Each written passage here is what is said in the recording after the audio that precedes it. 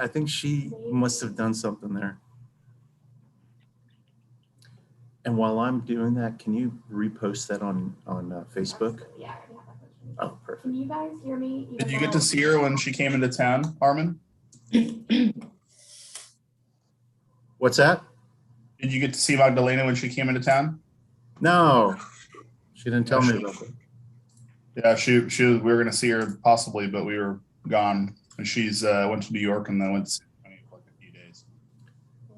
What's wrong with your sound, you said? Can everyone hear me even though technically my sound is off? It sounds bad. It's a low. Yeah. So I'll just shut mine off. Will there be feedback? As long as you mute yours and then have the volume off on yours. When you're talking. Okay, so as soon as I'm done, I will mute it. And then turn the volume off. No.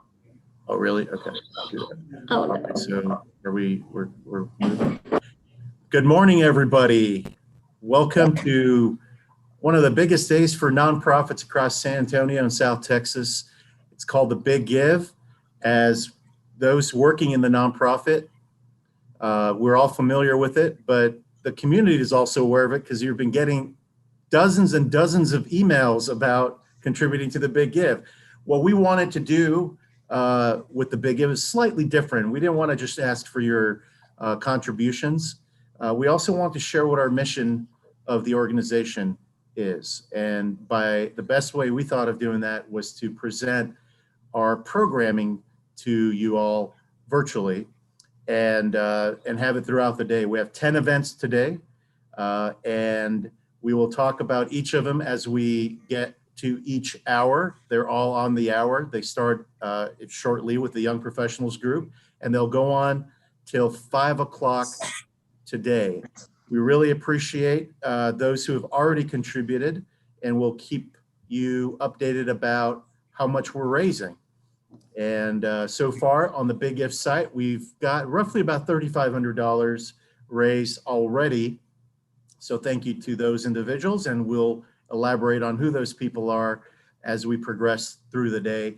This is one of my favorite committees, and I just had my annual evaluation recently, and I was asked what was one of the favorite things I like about my job. And one of them was the enthusiasm, the passion, the vibrance that the Young Professionals Committee has, and along with their leadership from Sarah Allred and everyone who contributes to the organization with their resources and their time.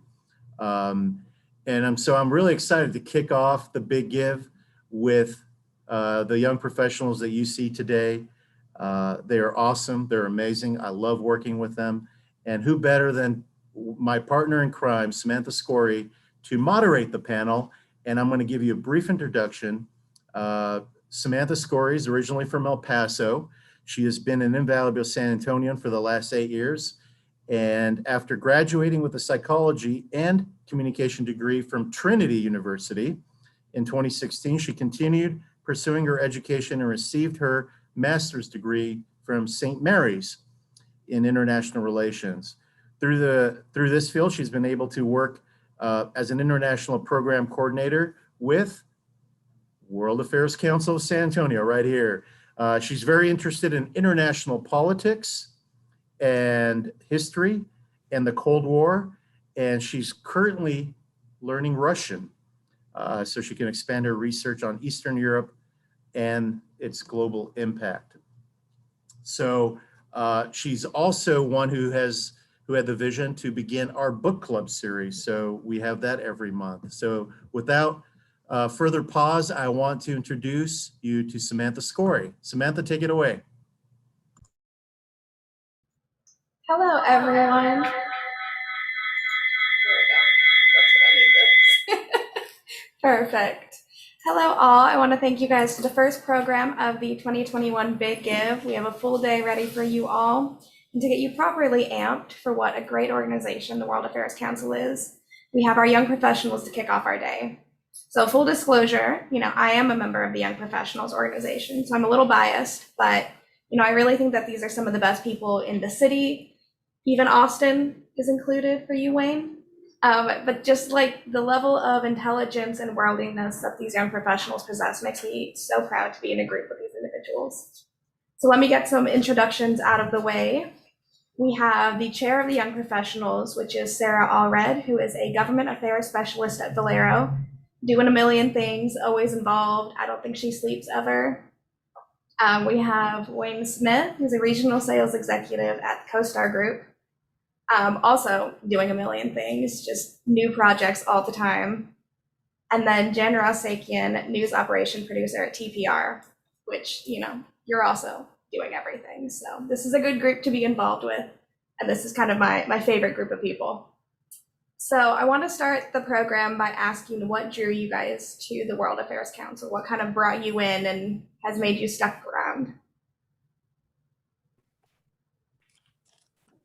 Well, thank you very much, both Sam and Armin, for that wonderful kickoff. I will kick things off with our first question. I was drawn to the World Affairs Council because I work on our state government affairs team, and I was really searching for some way for me to explore my interest in international affairs because that was the heart of what I was studying in college. And then I stumbled upon the World Affairs Council.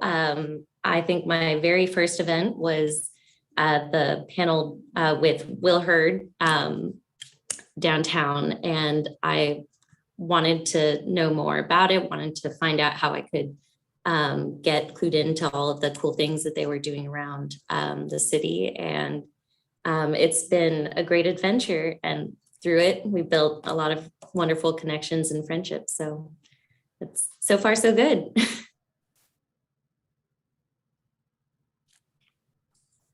I guess I'll go next. I was looking to see if Jan was going to unmute herself. I was like, so yeah, what drew me to the World Affairs Council? I had spent some time in the Middle East in 2015 and had then been back in San Antonio. And my wife had recently moved from Germany over to the States. And so there was a pretty big emphasis on, keeping in touch with what's going on in the rest of the world. And so I was looking for something like that for the both of us. And I was driving to work one day and I heard, I think it was an ad on TPR, probably shout out to Jan, about the World Affairs Council. And I remember I probably had a really weird face as I was driving to work. Listening to this, I'm like, I didn't know this existed. And so, that was a few years ago. And I've really enjoyed it since then, not only the programming, but also the Young Professionals group, watching that kind of develop in the midst of, our very special year in 2020. So yeah, that's how I got plugged in. I'll let you take it away, Jan. Sure. Thanks, Wayne. I'm so happy to hear about that connection or potential connection. My path to World Affairs Council really was able to become a reality because of where I'd worked. So I had gone to school, most of my schooling here in San Antonio. I went to an international magnet program here in town called the International School of the Americas. And it was a really great upbringing. And when it comes to service learning and kind of thinking about the world around you, I went to school for journalism at UT Austin. I did a policy fellowship in Washington, D.C. And then I came back home to San Antonio after graduating. So there wasn't a huge amount of young professionals events at the time, but I did have this into the World Affairs Council that did have a young professionals group. So were it not for the fact that I was kind of grandfathered in through this corporate sponsorship program, I don't think I would be as involved as I am today. And it did take me a few years to kind of get comfortable and say, hey, I think I can raise my hand and contribute. And kind of be able to, really feel comfortable in this space. So I'm so happy that I found the right group to jump in with. And yeah. That kind of ties in with one of my next questions is what is one of your favorite programs that is the World Affairs has put together? We do a ton of programs every year. We're doing 10 today. So if this is one of your favorites, feel free to emphasize that as well. But, we've done an interesting pivot in the last year to deal with the pandemic. So we've been doing a lot of things virtually, but it's given us a lot of flexibility to bring in people and have these interviews and discussions with people that we may be not able to bring. We can't have them coming from all these different countries, but we still get the great perspectives that they bring. So, we do a ton of programming. What has been some of your favorite programs that we've done in the last few years?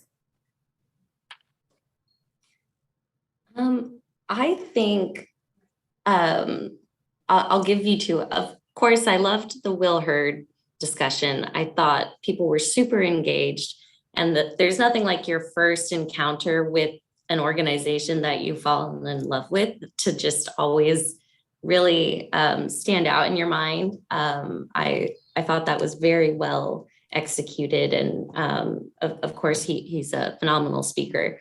And then I loved our panel discussion with the Peace Corps representatives at the start of the pandemic when we were trying to figure out how programming would work. I thought we had some fascinating stories come out of that panel discussion, and a lot of engagement and enthusiasm to follow. How about you, Wayne? Yeah, so I'll echo the Will Hurd event, not just because of the content, but because of the setting. It was and because you like coffee. well-attended event. He was a member of Congress at the time, so obviously you're going to have people there because of that. But also just what he talked about was phenomenal, and still applicable to today.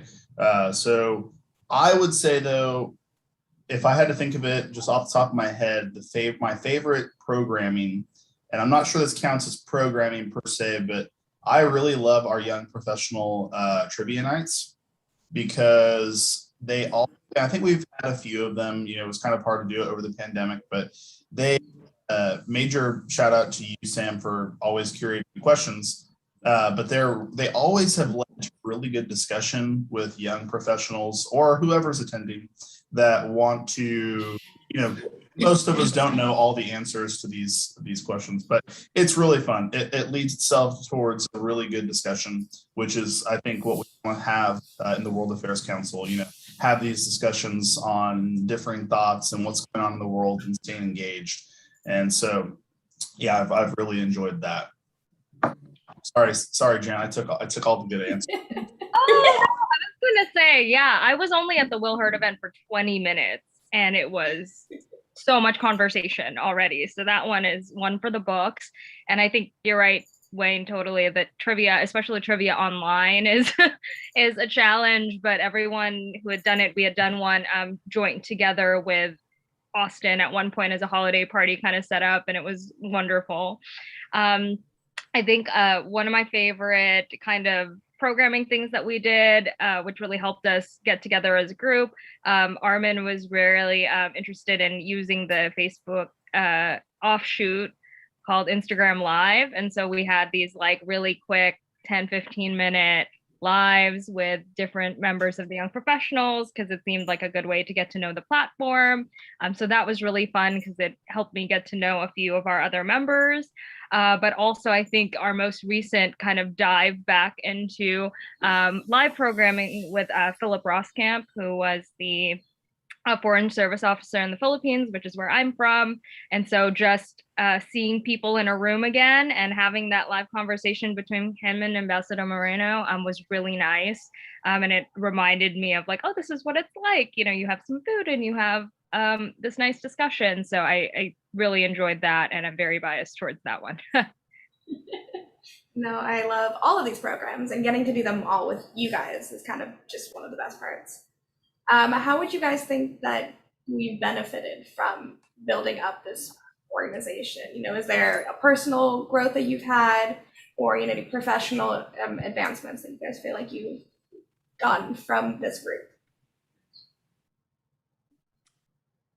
I will say, on top of sharpening networking skills, communication skills, event planning and trivia, all the logistical responsibilities that come with putting our events together and engaging other folks we're already connected with, I learned something at every event, more than one thing, not just one, but I learned things every event, every conversation. Our young professionals have such a wealth of knowledge. We all come from different backgrounds and have different interests. Not only are we having really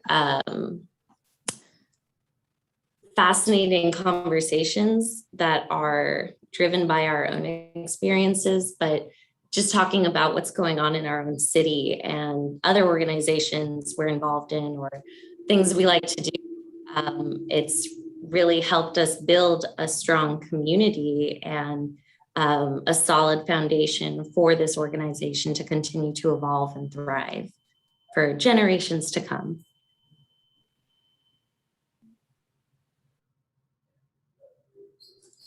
Go on. I'll let you go. Jen. I see you. Okay. You were unmuted You guys before. can mix up the orders sometimes too, if you really want. No, I think personal growth wise, I think it's been a really nice gateway into knowing about other organizations here in town. There's lesser known kind of training programs that you have to apply for. There's, I loved how the other day on our planning call, Wayne invited us to the event that he was co-chairing. That sounds amazing next week, which is an adult spelling bee, you guys, for the San Antonio Literacy Group. So, things like that. It's just a reminder that there are so many things that you generally want to just be involved in as a participant, as a donor. So it's nice to know that there's this entire ecosystem, like even if you don't work in nonprofits, that you can jump into, and we'll talk about this a little bit later, but us being able to do this virtually through electronic messaging, not always in person, has totally made it more exciting in a way. And it's kind of like a once in a lifetime kind of opportunity. And we all have such a vision for the organization. And we're so open to having other people join us that, I think that's a huge part of my personal growth. It's just like a nice little nugget of hope whenever I talk to you guys and work with the organization. Yeah, I would say, and thank you for the plug for that coming up, Jen. So for personal growth, I would say one of the things I really like about the model of the World Affairs Council is I'm sure that most people have been a part of some other networking organization, whether it's San Antonio Young Professionals or there's so many, and or some industry specific networking event, like ULI is geared towards people that are in the land, like commercial real estate aspect. But the World Affairs Council, the reason that we're all coming together and attending these programs is because regardless of age or industry or whatever it is, we all have this kind of desire to be involved in what's going on in the world. And so it lends itself towards having really great conversations with people that are maybe not necessarily people you would normally interact with. And so getting to meet, have a conversation with a gentleman who's maybe in his early 70s and has served as a foreign service officer and then came back and started a business and had a family. Like there's a wealth of really good, not just knowledge, but really good conversations tied around this common interest. And that helps shape, other people in the group, including myself for personal development, to kind of see where they envision their life going. And it's just good to kind of ask yourself questions every now and then, that's an interesting perspective. Maybe that changes how I think about this. So yeah, kind of a roundabout answer, but yeah. No, but it goes back to the mission of the World Affairs Council. We're trying to really bring these different perspectives into the city and into our communities. And I mean, this is the perfect group to, be talking about all of those merits. So to backtrack a little bit for the core of this young professionals group, we basically started it in a pandemic. None of us really knew each other at the beginning of last year. And kind of doing this during a pandemic, we've had to really, communicate a lot, and we put a lot more effort into, really building these friendships and building this community because, there's not a lot else going on. So it was kind of my saving grace during the pandemic. But can you guys talk to me about your perspectives of, starting this group from scratch, basically during, a tumultuous year?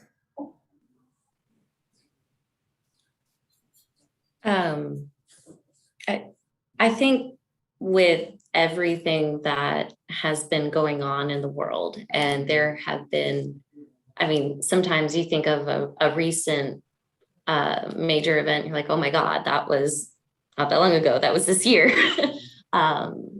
These things tend to weigh on our hearts a little bit, and having the young professional community to be a safe space for us to have those conversations and share information about what we've learned.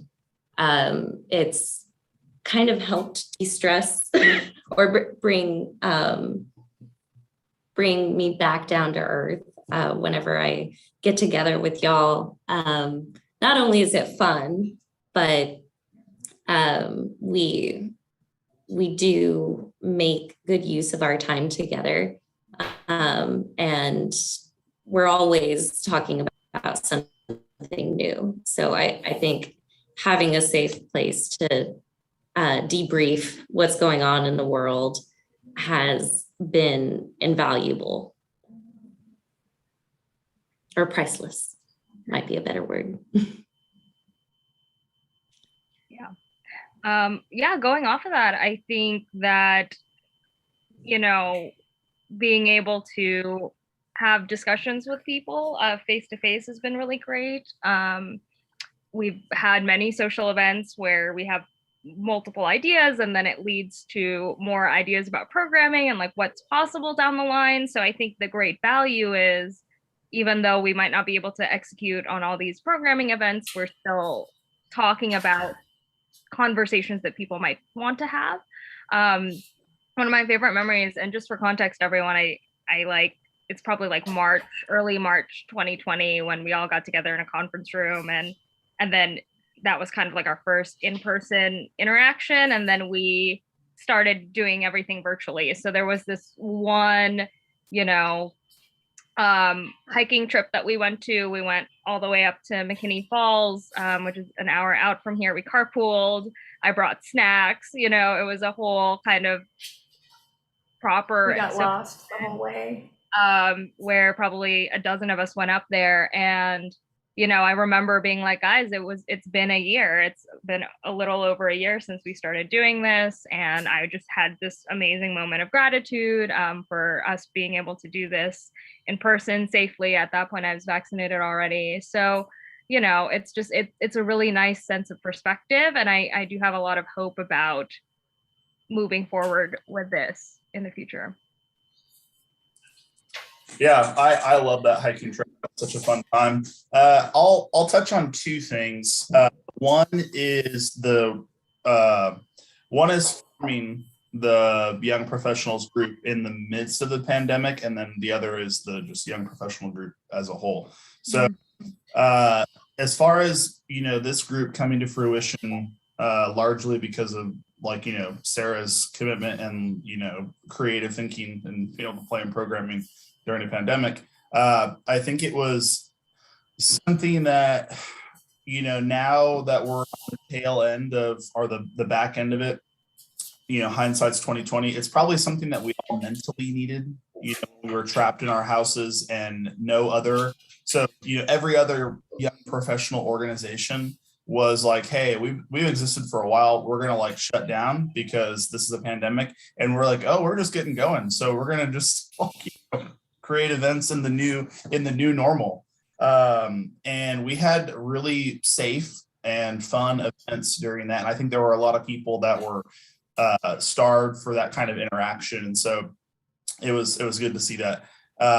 in regards to the young professionals in general, I think, everyone is super busy, and everyone is, and my favorite example of this is I remember when I first met Sarah, it was like one of the first conversations we had, and she was telling me how much she loved coffee. And she's like, no, I have 2 cups of coffee and I drink one on the Her way. morning routine, yeah. Yeah, and then I take the other one into work with me. So, and I remember This is being number like, 2. I remember being like, I was like, wow. So that just emphasizes how busy we are. Everyone who's like young and trying to, make a name for themselves or make a name in their career or whatever it is, where they, that's it. We're all busy, and it's all our time is a precious resource. And so how to allocate that time is something that most people take very seriously. And I can say that the group we have, everyone is very open and has a great time, and we're friends, and I think we do a very good job of welcoming people in. It's really great. We have a very, very diverse group of young professionals, and looking forward to what we do moving forward. Absolutely. Well, I know I like spending time with you guys, even if we are, wandering around a parking lot because we can't find where the trail starts on this hiking trip. Yes. It was next to the parking lot. We just missed it. We found it eventually. It was the journey. Is the Yes, important part. exactly. You guys touched upon this a little bit with your answers anyways, but why are professional groups like this important? I mean, especially during the pandemic, they have another level of importance just for our mental sanity. But generally speaking, why do you think these groups are important? I can jump in on this one. I think when I told you guys a little bit about my story, I came back from these places where, I'll be honest, like you hang out with your friends after work or school, and, it's a panel with some charcuterie and some conversation and a networking kind of component to it, so I was really looking for that when I came back. There were a couple of options in town. Probably it took a couple of years to get there, but I think once you're used to that kind of part of being your social life, you crave it, right? Like what Wayne was saying, and you guys will hear about this more often than not, the members out there, but I met my husband through a networking event, and now we're married, so it's a really big kind of thing where you never know what path you will lead down, and what Wayne had shared earlier about kind of getting different perspectives and having people who have had these amazing personal histories. And, that I've known for a few of our members, it's, we had this amazing life and we raised children, and now we're back and we're ready to contribute and to, they have more of a social life again. And so I think you're right, Wayne, what you shared earlier is that it's, even though this is young professionals group, compared to any other one that I'm involved in or have been thinking about involved in, this is the one that I'm thinking about being involved in for the long haul, right? So that's very exciting. And I think that's something I can only say about World Affairs. Well, I wanted to ask you guys, what are your personal connections to international affairs? Kind of how is it present in your life currently? You talked about, being involved in Austin, you being involved based on, being from the Philippines, Jan. But, what is everyone's involvement in international relations? I mean, I know these answers, but our audience members don't, so. Yeah. So my dad worked for the US government and served he was in the Foreign Service. So we lived abroad growing up different times. And I spent 4 years as a teenager living in Tegucigalpa, Honduras, and I loved it. I fell in love with the culture. I loved exploring the country. We would go on field trips, and I learned a lot about myself too. And living there, I became fascinated with international affairs. And my mom is from Australia, and she and my dad met because they were both working for their country's foreign service agencies. And so they had this really rich history and traveled all over the place. And so growing up, she would always tell me stories of the different places they lived. And I want that as well. I want to travel more. I want to learn more about our world. And just talking to our young professionals, there are places that everyone else has been to, or they know a lot about, or they have family there, that I never would have imagined that I could be interested in that part of the world. But just hearing somebody talk about a place they love and that they care so much about, and they're so excited to tell you about a story of their time going there, you just become enamored with and like, oh, I want to learn more. I want to go there. And so we do have an incredible world, and there's so much out there to do and explore. So definitely have a little bit of wanderlust that I'm hoping now that we're I think we all back, do. travel is on in the near future. Young professionals trip, maybe? Yeah, I think kind of touching on some of the stuff that Sarah said. I think try not to get too like existential with this like answer, but It's a little early, but go yeah, I for know it. so it's a little early to get deep. 8:30. Sarah hasn't finished her second cup of coffee yet. Yes. But I think that as specifically Americans, where we are, I think, a little different than most maybe Europeans or people in Central Asia, where we're so kind of separated from a vast majority of the population of the world and the vast majority of different cultures.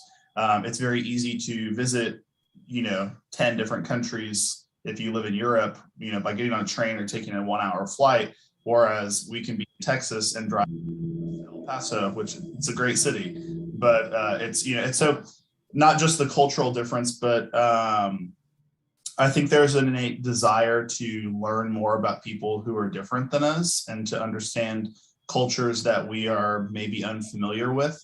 Because I think all of us have been in the situation where you, like Sarah kind of touched on, you visit a certain place and you get to know the culture, and then you kind of love so many aspects of that culture where you feel like, oh, I feel like this resonates with like me as a person, like what I value, like close family ties, like a lot of like, interaction with friends and like strong emphasis where, and then you may not feel that with every other culture. But for myself personally, I think, I had a passion for helping people who had less than I had growing up as an American. It's like not that hard to do. Like most people have less in a lot of places in the world. And then also when I got married, my wife had traveled before we got married very, very extensively. And I remember when we first met, I was like, wow, it's like so impressive. And, but it's just the norm over there. It wasn't like, she was some anomaly. Most people do travel. And I saw how those experiences shaped her and changed her to be more of a world citizen. And I remember that intrigued me a lot. And I was like, man, that's like, there's so much more that's going to help me understand the world and also myself better to participate in this. So sorry, that was probably a little deep, but No, I love that answer though. I need my existentialism in the morning. I don't drink coffee, but I do need like questions every morning. So I want to go everywhere now. Yeah, I know.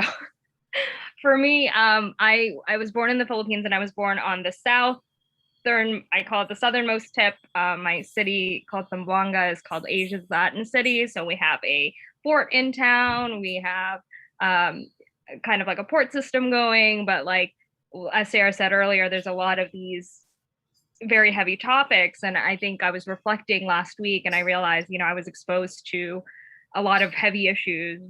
Bomb threats were normal, Islamophobia was very real. And this is all before 9/11. I had moved to the States in 2000. So, I think in a way I channeled that toward kind of having a lot of questions about the world and going into journalism and really wanting to go to this international magnet school with 100 kids, per year. On my father's side, my grandfather was a doctor. He moved to Nigeria and eventually settled in South Africa. So he did a lot of like malaria treatment because there's that connection with the Philippines as well. So my dad ended up living in South Africa and being classified as a white person, even though he was very brown. And so, there's all these kind of crazy experiences about complex socio-political issues that was just a part of my life very early on. And so that kind of made me that, along with the fact that I love to travel, that was imbued in me, that put me in a position where I was like, I would love to stay engaged more than my job requires in the rest of the world because it's so big.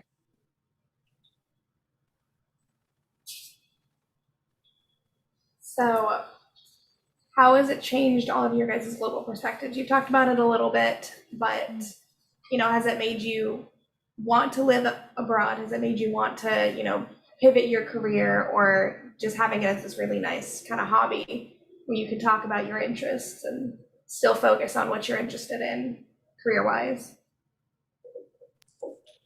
I'll say, yeah, I would definitely, I've considered a career, either the State Department or just something moving to Europe in general, which my wife would love that. But who knows? Like it just, as long as we get to visit. right? Of course, always, yeah.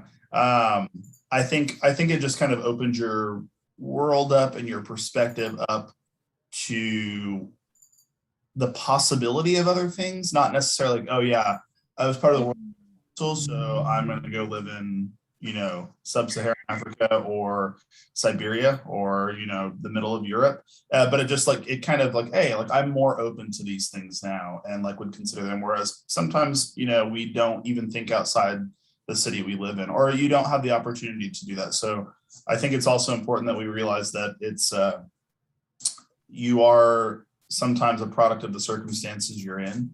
And so something like the World Affairs Council that's open to everyone really allows people who would maybe not normally have exposure to this great wealth of knowledge to kind of come in and broaden their mind.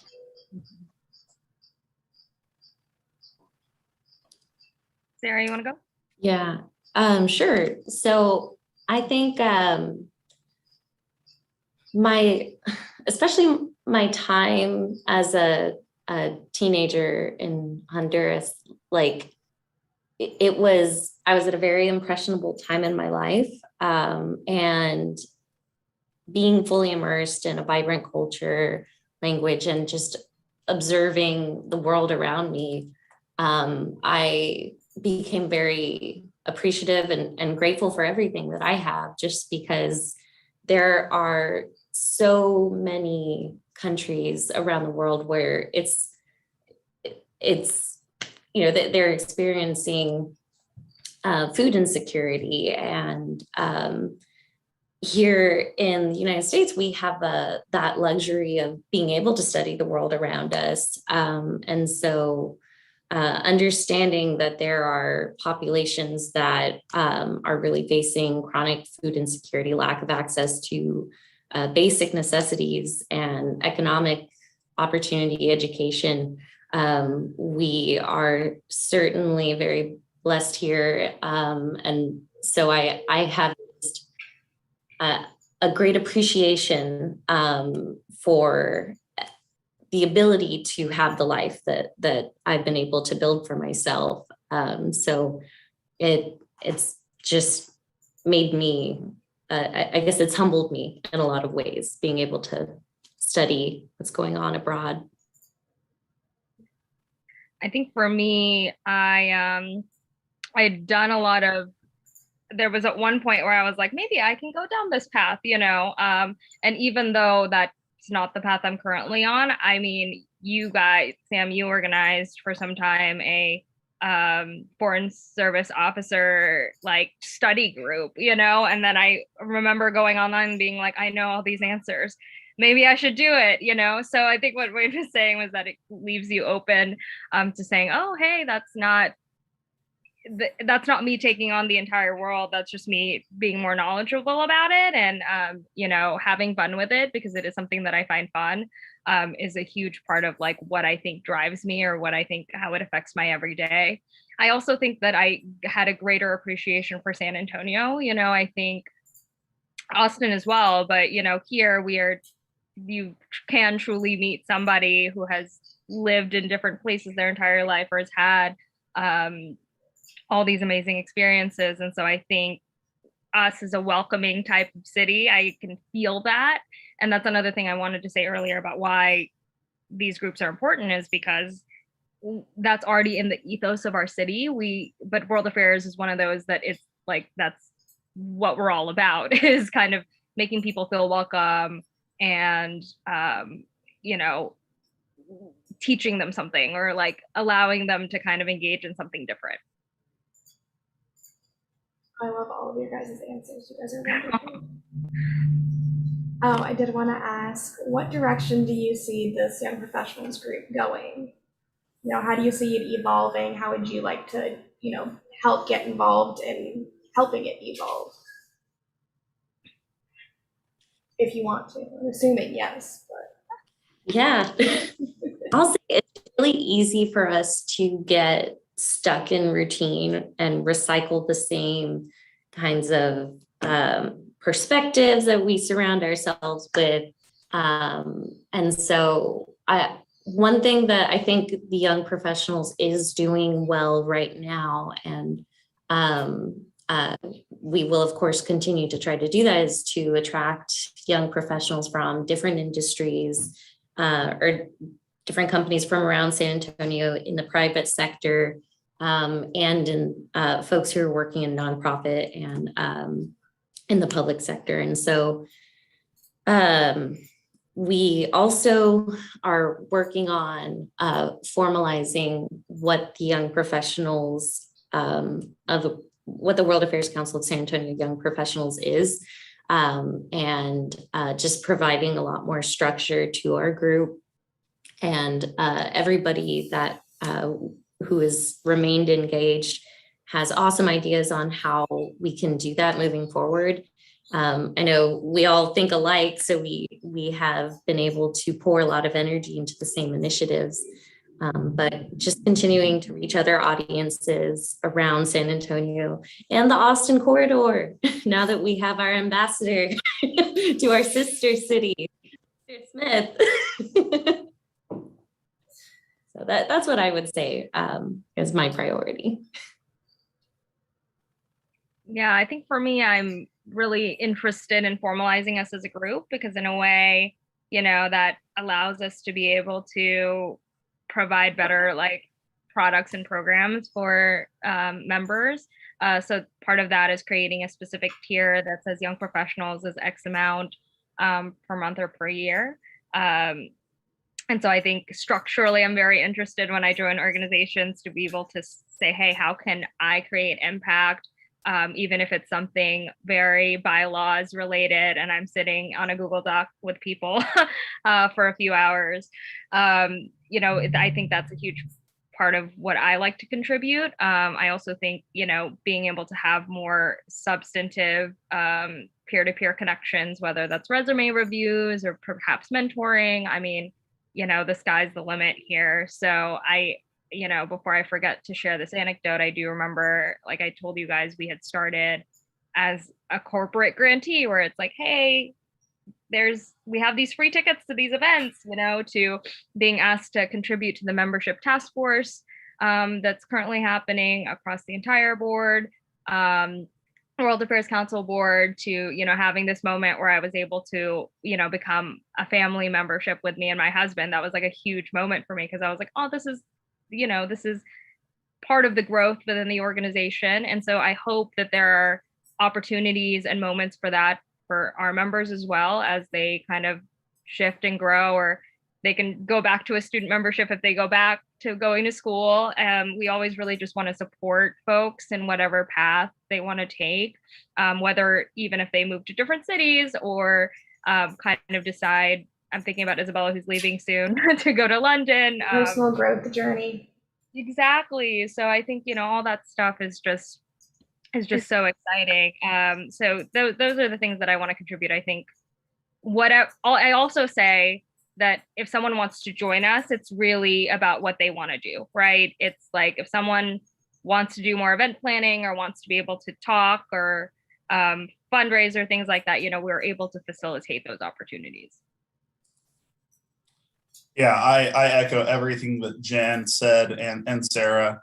I think, we are the millennial generation, I should clarify, sorry, is really the first generation to have mass access to, cell phones, and just like it's made the world a lot smaller. And so I think what we're going to see that we did not see in past generations, where there was still definitely interest in international affairs, is that information is traveling so quickly between everyone now. And so younger people are becoming more aware of what's going on in the world and other places in the world, whether it's news, trends, whatever it is. And so there's a place to fill, there's like a gap to fill, for younger people who are like, hey, I see this TikTok trend, but I want to be involved in what's going on, or I want to do it for like a year abroad, or I want to really know and like pursue and be a part of the conversation of what's going on for the world. So organizations are going, like the World Affairs Council, are going to be there to fill that gap. And I think when it comes to an organization that is global or nationwide, that has the impact that the World Affairs Council does, they're in a prime spot to create more young professional chapters. I know we have a couple other cities that we've done events with, and I'm sure there's more. But they're in a great spot to be that door for people to open and kind of explore more, more about international affairs. So yeah, I would encourage everyone who's curious to come. We have a trivia event this next week at Kunstler. That was going to be my next one. How can people get involved with the young professionals? Yeah. Sorry, I jumped the gun. No, you're perfect. So Sam is planning some trivia questions that'll be really fun, and maybe Sarah. They're hard for me, so hopefully you guys got them. Right. We will bring lots of enthusiasm with us. So yes, we have upcoming events. We have a trivia night coming up next week. We'll also have more things on the calendar. We have a lot of really fun ideas that we got to flesh out some more, but I know I'm ready for them. Yes. Okay, so we have like a minute left. I wanted to ask you guys a little fun question. So where would you guys like to travel to once, we get to traveling a little bit more, and why? Ireland. I've been obsessed. You're dressed for it. Look at like third grade. I know, I'm wearing the green. Yes, I really want to go. My ancestors on my mom's side are from Ireland, and I just want to go and have my own little, like, I don't know. It'll be what was the word that you used earlier, Wayne, about? Anyway, I'm going to Ireland. Existential. I was like, it's a simple word. Oh, lovely. Existential experience. I'm so excited for you. I think I've talked about this like on a panel for more than like over a year, but I think I'd like to go to Japan and the Philippines and do that little trip. One, I've been planning it for a while, but I've just now started looking into things and being really logistical about it. So that's giving me hope, like a lot of hope. But yeah. Yeah, we have 2 trips planned to Europe next year that I'm super excited about, because it's been a while since I've been to Europe. So London, Paris, Zurich, and Prague. And then we're going to go in July to Italy for a friend's wedding. So I'm very much looking forward to that. Can we come too? Yeah, can you Yeah, bring everyone on the Yeah, show? I'll put you guys in my suitcases and be like, "Whoa, how did these people get here?" So I'm pretty sure +4 is a thing in Europe. yeah. Thank you so much, Sam, also for Thank you. moderating this and asking great questions. Of course. I have one more question. We got a little bit of time. Okay. So kind of different from where you would want to go traveling, but what region are you guys most interested in studying, and what region has some really interesting history that you want to get a little more involved in? I will answer just because I have an answer that came right to my head. So right now I am also in the midst of studying Russian. That's my wife's language. We have to And so, connect on that. and so the fun grammar, and It's rough. it's so rough. But I went to Kazakhstan in July, which was my first time visiting a post-Soviet state like that, which was just incredible in so many different ways. It's insane. So I would like to learn more about that. And I think if I did pursue the Foreign Service Officer, I would like to be in, one of the Baltic states or somewhere over there. So yeah. Well, that is very much my area.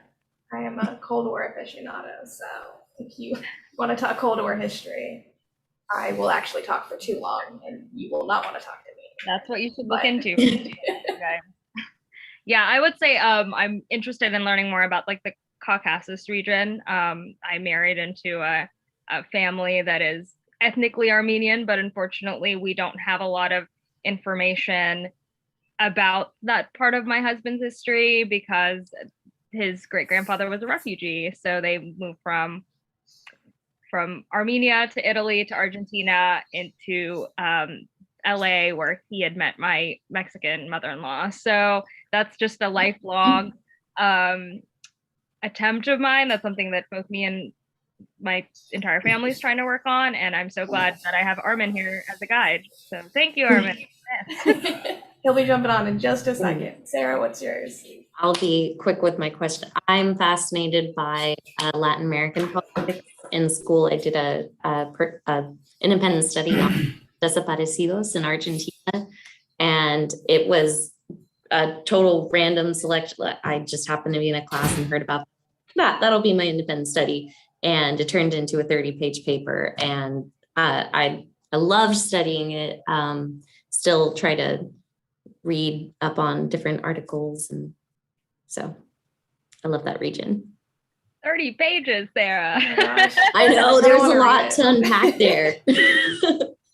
Well, we are coming to an end. I also wanted to thank our sponsors for this segment of the program, Martin Capital and the World Affairs Board of Trustees. Thank you for, placing your faith in us and for supporting us. And, as you find our way through this, professionals community, as we grow it and kind of evolve, just really appreciate all of that support. So thank you so much. And Thank you for bringing us all together, on Sam. this, thank you guys for joining. Yes, thank you. Good luck on the rest of the programming today, guys. Thank you guys. Bye. All right. Wow, that was wonderful. Did you guys enjoy it? Yes. Just hold down your enthusiasm a little bit, Sorry, okay? I was muted. It was really fun. Yes. Great. Yeah, it's good for the time. Well, Always thank a you good all for time. doing this. Really appreciate all the ideas and hard work that you bring to the World Affairs Council. And I can't wait to see how many people are lining up to join the Young Professionals group, because if I were a young professional, I would join right now. Well, you are, Armin. You will You always end up being invited. But yeah, that's awesome. Well, thank you all so much. We want to thank the Board of Trustees wanted to do something as far as the sponsorships. Lisa Blankfest, Dr. Pat Burr, Ambassador Cragen, Patricia Diaz-Dennis, Andrea Garcia, Elizabeth Lorenz, Peggy Pace, Henry Sevignet, and Julie Weber are all part of the World Affairs Council Board of Trustees sponsorship for this segment, in addition to our friends at Martin Capital, Paul Martin and our friends there. So thank you for supporting us. We're about $3,300 raised so far, which is great. We've got some more commitments on the way. So we really appreciate it. Thank you to you all. We're going to take a short little break here and come back with our next segment at just a few more minutes. Thank you all. Yeah, Sarah, thanks. Bye. Dan, Wayne, Samantha, thank you. Bye. Bye.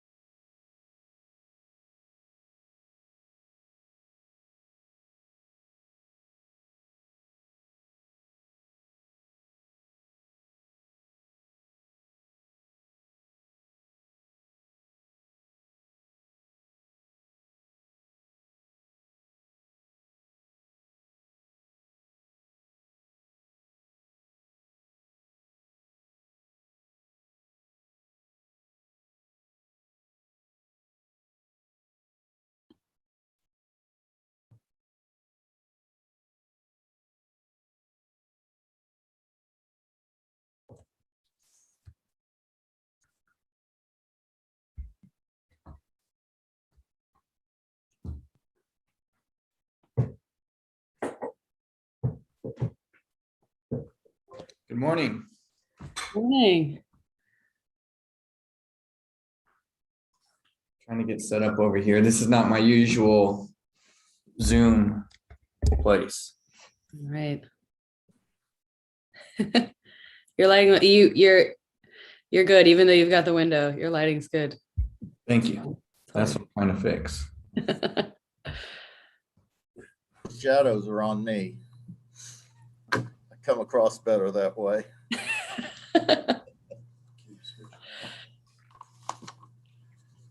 All right.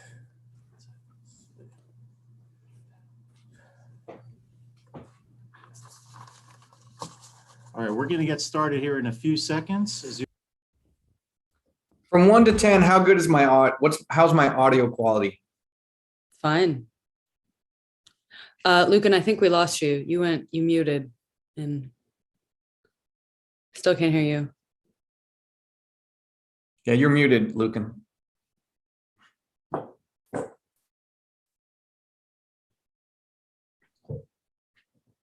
wonder if that was a host mute. Helen, where are you based out of? I'm in DC. Okay. Mhm.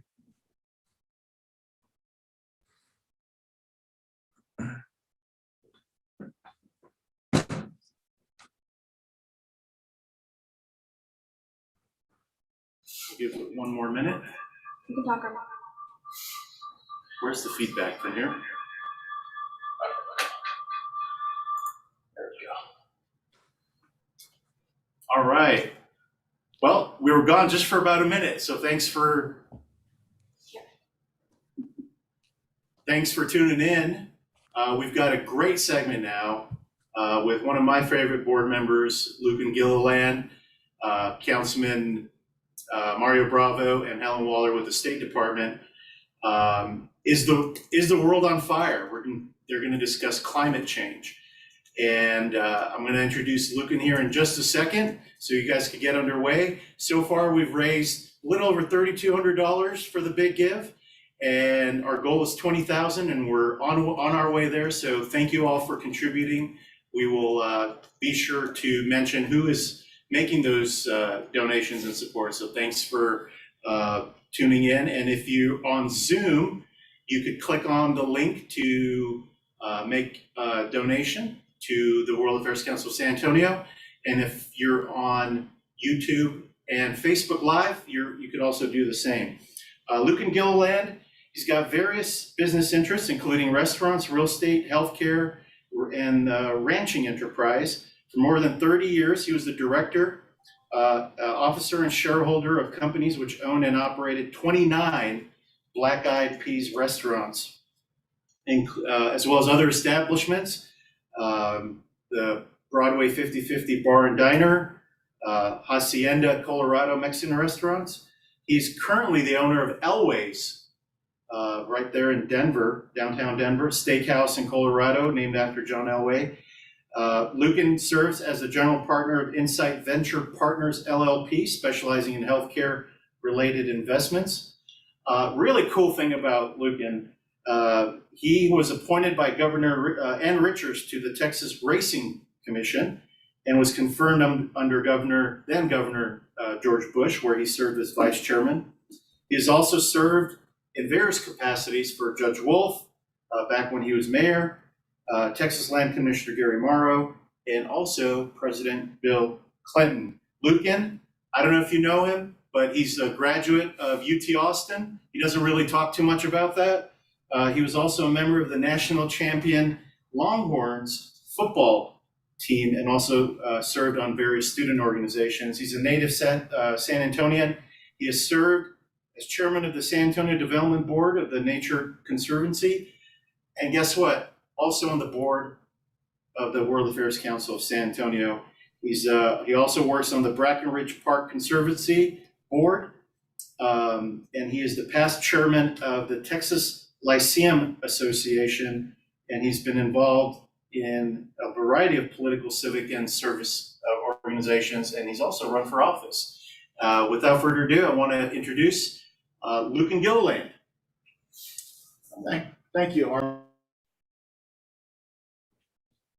I want to welcome everybody and thank everybody that has contributed and those who I know are itching to contribute. So on this Big Give Day, remember to give big. If I could start with Helen Waller. Her work in the Foreign Service follows years of international work and public service centered around education, adaptation, and coalition building. She spent years expanding access to liberal arts education in Myanmar at both secondary and tertiary institutions. Since returning to the US, she's focused on the climate crisis and community responses to its effects. Within the State Department's Office of Global Change, her responsibilities include overseeing capacity, building programs in sustainable landscape management, disaster preparedness, and adaptation planning across the globe. She's got a BA from Carleton College and her Master's of Public Health from Tulane.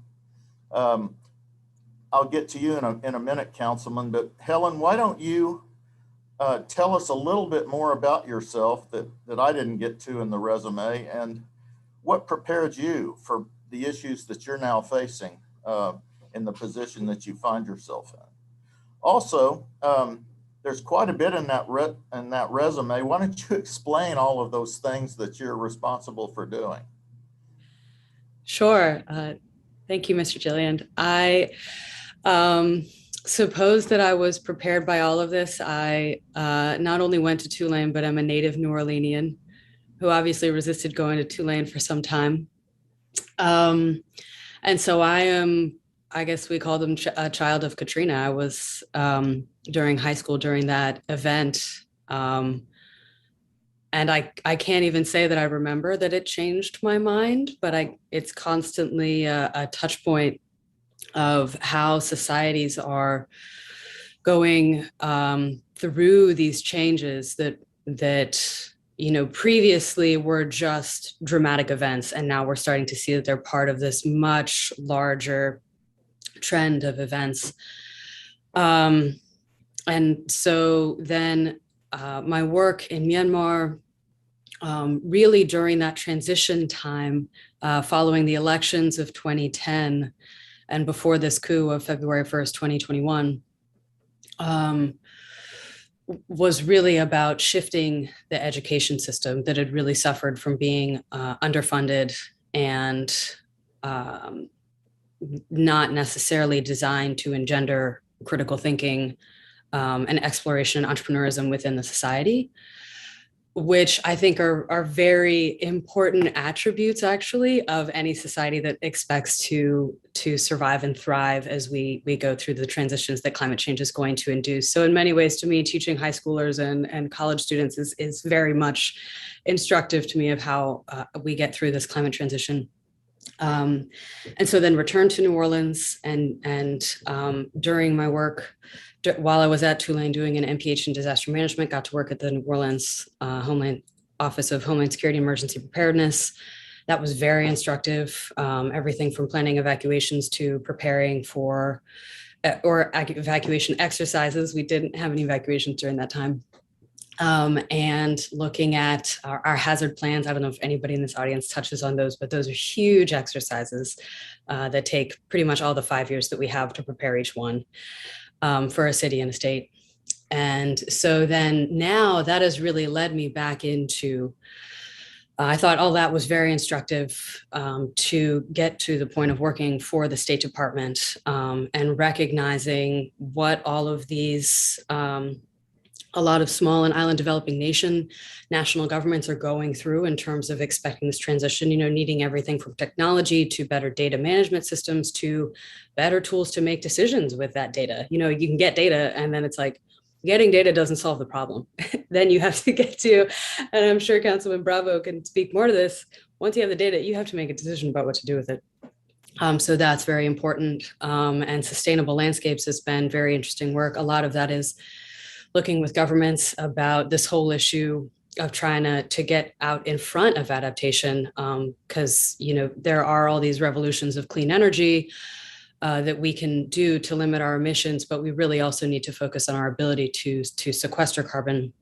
And this is all done, the work I do on those kinds of projects that facilitate either climate adaptation or emissions mitigation goes really hand in hand with the needs of the office, because this is the office that houses all of our bilateral and multilateral climate negotiators. So the people that go to the COP meetings and were part of the writing of the Paris Agreement, and that sit and talk about, how are we going to meet all of our funding goals.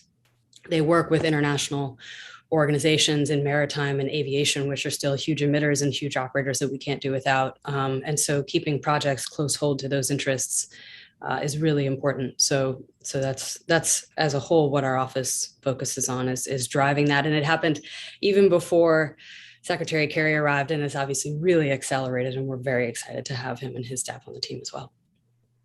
Thanks for fleshing that out.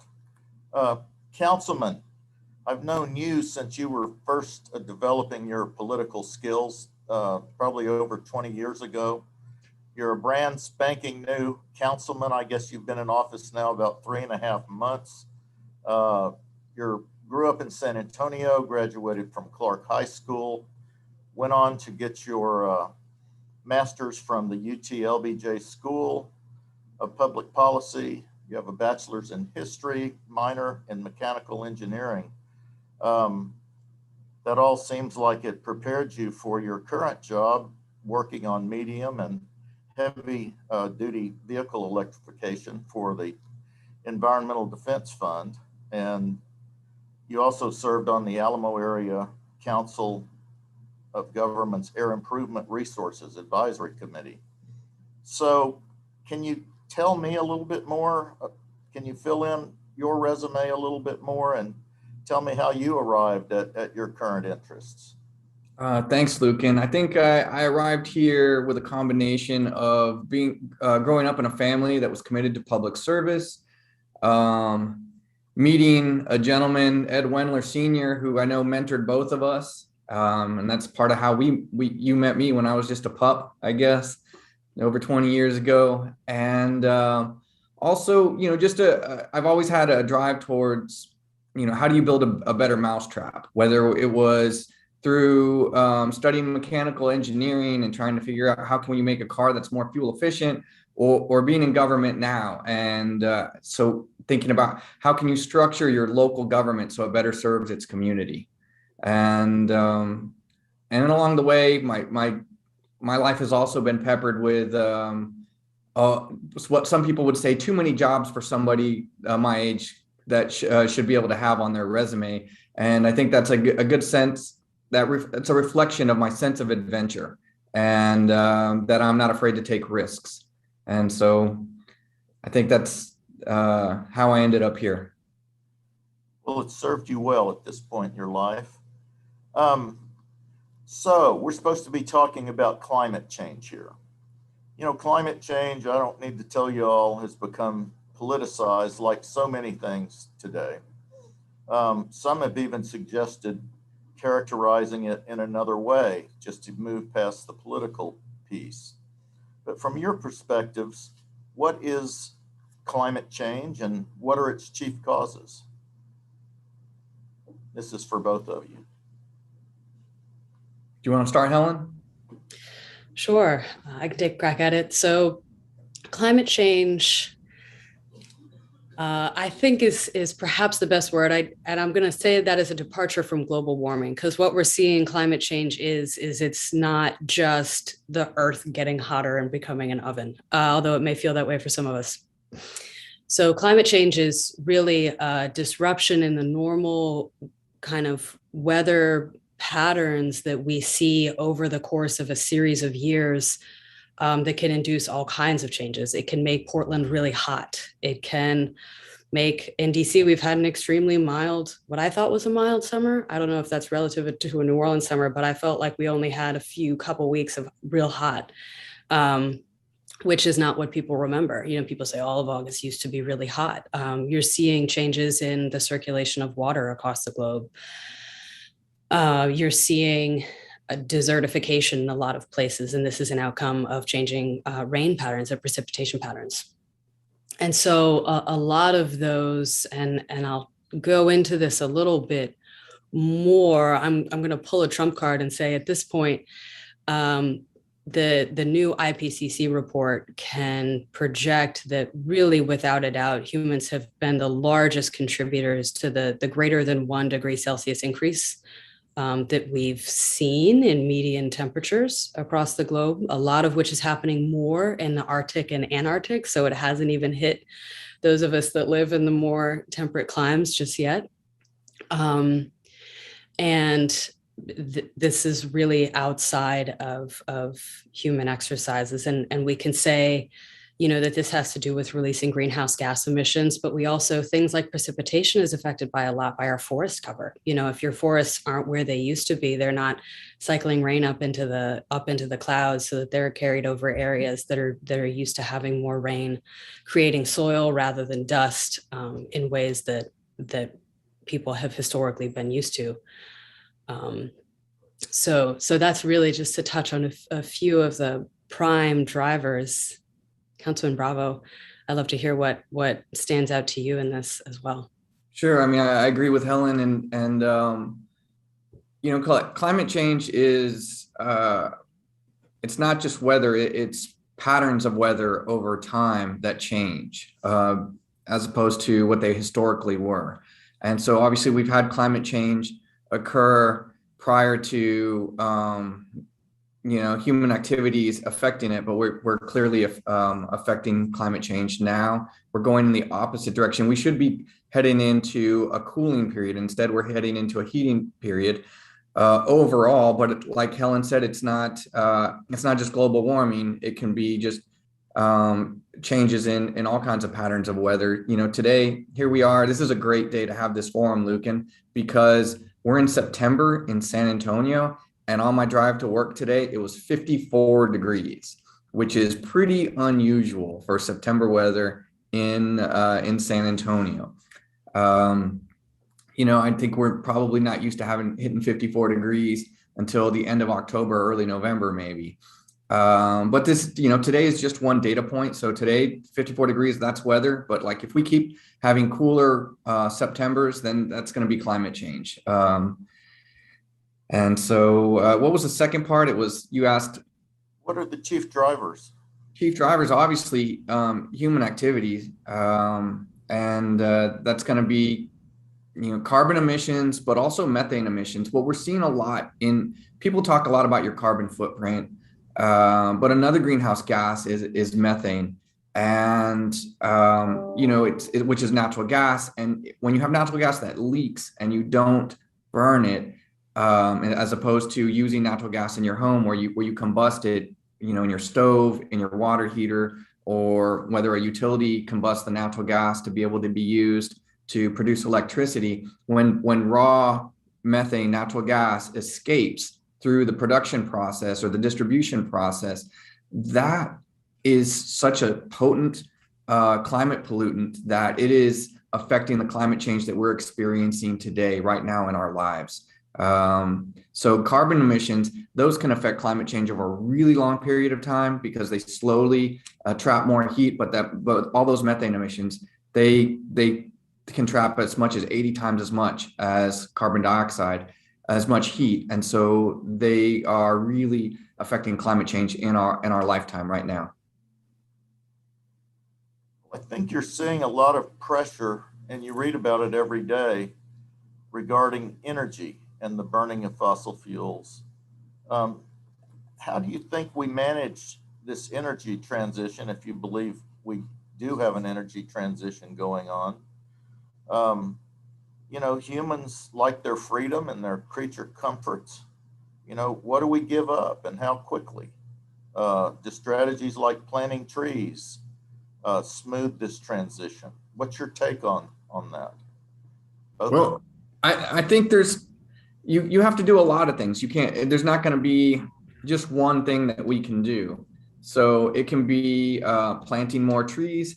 It can be, you know, it can be buying an electric car, or it could be transitioning to public transportation. It could be just planning your trips so that instead of running one errand every day, every evening after work, maybe plan them so you can do them all together, bundle them together in one day, and try to be more efficient in your route and in all the things that you do. Or it could be in your purchasing, where you maybe purchase more durable goods that might last longer, and not so many disposable goods. So it's really something. I think it's a lens to look at, to carry with you in everything you do in life, and just try to think about how you can be more responsible to do your part. I mean, we're so lucky, Lucan. You know, I think about it.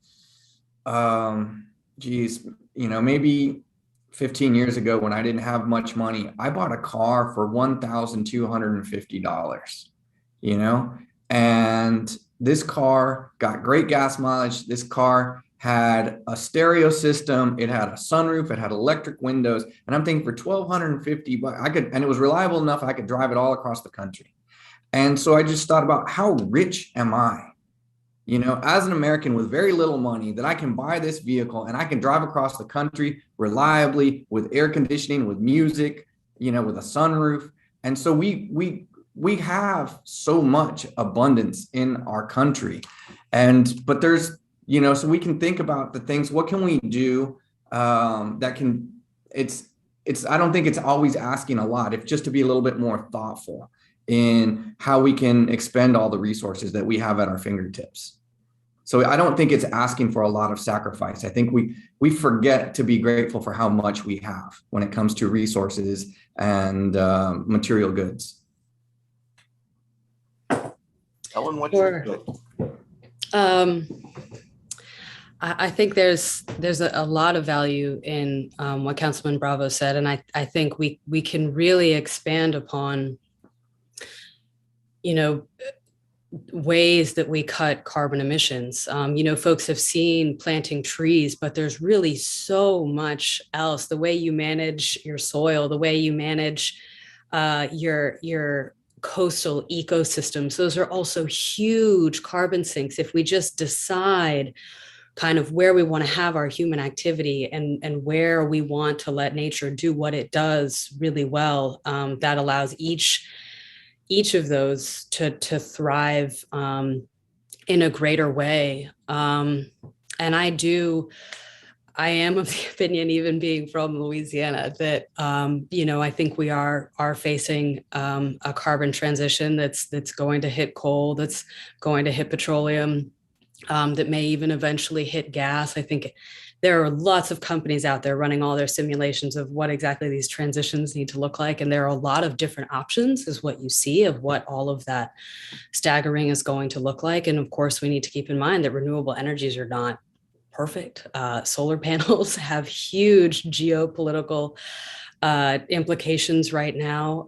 Windmills, produce a lot of waste. And so we need to think about all of those in orchestration with one another, even to go back and then to Councilman Bravo point about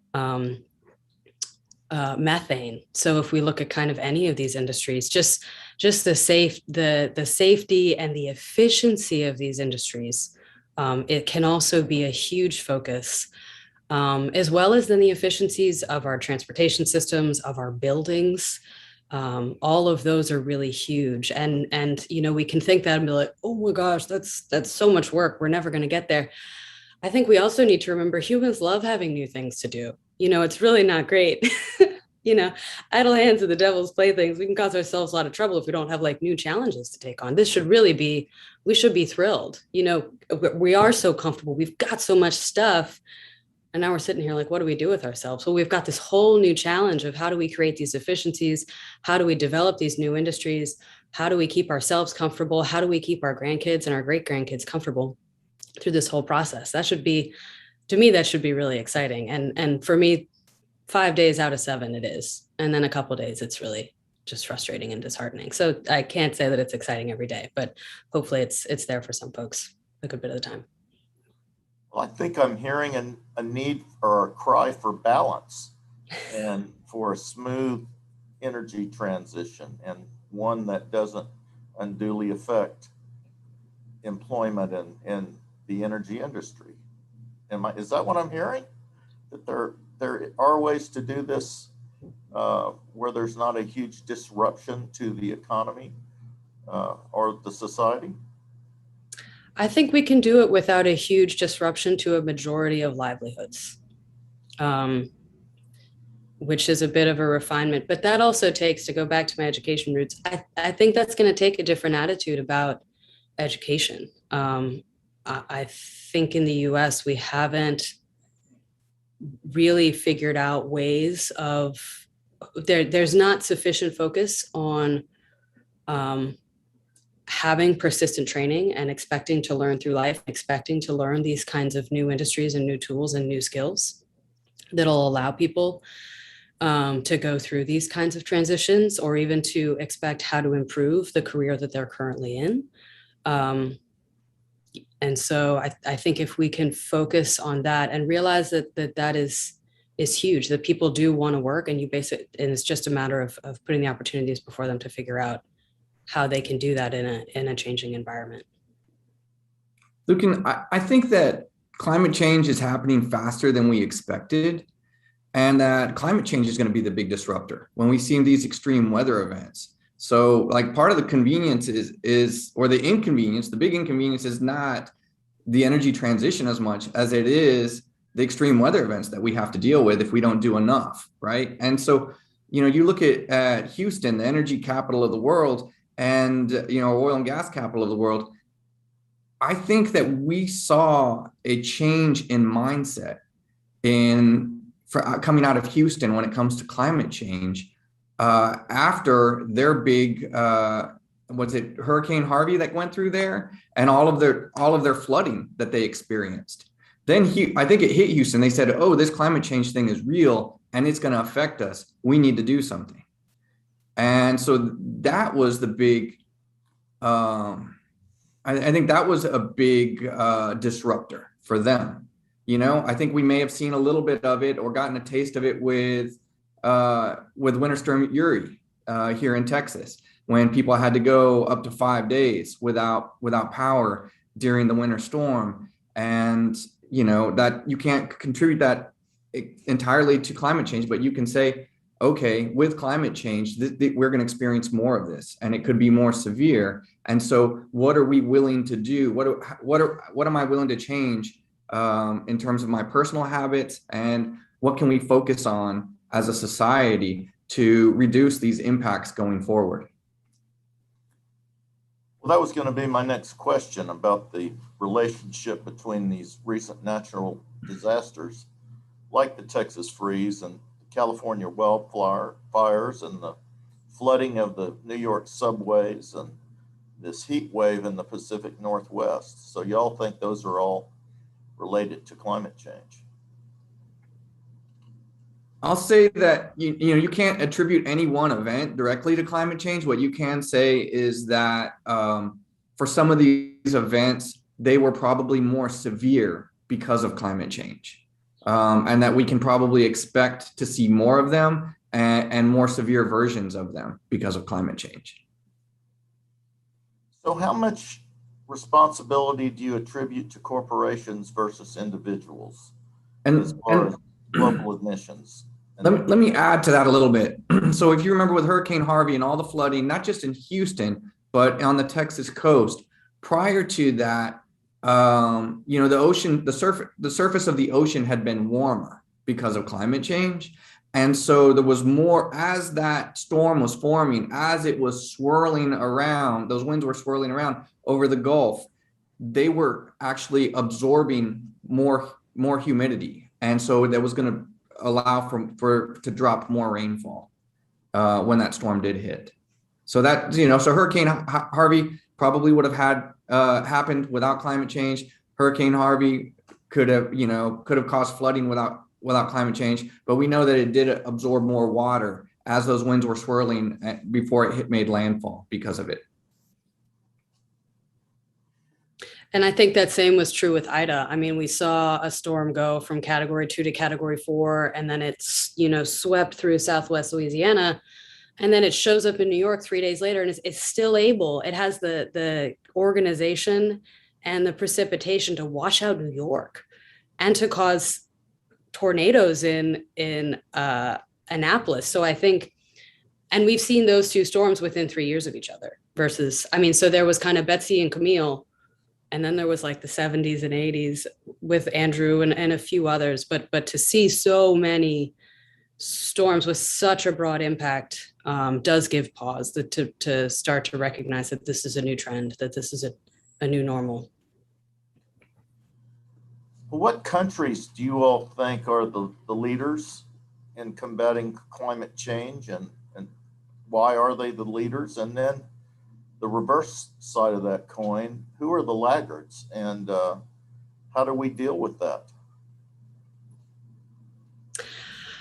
So I think there's a lot of different ways for leadership here. I think we can look at it from the adaptation lens of how is a country just changing to meet the needs of their population given these new environments. And then, the flip side of how are countries continuing to cut their emissions and actually lessen what climate change might be. So to speak to adaptation, I don't know. Folks, and certainly in Houston, I don't know what felt throughout Texas. Netherlands is just really famous now in terms of their water management that they really started, almost a century ago. But that has continued to evolve. And what's also fabulous is they've really almost exported. They've been really, really open about all the knowledge that they have in terms of learning to live with water and making those collective governance decisions of people are, it's good for people to live here. It's not good for folks to live here. We can keep the most people safe. We can keep the most taxpayer dollars safe if we have folks here and not here, based on where the water wants to go. I think you're also starting to see coalitions in the Asia Pacific. You're starting to see small island developing nations needing to figure out what to do with their populations. But these are huge questions that even American communities are facing of how do we have to move from where we are. How do we maintain that? Doing excellent jobs at diplomacy in terms of figuring out ways to move their populations to different areas and keep their society somewhat intact so that they have the resilience to really get to a new area and thrive, rather than becoming kind of constant dependence upon their arrival. And then in terms of mitigation, you see countries, Iceland already is at nearly 100% renewable energy. They have a lot of geothermal. 30% of their energy is from geothermal, which not all of us have with our current technology. and a lot of other hydro infrastructure as well. That's pretty remarkable, but that's a fairly small country. But they could have made very different choices. They didn't have to do that, but they did choose to make those commitments to renewable energies. You're seeing countries like Fiji and Barbados trying to figure out how can they don't have a large surface area, they don't have large forest stands. A lot of their mitigation capacity is really in what we call blue carbon. It's in the mangroves, it's in the coastal systems, it's in the coral reefs that lie just beyond them. That's a really interesting initiative.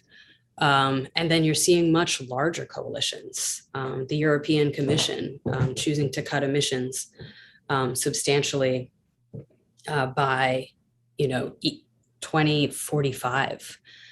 You're seeing a nexus of countries that will hopefully glow committing to the global methane pledge, that have really realized that this is a 4x capacity of CO2.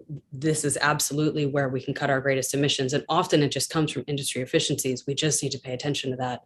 And that includes, the European Union and like Argentina and the US, but it also includes, Mexico and Ghana, which are countries that you could say don't really have the capacity to sit there and create industry efficiencies, but that's what they're committing to do.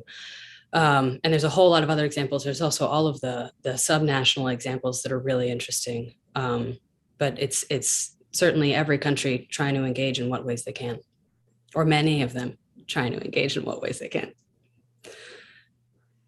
Well, what about, I guess, elephant in the room is China, for example. Is China doing enough? And if they're not, what does it matter what anybody else is doing? It still matters. China's 20 to 30% of your emissions, depending on how you cut your chickens. But in the past year, they've gotten to the point that because they've got as much of a development complex as we do, if not more, and there's just a slightly different methodology. But the fact that they've stated that they're not going to fund any more coal power plants anywhere in the developing world, that's huge. They've still got some slated internally, and there's some ambiguities about what they're going to do about those right now, because those, again, have a lifetime of 30 to 50 years minimum. But even what they would be building externally in other countries, that would probably double what Chinese coal plants would be putting out into the world. So that's big. Do they need to do more? Yes. Is it one of the greatest negotiation challenges we're facing right now? Yes. But we also see that they can move. And what I see this coal agreement to doing is being faster than the pace they would choose just for themselves in a vacuum. Councilman, what can we do on the local level? What are your top concerns? And the big question for me is, has elective office changed your perspective at all, especially as regards what can be accomplished politically? Yeah, so I think Helen did a great job of how different countries are facing different challenges and how they are addressing these challenges according to their abilities, according to their geography, their natural resources that they have. And I want to say on the United States, in the United States, we're doing a great job of coming up with solutions to climate change right now. But we've also done an outsized job of coming up with disinformation around climate change in the United States as well. And in situations like this, that puts a lot of pressure on government at the local level. Often when you have a federal government or national government that's not doing their part, then you start to see the local governments step in. And we did that here in San Antonio going back to 2017. We elected a majority new council and a new mayor, and on their first day in office, they passed a non-binding resolution to meet the Paris Climate Agreement goals at the local level. And so since then, we've developed a climate plan. I think we said we were going to do it in 18 months, and it took us 28 months. And we've done a lot of the data collection, and we're starting round 2 of data collection now to update what our greenhouse gas inventory is. We haven't done a lot to reduce our emissions here. And so I think there's a lot of opportunity right there. And so as a local elected official, I approach this not just looking at, okay, what's in the climate plan and how do we implement our climate plan, but I use this lens in everything we do, right? And so I'm just looking at where can we just be more energy efficient? And I'm actually looking for wins in terms of where can we implement a project or take action such that we're actually going to find some low-hanging fruit, reduce energy consumption, and save money, and show people it doesn't always cost money. It's not always, sometimes it's a win-win when you're addressing climate change. And sometimes, there was a time when energy was so cheap and we just thought, well, you don't need that much insulation, just slap a bigger AC unit on there, right? And so we've moved past that now, and we can start focusing a lot more on energy efficiency, which often will save us money in the long term. So one thing I've been looking at is we've got San Antonio Water Systems. They've got a chilled water loop underground downtown. We're the first city in the United States to have that. And the way you can use that is you can use this chilled water to cool buildings. And the reason it's energy efficient and the reason there are cost savings involved is because if you're cooling a building on a 100-degree day, you're cooling it against that ambient 100-degree temperature, right?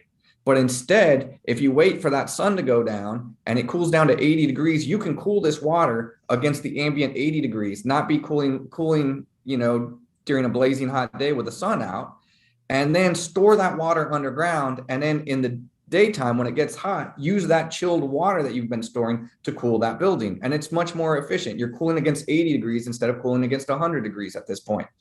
And so there are cost savings for people who want to tie into this water loop, and there's energy savings. So you can reduce your emissions for that building. And so I'm just looking, whether it's in the climate plan or not, I'm looking for opportunities where we can do these kinds of things. I guess that's a shout out for Credit Human. And the way that they cool their building. They are a leader in our community in terms of what they've done with their building. Helen, being in the State Department, are you all able to influence some of these policies in a very positive way? In terms of what's happening.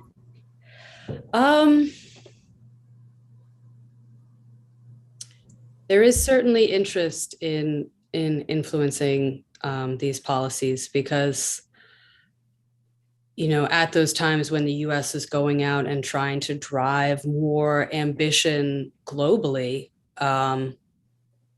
the first, second, or third question that comes up is, well, what are you doing? Because this is not, you're fighting against inertia, and it takes energy. And it takes maybe even if it's not more resources, a reallocation of resources, which we all understand is just a huge energy sink in and of itself, just to reallocate resources. And so we really do need the US to show up domestically and demonstrate that Americans are participating in this change, and that they care about the globe's survival, because as we know, these are not localized outcomes for localized behaviors.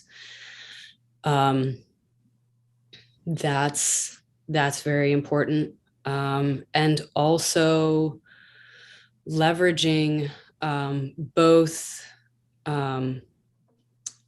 national funds and national industries to go out and be able to have very incisive projects that can start to precipitate change. Whether local industry it is interested in something and they need a prompt, they need access to the technology, or whether a government is interested and they just need somebody to leverage their private industry who isn't quite on board yet. And what we've also seen, we've seen private industry be like, y'all need to get to our governments. And so then that's something as a government functionary that we can collect, and we can bring that to, some of the highest levels of government and say, this is what we're hearing, even from your private industry. They want to keep up with where the rest of the world is heading. They don't want to get hit with all these, whether it's carbon taxes or whether they just don't want to fall behind, whether they don't want to lose investments, as we're starting to see this shift towards ESG investing. There's a whole environment, and as the State Department, to have a bit of a pulse on all of that requires us then to be engaged locally, because the US still has some of the largest actors in terms of governance and in terms of industry across the globe. And if they can, in different situations, push where a certain country needs to be pushed to start making these changes, then we will do our best to arrange that. Well, you both seem pretty hopeful about the future. Can you talk a little bit about the biggest challenges and really what your call to action would be?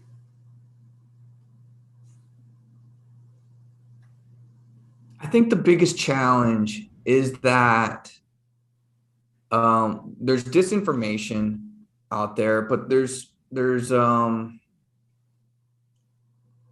the climate change is something for a lot of people that eventually may happen. It's kind of like trying to get somebody to stop smoking cigarettes, right? That, you're not getting cancer today, but maybe you'll get cancer in 10 years or something like that. And so you're trying to get somebody to change their behavior today based on something that could happen a good ways into the future.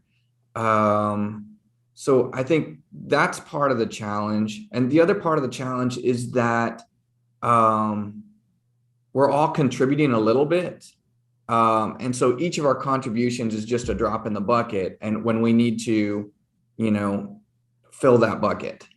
And so there's just, we need global cooperation.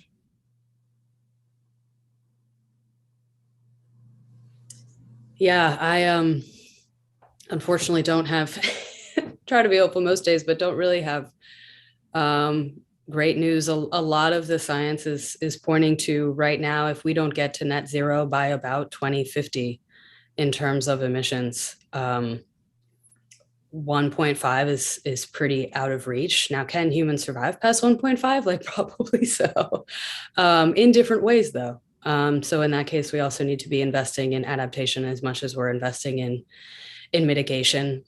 The flip side of that is, it's not just, as we're changing our behavior, the reaction of the atmosphere is going to change. We may get to 1.7, and then we might get to a point that we can actually bring it back down to something like 1.5, to something like 1. That's will take place over centuries. But that's really hard. And as Councilman Bravo said, it's just really hard to think in terms of those times of timescales, and even those kinds of geographies. So until that hurricane or that fire or that windstorm shows up in your town, it's hard to imagine. And then we also, we forget. Katrina was a long time ago. I don't remember everything about it.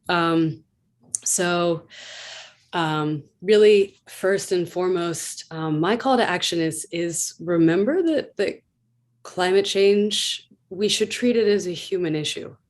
Yes, it is an issue for industries. Yes, it is an issue for governments.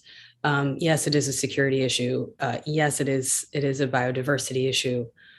But really being concerned about the human outcomes of what those are, and keeping that front and center, because it reminds you why we do this. It reminds you of who we're working for. And I would repeat, in spite of what I just said, to keep your hopes up. And I say that actively, because keeping your hope up takes work if you pay attention to this for more than a few minutes every week. We've fought and won wars. We have electrified this nation of over 300 million people that is as large as some continents. we've statistically eliminated polio. I mean, humans have done remarkable things on global scales. They can happen if we decide to commit, and we believe it can be done. Wonderful. Well, thank you all both. I think we'll go ahead and take some Q&A from our listeners.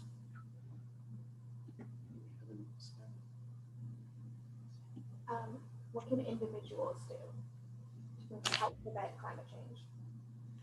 What can individuals do to help prevent climate change?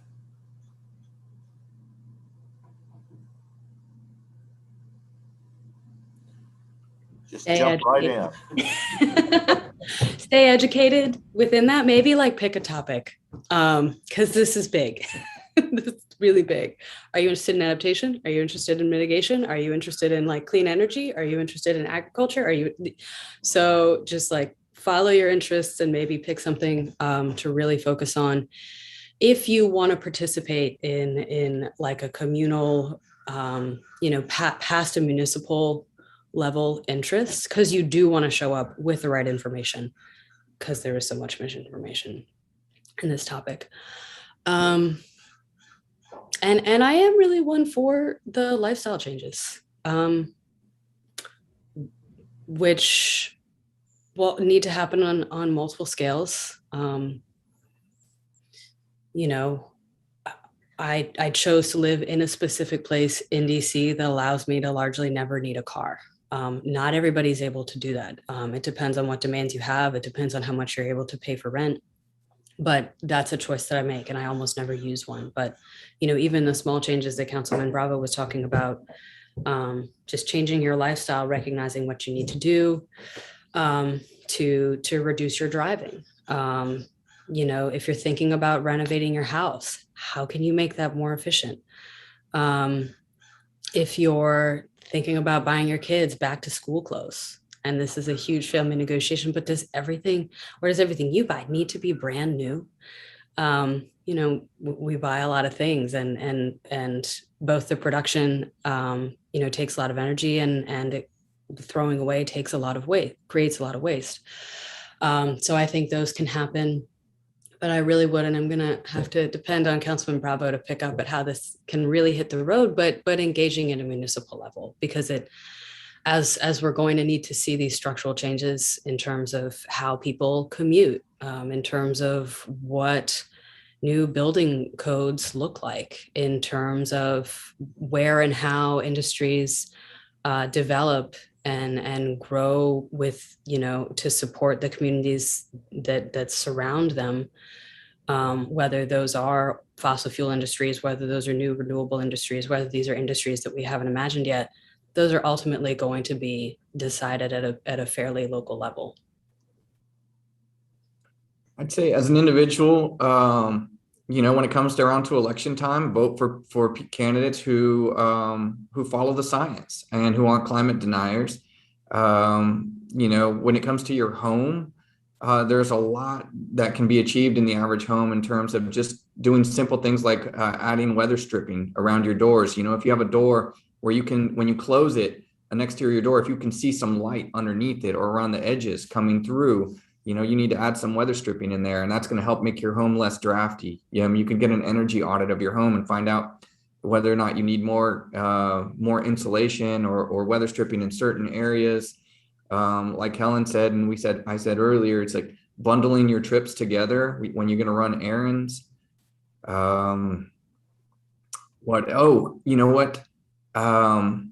Between 5 p.m. and 9 p.m. here, at least in Texas, that's when we have the hardest time producing enough electricity. And so we're going to have all generation trying to go at the same time. You'll have a lot of, you'll have some solar panels running, but then like that sun starts to drop down in the early evening, and your solar panels that are on the grid aren't producing as much. And so you're burning more fossil fuels then, but a lot of people are using a lot of electricity when they get home from work. And so if you can wait until after 9 p.m. to run your dishwasher, to run your washing machine, your dryer, and run them then, you're more likely to be running on renewable energy. That's when the wind starts picking up. in West Texas. And so you're going to have a lot of wind power generation. So you're more likely to be using renewable energy after 9 p.m. and before 6 p.m. So if you're going to be charging an electric car, after 9 p.m. and before 6 a.m. or 7 a.m., that's a good time to be doing it. You can load your dishwasher after dinner, but then just wait till 9 p.m. when you're going to bed and then turn it on. And that can help reduce your carbon footprint. What about non-energy related solutions, like planting trees, like carbon sequestration? What about those sorts of things? I think tree planting is fantastic. And tree planting can be both carbon sequestration and energy saving, depending on where you plant the tree. If you position the tree just right around your buildings, around your house, it can provide extra shade for your house. And that's going to help reduce your cooling load for the house as well. So that can be a win-win right there. Yeah, and I would agree. I think there are definitely some, carbon emission reducing choices you can make. The way you cultivate your yard. This is a very scandalous thing to say, but we all love our lawns, but actually a lot more like local flora and fauna. And this doesn't need to require that you tear up your entire lawn and change the whole aesthetic of your house, but even small areas, learning about soil health and making those kinds of changes can create a lot of return. And also just to have that awareness. Shopping with your feet in terms of what you eat, in terms of what has, if you know that certain farmers in your farmers market, that they're aware of the ability of what they're doing to mitigate climate effects. And then there's also a lot of other kind of adaptation choices you can make. Things like, pervious pavement is huge, as we've started to see just these rain-induced flooding events. If 2/3 of your lot is covered with either a roof or cement, there is very little space for that water to go. If you took up most of that cement and were able to change it with pavers and pebbles or some kind of other ground cover that allows the water to get through, those are a lot of other changes that, it doesn't reduce climate change, but it allows you and your neighbors to get through it more easily because, when those big rains come through, clean your storm drains. That's a big one. That's a New Orleans pitch right there. Being mindful of ways that we build, again, to this point of shade. It can be an emissions reduction process, but it can also be an adaptation process. If people have to be outside, just for your house, it cools your house, but it cools pavements, it cools gathering spaces for folks.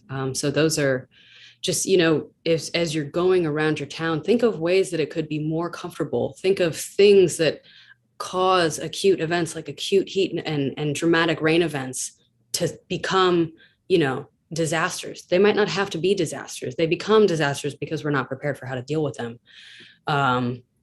Being mindful of all that in your living spaces. And then once you recognize something that can be changed, either changing it because it's within your own environment or taking it to your city or elsewhere if you have the time and the capacity to do so. And what you eat is going to have, by changing what you eat, you can change your carbon footprint as well. By going vegetarian, you can reduce the emissions around your food considerably. And if you don't want to go vegetarian, you can have smaller portions of meat, or just by going from, instead of having beef or lamb, if you have chicken, you can have a huge impact on reducing your emissions right there. Another thing that I did recently is I bought new tires for my car. And there are tires out now that have lower rolling resistance. So you're going to get better fuel economy. That doesn't change where I drive or how comfortable I am. Actually, it improves the comfort of your car. If you ever do make phone calls while you're in your car is going to be quieter because of that. You look at those SUVs with all-terrain tires, those tires make a lot of noise. There's a lot more road noise. So you can actually and a lot of people buy SUVs and they never leave the city, right? So you don't really need all-terrain tires. Not everybody needs all-terrain tires. If you get a smoother, lower rolling resistance tire, the car is going to drive smoother. It's going to be quieter inside your car, but you're also going to get much better fuel economy or better fuel economy. That's going to have huge savings over the life of your car. So it's going to save you money too. Any other questions? All right. Well, I guess we'll bring this to an end. Thank you all very much for participating. Been very edifying. I think we all have a lot of good information to move forward with. So thank everybody. Thanks for having us, and everybody don't forget to donate for the big give.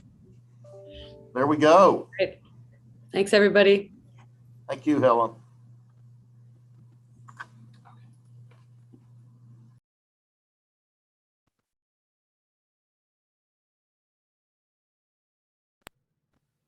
Thank you, Councilman. Helen, I know you logged off. I know you're very busy. Councilman Bravo, you making time for us to be here to talk about such an important topic. It means a lot to us. Thank you for what you're doing in District 1. And you always have a place here to speak about the issues that are important to you. So thank you, Councilman Bravo. Thank you, Lucan Gilliland, our board member. Not only did he moderate this wonderful panel, but he also is allowing us to use his office today. So we're here near 410 and Nacogdoches, and right between Nacogdoches and Broadway, with a beautiful view. So thank you to Lucan for being a champion of the World Affairs Council and for moderating a great discussion. Before we get started with our next panel, I do want to mention a few people who have contributed. Jamie Cook, friends at Jalen Events, Deborah Martin, STS System Support, Shelley and Scott Sievers, the Charles Butt Foundation, Elizabeth Lorenz, Henry Savignon, Mojen JJ Pana, Martin Capital Advisors, and the City of San Antonio Global Engagement Office. Thank you all. I know there are some other people who will be contributing later on. So we're going to take a 30-second break so we can introduce the next panel. Thank you.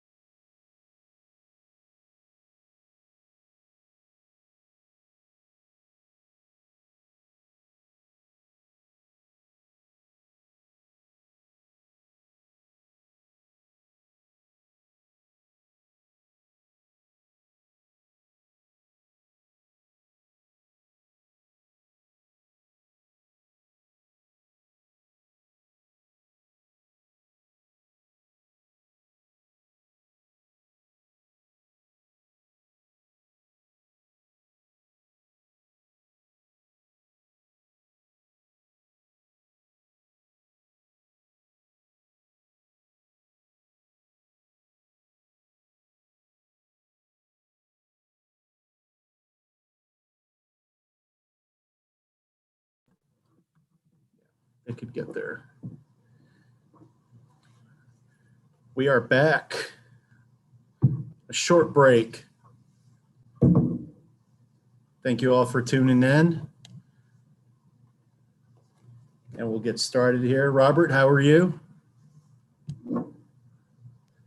Got to get the mute off first. I'm doing well. How about yourself, Armin? Good, thank you. Thank you. Good to see you virtually, but still good to see you. Likewise. All right. And Naomi, you're joining us. Thank you. And Lex. So make sure to unmute also.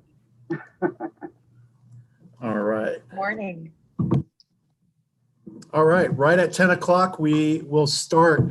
I want to thank you all for tuning in today for this special program. They're all unique in their own different way. We just had a couple on young professionals and also about climate. We want to thank our guests for tuning in and all of our supporters who are participating in the Big Give. I have known Robert for many years. When I worked for Big Brothers Big Sisters, he was always so generous with his time to speak about the things that were important to him and also teach us at the organizations, at the respective organizations, about the LGBTQ community. And I'm so very grateful to have you, Robert, moderate this wonderful panel. I'm going to say a few words formally about Robert. He is the executive director of the Pride Center right here in San Antonio.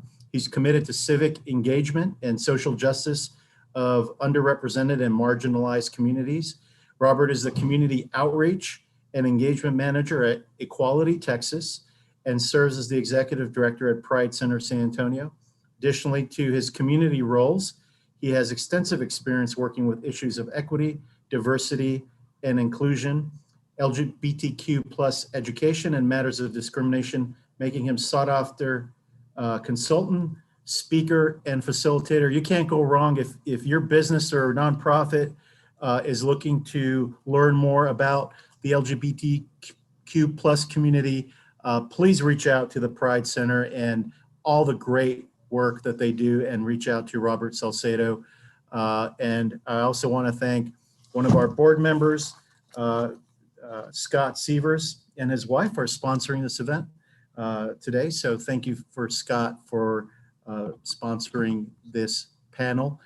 Without further interruption, I'm going to turn it over to Robert. Thank you, Armin. Thank you so much. And thank you to the entire team at World Affairs Council for inviting me to moderate today's conversation. And of course, thank you to our sponsors, Shelley and Scott Sievers as well, for sponsoring this segment of today's activities.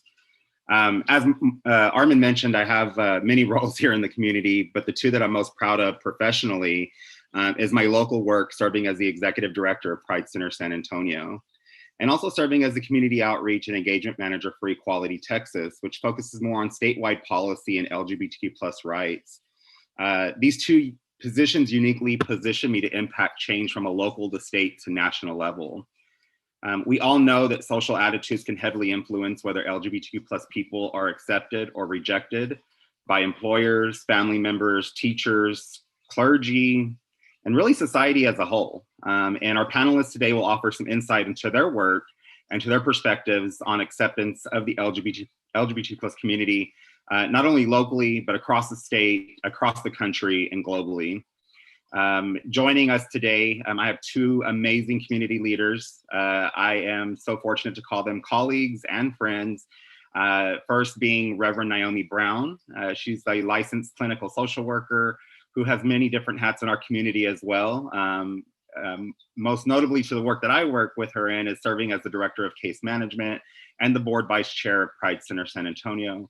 And also the outreach minister for Metropolitan Community Church here in San Antonio, just to name a few. Like I said, she uses many, or has many hats, and she uses pronouns she and they.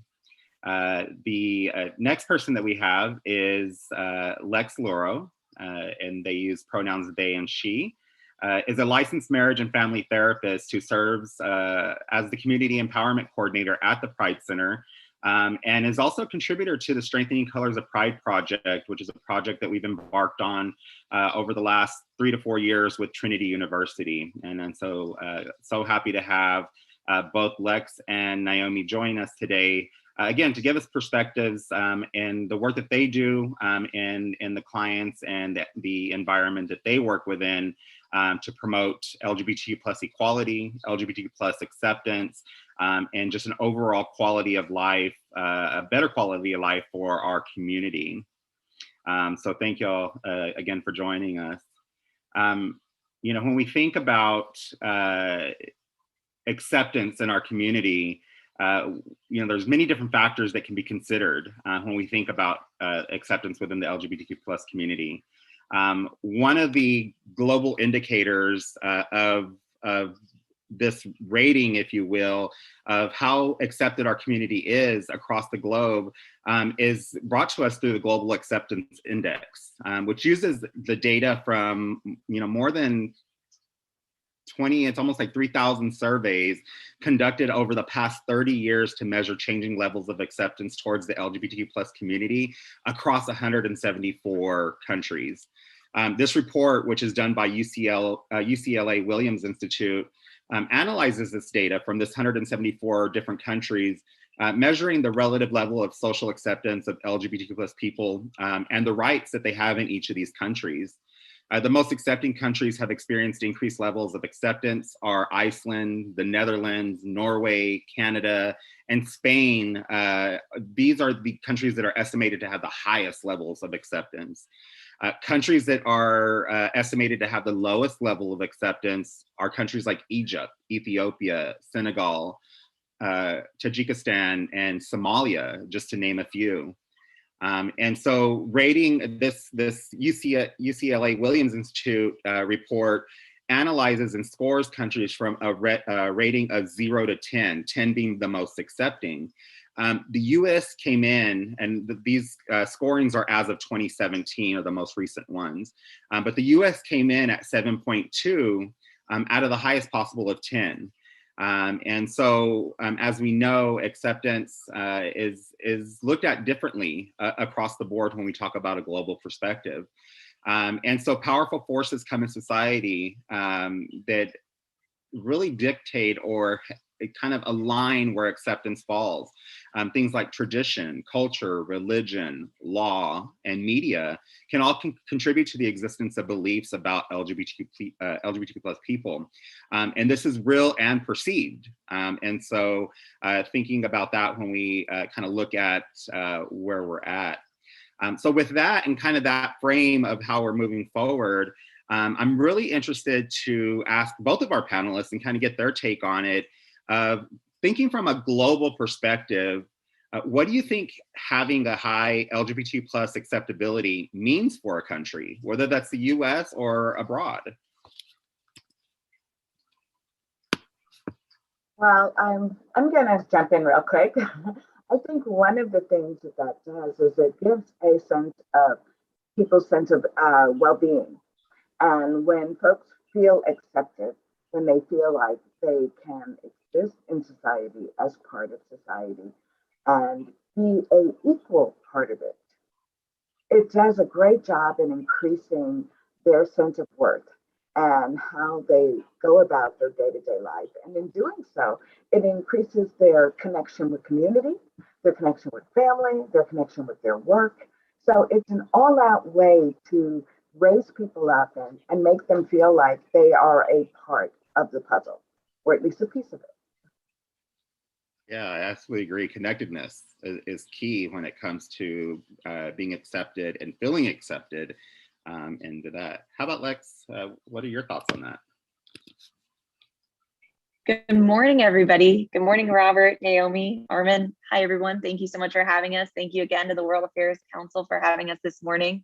I'm so glad that we're starting the conversation off with this question, just a general discussion of what it means to be globally acknowledging the reality and lived experiences of LGBTQ plus people is really important, because we do oftentimes think very much in the context of right here in our own backyard, forgetting that so many of our community members are coming from all over the world here to San Antonio. And so I think that it's so relevant to the work that we do at the center. So I'm really excited to start the conversation with this question.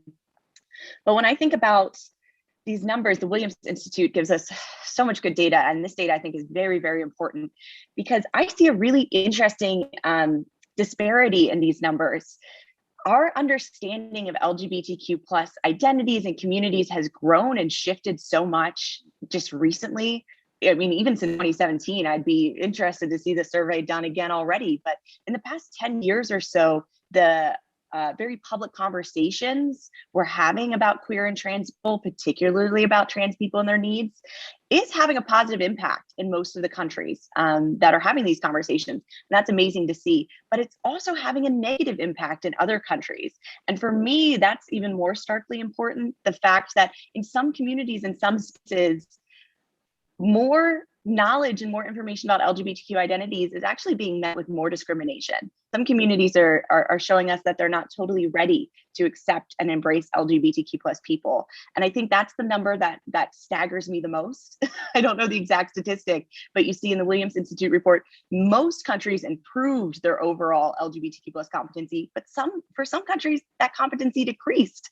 The welcoming, it became less welcoming for LGBTQ plus folks. And that's the number I'm really fascinated by. I'm really interested in what we need to do to support people from communities that are not ready to support them.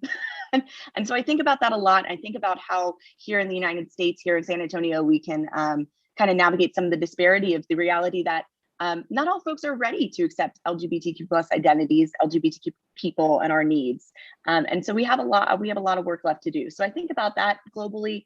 And I just think about the fact that there are organizations. And I like to think we're easy to find, the Pride Center of San Antonio. If you sit down at your computer here and Google us, you're going to find Pride Center San Antonio.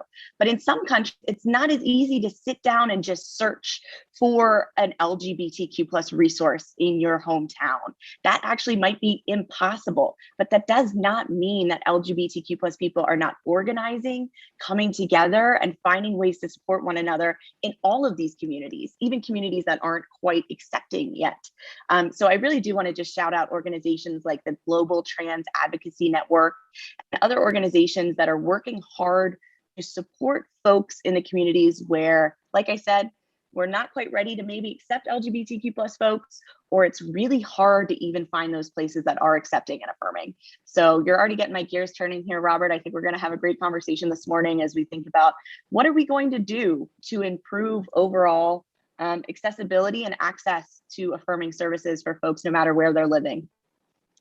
Absolutely, and thank you for that. Yeah, definitely there is so much work to be done, not only here locally, but anywhere that we think about, and it's to a varying degree, and so as Lex had mentioned, there are some communities that declined, and so the hopes is that people would continuously increase in their acceptability rating, but that's just not the reality. And so my hope is that conversations like this get the conversation started, whether it's one-on-one with individuals or in groups or within your organizations or within your communities, because it's certainly one of those aspects that we are here and we are not going anywhere. LGBTQ people are part of every fabric of life.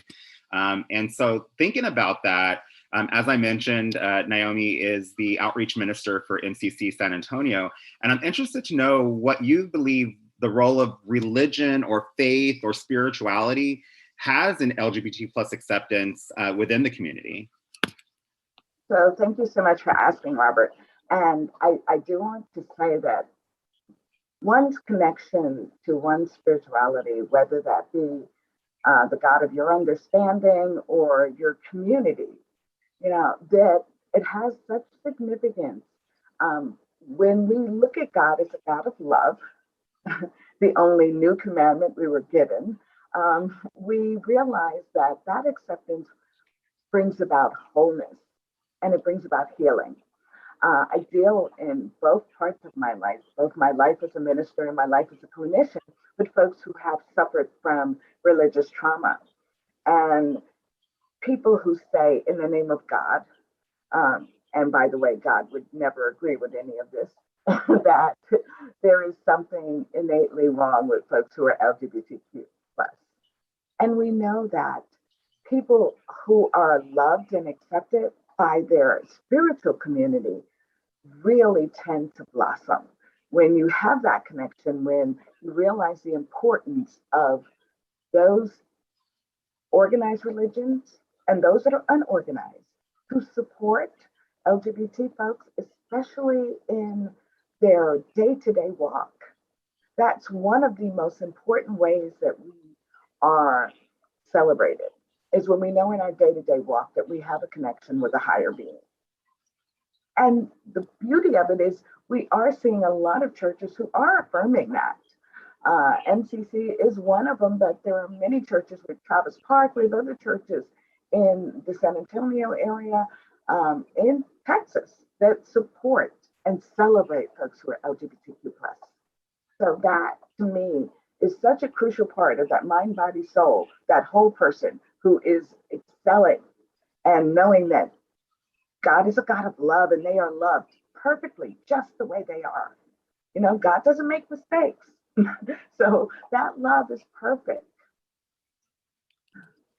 Yeah, and Naomi, I often hear in the work that I do, whether it's here in San Antonio or across the state or even across the U.S., and we hear this rhetoric a lot, is that churches are accepting of everybody. Love the sinner, hate the sin is often the phrase that I hear.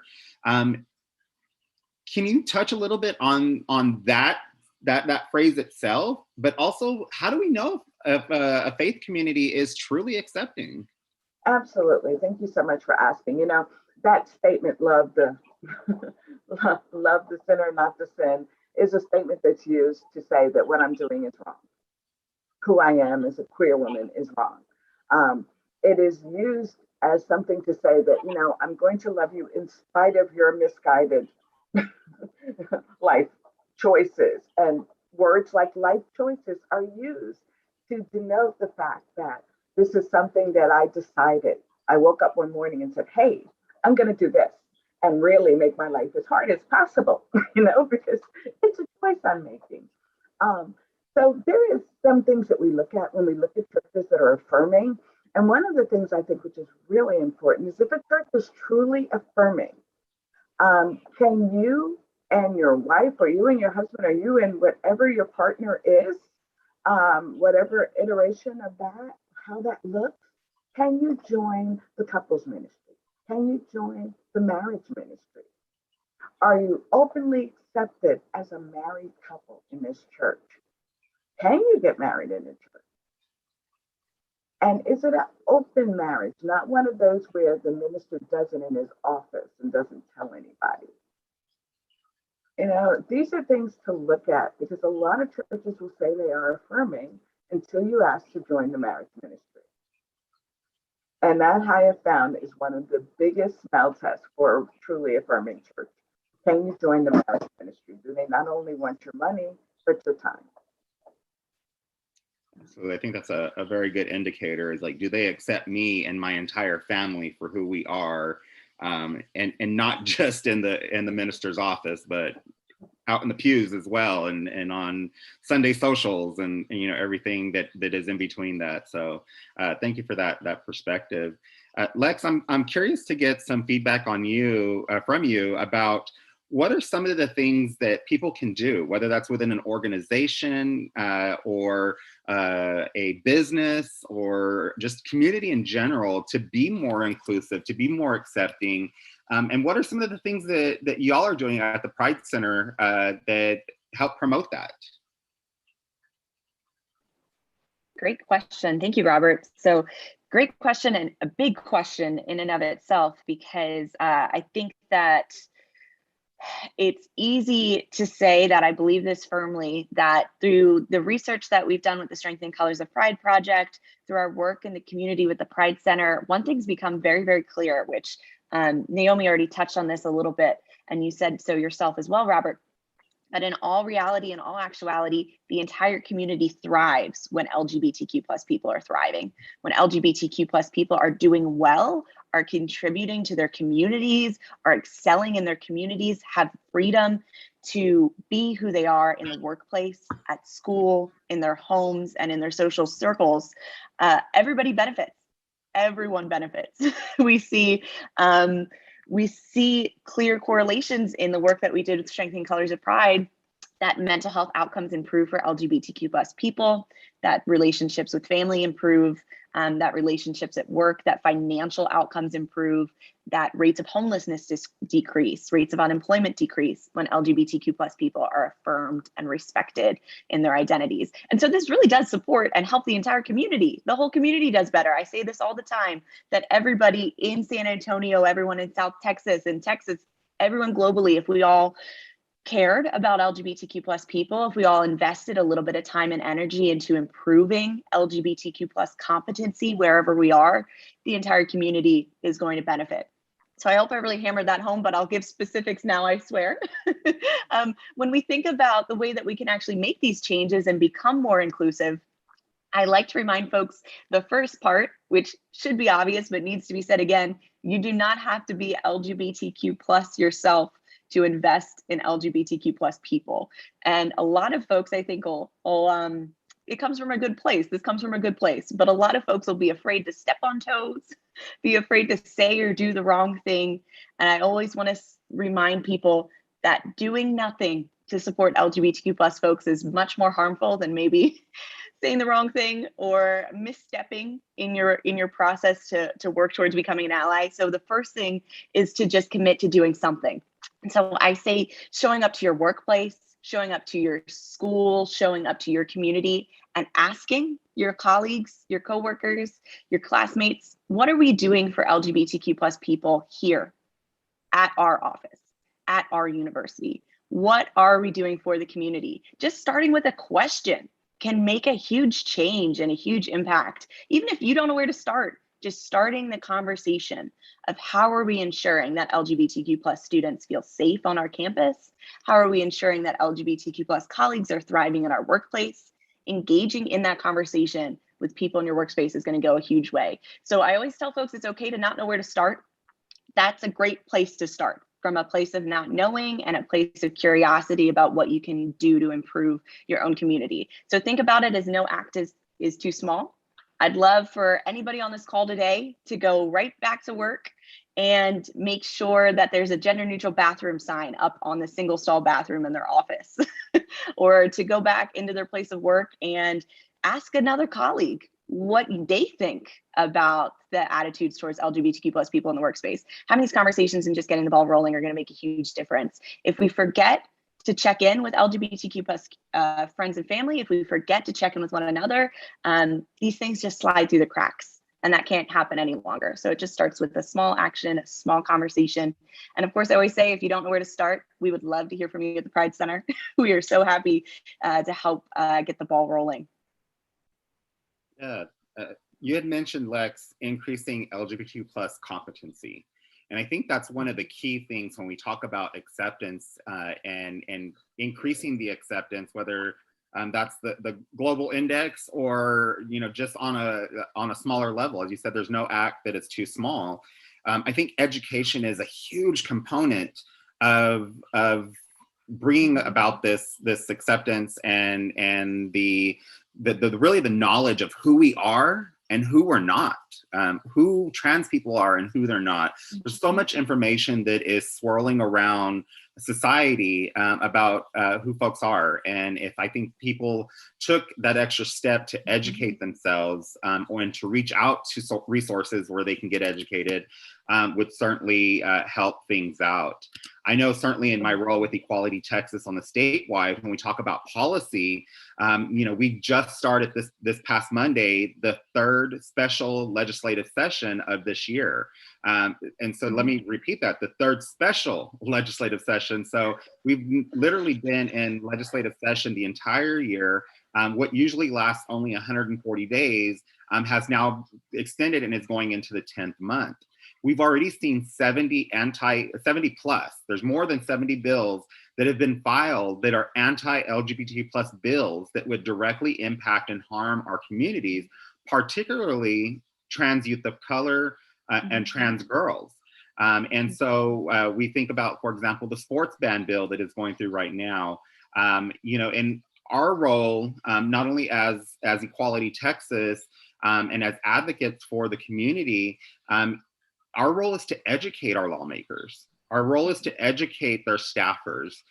educate folks about the real lived life experiences of our communities and how things like this not only are going to negatively impact them if it becomes law, but also how is it impacting our communities when it comes to levels of acceptance? Even just having the mere conversations of saying trans girls should be excluded from sports. Trans girls should be excluded from being able to participate in extracurricular activities K through 12. You know, and so when we talk about these actions that are happening, it's our responsibility, not only as LGBTQ plus folks, but allies. Lex, you mentioned this. Allies are super important. You don't have to be LGBTQ plus to advocate for the community, to invest in the community. And that looks like a whole different slew of different ways of how investment can look. And we'll talk a little about that here in just a little bit.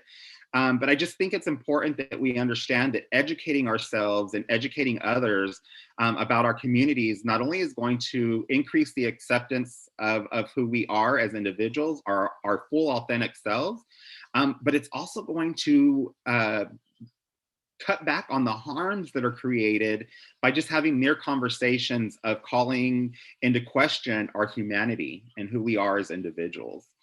So thank y'all both for covering on that. Lex, I wanted to go back to you as well, because I know that in terms of your work and the work of others at the center, there have been occurrences or times when we have conversations with people who are either in other countries and don't have the resources available to them, or have come to the US and are seeking asylum based on the fact of their LGBTQ plus identity. And can you speak a little bit to kind of what you see in those instances of folks that are here or that have fled their countries because of low LGBTQ plus acceptance? Absolutely. Thank you for asking, Robert. And I love what you were just sharing with us about the reminder that that we all have a role to play. And I think we see that really, really clearly in the reality that as we continue to educate our community, so many folks share with us at the Pride Center, wow, I just had no idea. It's not that folks don't want to help the community. It's not that they don't want to support LGBTQ plus people, but they just genuinely don't know the realities and the lived experiences of LGBTQ plus people and what's happening to us here in our own communities, in our own backyards. And I think one of the areas in which we really overlook the needs of our community is this area you're asking about, which is how do we support folks who are reaching out from all across the globe, who either are still in unsafe and outright dangerous communities across the globe, or who have moved to San Antonio and either are dealing with the reality of being undocumented or are dealing with the reality of seeking asylum. That's the reason they've come to the United States in the first place, to seek asylum because of their LGBTQ identities. And I think the fact that we're having this conversation today is particularly relevant because our eyes all across the globe are on Del Rio right now as we watch our own state grapple with the reality of Haitian immigrants trying to seek asylum here in the United States. And we know those people. We may not directly know the individuals right now in Del Rio, but here at the Pride Center of San Antonio, we know many, many folks who have come to us, who have worked with us, whether as volunteers or community members who are in this country right now to seek asylum, a legal given right. And the fact of the matter is, we take for granted how dangerous it can be to be outed, to be identified as LGBTQ, for someone to even assume that somebody is LGBTQ in other countries until those folks start to share their experiences with us. So at the center, just to give y'all a good idea, we receive messages either to a lot of times to our social media accounts from folks all across the world who do not know where to turn to get support to seek asylum for the LGBTQ plus identity. And because, like I said a little bit earlier, you can find the Pride Center or other LGBTQ centers across the United States just by Googling us.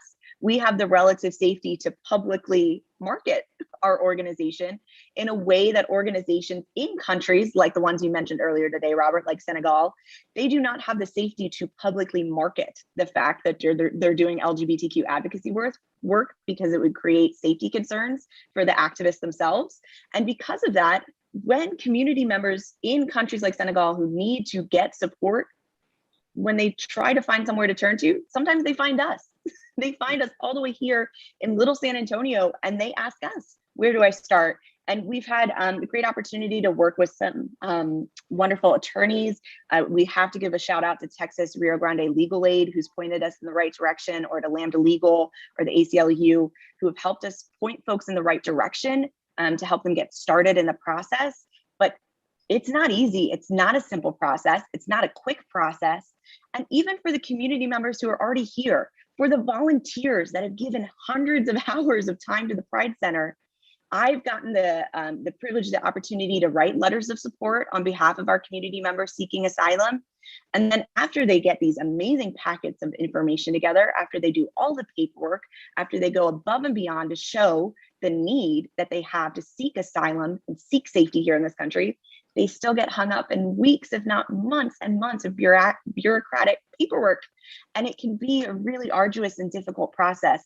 And so I think what's important about this too is that what I said earlier, that we need to check in on our community, to just think about the emotional toll that this process takes on people, to one, have to leave the country that you love, the home that you know, because it's not safe, to come to a new country and to have to go through such a difficult and arduous process.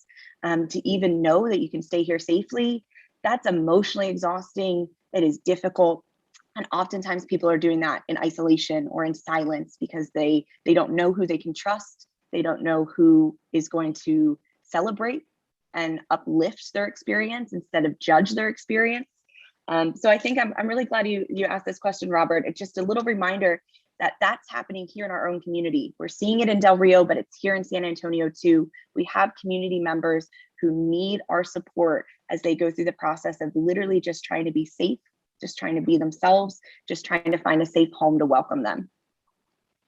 Thank you for that. A stark reminder that it can happen to anyone. It happens everywhere. Naomi, any feedback or any response to that? Yeah, it's funny because I actually have a personal story about our early days at the Pride Center, just to talk about how significant an effect you have on people. I had answered the phone and I received a call from a woman who lived here in San Antonio. Her godson was in Nigeria and had come out as gay, and she was livid. Nigeria is not a friendly community. People are beheaded for being LGBTQ in Nigeria. And on this call, we spent time collecting resources and putting her in touch with lawyers and all the other things and possibilities that she was going to need.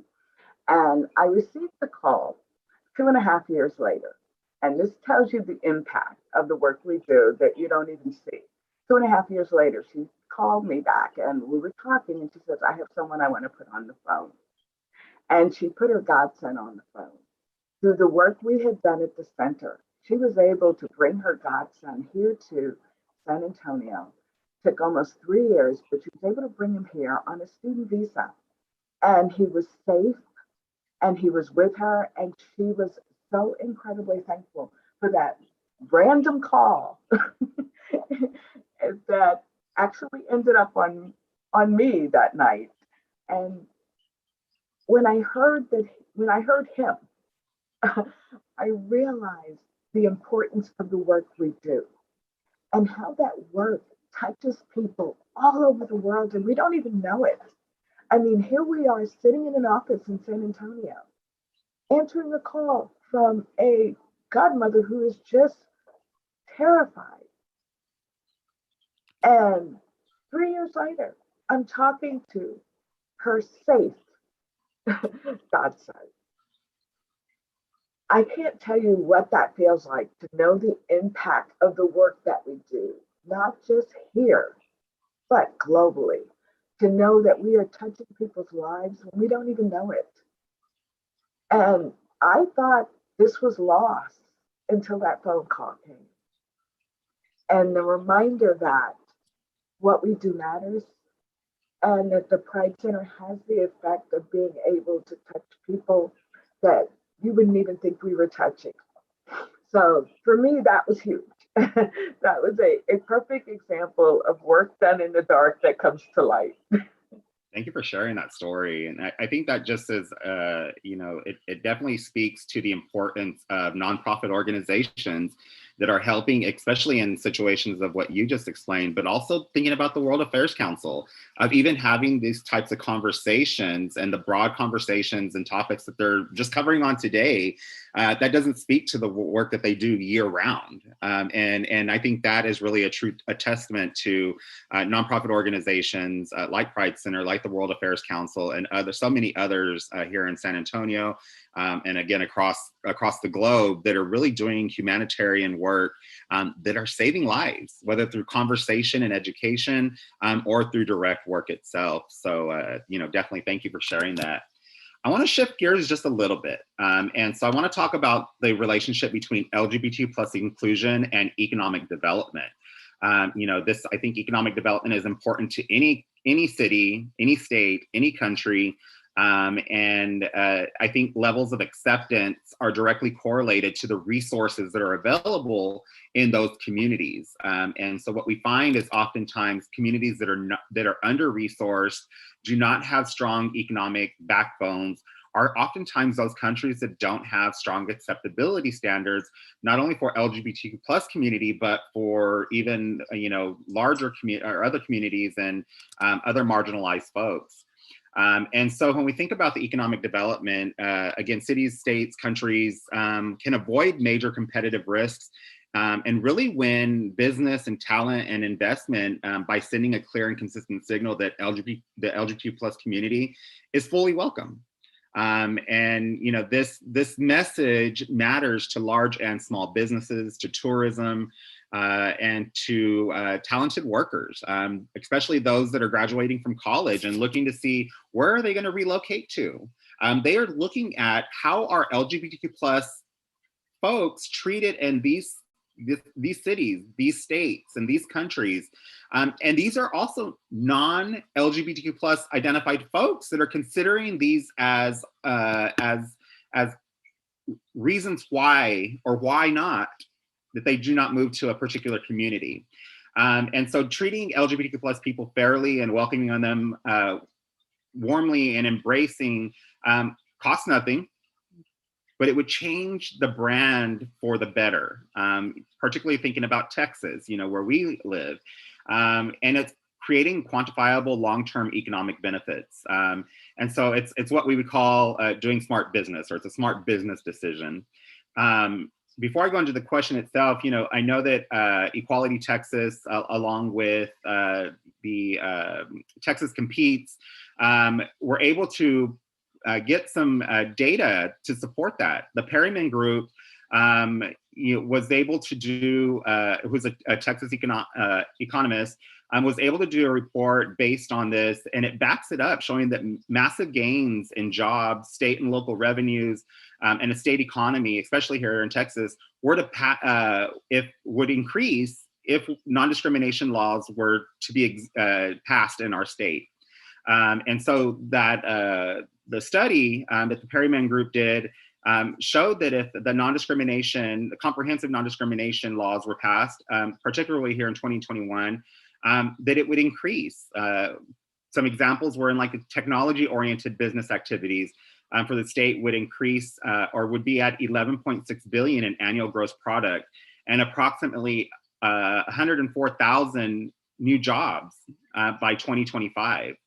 Tourism-related business activity would result in 8.2 billion in annual gross product and 76,000, a little bit more than 76,000 in jobs by 2025, bringing the total business activity to 19.8 billion in annual gross product and over 180,000 jobs by 2025.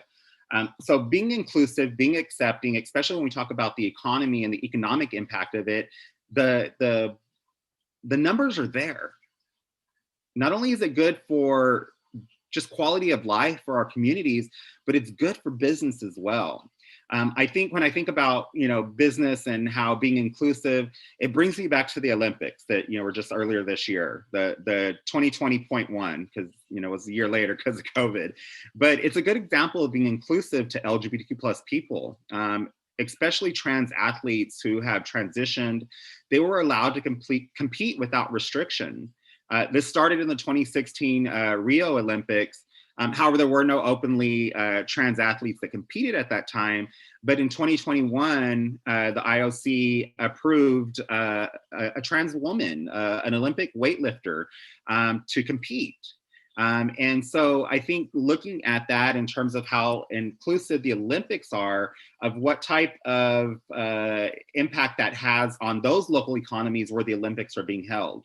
More people attend, more sponsors, more advertisers, more advertisements that are, we see them where they are inclusive of families that look just like ours, just like LGBTQ lives, two partners that are both men, or two wives, or just the many dynamics of how relationships and families look in our lives. And so thinking about this, I'm interested to know a little bit, Naomi, because I know you sat on a panel last week or maybe the week before with Texas Impact, which is an interfaith group here in Texas, talking about some of the trans bills, specifically the anti-trans sports bans bills that are happening here in our state right now. Can you talk a little bit about that, and maybe what impacts beyond just the economic impact that those bills are having?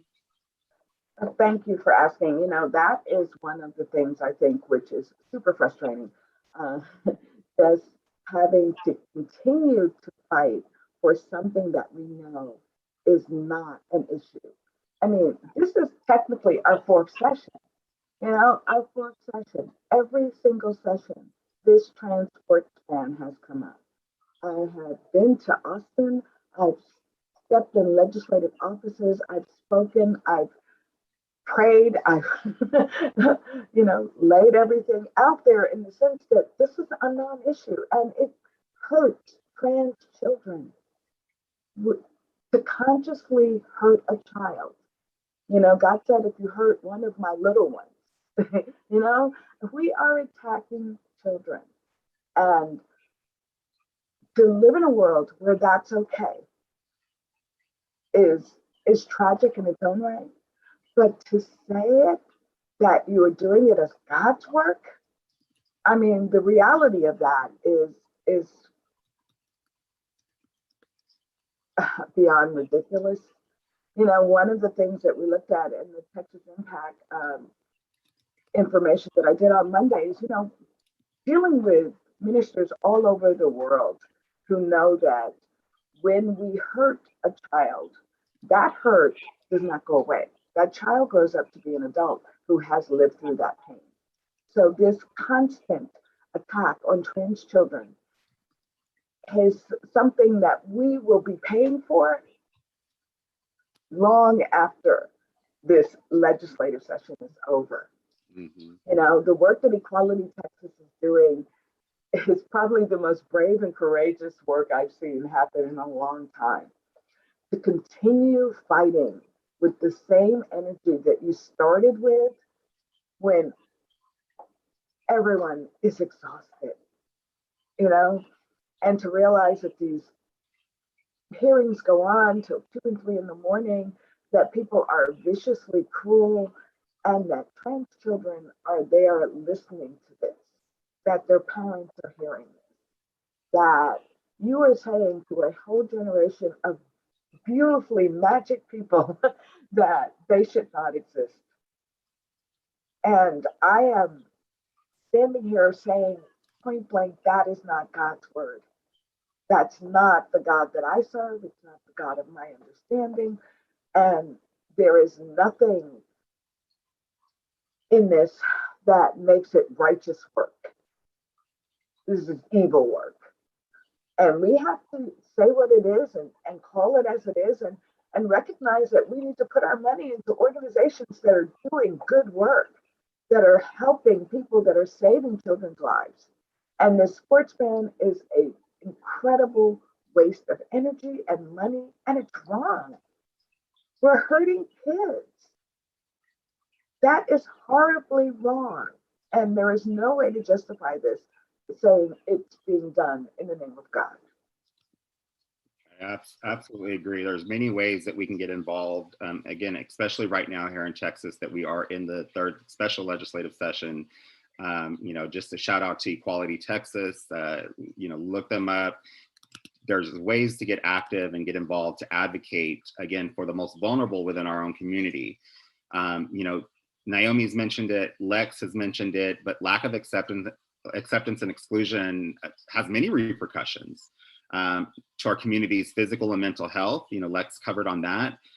Increased bullying and violence. And the bullying doesn't just come from other youth. The bullying is coming from school administrators. It's coming from our elected officials.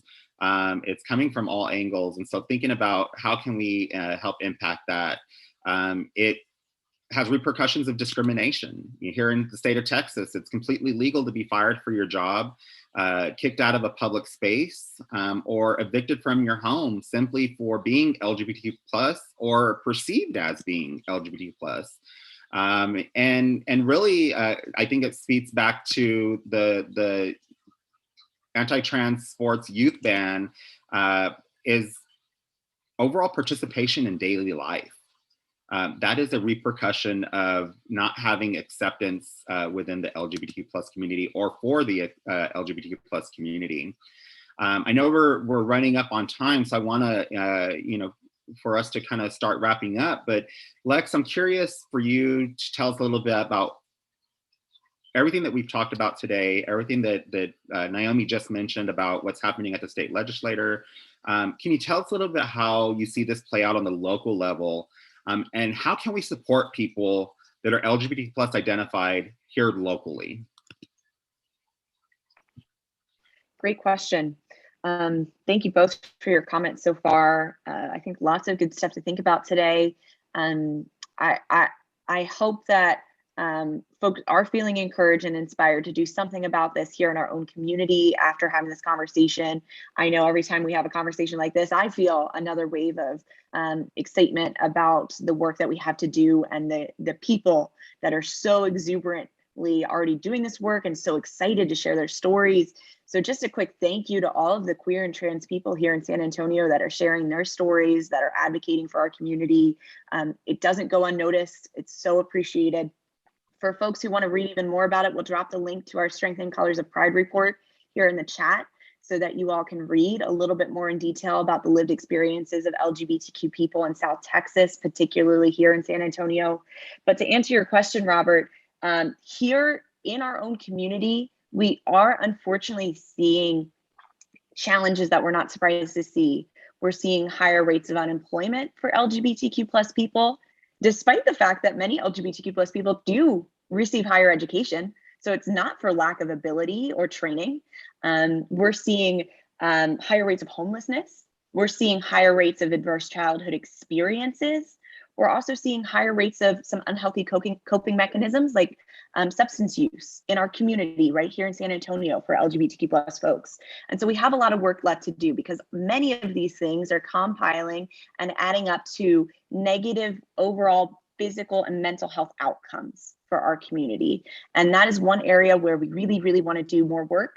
We really want to improve access to physical and mental health care that is affirming for LGBTQ+ people. We're really lucky to try to tackle that project in our own way at the Pride Center. At the Pride Center, for those of you who all don't know, we are offering, thanks to Naomi and the rest of our team, we're offering case management, we're offering group therapy, we're offering individual, couples, and family therapy sessions for LGBTQ+ people and their family and friends. And we're doing those services completely free of charge to eliminate barriers of access for LGBTQ+ people. So for those who want to get involved, I would say we've already had some amazing links in the comments for some other resources doing great work here in town. We would love to hear from you at the Pride Center. We're so happy to be here with World Affairs Council during Big Give. If you're considering donating to more than one organization today, the Pride Center is also running our own Big Give campaign. We would love your support. But there are so many ways to get involved, even for those who can't give financially at this time. We would love to hear from you. We would love to see our community members sharing their stories of LGBTQ+ inclusion in their workplaces, in their schools. So please reach out to us, whether you don't know where to start or whether you have a success story to share. We would love both, whether you have a challenge to tackle. That's what we're here for at the Pride Center. And we hope that we can come together to improve overall mental and physical health outcomes and just quality of life for our community here in San Antonio. Thank you, Lex. And so that's all great advice, great information. We know that, and as I mentioned, the urgent need for comprehensive state, federal, global protections for LGBT plus people. And there's different ways that we can do that and support those efforts. I think looking at global protections and across the board are needed. One of the other things that I want to cover on as a closing for us is when we talk about people that live here in San Antonio, in Texas, in the United States, or across the globe, inclusivity is important. The importance of identity and the intersectionality of a person's identity. As a queer person and as a person of color, there are many intersections of my life and others that experience very similar. Naomi, can you, in 2 to 3 minutes, if you could, tell us why it's important that the importance of identity, especially when we talk about intersectionality of our identities as queer, as BIPOC, Black and Indigenous people of color, our disabilities, our, everything that we intersect with in our life. Absolutely. Thanks so much for asking. Intersectionality is who we are. I'm not just a female identifying woman. I am a Black woman. I'm a queer woman. I'm a woman who believes in God. I am a woman who has all of these different things going on. And to negate any part of me changes the dynamics of how we deal. So it is so important to recognize that as a queer woman of color, I look at life differently. My experiences with life are different. I was raised in an evangelical church. I bring that religious trauma into the room when I walk in. But I also bring in the joy of knowing that I am a perfect child of God, just the way I am. And I also bring in the compassion of knowing that I understand that I will open my eyes and see you, all of you. I will hear you. We may not speak the same language. And I acknowledge that as Americans, we tend to think that English is the only language. We also tend to not look at people's different abilities. It's the disability you can't see, which often is the one that creates the most trauma in our lives. And acknowledging that we all are in a lot of ways broken, but by being broken, we're also put together differently, and that difference makes us special. So when you think about everyone that you're talking to, everyone that you're reacting to, you are reacting to their whole experience, how they were raised, the bias that they bring in the room, whether conscious or unconscious. You are reacting to the people that have passed through their lives. And we need to acknowledge all of that intersectionality and support and put our money in agencies that celebrate that. And that's one of the wonderful things that working with the Pride Center and Equality Texas, and even working with the city of San Antonio on the mayor's task force, recognizing that we celebrate who you are all the time. And put your money where people are celebrating folks, lifting people up, helping them to heal.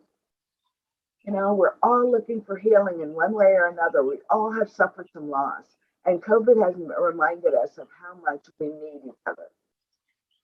Thank you for that. And I think that's an excellent note for us to end on, is that looking far beyond just being, moving past being tolerated, moving past being accepted, and moving into that moment of being celebrated. Let's celebrate LGBTQ plus people. Let's celebrate the lives that we have. Let's celebrate how everything is interconnected with our community, whether we talk about reproductive justice or environmental justice or disability justice or any of these areas that we can talk about it impacts the LGBTQ plus community as well. And so think about that when we think about our Indigenous folks, and think about that when we talk about our Black folks in our community, and our Latinx community, and every community that is integrated into who we are. We are part of every fabric of this world. And I thank the World Affairs Council for bringing this conversation today. Thank you all for allowing me to moderate. Thank you, Naomi and Lex, for joining us. And with that, I will turn it back over to Armin. Thank you, Robert. Thank you so much for a very helpful, informative discussion.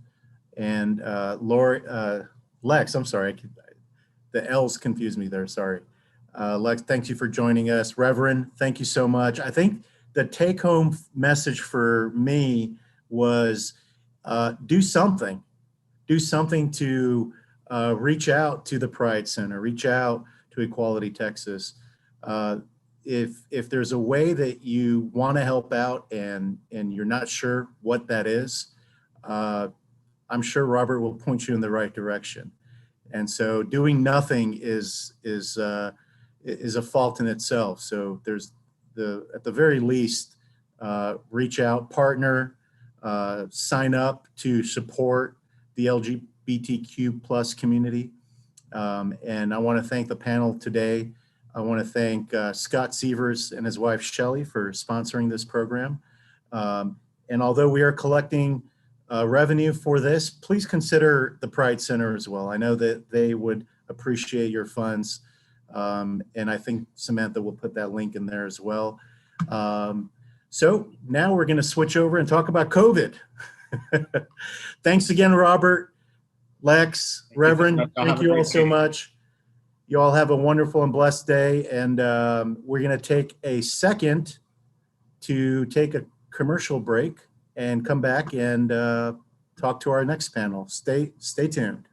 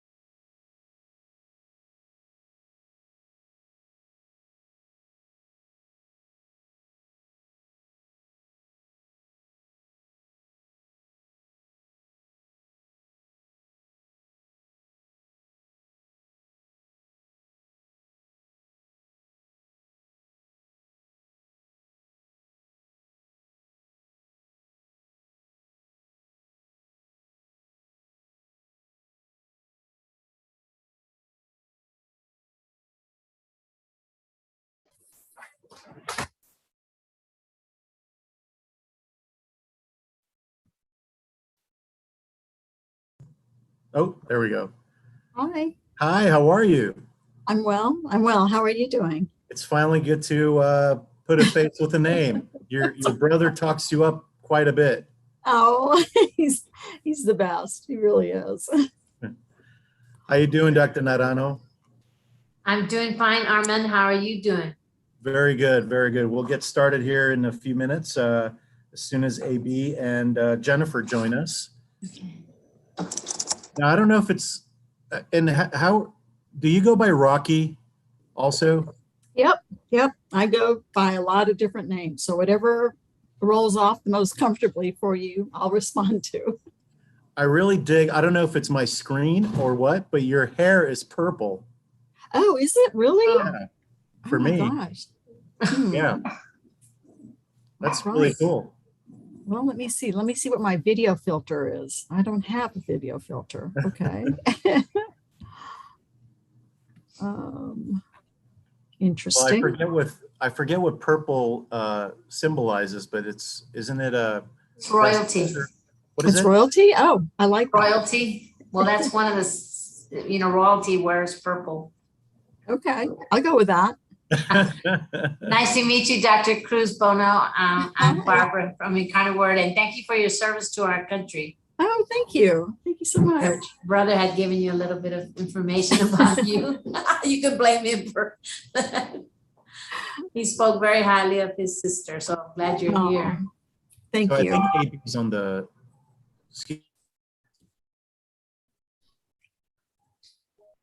Armin, we can't hear you. Right. I wanted to. Oh, sorry. We're trying to get AB into the room. Well, that makes me feel better that I wasn't the only one with a couple of technical difficulties. I think, there have been so many pros and cons with the pandemic.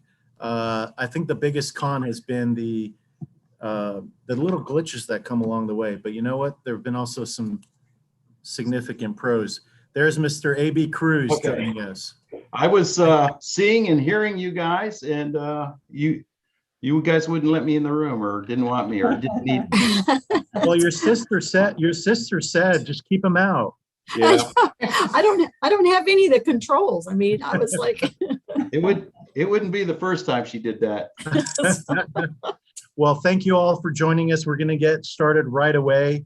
Thank you again for making time for us on this day of the Big Give. Really appreciate you all for tuning in. We've had a couple programs already, and we've got several more. We're almost at the midway point of today. Thanks to Karen Thompson, Sandy Scory, and High Touch Technologies for contributing just within the last 20 minutes or so.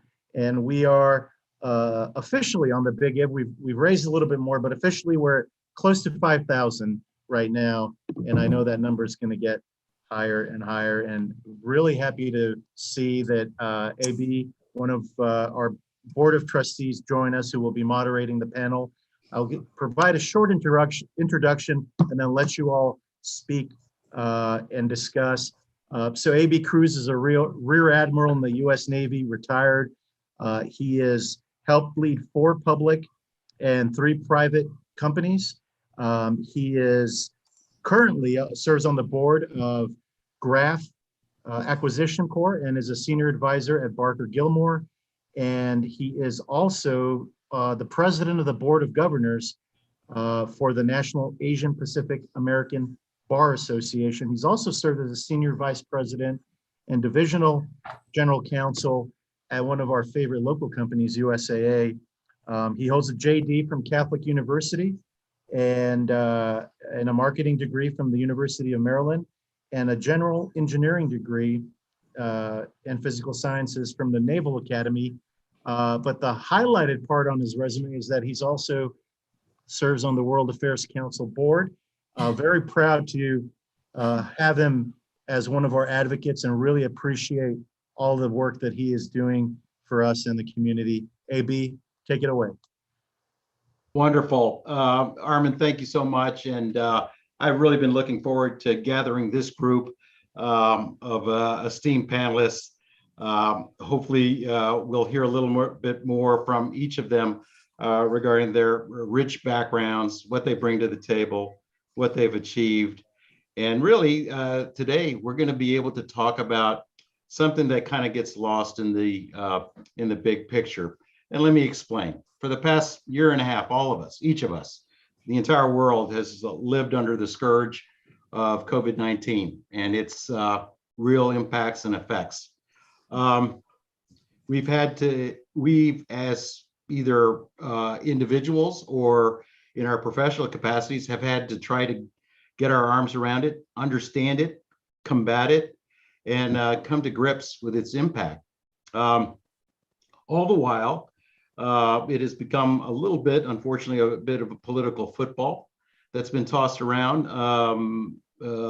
at the highest levels, with a lot of blame, finger pointing, and unfortunately, politics getting involved. But one thing that I know my colleagues here on this panel will agree to, and I'm sure the audience as well. But one thing is absolutely true. There have been extraordinary efforts by individuals and organizations to address COVID-19. And there have been heroes through and through, hundreds and thousands across this world, especially our first responders, our healthcare, frontline healthcare workers, and then all the myriad of organizations, NGOs, you name it, that have really added to the fight against COVID, with primarily one thing in mind, and that is to take care of the people, the citizens of this world. The heroes, stretch across this world, but it's safe to say that, and it's nice to be able to say that even here in Texas, even here in our town of San Antonio, we have local heroes. And we're joined by three of them here today. And I'd really like to take this first few minutes, having each of our panelists who have joined us to introduce themselves and say a little bit about, we're going to go ahead and just so you know, and just so the audience knows, we're going to kind of go through the chronology of COVID and the journey that we've all been on, and really just tell stories around that. But why don't we start, Dr. Barbara Aranda Naranjo is here. I'm fascinated by her background and frankly, the extensive and high levels of service that she has done both on a local level, but also on a national level. So Doctor, why don't you go ahead and introduce yourself and take a minute to do that, and we'll do that with the other panelists as well. Thank you, Mr. Cruz, and I'm honored to be asked by the World Health Council, who does such a great job in our community and throughout the world, to be on this panel with my distinguished colleagues. And I am the Chief Academic Officer and Provost at the University of the Incarnate Word, liberal arts college here in San Antonio that's been serving for over 150 years, founded by the Sisters of Charity of the Incarnate Word. And my background is I'm a public health nurse for over 30 years and have worked both in local and state and national level. And primarily my nursing career was most impacted by the AIDS pandemic, and serving both local and at the federal level and in the international arena. And so I'm grateful that I'm able to have that background experience as we are managing the COVID pandemic, and bring greetings from our president, Dr. Evans, and the Board of Trustees, as we are part of the San Antonio community, and not only keeping our community here at the university safe and producing the next doctors, nurses, pharmacists out in the community, but really being part of working with our health department here in San Antonio to keep all of San Antonio safe, because our students come from all of South Texas. And so it's been an honor for me to be at this leadership level of Incarnate Word, working with our health professionals and our president to keep not only Incarnate Word community safe, but San Antonio and South Texas safe. Thank you. Hey, Doctor, thank you for those opening introduction. Ms. Milton, Jennifer, glad to have you here. Why don't you take a moment to introduce yourself and perhaps the organization you represent? Thank you. Good morning, everybody. Like Dr. Naranjo, it's a privilege to be here with such distinguished colleagues, and particularly a fellow nurse. I am the Chief Administrative Officer at the University Health Transplant Institute, and that's a partnership between University Health and the UT Health San Antonio Medical School. I run all of the strategic operations for a organ transplant and end-stage organ failure program. We are the only pediatric liver and kidney transplant program in the region. We just performed our 700th lung transplant, the only one in San Antonio performing lung transplant. All of our transplant programs here at the Health Institute, at the Transplant Institute, are at the top 5 in the United States in patient survival. So I have a front seat every day, I would never call myself a COVID hero, but to watch the heroic work of these academic transplant surgeons, transplant physicians, our multidisciplinary staff, the entire hospital medical school who've come together over 500 days every day to do our darndest to try to give our patients safe passage and improve health and the safety of the community. So I look forward to talking to you a little bit about transplantation in general. We've really, since I've been in this field for over 30 years, I would say we've been in a public health emergency because we've had a shortage of donor organs available for all of the patients on the waiting list. So our community was really used to really collaborating at international levels and national circles with those experts in our field. So a big thank you to the World Affairs Council for sort of recognizing the plight of transplantation and asking us to be a part of the big give today. Wonderful. Jennifer, thank you so much for introducing yourself, but also giving us a little sneak peek at what we'll talk about in greater detail during this talk. And I know that you're proud of the efforts that you've been involved in and your organization have been involved in. So we'll get more into that. Finally, we come to our third panelist, Dr. Raquel Cruz Bono, a Vice Admiral, and she does go by Rocky. Let folks know that. Rocky, why don't you introduce yourself? Okay, great. Well, thank you very much. And really big thanks to the World Affairs Council for giving us a chance to just kind of highlight some of these things here in San Antonio, which I consider home. I am somebody who grew up here in San Antonio. I haven't been here in a while, so it's really nice to be able to come back and be a part of this panel. And I'm very honored to be with the other two, especially since I grew up taking piano lessons at Incarnate Word. At the time, it was Incarnate Word College. So I had some familiarity with the campus, and it's really exciting to see how the University of Incarnate Word has just really matured and gotten to be such a big, impactful presence in San Antonio. And Jennifer, I think that our roots go back to UT Health Sciences, and of course, just that whole element of transplant. And I think you probably know that our father, Abies and my father, that's a big reveal. I just went ahead and did the spoiler alert that Abie and I are related. We are brother, sister. But our father came down here to start the University of Texas Health Sciences Center in the transplant. He started in the transplant department. But that's another area of tremendous growth that I've noticed since coming back to San Antonio. So in addition to the career that Abie just mentioned that I had, I spent 3.5 decades with the US Navy and finished my work there as the director of the Defense Health Agency, which oversaw the delivery of healthcare for Army, Air Force, Navy, and the Marine Corps. So it was a very large endeavor. Shortly after leaving, though, the military, I was blessed and honored with the opportunity to help Washington State directly when Governor Inslee called at the beginning of the pandemic to help align some of the efforts that they were undertaking at the state level. And it really opened my eyes to the importance of a lot of different sectors and being able to bring all of those efforts to the forefront in support really of our first responders, the healthcare workers, and always with the patients and the victims of COVID. So it's very exciting to be with the two of you. I think there's going to be a lot of synergy that we're going to generate with our conversation, and it's just a pleasure and an honor to be here. Thank you. Hey, thanks, sis. And yeah, you stole my thunder. I was going to disclose, for full disclosure, that She is my elder. She is my elder sister, and I'm very proud that she, and thankful because I know I will also reveal that she's actually on vacation this week. So we are doubly blessed to have her. And just to set the record straight, she was not the only one that took piano lessons at Word College.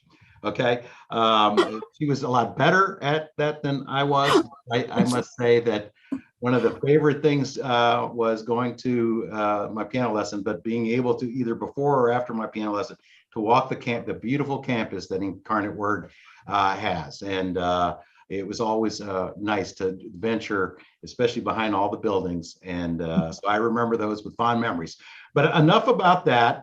Our topic is about COVID-19 and really highlighting some of the good work and efforts that took place. So I'm going to take you guys as panelists, but also our audience back 18 months or so, whatever it is, to let's say early March of last year, right?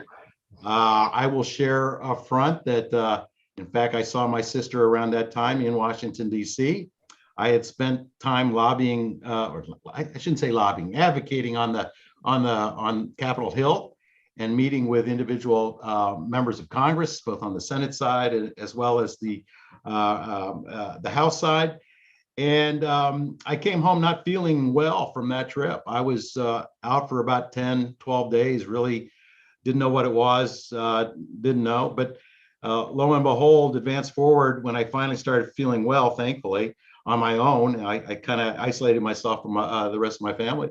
I got the word from a certain representative who was the first member of Congress to have tested or to test positive for COVID, and he was very ill, and his office gave me a heads up that he had been ill, and I had spent a good part of a day right next to him, and so I never really reached a conclusion whether or not I was infected, but it certainly crossed my mind.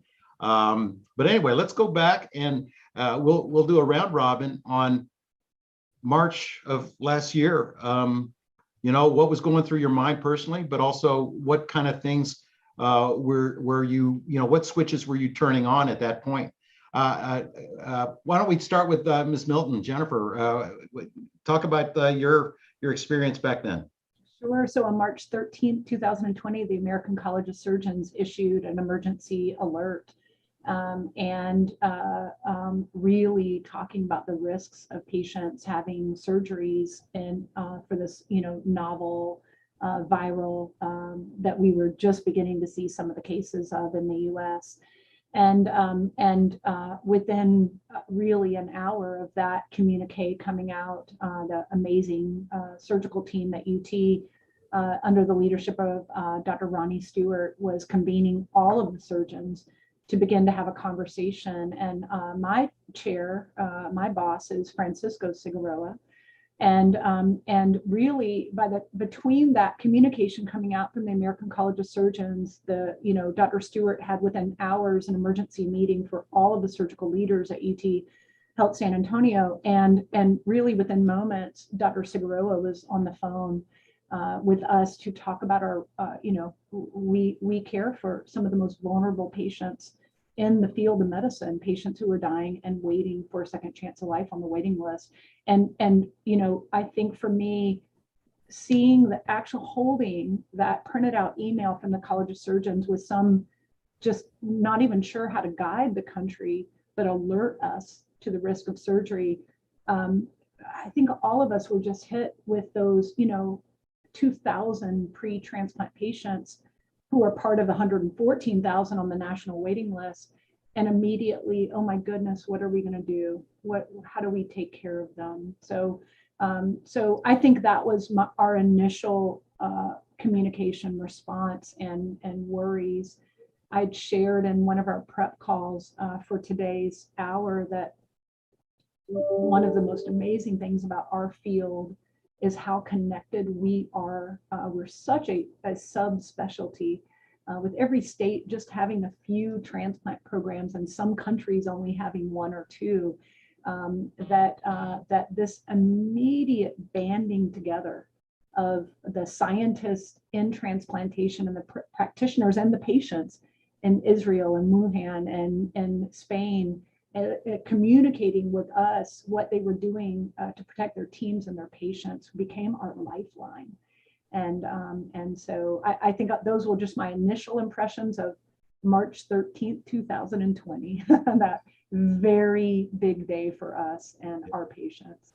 Well, it seems like your memory is still well intact, that you can precisely remember the day. And it's good to hear Dr. Ronnie Stewart's name, because that's somebody who's my sister and I know well and have the highest, hold him in the highest regard.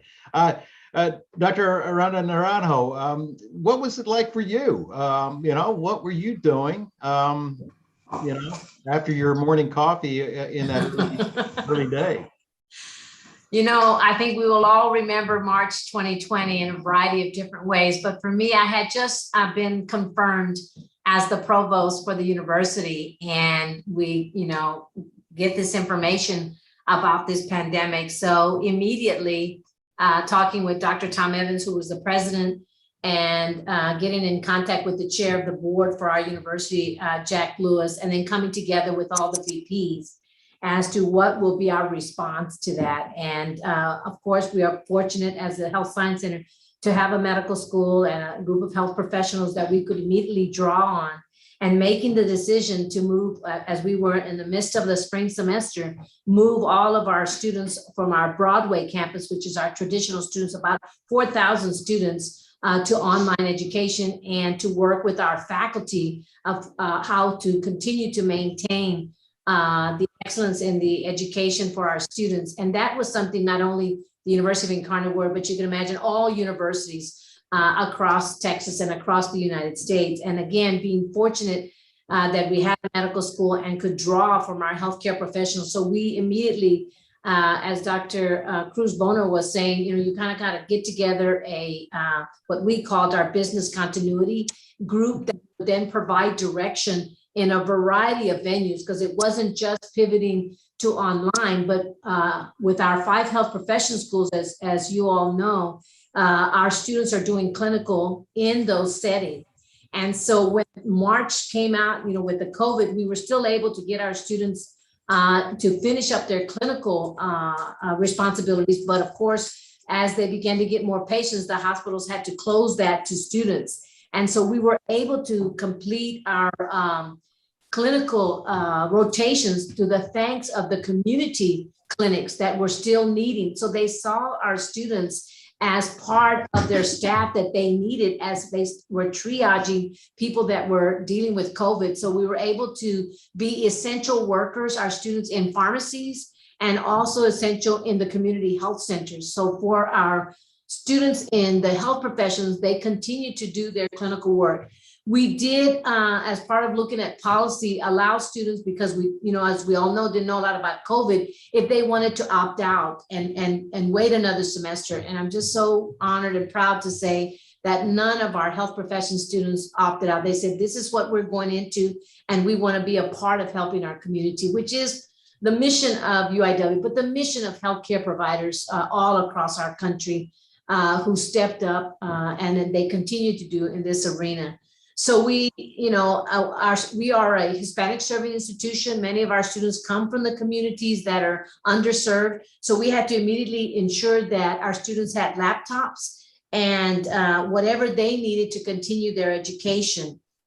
And also we had a number of international students, working with our international students with their families being abroad, and actually all the students with their families and concerns that came, because we did begin to see students letting us know that some of their family members were in the hospital, et cetera. So, you could just imagine from the education, keeping the education going for our students, but at the same time being responsive to their needs as they were going to start doing their education through Zoom with their families in real time. And so I remember most during that time was the leadership of Dr. Evans and and Jack Liu to bring us together and to form that business continuity, which still exists today because we're still dealing with COVID under Dr. Daryl Hayden and Dr. Nate Johnson, who Dr. Daryl Hayden is our CFO and VP of Academic Services.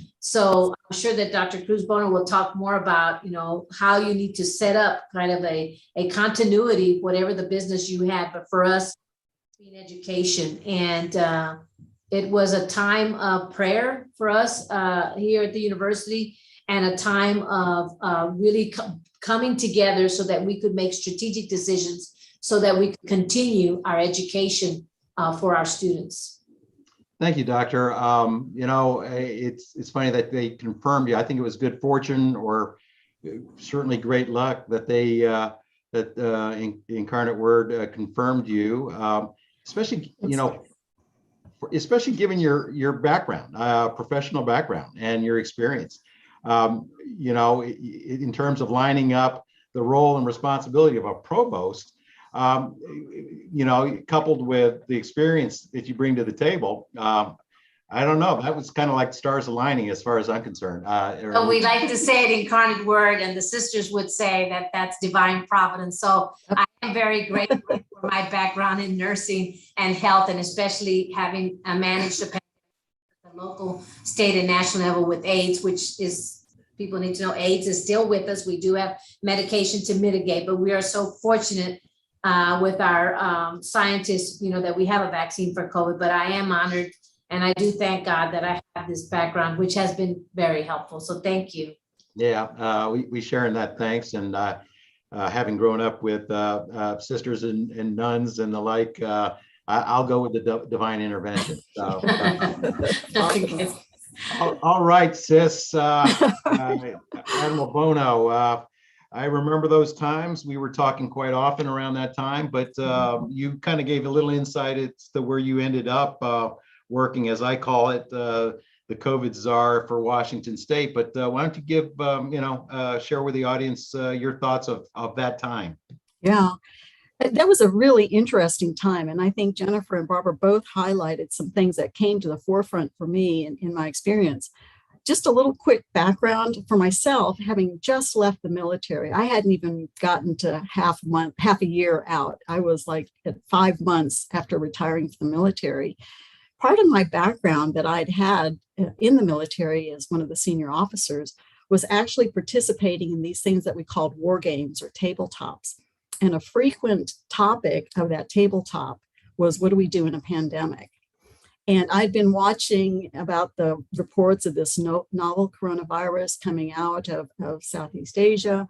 And that's what a lot of our tabletop war games have been about, a pandemic coming, and what would we do? Were we going to be prepared?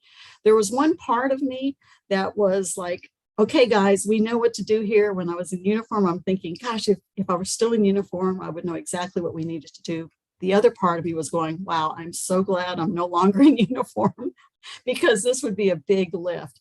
It had just recently been called a pandemic. And so that was our going in posture, was the pandemic.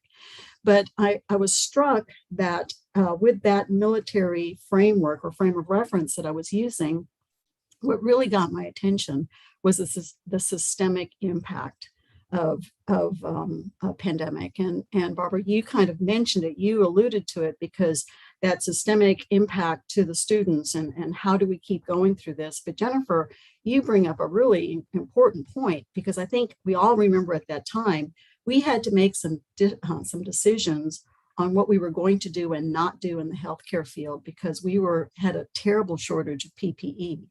So I know that many healthcare organizations had to suspend elective care in order to preserve the personal protective equipment so that the frontline healthcare workers would have enough and that we could continue to do testing where we needed it.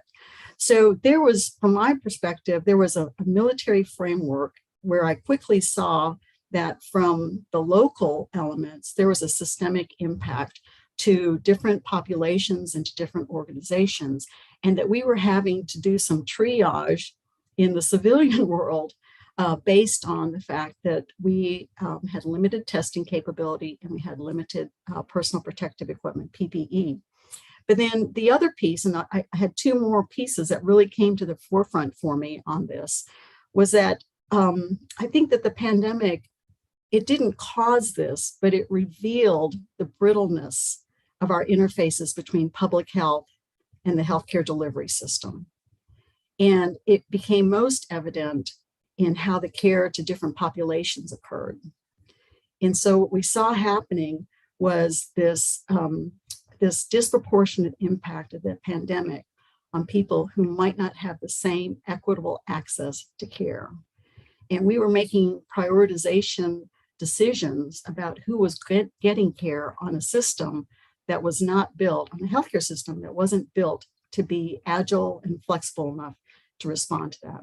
And so, you know, I have a slightly different view, taking it from the military to kind of a state and a national view. But where it ended up are really what you described in some of the things that Dr. Stewart did, who was just, I think this is a great example of how certain leaders just rose to the top and really helped set the stage for how do we prioritize care? How do we make sure that the people who need it the most are still going to get their care? Because getting the transplant is just the first part. It's being able to successfully, you know, take on, you know, have that transplant and what that entails. But then the other part of that Barbara described is how do you keep society going forward, especially in the educational field, when so much is challenging that, because these are all areas of support and infrastructure in our communities that needed to be supported, but were being very challenged just by the nature of how the pandemic was rolling out. Thank you, Admiral. Okay, let's you know, move forward. Obviously, we were you know, everybody, you guys in particular, were learning a lot, having to get your arms and hands around the pandemic and its impact on your day-to-day and the people you serve. Jennifer, why don't you take us forward? And I would say, you know, certainly, you know, we're dealing with now variants, but still in the midst of the initial wave that hit us pretty hard as a nation and locally here as well. Take us forward and talk more about, you know, kind of the work or the obstacles and challenges that you had to face and how you overcame them. Sure. I'm glad we have about 20 hours to spend, and I can tell you that, you know, I remember a few months after beginning to get a little cadence and communication and sorting through all the data coming at you, Dr. Cigarella saying to me, you know, Jennifer, the most empowering lessons come from the most challenging times. Just think about what we're learning, right? And I think that helped reframe with our staff and I think that became our you know, a real empowering quote for us to realize it's okay to not know. It's okay to just always make the best educated guesses that you can for your patients and, you know, strive. So I think that's been our mantra since then. So I would say a couple of real big first, you know, 24 days before the pandemic opened, University Health supported a very revolutionary concept. And we opened a center called the Center for Life, where people who have passed away and had authorized organ donation or their family had said yes to donation were actually transferred to a very specialized facility here at the health at University Health. And I'll post a link to an article on how, just from serendipity, our timing would have it, what happened through this kind of novel, you know, innovation is that University Health kept organ transplants viable and donations happening in our region really as a leader nationally.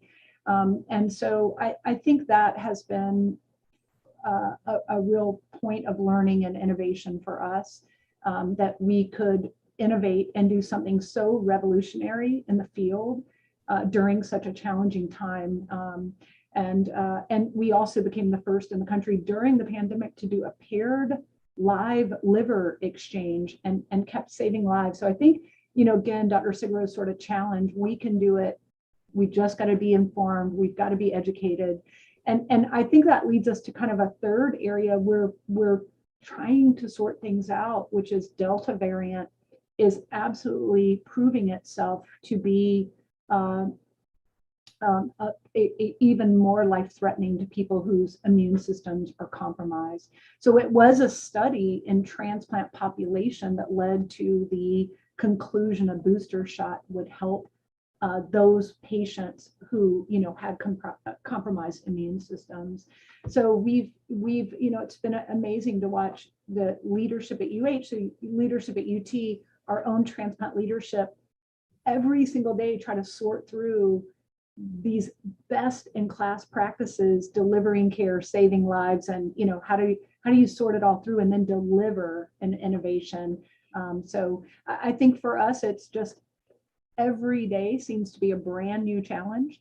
If you have 5 surgeons and one of them catches COVID and 4 need to be quarantined and you get a liver offer that night, how do you make sure you can safely deliver care? So, so every day is a totally new lesson and a new challenge, and we're bracing ourselves for the next variants. But I said to you guys earlier, you could not be more lucky to live in San Antonio because the world-class leadership in healthcare has been phenomenal.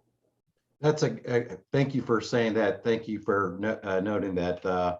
I am thankful that I live here where our medical needs are more than can be addressed. Thank you for that. Madam Provost, so let's advance forward in your life there at Incarnate Word, and what were some of the things that evolved as a result of the learnings of the early going? Yes, as Dr. Cruz Bono said, universities, and not just Incarnate Word, are always prepared, as to any environmental issues that may have. So we did have Sam McDaniel, who's our Director of Emergency Health and Safety, and we did do, desktop emergency preparedness at different times throughout the university. So that was helpful for us as we were dealing with the pandemic. I think in addition to that, again, fortunate to be in San Antonio where we could be talking with our public health department. And so because there was, as we know, the pandemic showed where we have gaps. So the health department didn't have the staffing that it needed to be doing contact tracing across our city. And so because we had a strong health services and medical school and health professions, the health department asked if we would do our own contact tracing and keep in contact with them as we receive cases. So we, under our nurse practitioner and director of our health service, Dr. Rhonda Gottlieb, and to this date, we do all of our own contact tracing, which alleviates a lot of the work for our health department to do the contact tracing that they need to be doing across the city. So we immediately began to work on, what would be our policies about that, and how would we go about being able to do that at our health office as we've continued on with the pandemic. And the city did ask, because they knew that our medical school, which is situated at Brooks City Base, that we had some spaces there. And so the city did ask if they could have spaces because they began to hire other contact tracers for our city. So we were able to provide that setting for them. I think as a Hispanic serving institution, what we saw was the need of not only our students, but our families. And so I really give all of the applause to our faculty who not only had to teach online with our students, but they were also seeing the issues that many of our students were dealing with their family.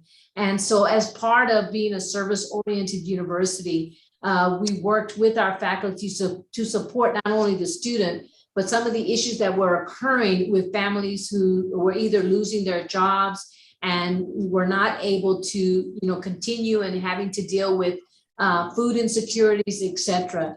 So I think that the pandemic has really shined a light on many of the areas that we need to be paying attention, which we call in the health field social determinants of health.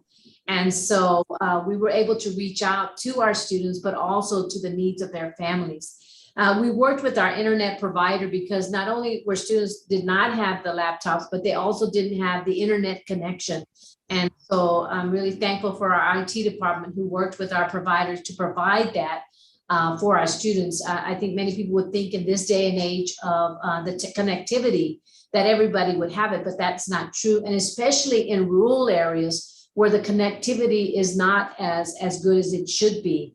And so working with that. And I believe also what was important to us was not only ensuring that we didn't get a spread on our campus with our families, but also the mental health and the spiritual needs of our families and embracing that culture so that we would be able to support the total person. And as we continue with the pandemic, we've all seen the mental anguish for every one of us, not just our students, but for all of us on how much our life was changed and continues to change with the pandemic. And being, if you can imagine being in, a freshman, being in the dorms, and now you're having to move back home and having to continue your studies.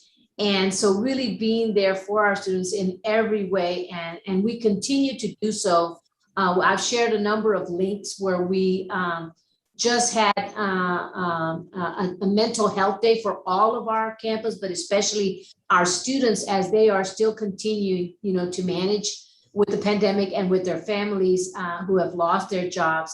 And so one of the areas that we really feel strongly that we as a university can contribute is to have a conference for healthcare providers and academicians that we're calling. We had a group of our faculty and staff come together, and they called the conference REST, Resilience and Empowerment for Stressful Times. So we will be offering that in October the 29th by Zoom to any healthcare provider or academician that would like to register. We'll have a very minimal fee.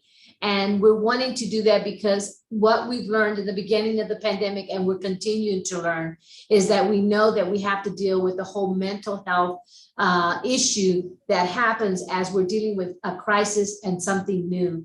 And so that's what we've been about as we continue to serve our students, but also work with our community. And we've also been part of the vaccines, providing vaccines to underserved areas because we do have students, nursing, pharmacy, optometry, all of our students. So we've been working with the city, and I'm happy to say that we just received a grant to actually work in the surrounding small towns in Natalia, where people do not have easy access to care. And so we're continuing to keep our community safe, but more importantly, as part of our mission of service, to have our students, even in this crisis, continue to serve all of San Antonio as we are all together still managing the challenges that the COVID pandemic has brought us.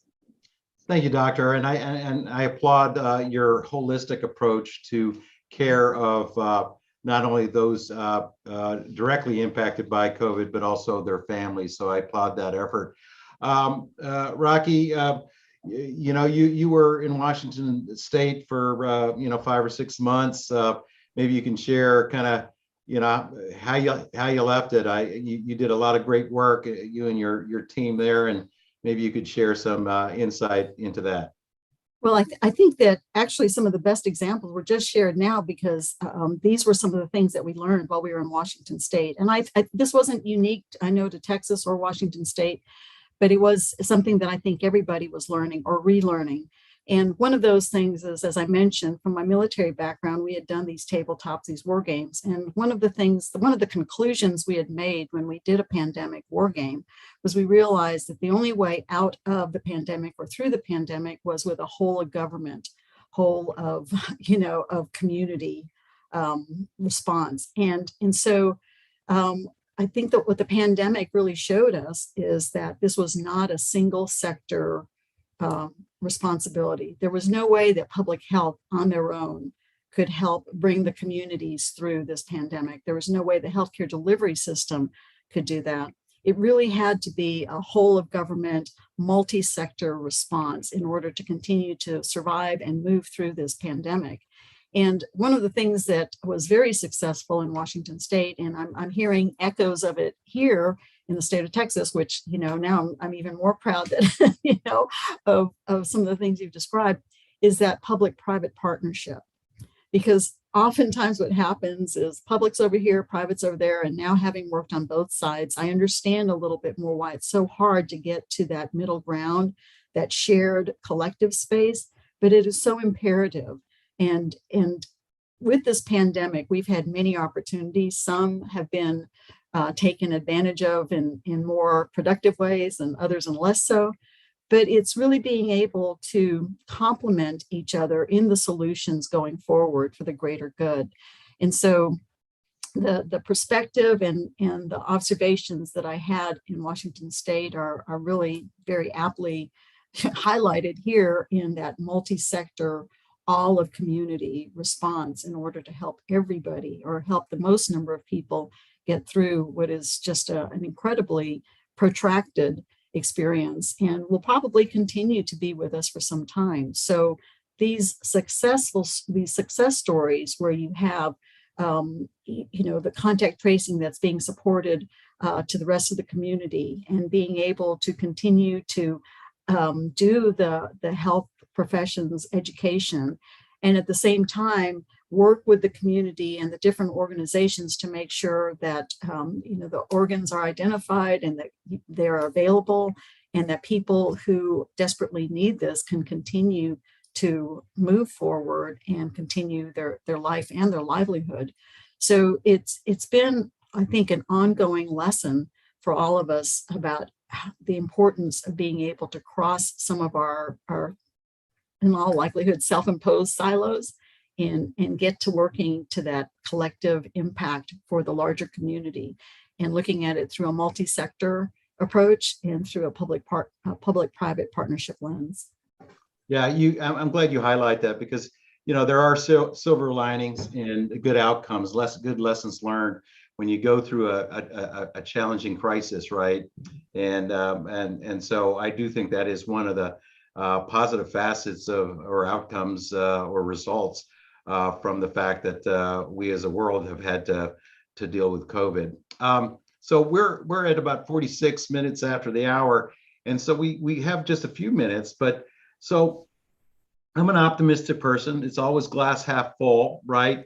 I think we all have a vision of the future. Hopefully, it's one that's as optimistic as I am about.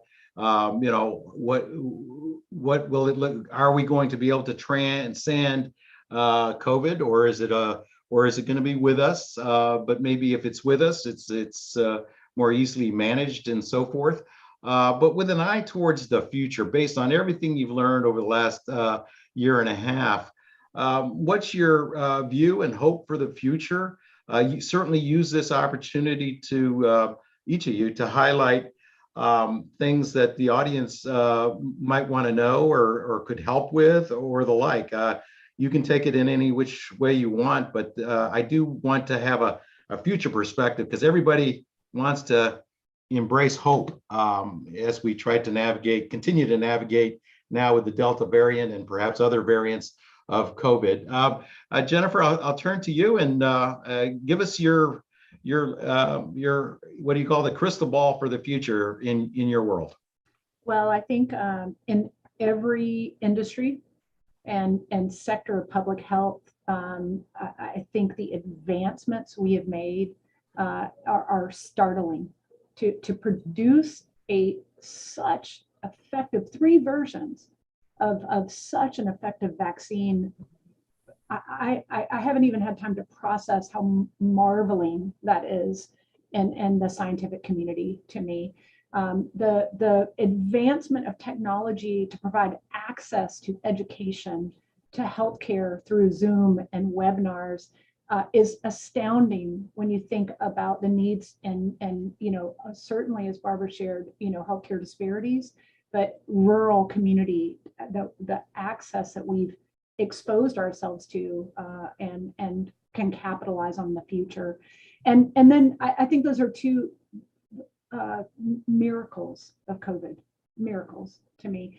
And then the two I think I'll leave you with is one, I've been in the business now for 30 years, that life is short, that miracles happen. That's the nature of transplantation or organ donation. And I hope that people are learning that lesson here. The startling rates of death and unexpected death has touched all of us. I read 1 in 4 Americans have experienced a firsthand death of COVID. And at the end of the day, I think our biggest culprit, which has plagued America and worldwide, has been communication, the effective delivery of accurate information in a way people want to hear it and will act on it.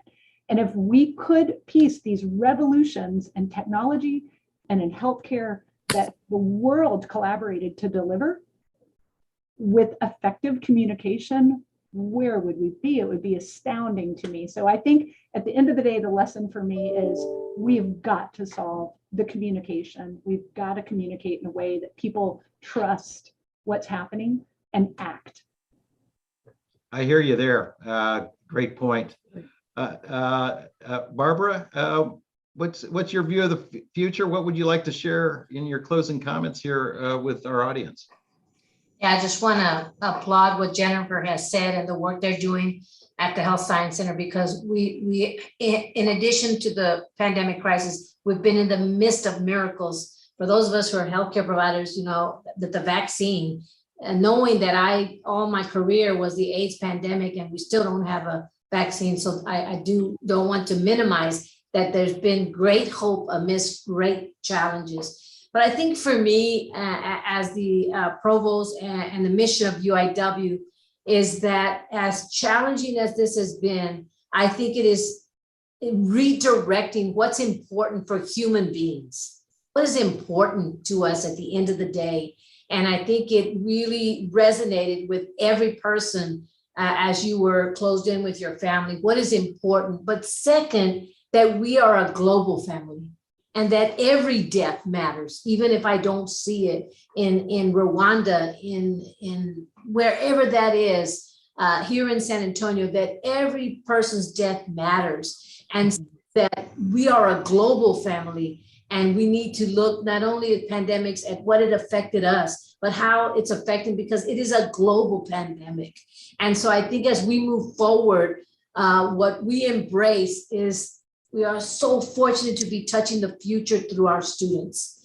And they are going to take it forward. And the education happens not only in the classroom, it happens outside the classroom. So our students are watching how are we managing the pandemic. And my hope is that the students who chose to still stay on the front line, many of them, not just at Incarnate Word, the Health Science Center, all students that are doing internships, they chose to be at the front line. And that is our hope, that as we are passing the torch, that they are taking it forward and they're understanding that we're a global family and that we need to care about each other, whatever the challenges are, because we are a resilient global family. And so that's what I would say is the great hope that I see in the eyes and in the work of our faculty and our students.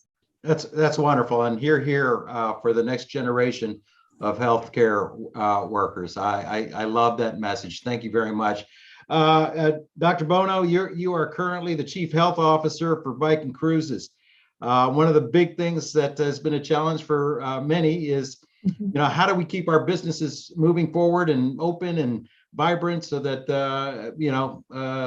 that we can continue on the business front and otherwise to move forward. Your thoughts? Yeah, I think that is really the question of the day. A lot of people ask me, when are we going to get back to normal? And I think, no, we shouldn't really aspire to go back to the way it was, because there are a lot of things that we learned that we can do better. And just as a few examples, telehealth is something that we didn't really have readily available to us before the pandemic. Now it's something where it's not only something that's very accessible to more people, but our patients love it and find that to be a good way of maintaining their contact. I love how Jennifer talked about the miracles, and I love what Barbara said about touching the future with the students. I think that's the part of why I have decided to help biking, because I thought if I could help a cruise line industry find a way to safely restart business with this pandemic still going on, then perhaps there would be lessons for other industries to adopt, which reflects back on what I said earlier about how this has to be a multi-sector solution. It can't be a single sector. We cannot depend on a single sector to help us get us through this pandemic. If we look at the historical information and knowledge that we have about pandemics, the pandemic of 1918 actually lasted for 2.5 years, and that was without a vaccine. And even though we have a vaccine and we've got very effective vaccines, which are miracles in and of themselves, the rate at which we're getting people immunized, unfortunately, is also promoting the development of variants. So all of that to say is that the pandemic and the echoes of the pandemic are going to be with us for some time. So part of the work that I'm doing at Viking is figuring a way that we can create a safe environment for us to safely restart cruising without adding to the overall disease burden. And for us, that means taking care of the crew, and in some cases, in a lot of cases, finding ways to help take care of the crew family, and understanding that, to Barbara's point, this is a global, this is a global event. And, you know, if we can help take care of people at home as well as across the world, then we're actually setting the stage for everyone to again move through this pandemic. The other part, though, is keeping our ships safe for our crew and our passengers. And so what I've learned and what I've observed, and from the public health standpoint, I think both Jennifer and Barbara will appreciate this, how important testing is going forward and continues to be. And I feel that's going to be a large part of how we help ourselves continue to thrive during this pandemic. So I think that I want us to continue to challenge the conventional thinking. I don't necessarily want us to return back to normal as we knew it. I want us to define what our new future is going to look like. And it'll be defined by the miracles that Jennifer alluded to. And it's going to be defined by the students that Barbara described and I just love that, touch the future with the students. So I think that's going to be, that's where our future and our normal is going to end up being defined. Well, I think that's a good closing summary. I'm hearing a new paradigm, a new way of living, a better way of living. I like to talk about the future, and I'd like to be ever hopeful for continued miracles, so that we will find ourselves in a better place. I can't thank our panelists enough. They are obviously not only experts, have been through the ringer and have done so much good. But I like to be, the good thing about it is that they're all San Antonians. We're very proud to have our local heroes here among us. So with that, thank you again. I applaud our panelists for joining us today. Armin, I know that you're giving me the hook. You have that look, you have that look about you, and I will turn it back over to you. AB, thank you so much. I think the take-home message was if Dr. Cruz Bono is going to get us some extra rooms there at the Voyage Cruise. Just fine. We're always looking for people who can help me define and better our protocols. So yeah, if you're volunteering, you're on. I loved AB's last comment about being local San Antonians. It's so remarkable with a global pandemic and how much talent and work is being done right here in San Antonio. And you see the panelists, you heard from them today, and the extraordinary work that they are doing, not asking for any recognition, not getting accolades or anything, but they're doing it. And so it's really awesome to be part of that and to witness that locally. So thank you, Jennifer. Thank you, Rocky. Thank you, Dr. Naranjo. AB, very much appreciate you. Thank you so much for your support. As we say that, thanks to our recent donors, Sean Nolan with High Touch Technologies, Sandy Scory, Karen Thompson, Jamie Cook, some of our most recent donors, and of course, Martin Capital for sponsoring this particular program. I would be remiss if I didn't mention we have some individuals helping us in the background here. Samantha Scory, who is working the Zoom link, and Rachel Martin, our intern, who is handling all of the Instagram posts as well. Panelists, thank you very much. We're going to take a 30-second break before we go into our next panel. Appreciate you all. Thank you.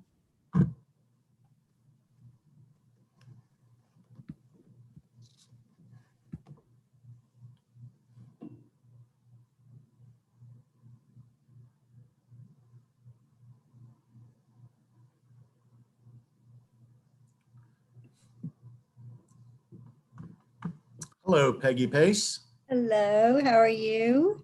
You look like you could be right next door to me. Yeah, I could be, except I'm not. Hello, Sherry. Hey, Sherry. Hello, Armin, and hello, Peggy. Good morning. Good. Yeah, good morning here. Is it good after? Almost good afternoon there, huh? Almost. In about, oh, it just turned good afternoon. Okay. We're going to get right into it. We're at the top of the hour. We've had 3 programs so far. Thank you so much for engaging and for contributing and making a gift. We've had some extraordinary programs so far, and this one is something that a program I've been looking forward to, because Sherry, who's been an amazing board member for the World Affairs Council and so proactively involved and supportive, she's on the other side. She's usually moderating, so we get to hear her everything that we've wanted to ask about her career path and her thoughts on diplomacy and the impact that her job and how locally it is so significant to be involved in diplomacy and the impact it has around the world with our friends. I want to introduce you to Peggy Pace. Before I do that, I do want to thank the City of San Antonio Global Engagement Office for sponsoring. Appreciate their support, as well as Martin Capital for sponsoring this program. Peggy Pace is someone I've worked very closely with. She's the chair of our board of trustees. I've worked with her the past year, previous to her being the chair, when she was working along with our past chair, Patricia, and they were kind of the dynamic duo, so to speak, and really has really contributed a whole lot to providing direction to our council and for me as well with the organization. She is a product of Tulane University. She's a retired attorney. She's involved on several boards in our community, and of course the World Affairs Council right here in San Antonio. And Peggy, why don't you take it away and let's get started. Great.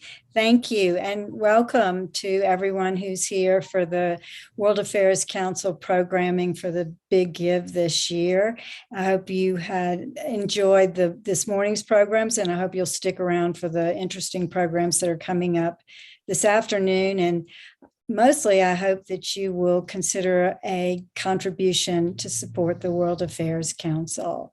So I'm lucky today and thrilled to be here with my friend and avid supporter of the World Affairs Council, Sherry Dolachaei, who's not only a supporter of our council, but has an impressive resume. She is the Chief Diplomacy and Protocol Officer heading the City of San Antonio's Global Engagement Office, which is within the Economic Development Department. So what does a Chief Diplomacy and Protocol Officer do, you might ask? Well, Sherry does pretty much anything international that relates to the city of San Antonio. She oversees international business, protocol, and official global relationships. She advises and assists and supports San Antonio elected officials and executives on matters of international affairs, public diplomacy and protocol, and diplomatic procedure. And she coordinates the international travel for the mayor and our council. In addition, she manages the award-winning San Antonio Sister Cities program and works closely with Sister Cities International as well as community stakeholders on fostering and maintaining San Antonio's official relationships. Currently, among other things, Sherry serves on our board, the board of the World Affairs Council. She's vice president of the San Antonio, Mexico Friendship Council, board member of the San Antonio Council for International Visitors, and that's just the tip of the iceberg. Somehow, Sherry has managed to squeeze 48 hours into every 24-hour day, and I am super impressed. She is an advisory member of the U.S.-Mexico Business Association, ANUJA SA, the San Antonio Chennai Sister City Alliance, the Japan American Society of San Antonio, and the San Antonio Creative City of Gastronomy Advisory Council, among other things. She's also involved in international education initiatives throughout the city. She completed her undergrad and graduate degree in the UK at University of Westminster in London and the University of Cambridge, and studied at Alexandria University in Egypt and the National Autonomous University of Mexico in Mexico City. As you can tell, Sherry is truly a global citizen with over 25 years experience in international education and cultural relations. She's enthusiastic about raising San Antonio's global profile and the cultural fluency of its residents by bringing awareness to opportunities for mutual enrichment and people-to-people exchanges. So, welcome, Sherry. I'm so glad to get to pick your brain and learn more about the city of San Antonio and your job in particular. So tell us what a typical day, work day in your life looks like. And I know we have pre-COVID life and we have current COVID life. So if you could expound a little bit on what you do. Well, first of all, thank you. Thank you, Peggy, and thank you, Armin. And it's an honor to be here to talk about our office and the work that we do. I'm very privileged to lead a team of outstanding professionals who really make the global engagement a big part of their lives in every way.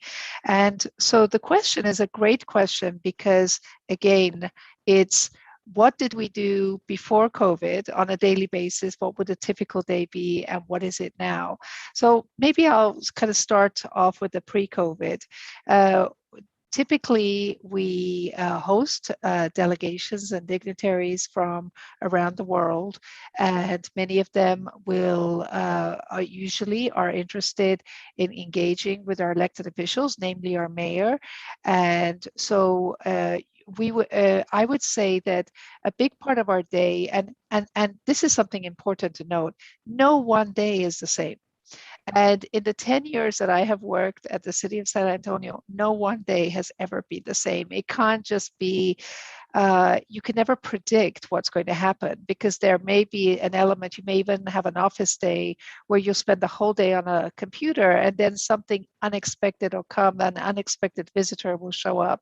But let's kind of take a step back and just think about groups that come in and hosting them and arranging their visit and putting a lot of work and time into making sure that their visit is successful, that that we meet the goals that they have for what they're doing in San Antonio. So a lot of planning that goes on into each of those groups. Typically, we come into the office, we check our computers. It's amazing how much time we spend on our computers. And very often when we do engage and we leave the office to go out and do work on the field, in the field, whether it's working with groups that are coming in or kind of involved, or an event that we are spearheading, it will have been, that those events or those visits are over in a day or in a few hours or several days, but weeks and weeks and weeks of planning go on behind the scenes. So you're checking emails, you're making phone calls, you're having meetings continuously with your group, and you're kind of really trying to make sure that you cover all the details. Our work is very detail oriented, extremely detail oriented. So every detail counts, and it's not the kind of work whereby you can be slapdash about what you're doing.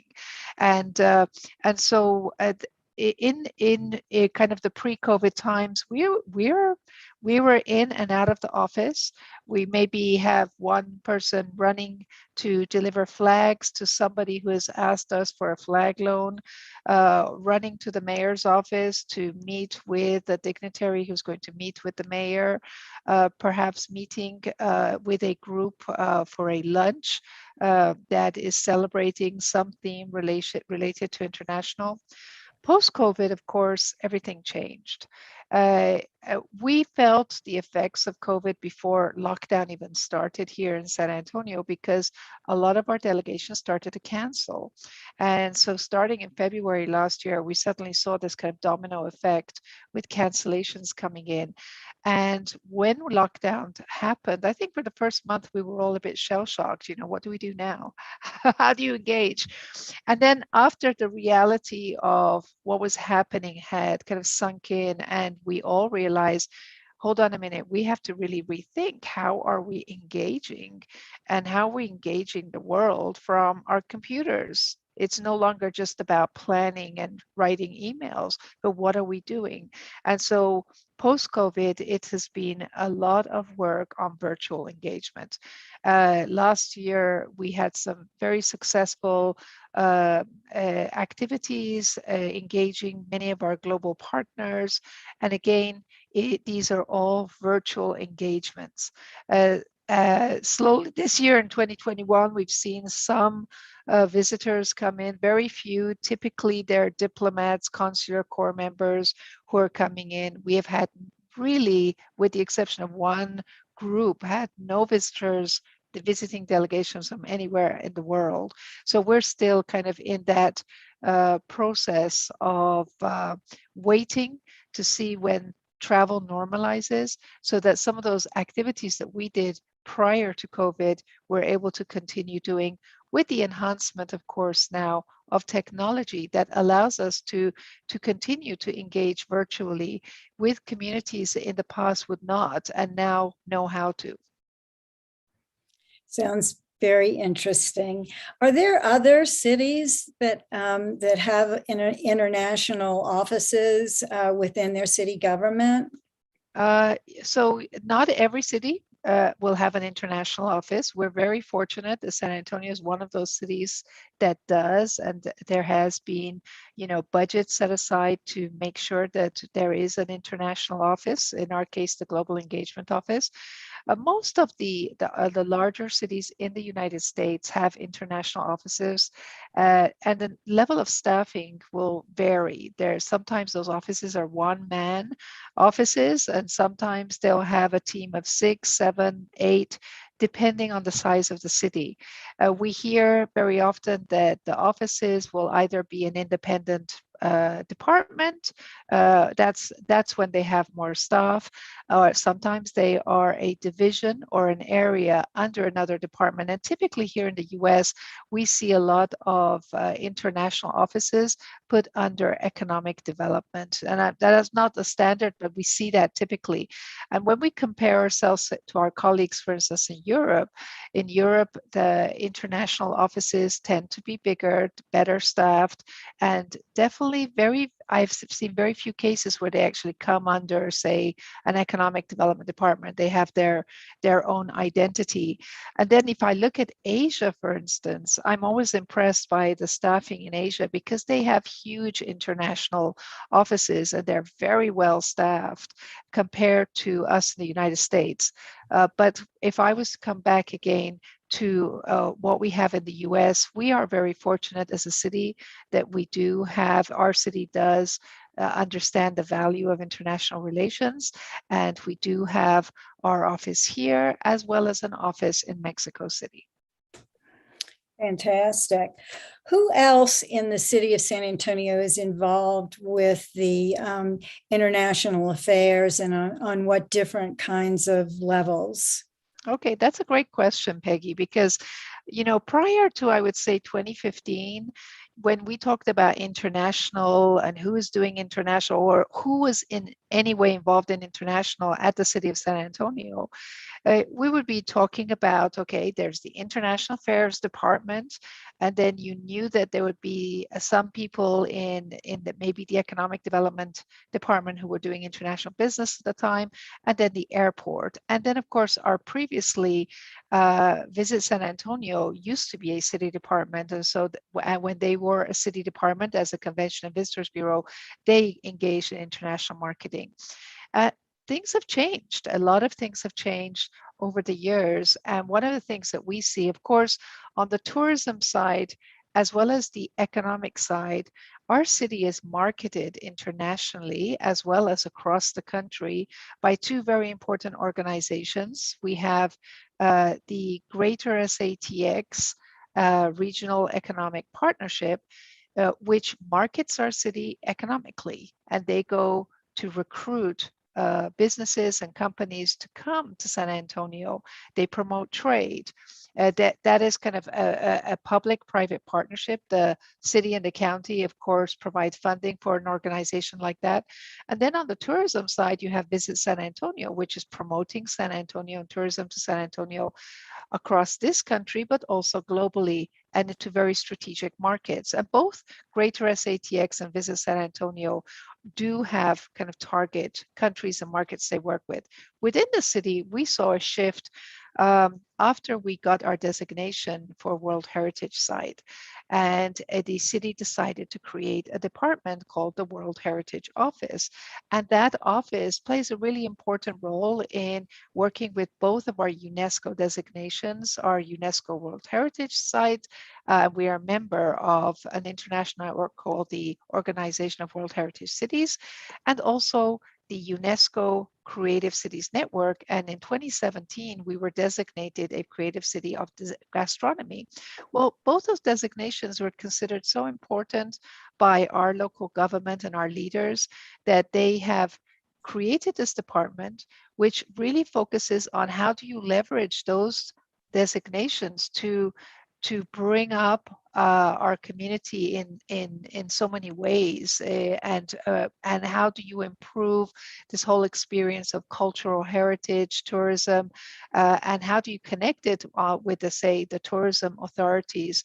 So that has been phenomenal. And of course the World Heritage Office definitely is very engaged on the international front. They attend conferences. They're constantly putting our chefs in our community out into the world to participate at some of these conferences. So really taking San Antonio into the world and highlighting all the wonderful cultural heritage that we have here.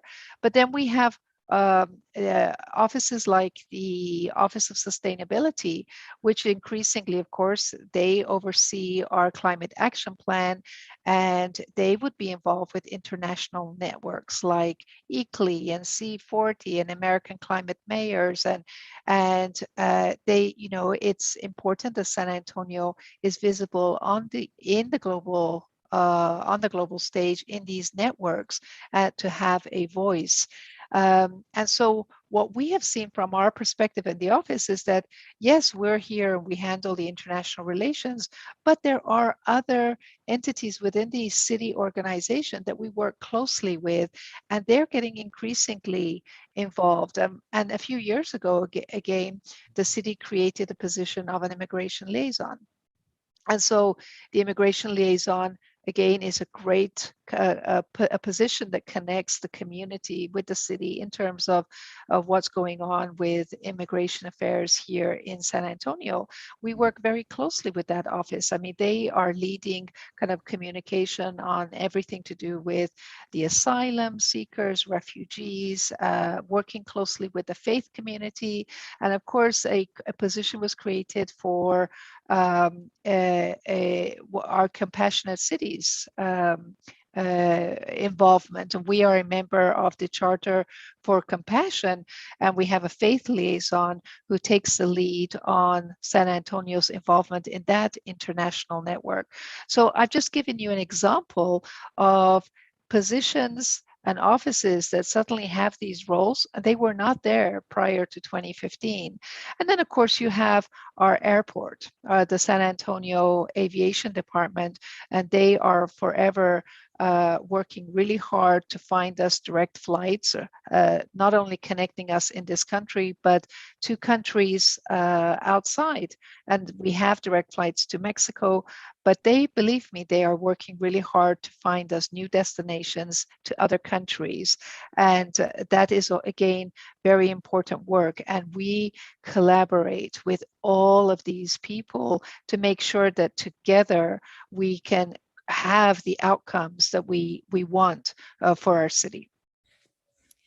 Let me unpack a little bit of that. So you've mentioned several different departments and or organizations that support international affairs within our city. How are they funded? Is this all city funding? Is there some federal funding? Can you talk to us a little bit about where these organizations get their funding? Well, I mean, when we talked about Visit San Antonio and we talked about Greater SATX, they are, you know, their own entities, right? They receive public funding, but they also receive a private sector funding. They are membership organizations, and their investors, their members, are a very important part of their funding scheme. So that's a bit different. In terms of the city departments I mentioned, you know, there may be, and I failed to mention arts and culture, for instance. We work very closely with the Department of Arts and Culture. And so there are different funding buckets. Ultimately, we're all funded by the city budget, but there is the funding that may come out of the hotel occupancy tax, there's general, and there's the enterprise fund, depending on the activities of each department. Okay. Talk to me a little bit about your title as protocol officer. What does that involve? Well, I'll tell you that, you know, my title is Chief Diplomacy and Protocol Officer, and I love to talk about, let's describe protocol, because sometimes it's not well understood what it means. But protocol is a word that comes from Greek, and it literally means to glue things together.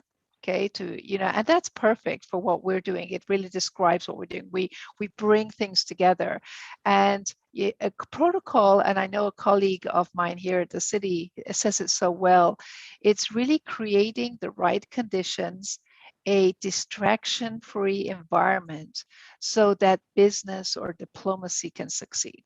Don't you think that's a great way of describing it?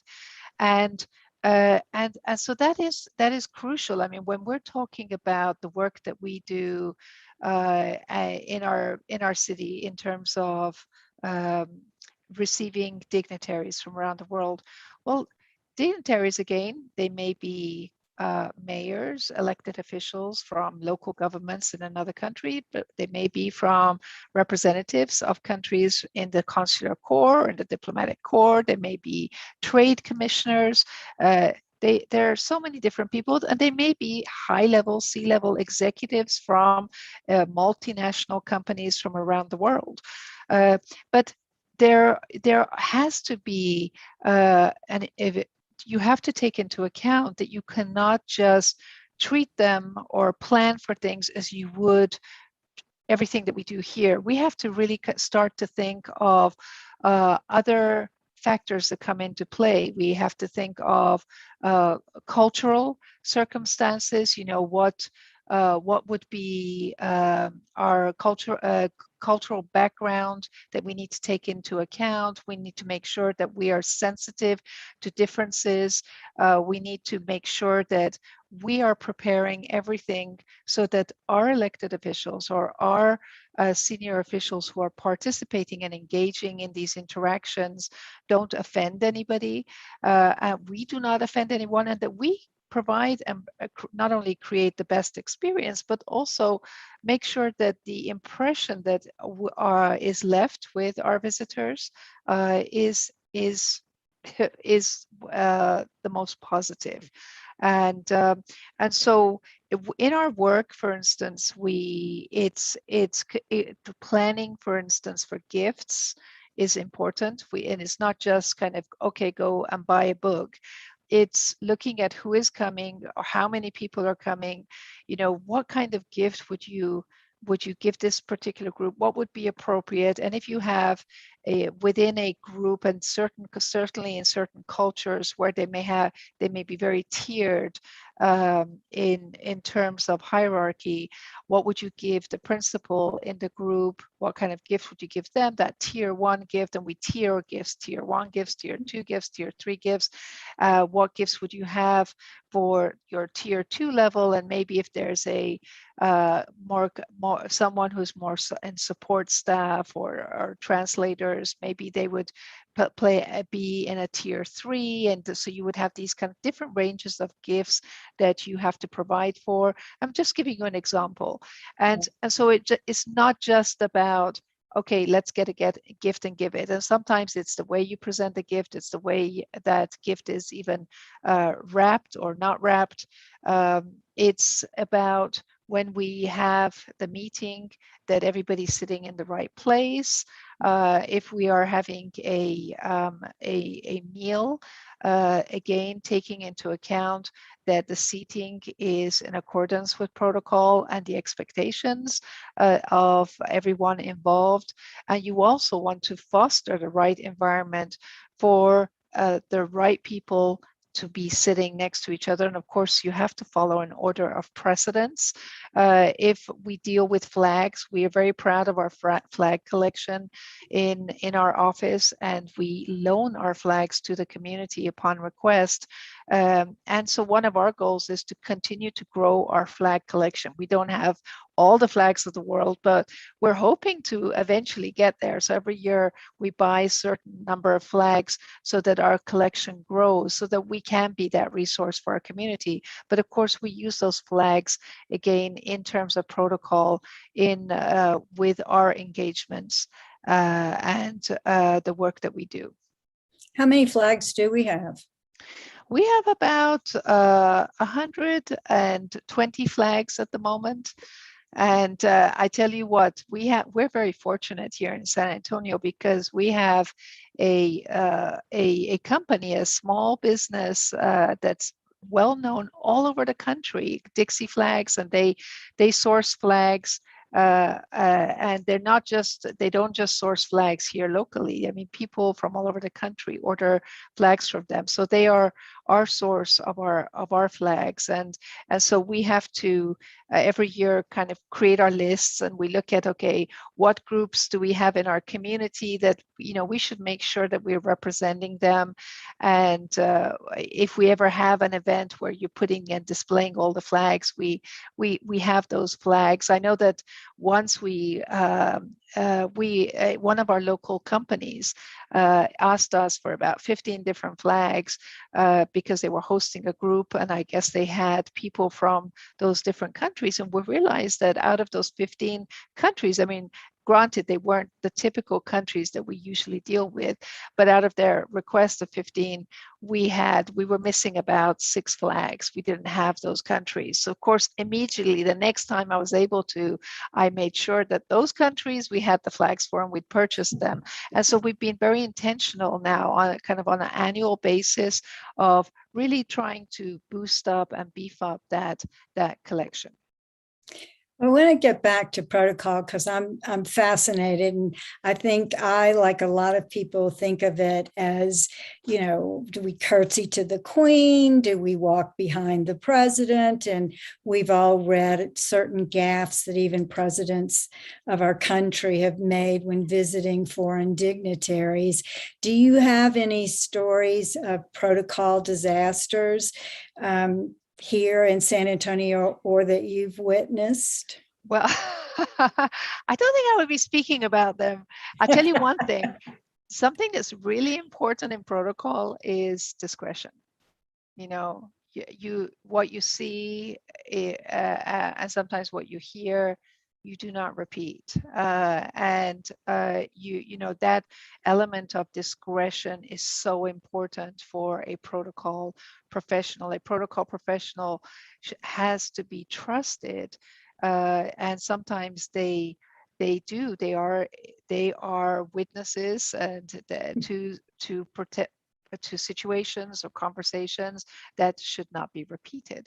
I can maybe share a few things. We're very fortunate in that, in the work that we've done, or at least in the last 10 years, we've done a lot of things, and there have been situations where, oh my goodness, how did this happen?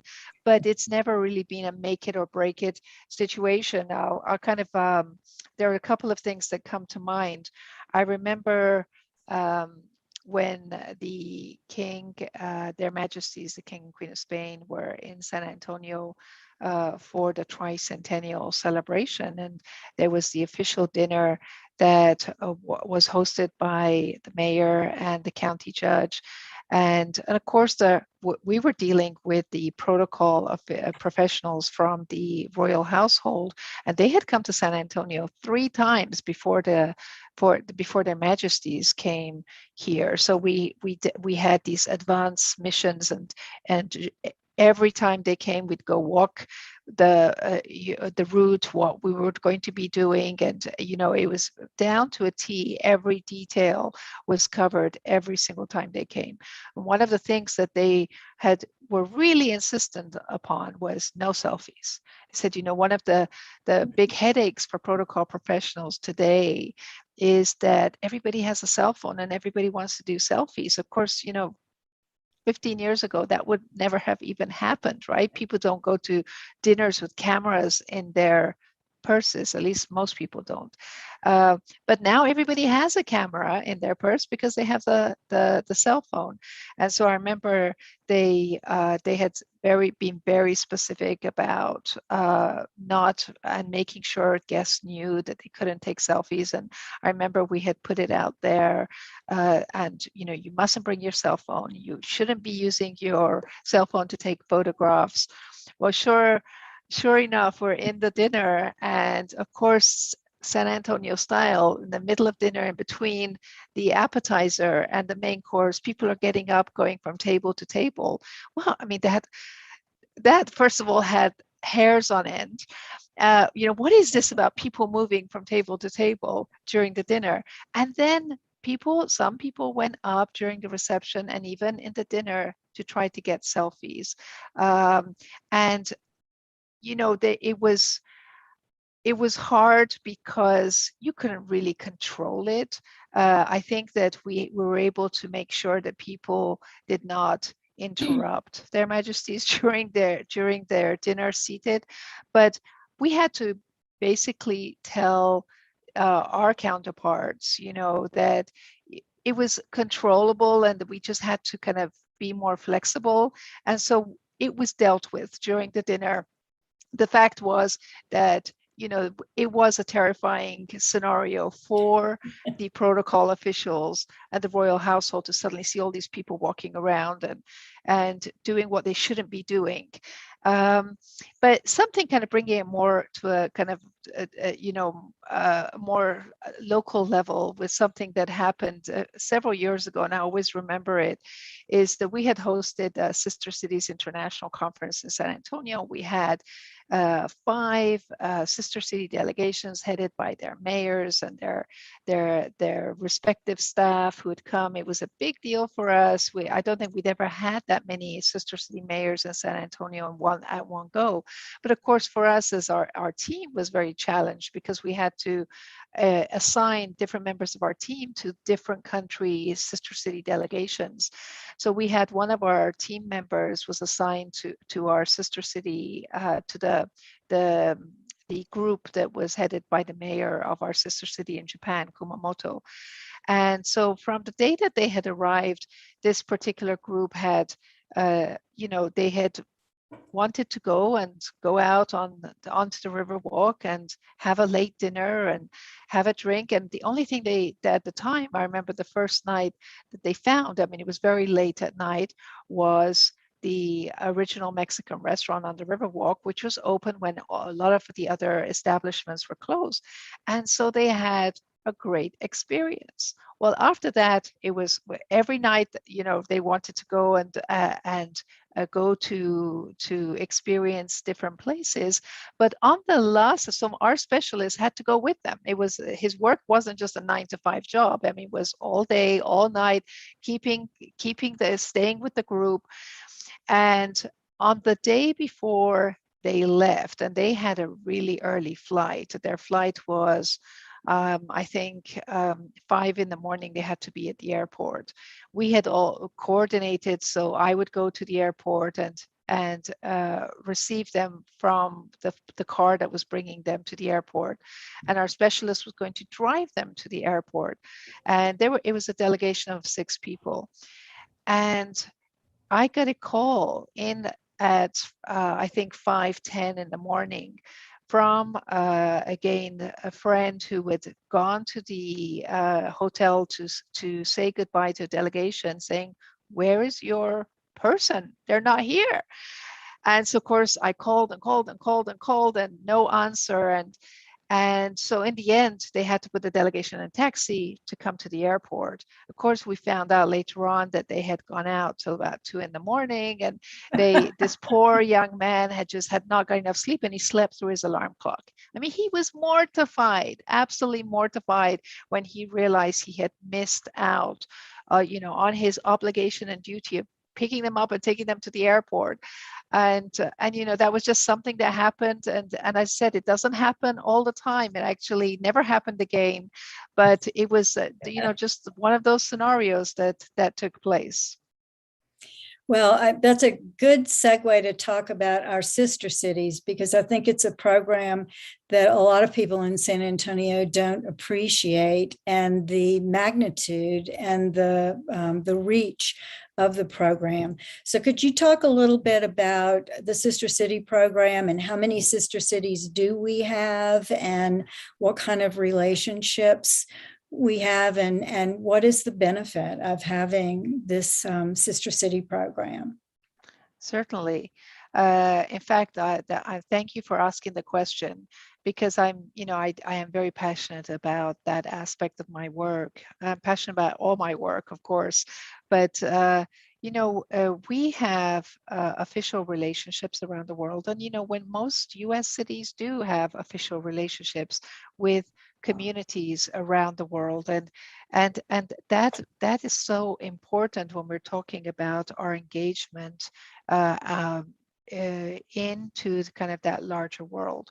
And our official relationship building really kind of started naturally. Of course, think of the geographic proximity to Mexico with Monterrey in Mexico. And so before a Sister Cities organization was even created, which took place in 1956, in 1953, San Antonio, Monterrey became sister cities and Monterrey, Mexico. And so that was what we would have classified as our first official relationship. Today we have 11 sister cities, 3 friendship cities, and we've signed letters of intent for collaboration with other communities. And it's a robust program. We don't have too many. I mean, I know that there are some cities that may boast 20, 30 different relationships. I think that in the case of San Antonio, there has been a lot of thought put into, where we're engaging, and then being very intentional about how we engage. We do not have and again, this is slightly different from the ways you'll see sister cities handled in different communities. Our sister city management, the model that we use in San Antonio is that our office kind of runs the program directly, and we engage our stakeholders in the community on a kind of project basis. So it's not, we don't have kind of individual committees for every relationship that is represented in our portfolio. That is not to say that there are some community organizations that do and work directly with us on the sister city relationship. And then there is an exception to the rule in terms of our relationship with India, where we do have a sister city association called Anuja SA. So our relationships are in Mexico with Monterrey and with Guadalajara and with Mexico City, in the Canary Islands of Spain. And of course, that is a natural when we talk about Spain, Canary Islands, because a lot of our history you trace them back to the Canary Islanders who came here in 1731, and they settled and they created our first civil government. A lot of people don't realize that the Canary Islanders were the ones who created and started that first civil government. The first mayor and council were inaugurated in 1731. And for the first 100 years, from 1731 to 1836, so over 100 years, all of the mayors of San Antonio were either directly from the Canary Islands or they were descendants of Canary Islanders, a really important piece of our history. And so naturally, we have 2 sister cities in the Canary Islands, Santa Cruz de Tenerife and Las Palmas de Gran Canaria. And they're both actually the capital. They share the capital seat for the Canary Islands, which is a group of 7 islands off about, I think, 80 miles, give and take, off the coast of West Africa, but part of Spain. We have then our sister cities in Asia, and a lot of credit goes to former Mayor Henry Cisneros, who really looked to Asia back in the 80s as kind of where San Antonio should be looking at, kind of as part of that future, the future being in Asia. And so we have relationships with Kaohsiung in Taiwan, with Gwangju in South Korea, with Kumamoto in Japan, and then with Chennai in India, and with Wuxi, Suzhou, Yangzhou in China, in the Jiangsu province. Wuxi is our sister city. And those relationships, of course, over the, depending on how old or young they are, have all had some really successful engagements over time. But I would say that the one that is often cited is our relationships with Japan, and the Japanese sister city relationship really helping to create in our community kind of that love for Japan, but also real cross-cultural understanding of how things needed to be done. And that percolated through our education system, youth and education, but also in our business world. And of course, when Toyota decides that they're going to invest in San Antonio and open up their automotive manufacturing plant, that was a huge deal for us, and that was a transformative investment in our community. But I don't think it would have happened had we not opened the doors, those 2 decades earlier, and started to really cultivate and maintain relationships with Japan. And Henry Cisneros, when he was mayor, traveled to Japan numerous times, and even after that, he continued to keep his relationships in Japan very strong. And of course, almost every mayor in San Antonio has gone to Japan. And of course, there's been just amazing engagement on that front. So it's been very, very beneficial, and mutually, these relationships have to be mutually beneficial. And then, of course, we have more recently 2 other sister cities that were created in 2017. We created our sister city relationship with the Darmstadt in Germany. And again, that is also very relevant to our history, because we have such a prevalent connection to Germany through our heritage and history. And I always tell, again, people who are not aware, that back in 1850, San Antonio spoke 3 languages. Those 3 languages spoken in our community was English, Spanish, and German, in equal amounts. And so having those connections with Germany is also very important. And then in 2016, we established our sister city relationship with Windhoek in Namibia. It was our first relationship in the continent of Africa, and that came under the auspices of our Mayor Ivy Taylor at the time. So they've all been really important relationships for us. They all bring some richness to us. We are enriched by being engaged with those communities. And those relationships, depending on when they were created, have matured in different ways. And what we do, they're the pillars of our relationship kind of are, I always kind of talk about them in 4 ways. We have kind of the cultural pillar, cultural engagement. We have youth and education. So that's, we're talking about youth at the high school level, but also higher education, university exchanges, study abroad. We have business and trade, important because that has, been again an area which provides opportunities. And then we talk about humanitarian assistance and technical exchange. So those are all different pillars in which we engage with our different relationships around the world. And we keep growing. We will grow our relationships. And of course, I failed to mention, we have a friendship city relationship with Tel Aviv in Israel as well. And there will, as I said, there's always interest in expanding our portfolio, creating new relationships, engaging with different parts of the world. And we try to do it in a very, very strategic fashion. But I'm hoping that in the next few years, we'll be able to add a few more new relationships. Great. Was our sister city in Japan, is that who did the Japanese garden, donated the Japanese garden at the Botanical Garden? Yes, and thank you for bringing that up, Peggy. I love it. That one of my favorite places in and again, we actually have a project right now where we are trying to kind of document some of these special places in San Antonio that are kind of, there's a story to them, and they may be sister city related, but they're basically a form of a gift, right, from our global partners, and we want to make little videos about them and show them. So we're working on that right now.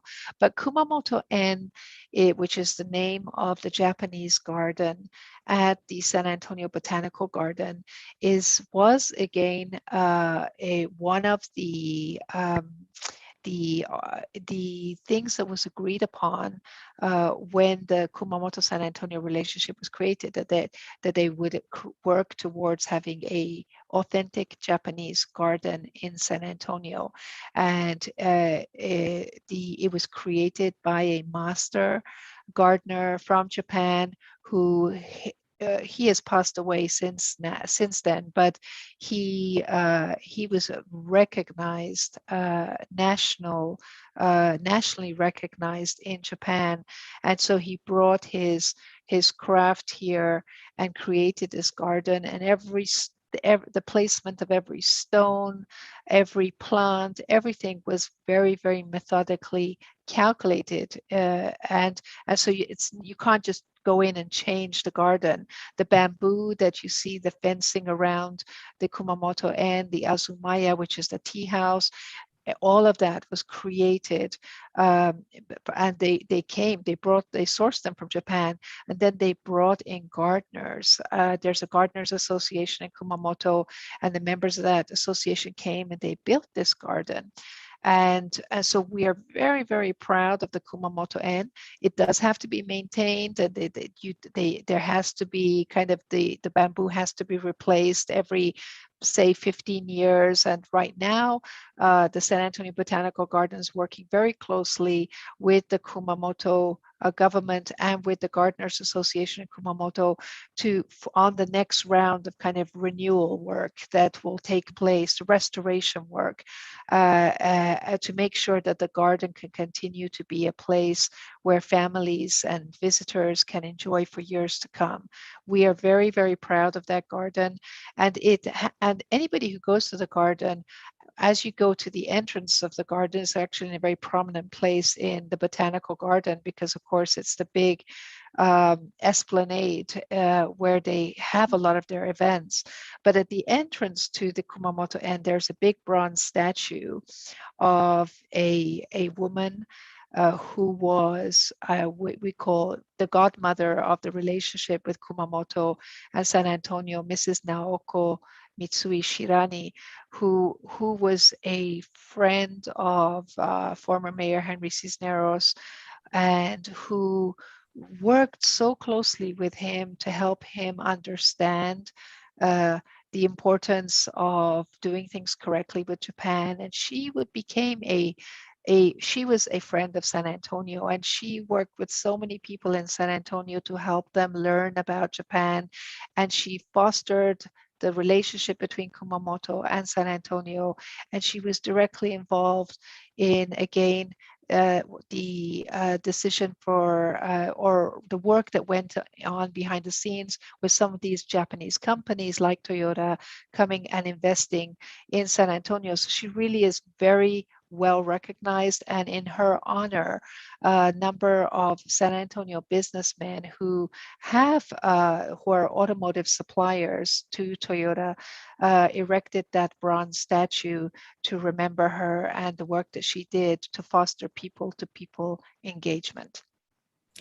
Well, I could talk about the sister cities. I find it fascinating for a long time, but we don't have much time. And I do want to get on to the Metro Priority Plan that the city passed, I believe, in 2020.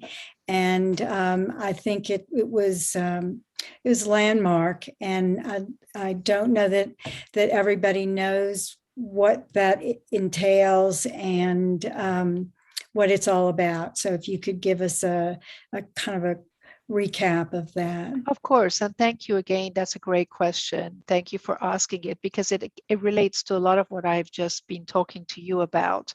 And I say that because when we are talking about building relationships and engaging, it takes resources.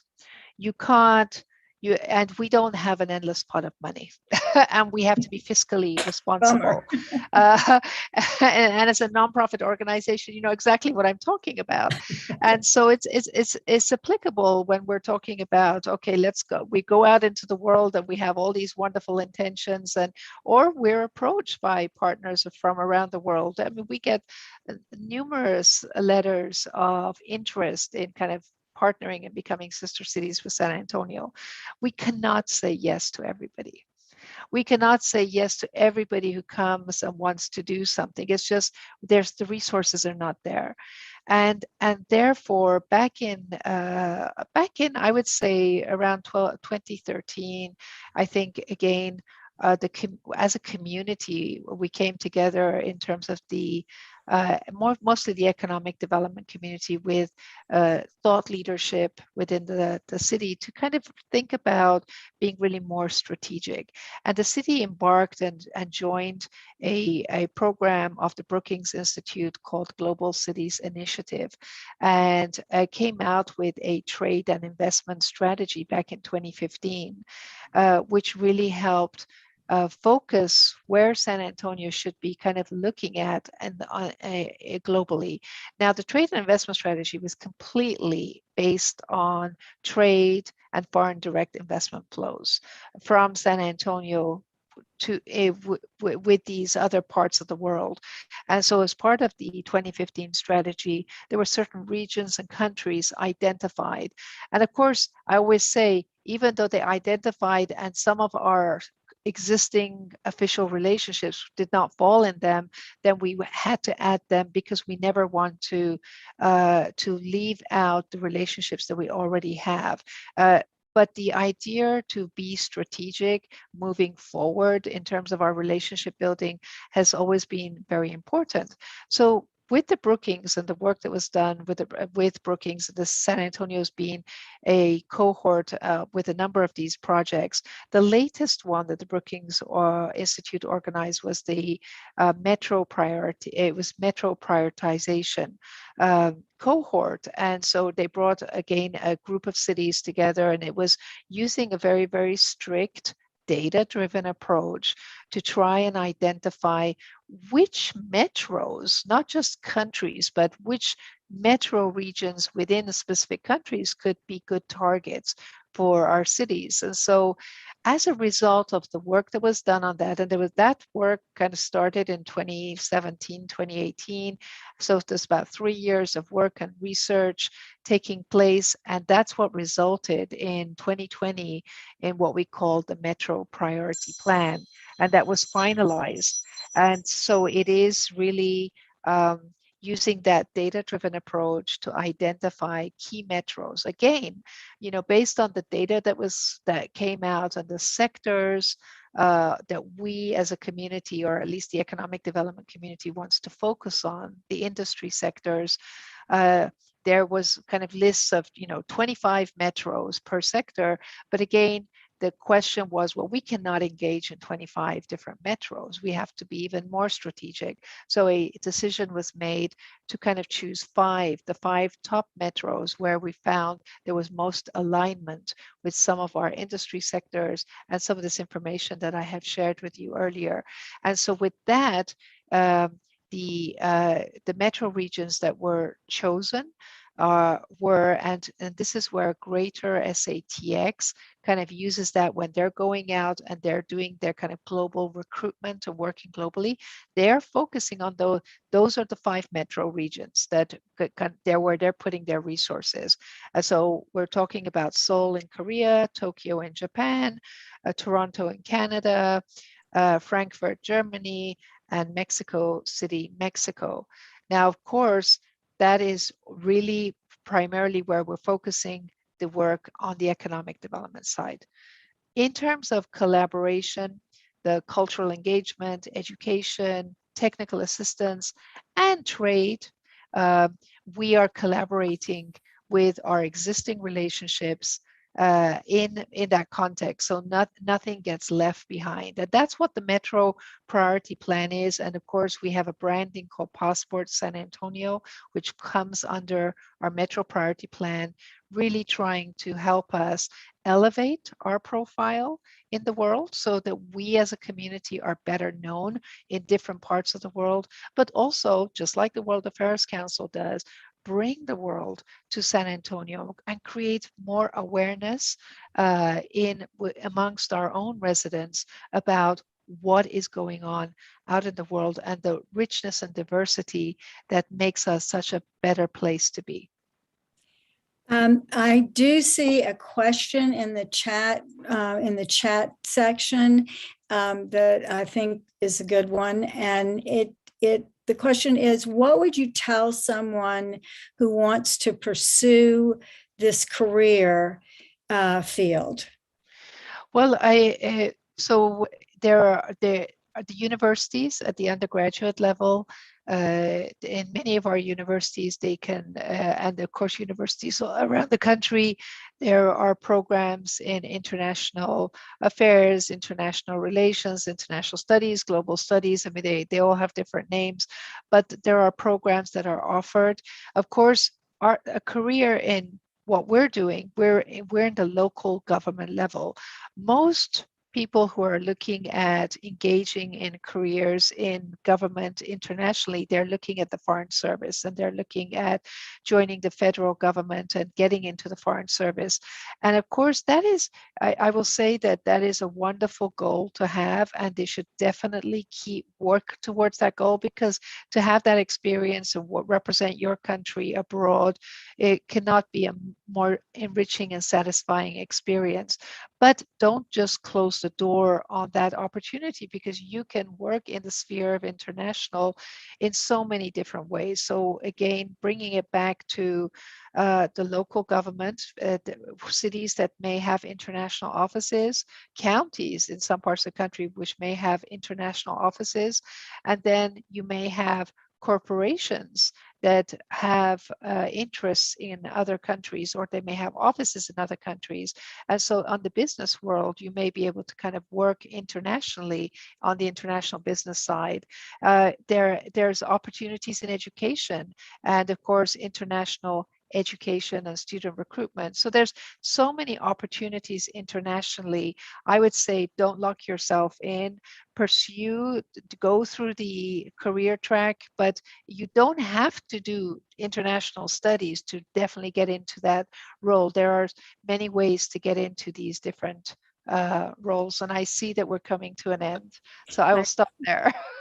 Thank you, Sherry. I could do several hours listening to you talk about this. I think a lot of us don't understand just how fortunate we are to live in such an international city, and to have you sort of at the helm of our international and protocol force. And if I ever do get to meet the Queen, I will call you so that I'll be updated on protocol, and I won't hug her as has happened in the past. But thank you again so much, and thank you everyone for tuning in. And I hope that you will consider a contribution to the World Affairs Council. And I am going to turn this back over to our fearless leader, Armin Babajanian. Thank you, Armin. Thank you, Peggy. Thanks, Sherry. Thank you both so much. And I've always said, anytime there's a question about whether it's protocol, interactions, relationships, contacts, the go-to person is Sherry Dolatshahi, who not only supports the council and does so much other stuff in the community, she's also really mentored us as a council and myself to really understand and appreciate what is going on around the world, but also on the diplomatic front, which is very important. So Sherry, thank you very much. Peggy, our chair of the board for the World Affairs Council, thank you so much for moderating. Appreciate it very much. And since the last time we spoke, or at least you saw me, we've had a couple more donors: Patricia Diaz-Dennis, former Congressman Charlie Gonzalez, Katia Edrenkina with the International School of San Antonio, and Bruce Smith have joined those who are supporting the World Affairs Council. This program was, thank you, yes. This program was sponsored by the City of San Antonio Global Engagement Office, as well as Martin Capital. And now we're gonna move on to the next program, just as exciting, about civil rights. So thank you, Peggy and Sherry, and we're going to move on to. Thank you. Thank you. And we'll take a few seconds. Commissioner Calvert, Sarah Gould and Cecilia Herrera. Greetings. Good afternoon. How's everyone doing? And we're just waiting for Dominique Liu. As soon as she, you ask and you shall receive. Dominique, can you hear us? I can. Good morning or good afternoon. Yeah, good afternoon. That's right. Thank you all for joining us. Thank you for making time to be on this panel. And I'm going to introduce Cecilia here in a second, because the less I talk, the more you all will hear from this distinguished panel. Just very quick words. This particular program is sponsored by the Charlie Butt Foundation, as well as Jill and A.B. Cruz. So we have sponsors for different programs today, and this one was sponsored by them. And they found the relevance of what they're championing, as well as what the program is all about, which is civil rights in the global arena. Very happy that everyone, I know all four of you have very busy schedules, and it really means a lot for you to take time on the day of the Big Give to share your experiences and thoughts about a very important topic. Cecilia Elzano Herrera, who is one of our former World Affairs Council board members. She's currently the National Advisory Council chair for the National Institute of Mexican American History of Civil Rights. She's involved in so many things. Her resume is really extensive, but she has also been a part of the old Spanish missions as a board member, board of trustees at the Our Lady of the Lake, San Antonio Museum of Art. Of course, she's also been actively involved and honored the San Antonio, Mexico Friendship Council. But she's done a lot, what we have known her for because of her service, her foreign service as a foreign service officer and as a management counselor, extensive experience globally. She's a product of the National War College, St. Mary's University, the Lake, and UIW. All of your bios will also be in the link, so we could focus on all of you and your the discussions that you all will have. So Cecilia, the floor is all yours. Thank you so much. Well, thank you, Armin, and it's a pleasure to be here and a real honor to be on the panel with our three panelists today. And let me add my welcome to Commissioner Calvert and to Ms. Liu and to Dr. Zenaida Gould. I am just thrilled. This is an issue very close to my heart. The respect for and dignity of the human spirit. So I'm very thrilled to be moderating this program. We're going to start the program with each individual panelist taking a few moments to introduce themselves. So may I call on Dominique Liu, please, to begin? Hi, good afternoon, everybody. Thank you so much for allowing me to be a voice here on the World Affairs event. Again, my name is Dominique Liu, and I am a part of a few organizations here in town. I am part of the San Antonio Council of International Visitors. I am also part of the San Antonio Junior Chamber, the Philippine American Chamber of Commerce as well here in San Antonio. Thank you. Thank you, Dominique. Now, Dr. Gould. Good afternoon, everyone. My name is Sarah Zenaida Gould. I'm Executive Director of the Mexican American Civil Rights Institute, for which Cecilia is the chair of our National Advisory Council. And I'm happy to be here. Anytime Cecilia asks if there's something I can do, I want to be there because I know she's always up to something interesting and important. So thank you for having me. Thank you, Dr. Gould. And finally, Commissioner Calvert. I'm Tommy Calvert, Bexar County Commissioner for Precinct 4. Thank you, Cecilia, for hosting, and honored to be on this panel with everyone as well. I am also the General Manager of San Antonio Community Radio, KROV. I'm the former director of the American Anti-Slavery Group, which was the first anti-human trafficking organization founded in the United States since Reconstruction in Boston. And I was an international relations major with a specialty in global conflict negotiation, peace and justice studies. So having just the delight to be on this panel and talk about human rights today, civil rights. Thank you, Commissioner Calvert. Now, it'll be very hard in the time we have allotted to discuss all of the issues surrounding civil rights in our own community, much less in the nation and a perspective globally. But what I would like to call on each of you to do is to tell a little bit about what your experience has been, what you currently feel is the mood of the nation and the community with respect to civil rights, and how this affects us globally. So Commissioner Calvert, since I ended with you, would you mind starting? I'd be honored. Well, all rights derive from voting rights. And we see a direct attack today on the right to vote, voter suppression bills being pushed. And I think it globally puts America in a very difficult position of trying to be the beacon of freedom and democracy that we are.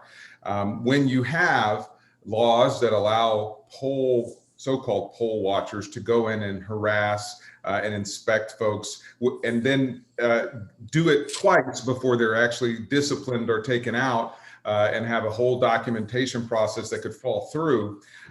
That's very dangerous as you expound that to other countries. Imagine other countries having people that their checks and balances may not be as strong as ours. So all rights derive from voting rights, and the fact that we are not allowing people to exercise their democratic right to vote. We see the voter ID bills have a direct, significant increase in the turnout gap between white voters, Latino voters, and African-American voters.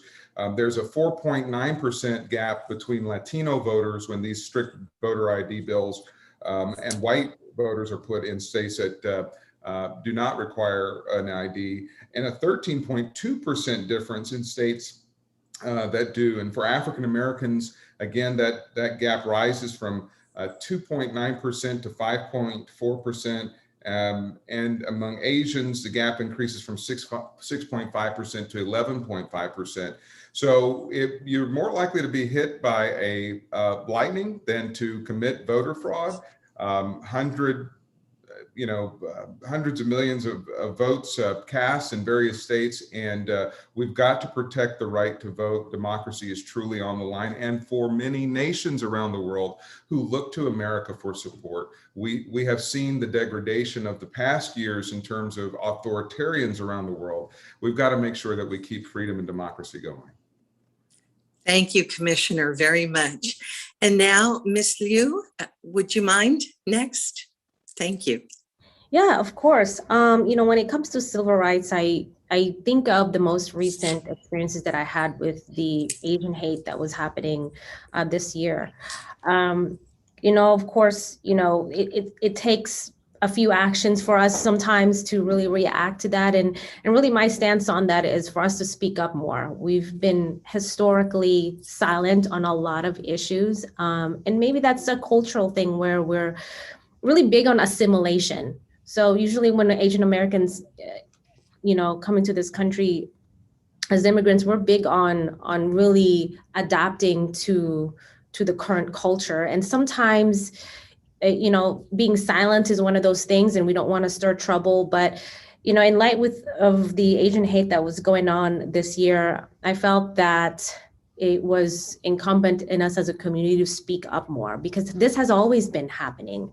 And that happened because of the, hate that was happening to Black Americans as well. And so I think that it's incumbent in us to speak up. As far as community effects, I feel that organizations in town, like, the Asian chambers in town, they've been quite active with that. So I'm grateful for their support. And then just the global effect on that, a lot of the immigrants that are coming from other countries are Asian Americans, and they're one of the hardest working immigrants here in this country. And I feel that in order for us to feel safe in this country, those that are here should advocate and speak up some more. Of course. Thank you so much. And now, Dr. Gould. I appreciate all of those comments. I am a historian, so I'm going to take us back a little bit. I would just like to take us back to 1897. 1897 is a year that the Western District Court, which is based in San Antonio, so this is San Antonio history as well as larger history. In 1897, there was an important case that went through to the Western District Court called In re Rodriguez, which had to do with a gentleman named Ricardo Rodriguez, who after 10 years of living here applied to become a US citizen because he wanted to vote. And from 1836 to 1897, when this court case hits the Western District Court, there was a lot of back and forth debate about, do people of Mexican descent have the right to vote? And of course, when Texas became independent of Mexico, people of Mexican descent, in theory, were supposed to hang on to their rights. That was always, though, on very shaky ground. And in fact, a lot of folks lost rights. Later, Texas becomes part of the United States. And so this actually is very critical. When the US becomes part of the United States, and all those folks of Mexican descent in Texas are now living in the United States, that meant that the rights of being in the United States were supposed to confer to them. Again, kind of shaky ground though, because in the US, voting rights were often based upon your racial category. And for Latinos, for Mexican Americans, our racial category gets moved around a lot. And so it was a pretty shaky ground. 1897 though, I want people to know this here, in re Rodriguez, it was determined that yes, people of Mexican descent do qualify for citizenship, and therefore that meant we could vote. And yet, since 1897, we have had to continue to push to affirm those voting rights. Case after case, we have had to push to affirm our voting rights. And as Commissioner Calvert mentioned, those rights are once again under threat. And so I hope that the more we know about the past and all of the work that our ancestors and forebearers did to ensure that we had those rights, that we don't allow those to slip back, that we don't allow those to be stripped away after so much work occurred to make sure that we have them. Thank you, Dr. Gould. I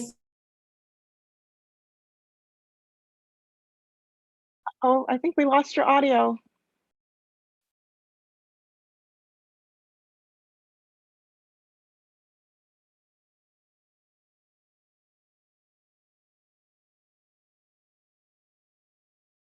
I think it's very important in this era that we're in that we think about the up and coming generations that are being faced with the histories that we present to them, and with our present and what is happening today, and then the future.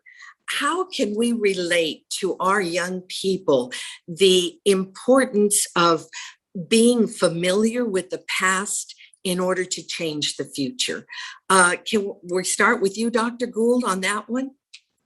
Sure. One of the things about studying history is that if you're paying any attention at all, I think history is going to stir your emotions, because there's so much that happens in history that is not fair.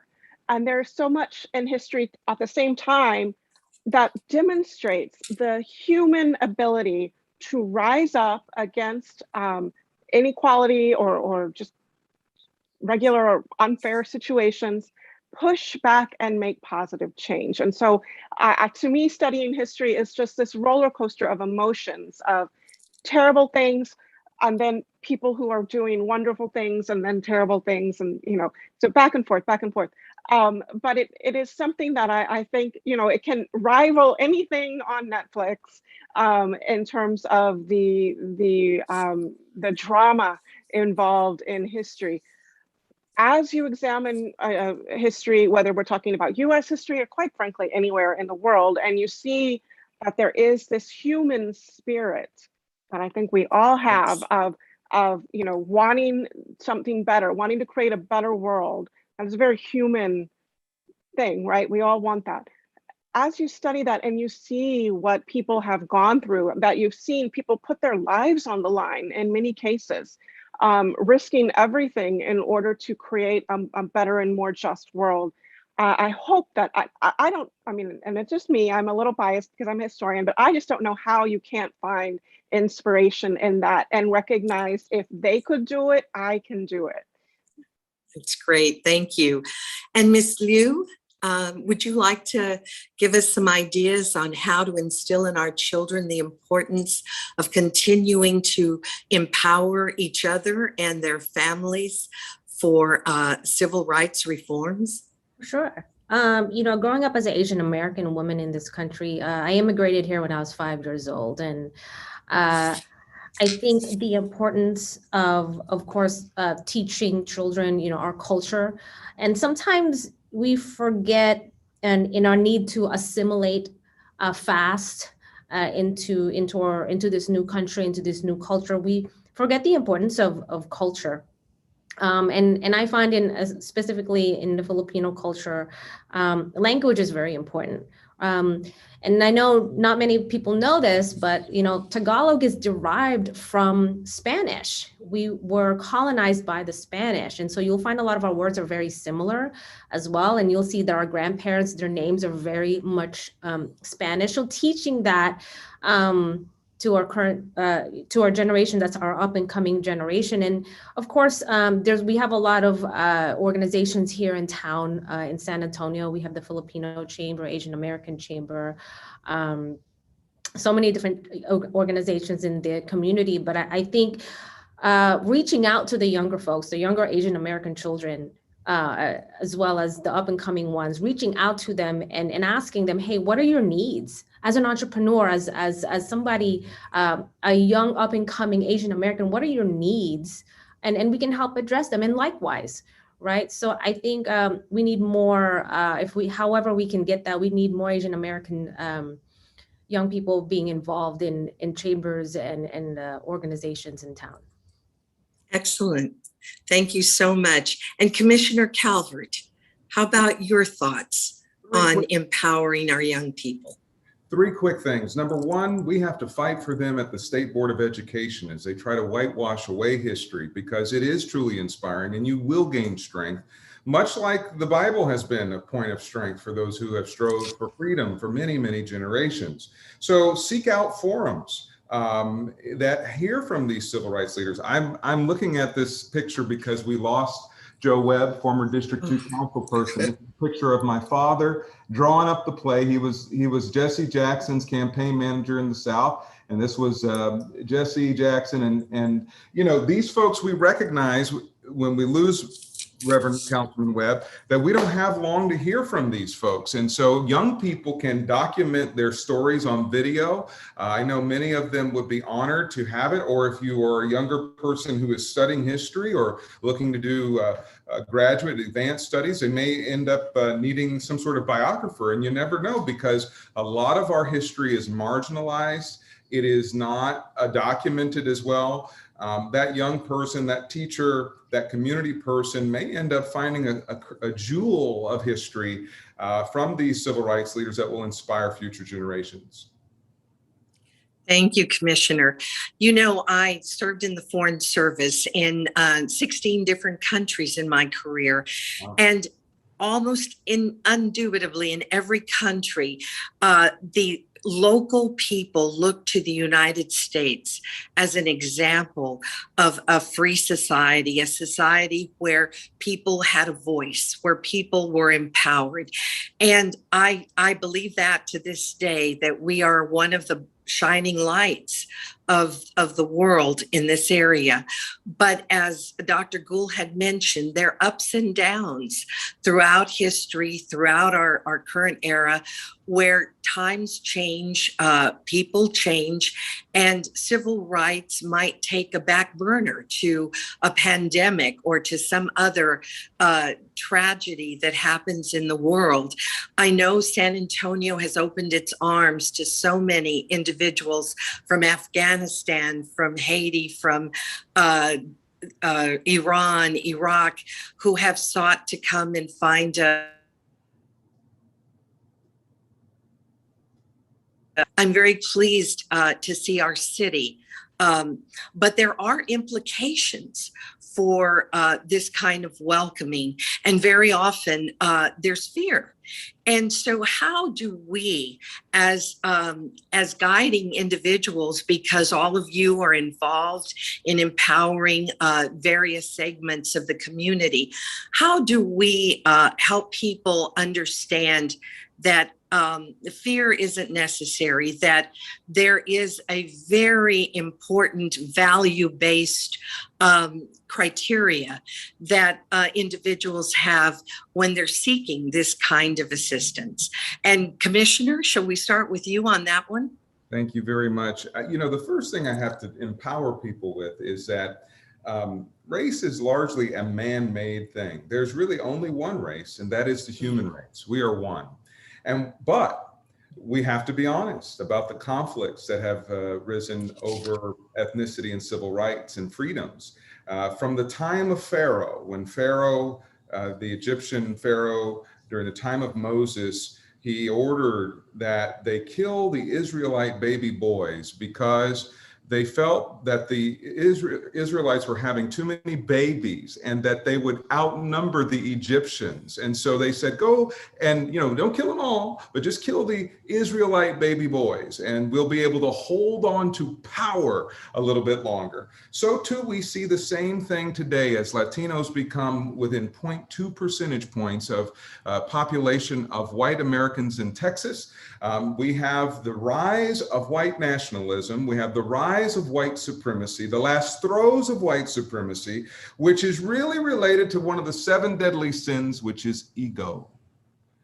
One of the 7 deadly sins, which is ego. And so we have to approach people on a spiritual level.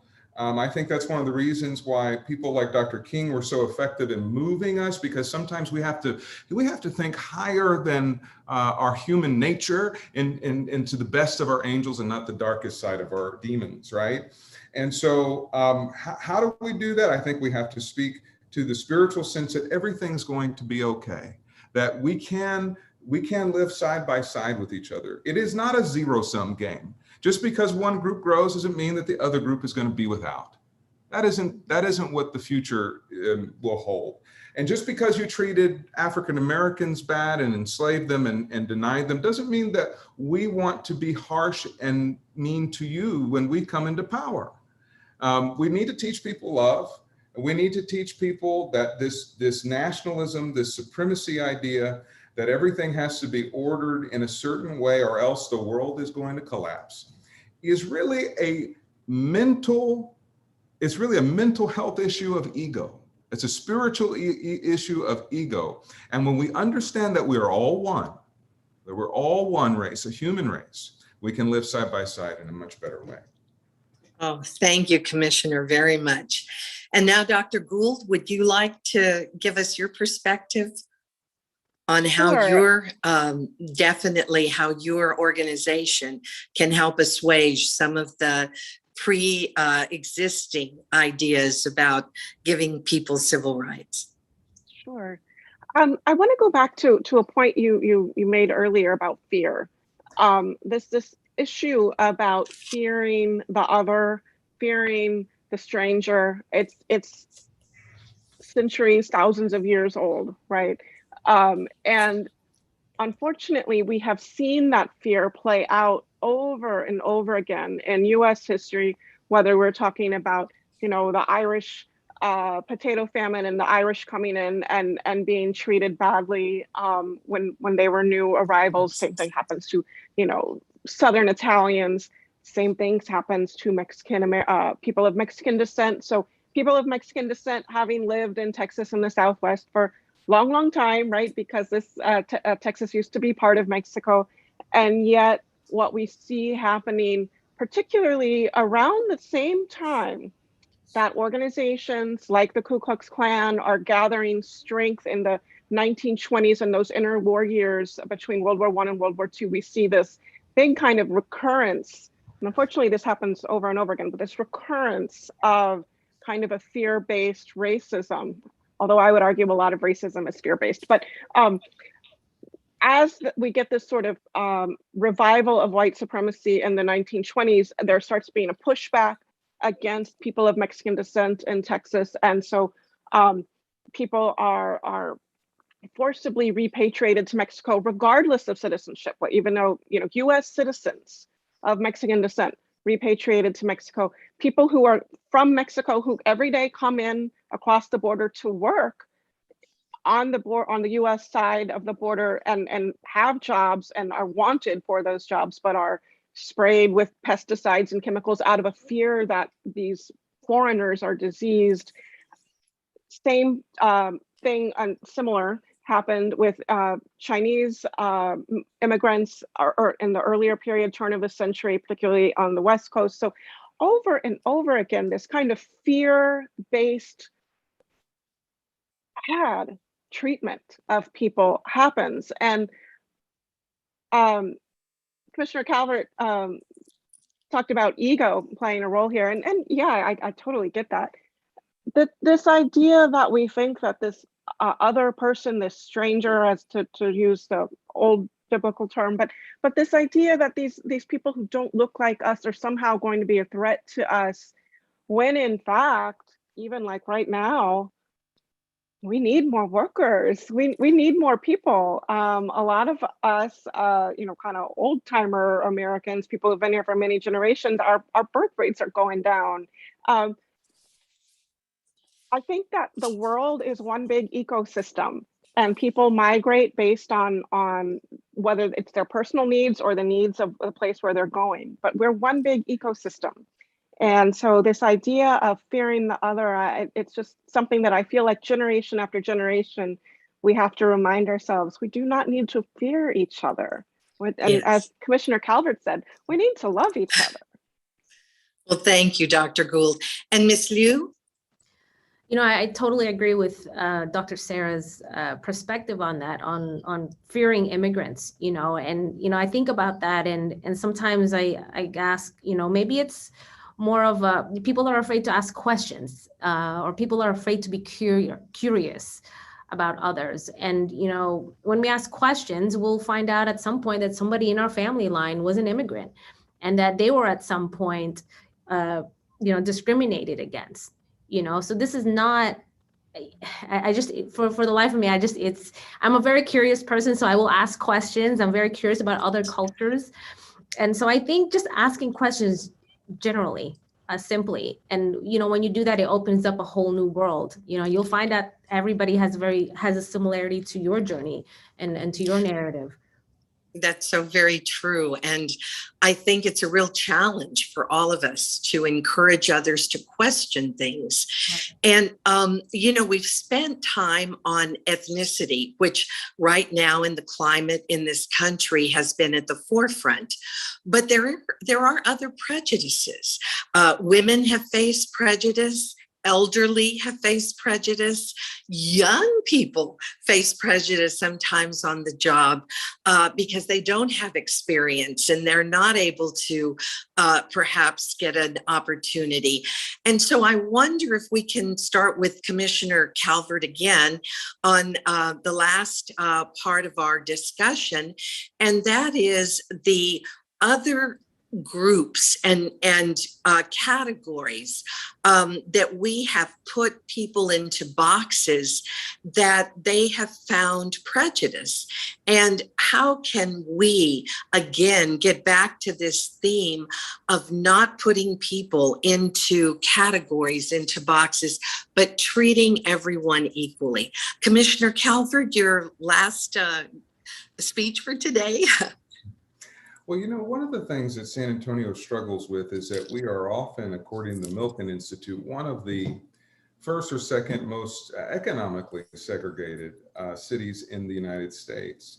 And one of the things that former Secretary Henry Cisneros taught me is that when you integrate people of different incomes into the same location, neighborhood, it ends up to greater civil discourse, that people are able to see folks of different stages of life, incomes of life, ages of life, etc., and have conversations with them that create understanding.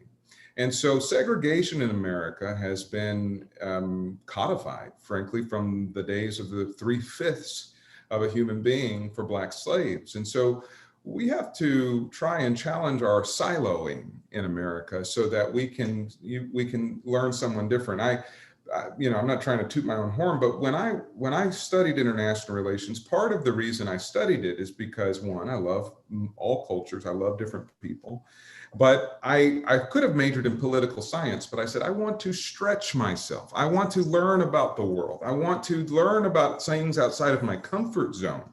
And so that requires some strength and balance and maybe a level of security in some ways that you're going to be successful in that endeavor. And so many human needs, so many adverse experiences, so much things are put into people's heads growing up about who those folks across the street are, or who those people in the TV are, or whatever. And then you get to know them and talk to them and you see, oh my gosh, that's not what I thought. That's not what I expected. And so the rational thing to do is for us to judge people on just who they are and what their interactions are with us. And so I think that message is part of what we have to get out to not be only, Latinos on the West Side and Blacks on the East Side or whatever, but that we come together and we learn to live side by side. Thank you, Commissioner. I think what you're saying gets back to the great tenets of this country, that we're all created equal. Thank you very much. Dr. Gould, would you like to add a little bit about the different types of prejudice and categorizing that sometimes happens in this world?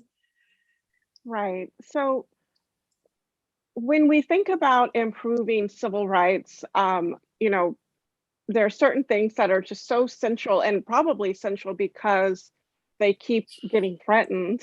But when we think about voting rights, when we think about the right to a good education, public education, we don't fund schools as equitably as we should. That means that not all children receive the kind of education that they should. So these are things that are so recurrent, and yet we know there are so many different areas that we should be looking at. Labor rights. We should be, especially the pandemic, I think, has opened a lot of our eyes to the unequal impact of the pandemic based on what your job is. Can you Zoom in to work or can you not? Do you need to physically be there? And how does that impact you? Especially if you have young children at home and they are also trying to Zoom into school.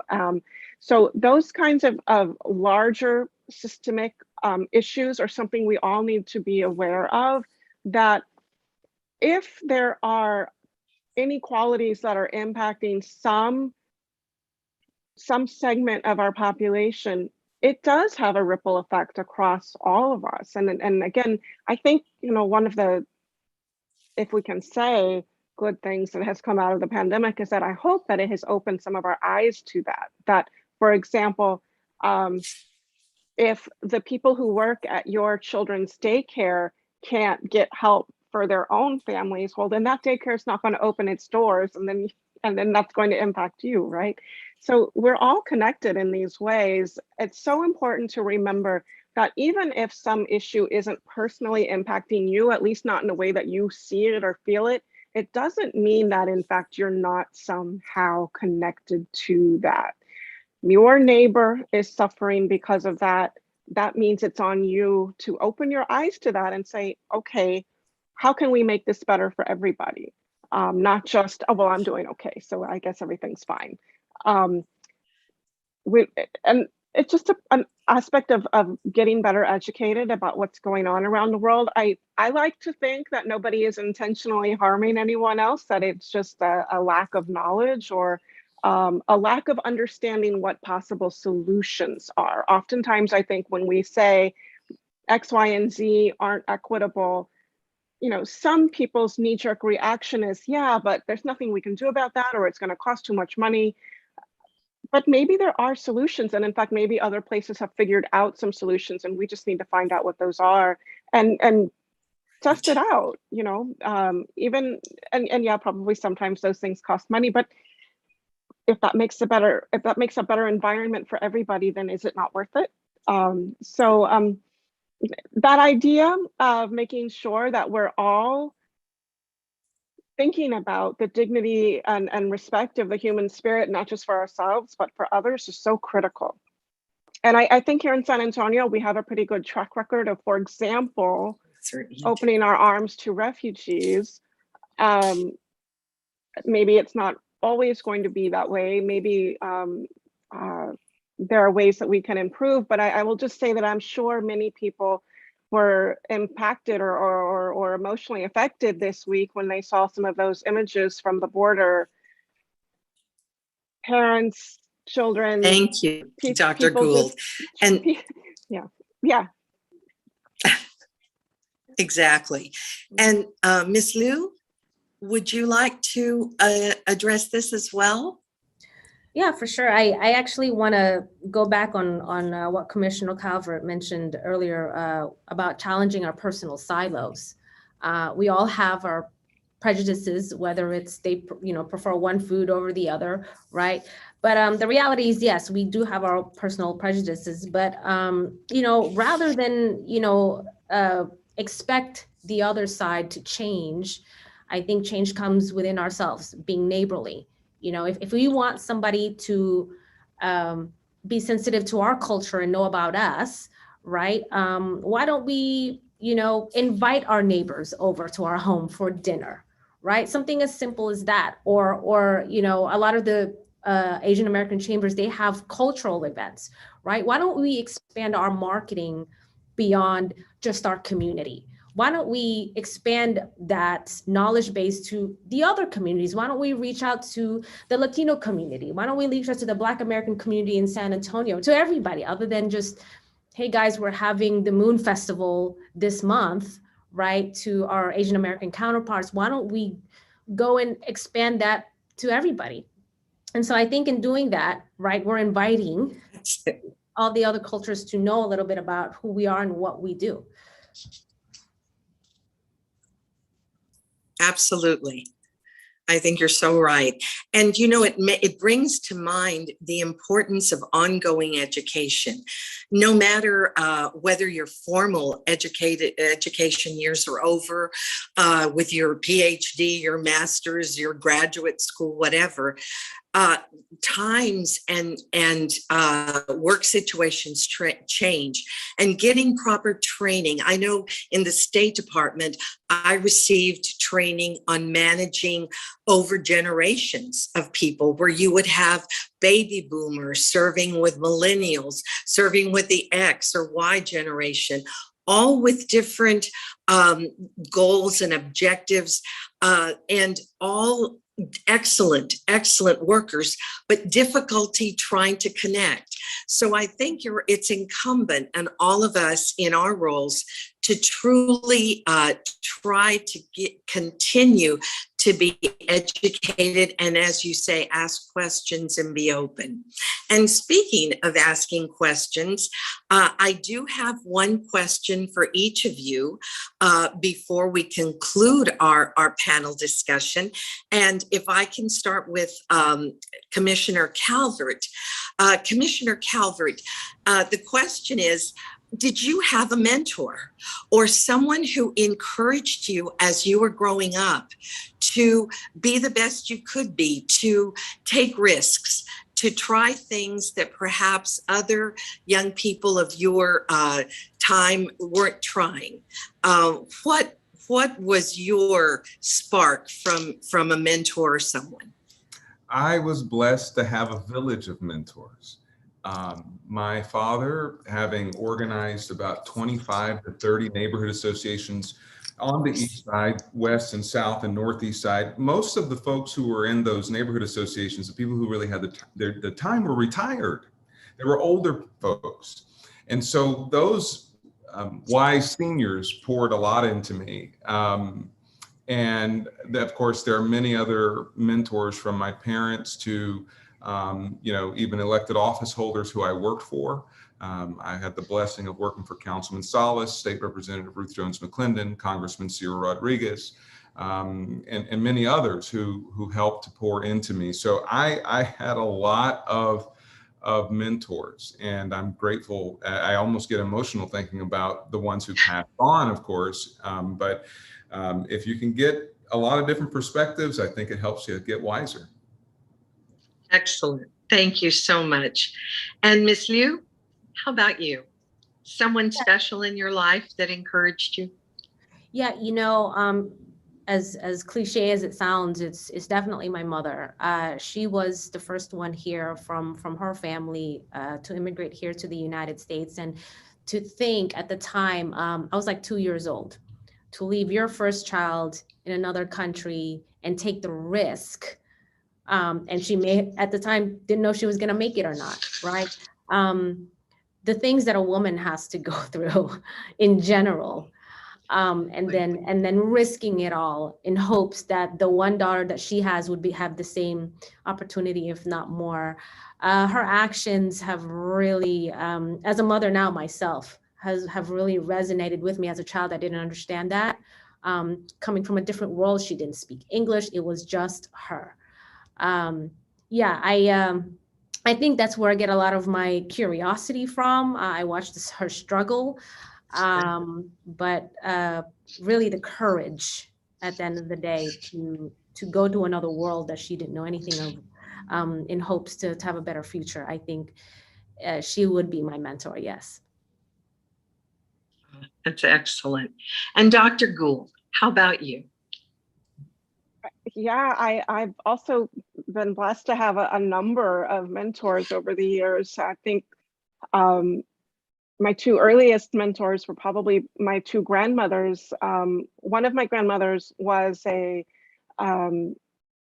very active member of LULAC before I was born. So by the time I was talking to her and stuff, that was part of her, I used to do that.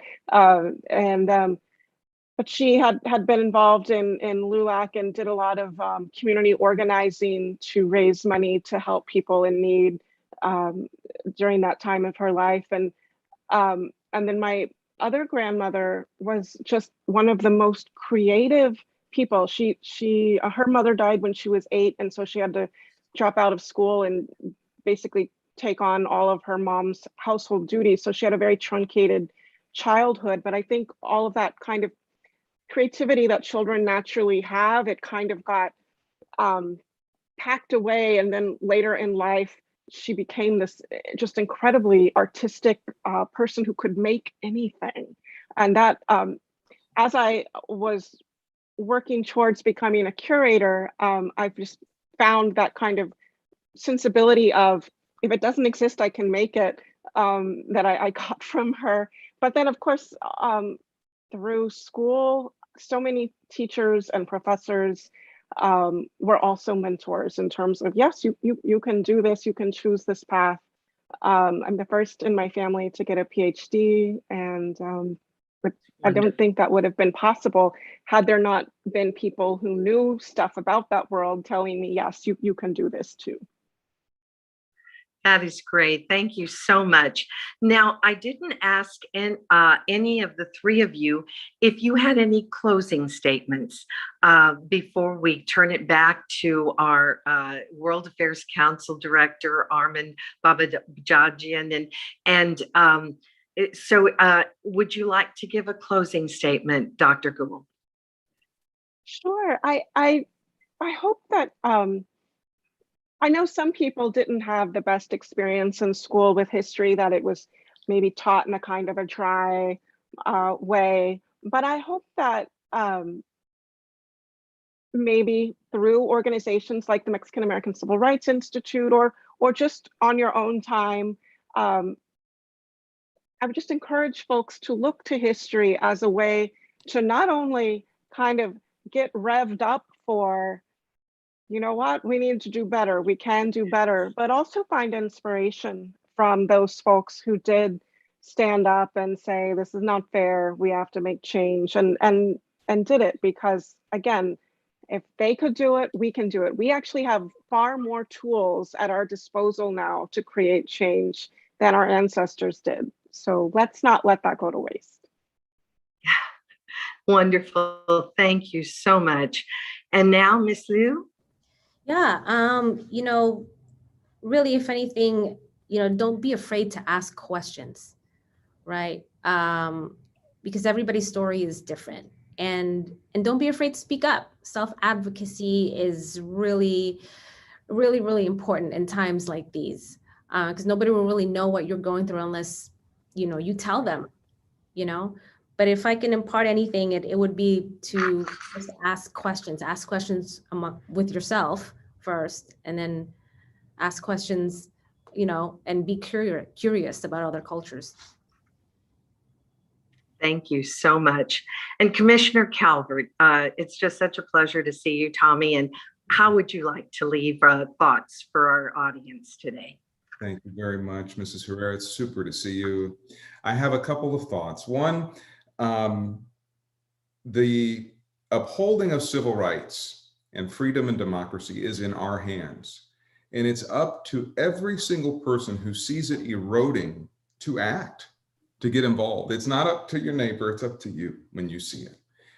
When we come on this earth, we can't choose what race we be, we can't choose what gender we be, we can't choose who our parents would be, but we can choose what to do in our lives. And you are enriched, all of us will be enriched by a life of helping others and making us closer as one community. In closing, just want to say thank you to Armin for the vision of this topic. Thank you to Dr. Gould, who I see her grandmother is very proud of her legacy living on through your work. That's obvious, and she's very proud. And Dominique, your mother, and all the hard work and all the risk, it's certainly paying off. She's very proud of you.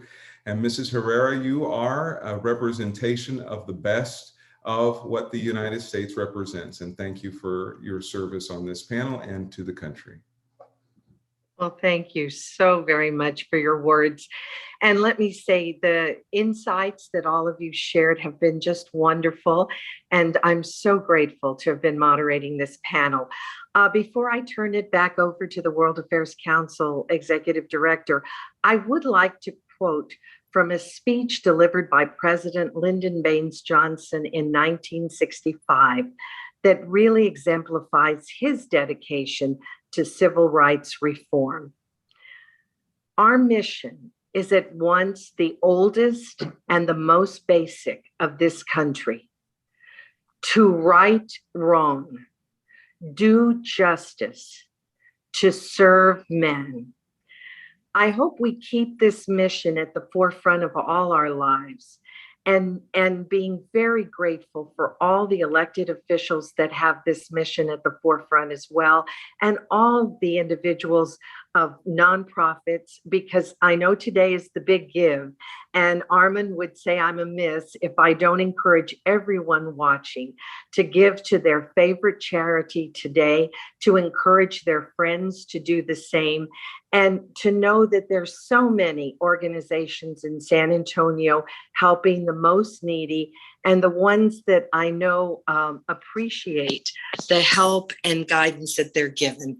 So with that, I would like to thank the audience for being with us, thank especially our panelists, and I will turn it back to Armin. Thank you so much, Cecilia, for those parting words. I really appreciate. I couldn't have said it better, so I won't. Thank you. Thank you, Commissioner Calvert. If y'all are watching, please follow him on social media. He not only is very transparent about the work that he does as commissioner, but he's got a lot of personal posts that he also posts posts on his social media. And you could see the inner workings of what he does and how proactive he is in our community. Thank you for your service, Commissioner. Of course, Dr. Gould, and thank you for your contribution, and also for Macri and your leadership with Macri. And Samantha, if she hasn't put that link on there, I'm sure she will now. If you want to learn more about what Macri does locally and nationally, please make sure to click on that link. And Dominique, thank you. I haven't met you in person, but it's very nice to get your thoughts and your input and your experiences, your personal experiences when it comes to this topic, this very important topic. I really appreciate all of you for making time. You didn't have to be here, so we really don't want to take advantage of that, and appreciate you for making time to be with us today. And Cecilia, you're amazing. I know last year you were on the other side taking the questions, so thank you for moderating and recommending this panel, as well as the panel on COVID. So thank you for doing that. All right. Thank you. It's been a pleasure. Absolutely. Well, we are more than halfway there. And just within the past couple minutes, we've had Denise Barkhurst, my former boss at Big Brothers Big Sisters, for donating, Sherry Dolat Shahi, Andrea Garcia, someone named Maddie Dillon has donated. Appreciate your contribution. Colonel Bill Rasco, Steve and Busy Darling, and Erica Gutierrez and Jennifer Harkins. Thank you for contributing to the Big Give and to the World Affairs Council. We're going to take a short breather, short meaning 30 seconds, and we'll be back, maybe a little bit longer, maybe about a minute. And we'll be back with our next program, which has to do with our local military men and women who have served abroad. Boots on the Ground is the title. So hang tight for a few minutes and we'll be right back.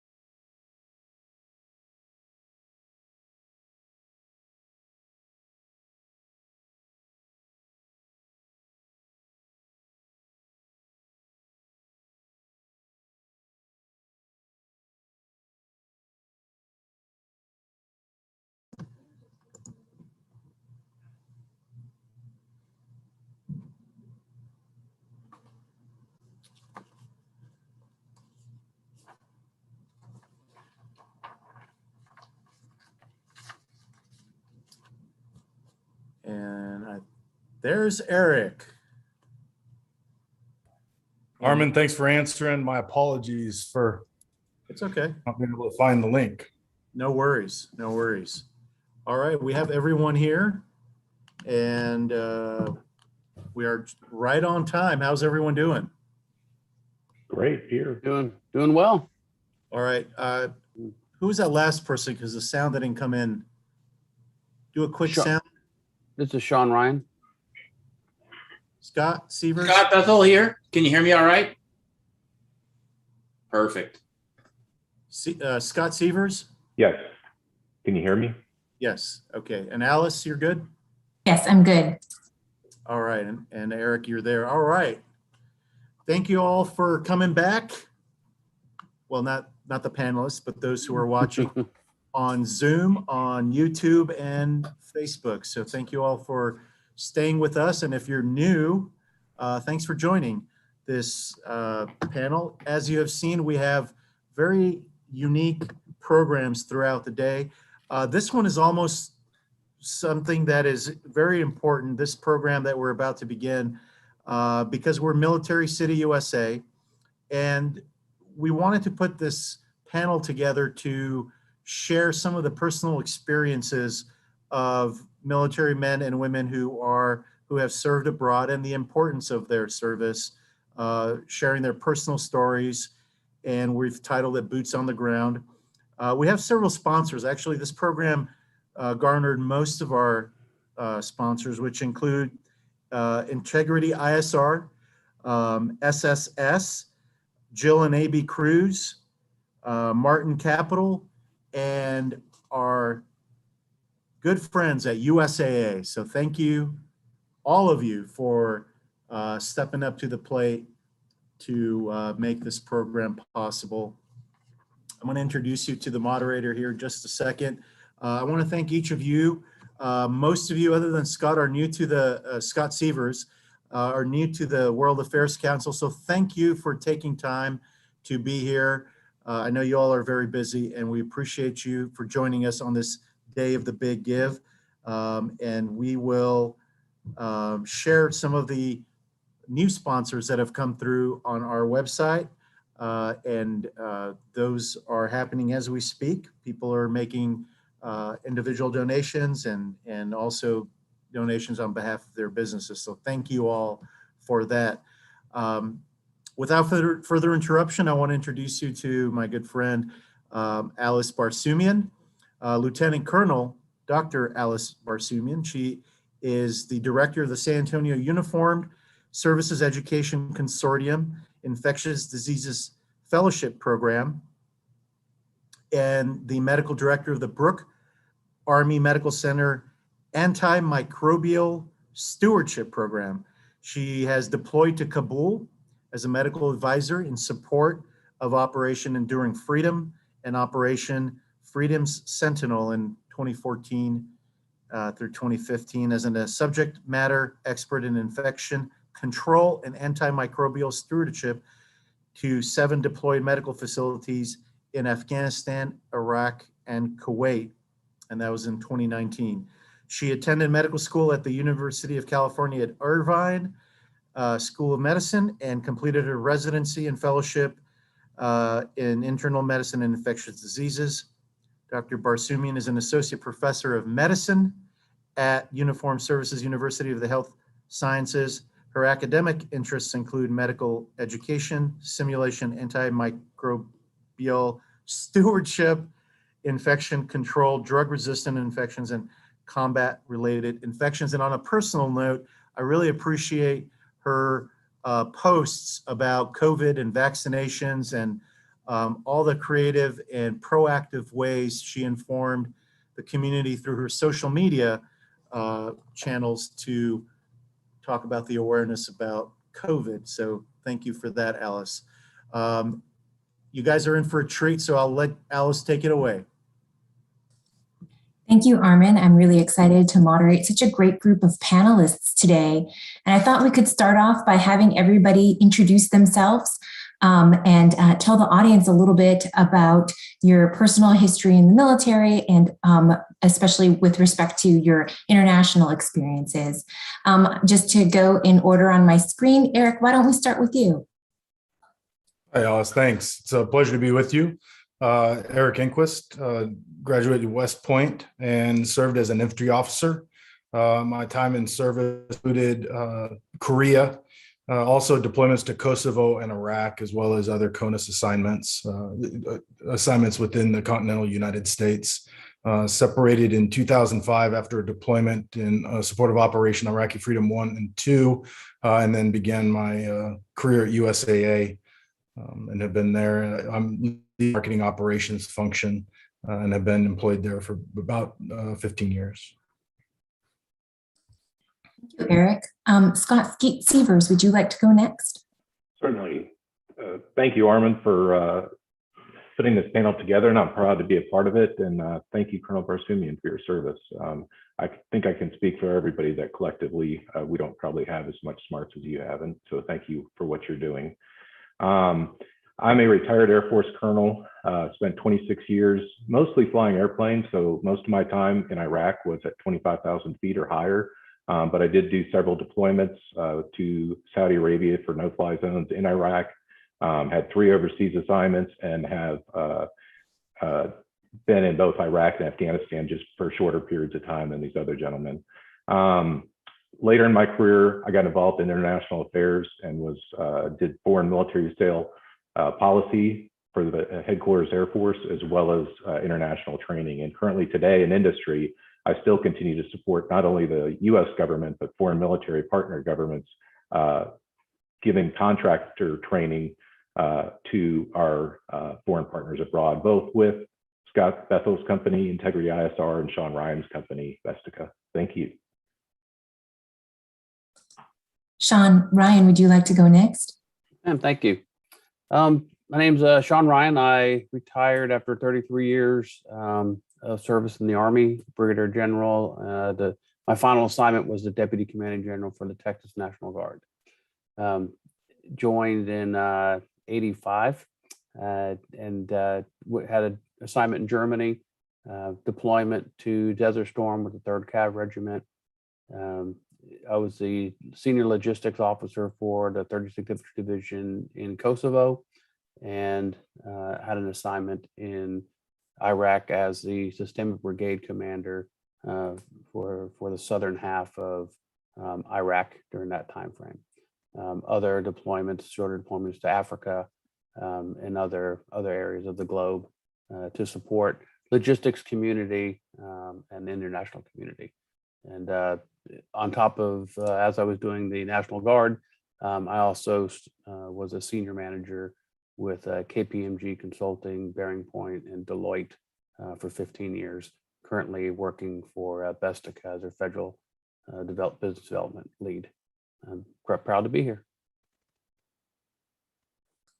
Thank you, Sean. Scott Bethel, would you like to introduce yourself?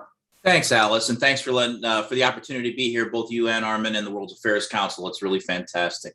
I'm Scott Bethel. I retired after 28 glorious Air Force years in 2012. During that time, I was predominantly in the intelligence, surveillance, and reconnaissance and cyber lane with some space and some other stuff thrown in. Had all the commensurate assignments, both in the field as well as in the Pentagon. Focused again on all that ISR and cyber stuff. Deployed 7 times to Iraq, Afghanistan, Somalia, Rwanda, Bosnia, Kosovo, Afghanistan, back to Iraq. And all of those were incredibly rewarding. And it's fantastic to have served, and it's fantastic to continue to serve. As Scott said, I have a small business now, and we predominantly focus on the same kinds of industries and activities as I did on active duty. We formed that in 2018, and really am happy and proud to be part of the San Antonio military community. Thanks again, Allison. Back over to you. Great. So as all the audience members can see, we have Air Force and Army represented, and we have a big broad of the types of experiences that the panelists have engaged in. So I wanted to start with some of the questions that we thought we would model this conversation around. We're coming out of Afghanistan. This is a time of transition. This certainly can bring up personal memories of how these operations are done. Does anyone want to comment on transitions in and out of countries and, what their experience has been with opening or closing theaters or logistics and supply? I'd like to defer to Sean Ryan. I think Yeah, I'll jump in. Did theater opening during Desert Storm, and then a lot of theater closing in the 2009, 2010 as we transitioned to Operation New Dawn. I think we do well going into a theater and maturing that theater and understanding what we need to do to get our troops on the ground, get in there safely, and begin to build the logistics footprint that we have. I think leaving and doing theater closing probably not so well. I think it's probably more of a rush to get out than to really kind of just do basic Army 101 type logistics and understand the security and the footprint and then the equipment that we have and how to get it out. When I went to theater in 2009, there were 89,000 containers that some had been there since Desert Storm that we had to go through and put back into the system. So I think we could do a better job at theater closing. I would say though, that the soldiers on the ground want to do the right thing.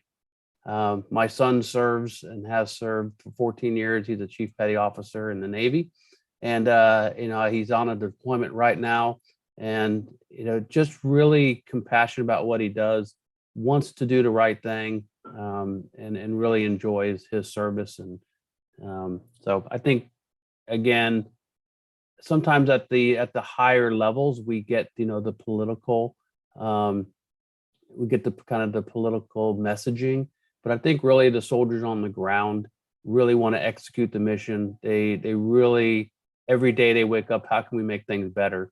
How can we keep our equipment running, and how can we do our mission and be successful? On the heels of that, I'd just like to, on a slightly different viewpoint, or anyway, we've done it very well in other theaters as well.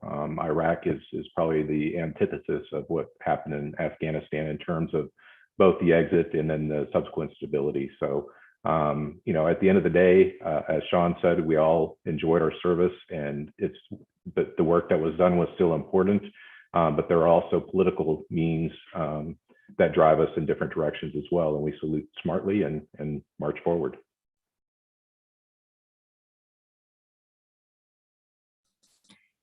So yes, the civilian control of our military is a time-honored tradition. When you guys were in the transition points, or leaving your assignments and your deployments, how did that change your relationship, or do you guys have any reflections on your relationship with your host nation counterparts? I can start that if Scott, I know you come off mute, but when I deployed to Iraq, I went with the 1st Cavalry Division headquarters Advon, and co-located at Baghdad International Airport, and then just opened up Camp Victory.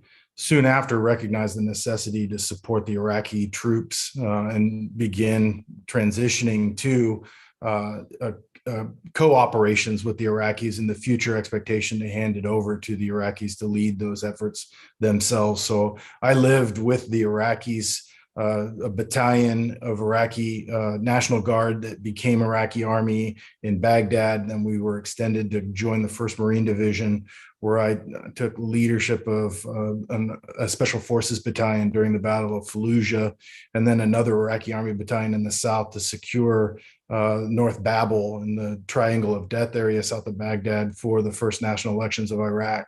In every case, obviously, the first thing that you do is to establish trust and mutual respect among the forces in which you're advising and conducting operations with. There was also a significant need to provide resources in the form of medical support, communications, weapons, ammunition, and logistics support for their equipment. And over time, we were co-located, and having to build that self-sufficiency and that state sustainability, and helping reinforce supply lines, logistics, considerations for sustainment of their material and equipment, knowing that we would not be there in perpetuity to support those things. And I can tell you, by and large, as I believe Scott said, it was antithetical to how it appears in Afghanistan, our departure. By and large, the Iraqis took to the ability to adopt a lot of the things that the American forces taught them in keeping their weapons and equipment in working order. And it's a very tough terrain. You can imagine the environment is not friendly on electronics or machine parts in the desert. So I'll add on a little bit to that. A lot of us, I noticed in the introduction, have experience in Kosovo and in the NATO environment. And I was both on the NATO staff and as well as deployed into Bosnia and Kosovo during those various periods.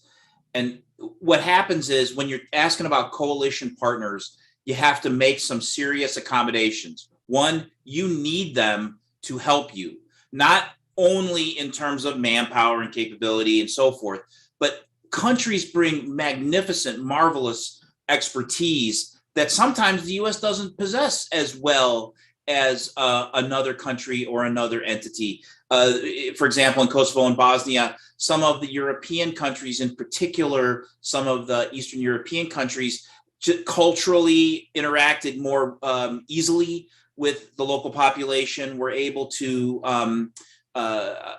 navigate some of the tribal, the local political networks and who's the boss and those kinds of things. So what you have to do then is you have to take our sometimes rigid US processes and procedures, and you have to go, well, I'm working now with the Czechs, or I'm working now with the Hungarians, or I'm working now with the Australians, and their systems or their processes vary like this. And so I will use their capability within the context of their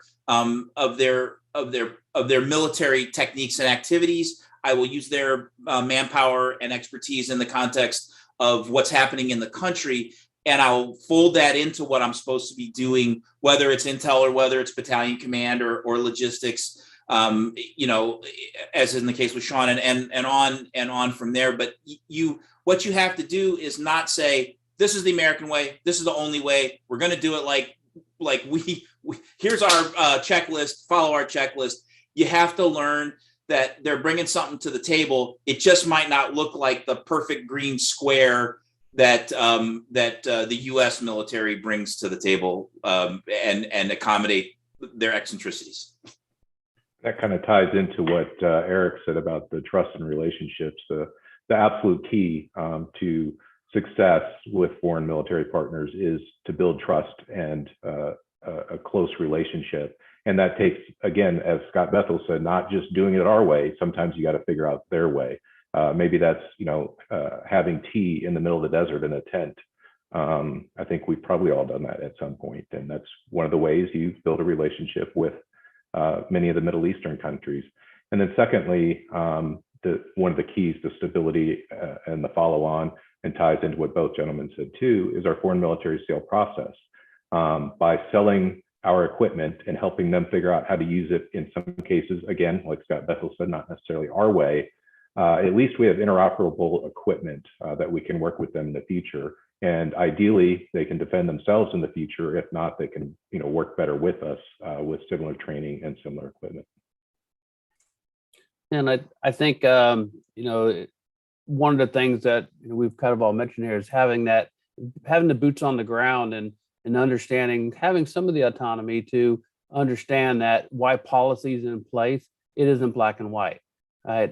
During the transition, I had worked with 7 of the tribal leaders, and we had contract with them, water contract with them, transportation, security, and had tea in the tents, and and ate with their families.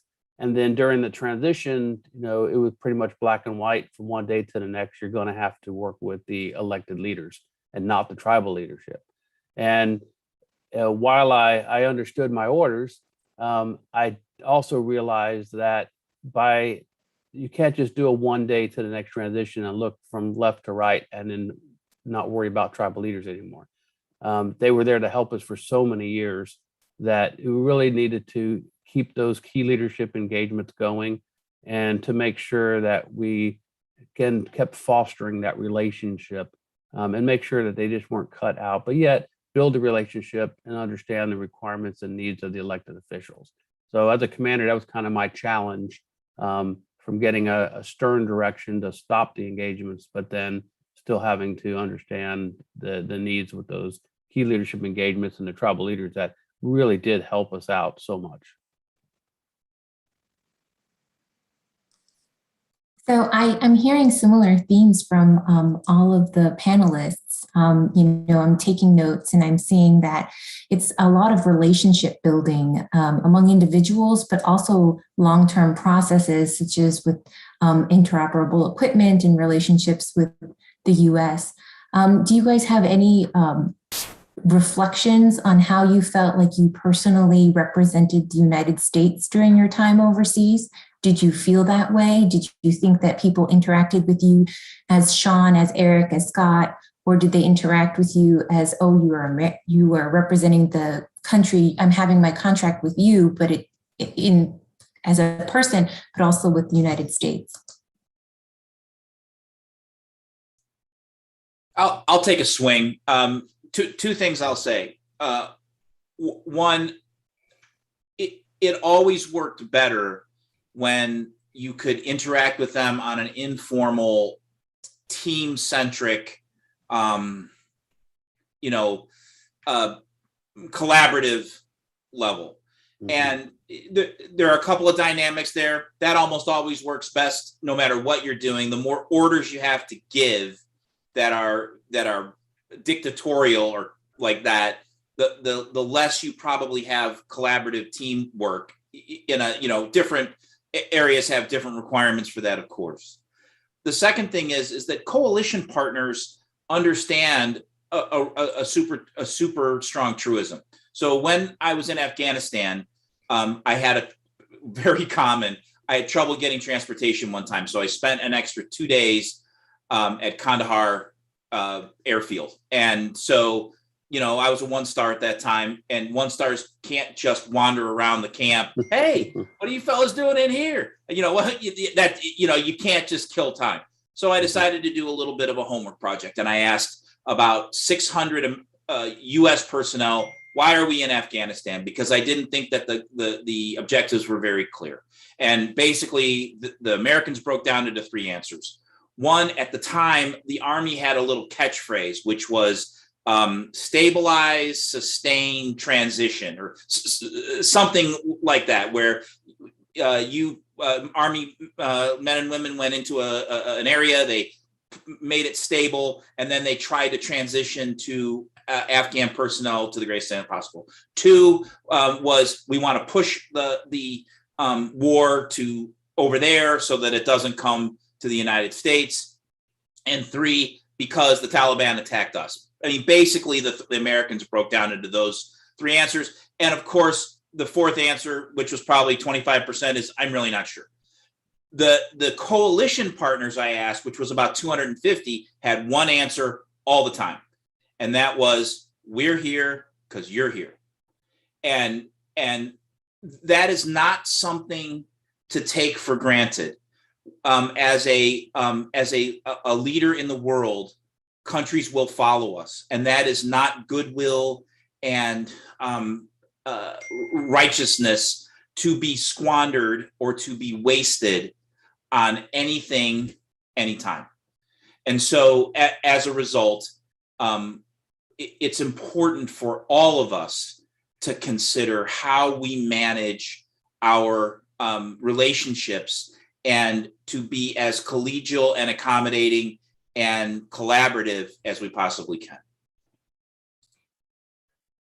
That's an excellent point. And just on the heels of that, going back to every war we've ever been involved in, for the most part, I can't think of an exception right offhand. We've had foreign partners, and that's absolutely key to our success. And I think part of the importance, and you sort of mentioned this too, is to embrace the culture and get to know people on a personal level. You definitely do much better outside of the work environment. Certainly there's still not only that, military rank structure respect, but it starts breaking down some of those, either your own stereotypes or their stereotypes and or perceptions of what, we see in the media or on, and I don't mean necessarily the news, but as portrayed in movies and TV shows. So it not only changes our perspective if we really get to know the culture, and then in my opinion, then that's how you really experience a country, whether you're living there or it's a deployment. And then secondly, it helps shape their opinion of us as well, that, we're good humans and we have the same heart, and inside we have, we're all the same. We just, we're exposed to different things, and it causes us to think a little bit differently, but we can always find common ground.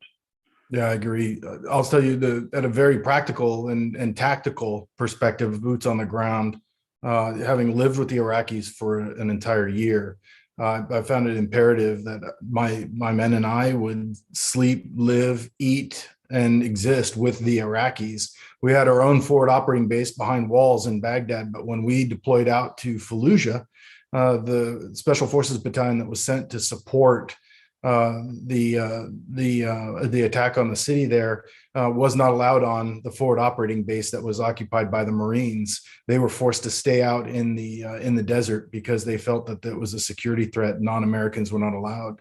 So they bermed up the desert floor, and we constructed tents for everyone to occupy. And my commander had expected me to live on Camp Fallujah and drive out to where the Iraqis were living every day. And I said, that's not going to fly. And so it was me and literally one other post command captain went to the desert and we ate their food. We lived with them in the desert. Throughout all of the operations we conducted in Baghdad, Fallujah, and even in the South, we fought with them. Many of our troops bled with them. We ate with them, slept with them. You get to a level of personal interaction that's imperative when you have to trust one another to accomplish a mission and depend on one another for security and accomplishment. And so, the battalion commander that I lived with in Iraq, in Baghdad, I still maintain contact with to this day. And so you can't help but be in such extreme circumstances to forge personal relationships. That at certain levels, there are policy level decisions, there are strategic level interactions, but when it comes down to it, it is personal and intimate. Yep, and I would just add on to what Scott said also.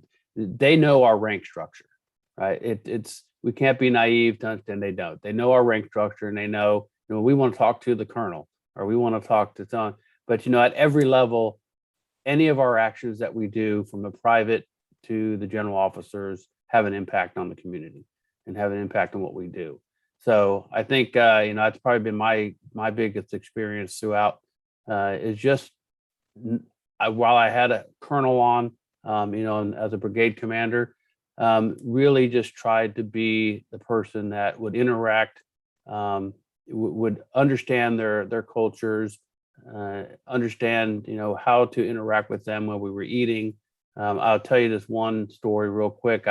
As a captain in Iraq, in Desert Storm, we were in a province, and we were helping just some of the local populace and children, local populace, kind of get to safety.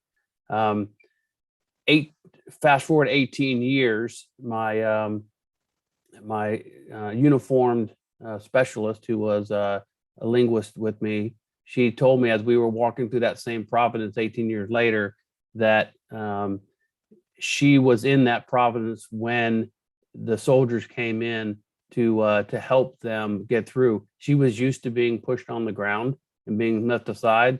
She said, but the American soldiers that came in and the NATO soldiers that came in, they showed compassion and they picked her up and carried her to safety. And that impacted her life as a toddler to where she wanted to serve. And actually she's still serving as a linguist in multiple countries.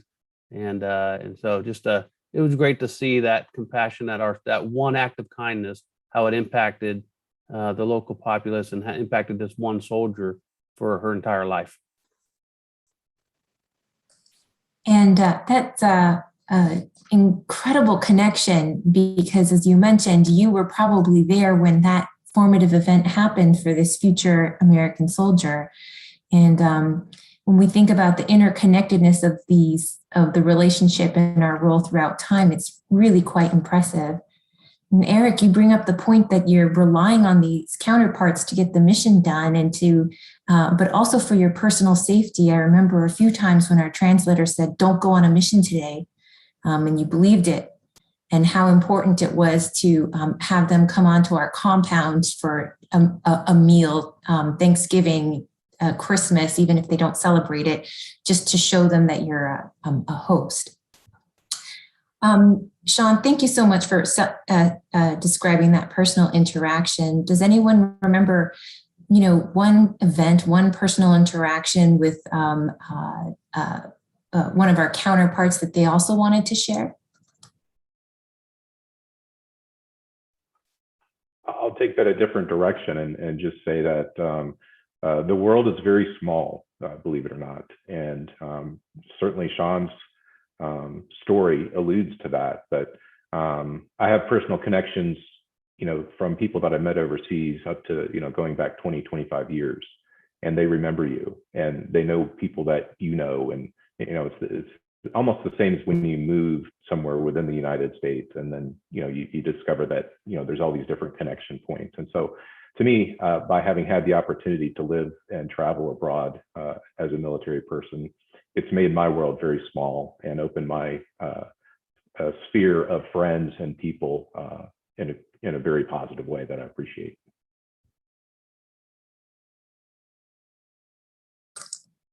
Thank you. I love, Scott, how you put that. It's made my world very small because of all the connections and the relationships you have.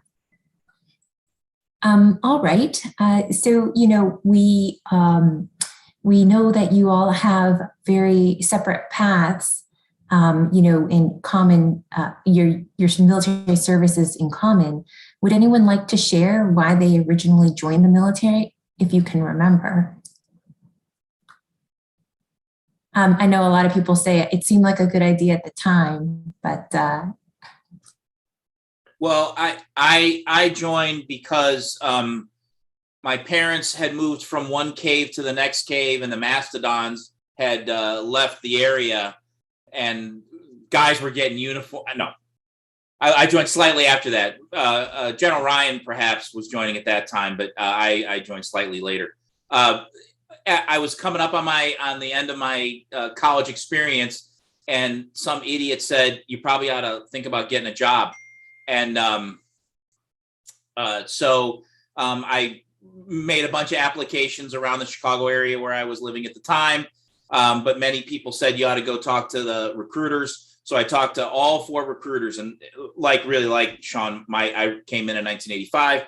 At that time, because President Carter had fairly gutted the military, basically, if you could sign your name legibly, had a degree from anywhere and had no criminal or a small criminal record, you could get a commission in all 4 services. And so I met with each recruiter. I met with a Marine recruiter, and he basically said, are you ready to do 200 push-ups a day in the rain, standing on your head in a puddle? And I said, not really. I talked to the Navy recruiter. He said, are you cool to go out on a ship with 3,000 men for a year at a time and throw up over the bow? Not really. The Army guy, I talked to him. He rolled up in a what was at that time called a K car, which was the cheesiest piece of junk vehicle, and just didn't seem to be very cool. So I said, and then the Air Force guy met me at a Bennigan's, rolled up in a Corvette, had a leather jacket on, and said, we generally don't camp out very much. I said, I'm your guy. And here I was 28 years later. I'll just tell you that my family has a long history of service.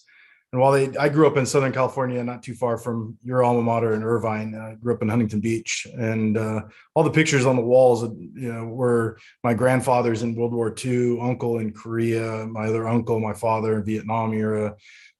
So they had all served, and not in my lifetime. I grew up with a strong sense of service and always thought that I wanted to join. And then a gentleman by the name of Dan Rather had a show called 48 Hours, and he did a day in the life of a cadet at West Point. And I remember watching that when I was a freshman in high school. And when a couple of my upper class friends, one I played football with, and one is a lifelong girl who was a friend of mine, went to West Point ahead of me, that kind of solidified it for me. And I never looked back. So that was really the impetus through high school.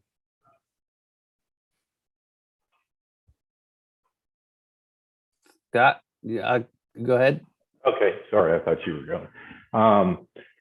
Not nearly as cool a story, but well, first of all, I want to say that I don't know that any of us are going to give the same answer that a lot of our people serving today would say, and that was 9/11. Because sometimes significant emotional events like that have a greater impact than maybe the time when we were all, at that age of decision, et cetera. But sort of like Eric, my family has a history of service, and my dad flew airplanes in the Air Force. So to be honest, I never thought about doing anything else. I'm not sure what I would have done if that hadn't worked out. And fortunately, at some point in your career, the Air Force decides you're done flying airplanes, and they decided I was an international affairs expert. And so it found me, and I truly embraced this and don't miss flying at all now.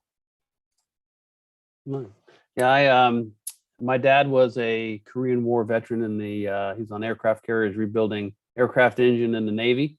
They were both college professors and educators. So I was going down the educator route. I made Eagle Scout when I was 17 and a half. and got an influx then of scholarships and offers. I took the Army's scholarship, graduated as a distinguished military graduate, second lieutenant, and went to Germany in my first assignment. And that's kind of how I moved into the military myself. Well, I keep hearing themes of lifelong commitment to service and also the impact of people's families and peers and choosing the right branch of service, which I did as well. We're a tri-service. I have one brother in the Army and one brother in the Navy, so I can say that. When we think about Scott Seaver's comment about the Air Force told him he was going to be an international affairs specialist, none of us really thought we were going to do what the Army or the Air Force ended up laying out in front of us. Does anyone want to comment or add to what Scott said about what you thought you were going to do and what the military assigned you to do, and how did that work out?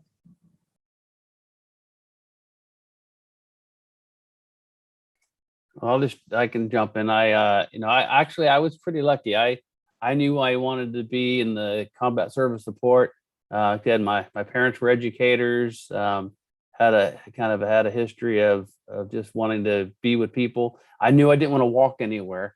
And so I chose transportation because it was at Virginia Beach, and subsequently into the logistics community. And so I was very lucky to stay on a course. I think the thing that you also do, you do become the ambassador.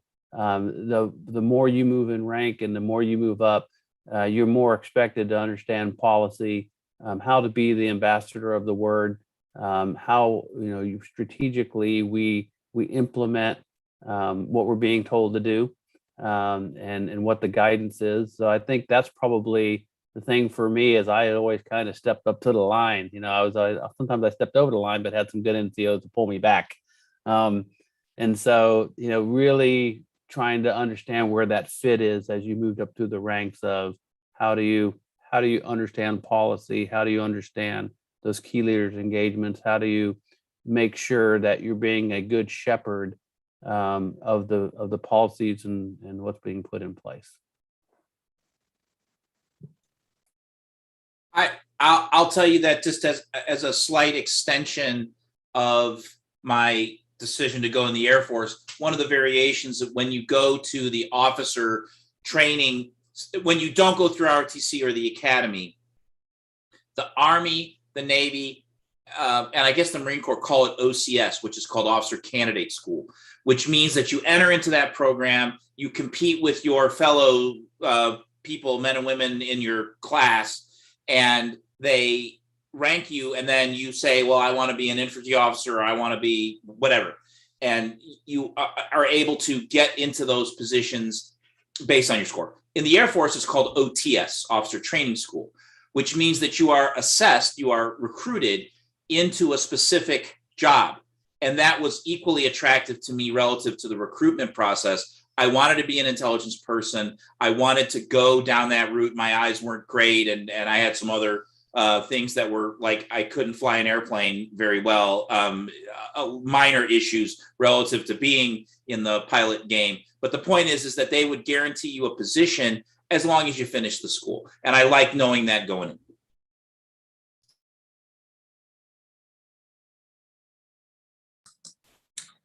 All right. Well, we have about 5 minutes left, and I wanted to close with, do you guys have any reflections or comments about what you think the U.S. military's role is overseas going forward in the future?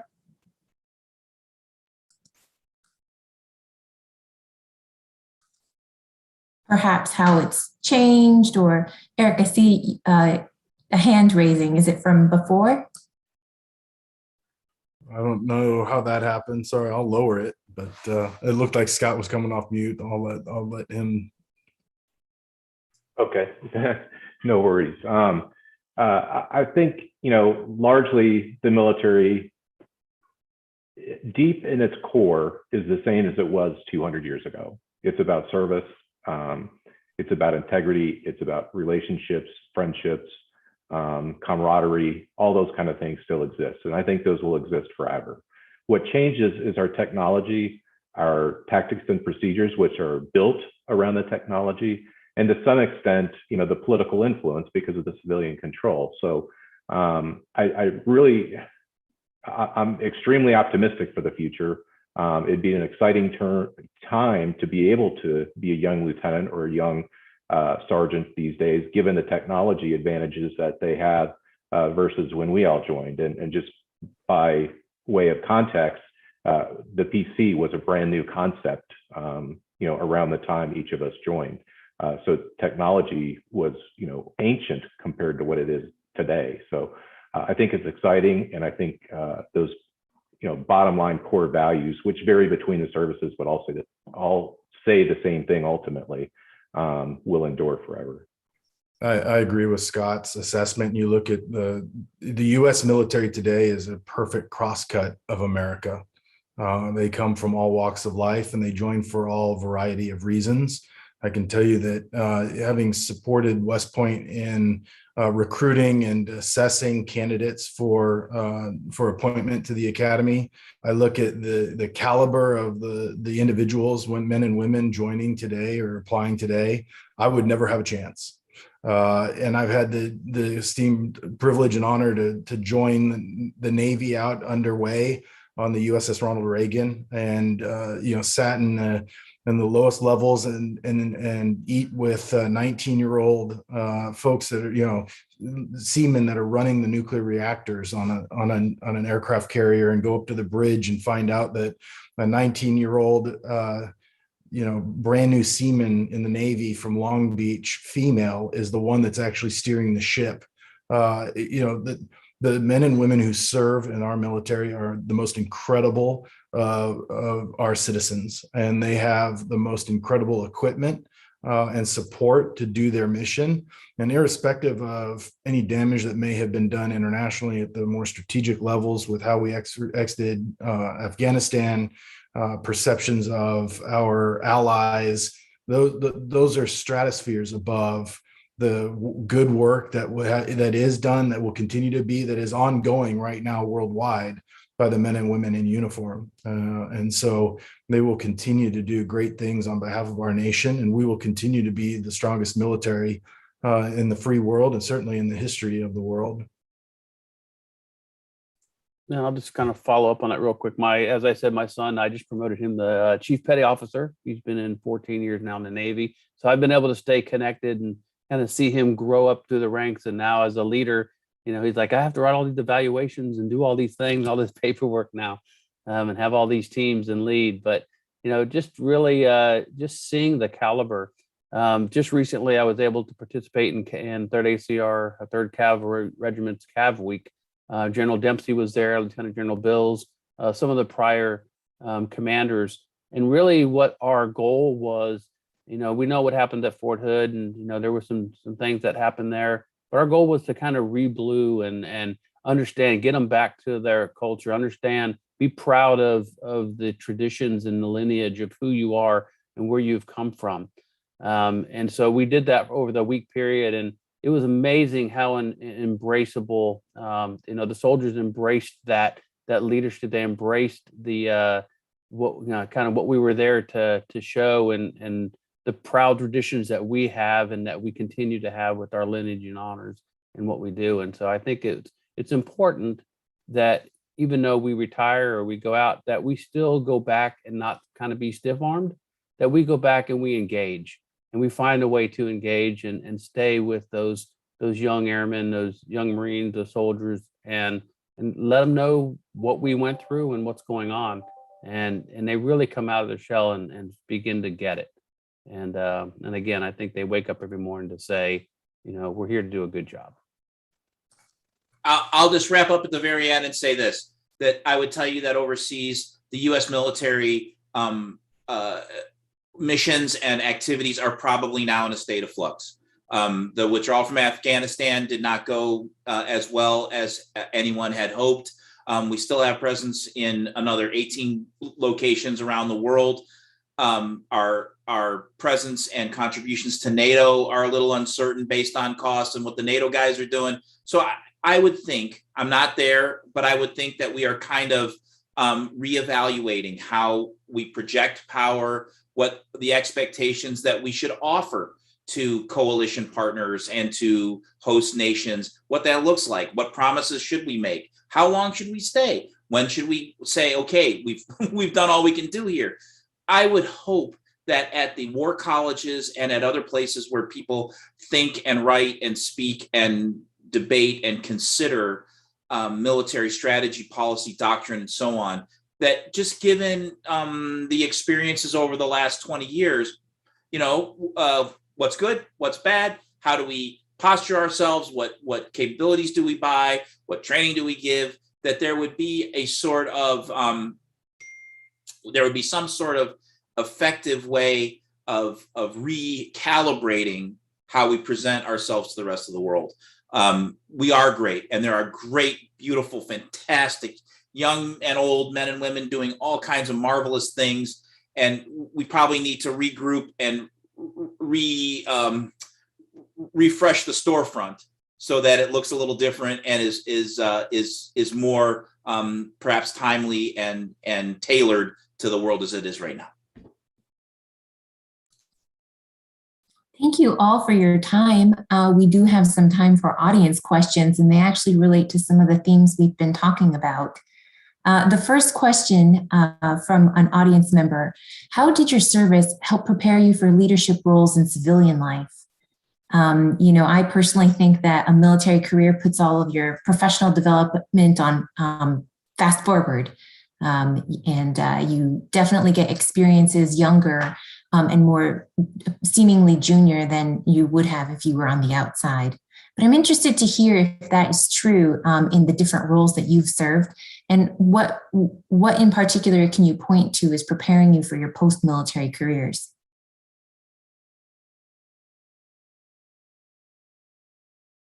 I can jump in, looking as though I've kind of left the military community, although USAA is dedicated or committed to supporting the military community. It is a civilian agency.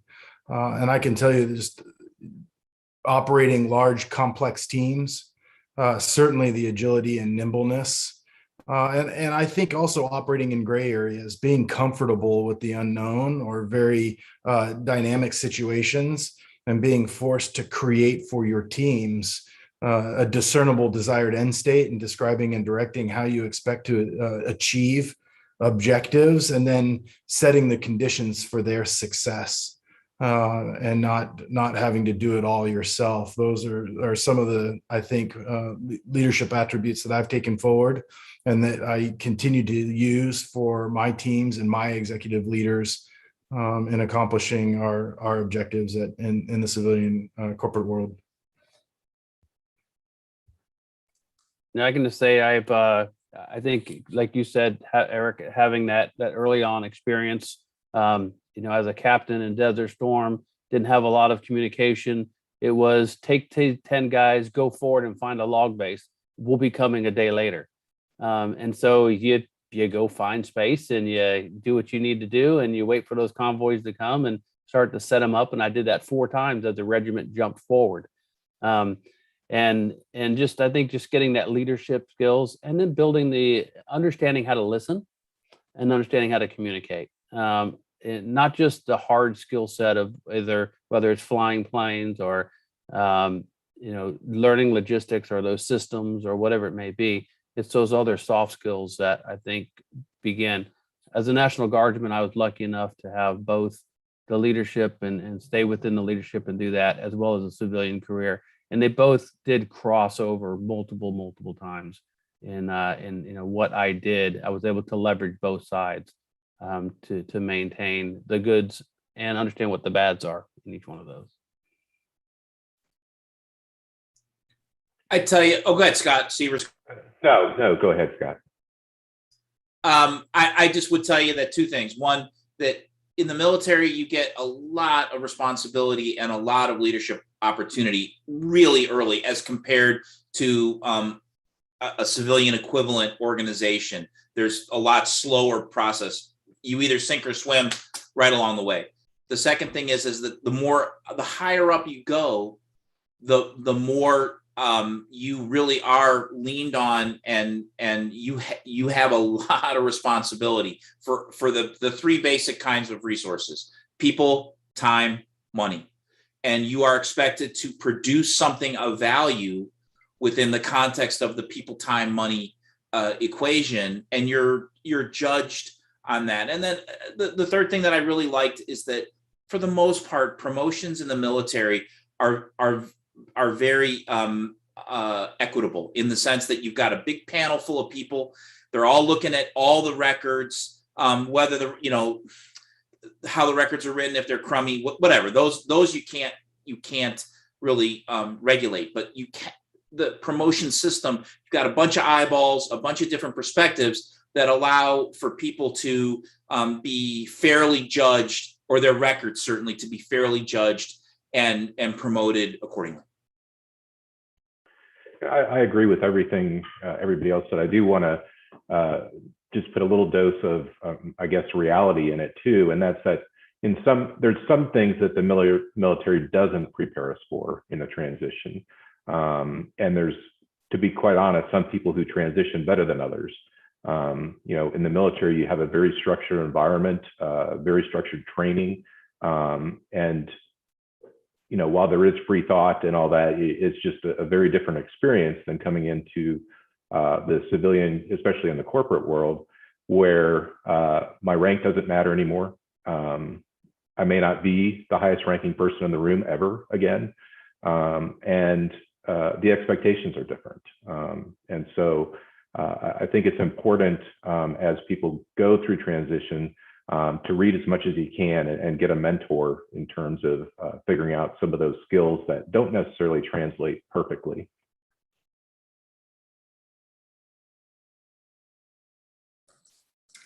I think we have enough time for one more question, but I'm not certain. I can't really predict who's going to say what on this. So the question is about the Space Force. Do any of you have any insight about how the Space Force is going to roll its way into our national strategic vision? We're doing a little bit of work with Space Force within our little company. So I have a modest amount of insight there. So fire away. So the question is. That's the question is how do you, the question is a little bit open. It's what are your thoughts on the Space Force? And I guess I thought that the ISR guy might have some thoughts here, but I know medicine. I don't know what you know, so there's no bacteria in space, so I'm out of a job. Not yet. You don't know. I mean, it could be on the way. You can't tell with these pesky bacteria. So here's the bottom line on the Space Force. There are opinions as to whether or not it needed to happen or not happen. That ship has sailed. So the most important thing to think about in terms of the Space Force is that there are 5 warfighting domains: air, land, sea, space, cyber. And in reality, as Eric said, the U.S. is very dominant in air, land, and sea. We may not have the biggest force, but we certainly have some technology. We have some wonderful men and women doing magnificent things. But I would tell you that we are not necessarily as powerful and capable in space and cyber. And so what the establishment of and the creation of the Space Force indicates is that, yes, space is a contested warfighting domain. And there are people that want to be part of that need to defend that we need to have a system in place, because I will tell you for sure that our adversaries, such as China and Russia, recognize that domain, space, is contested and are prepared to engage in combat in that domain. So to establish the Space Force, to look at it in that context, and then to have a process to organize, train, and equip for that domain that is focused on it, is super valuable. And I would tell you too that in the end, I would anticipate that sometime in the not too distant road there will be a cyber force, because it's the same that's a warfighting domain that's contested, that ought to have its own sort of structure, policy, organized, train, and equip doctrine,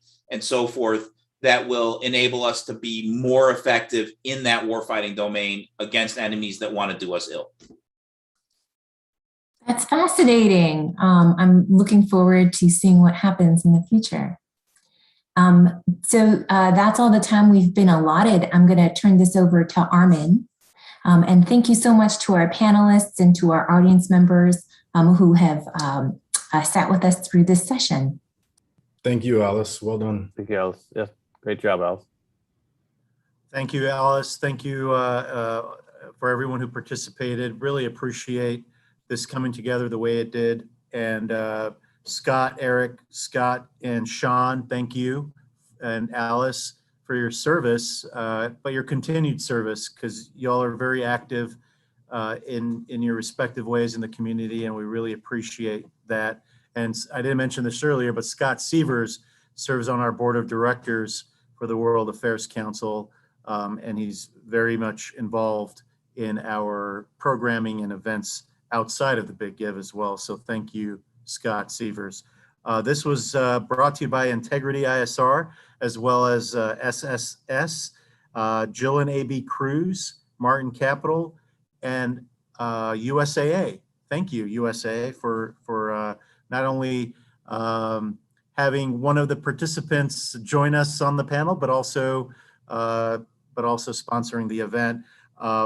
Bestica is actually sponsoring the next panel that we're going to talk about, which is, I hope some of you could stay tuned. It is streaming on our YouTube channel, but we're going to talk to Mr. Arun Gandhi, the grandson of Mahatma Gandhi, in a few minutes. But thank you for making time for us. We really appreciate you. I know I learned a great deal. Thank you for your insight, for your experiences and your stories. And Alice, thank you so much for putting all of this together, putting all the thoughts together, and doing a great job moderating the panel. So have a great day. We have a few more programs left. So if you want to stay tuned in, please continue to watch on our YouTube channel.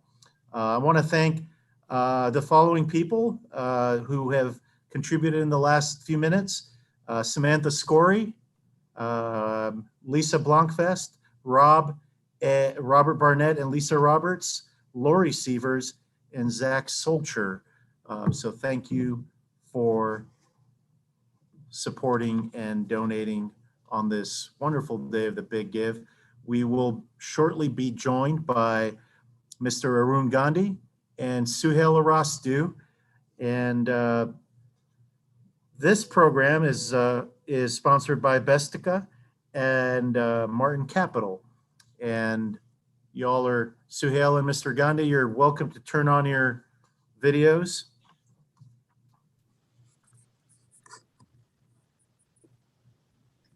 How are you, Suhail? I'm doing well. How are you, Armin? Doing great. Mr. Gandhi, how are you? I'm good, thank you. I've been looking forward. I mean, all these programs have been unique in their own different way. You know, when Mr. Gandhi came to San Antonio a few years ago before the pandemic, it was such an honor to meet him and hear his stories and just his philosophy about life and all the wisdom that he has received throughout the years from his grandfather, but also through his own personal experiences. I highly recommend. This isn't a plug, Mr. Gandhi, but it's a fascinating book by Mr. Gandhi called The Gift of Anger, and the link is actually in the chat room right now for you to go and purchase it. And I know Suhail has a copy of it as well when you were last here. Suhail will be moderating this discussion, and he is the Director of Advancement for Musical Bridges Around the World.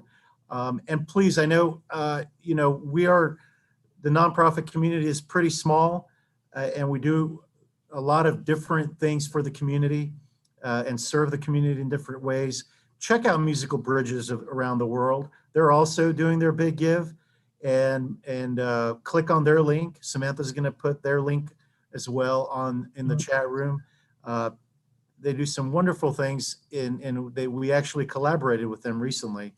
So please check them out and support that wonderful organization.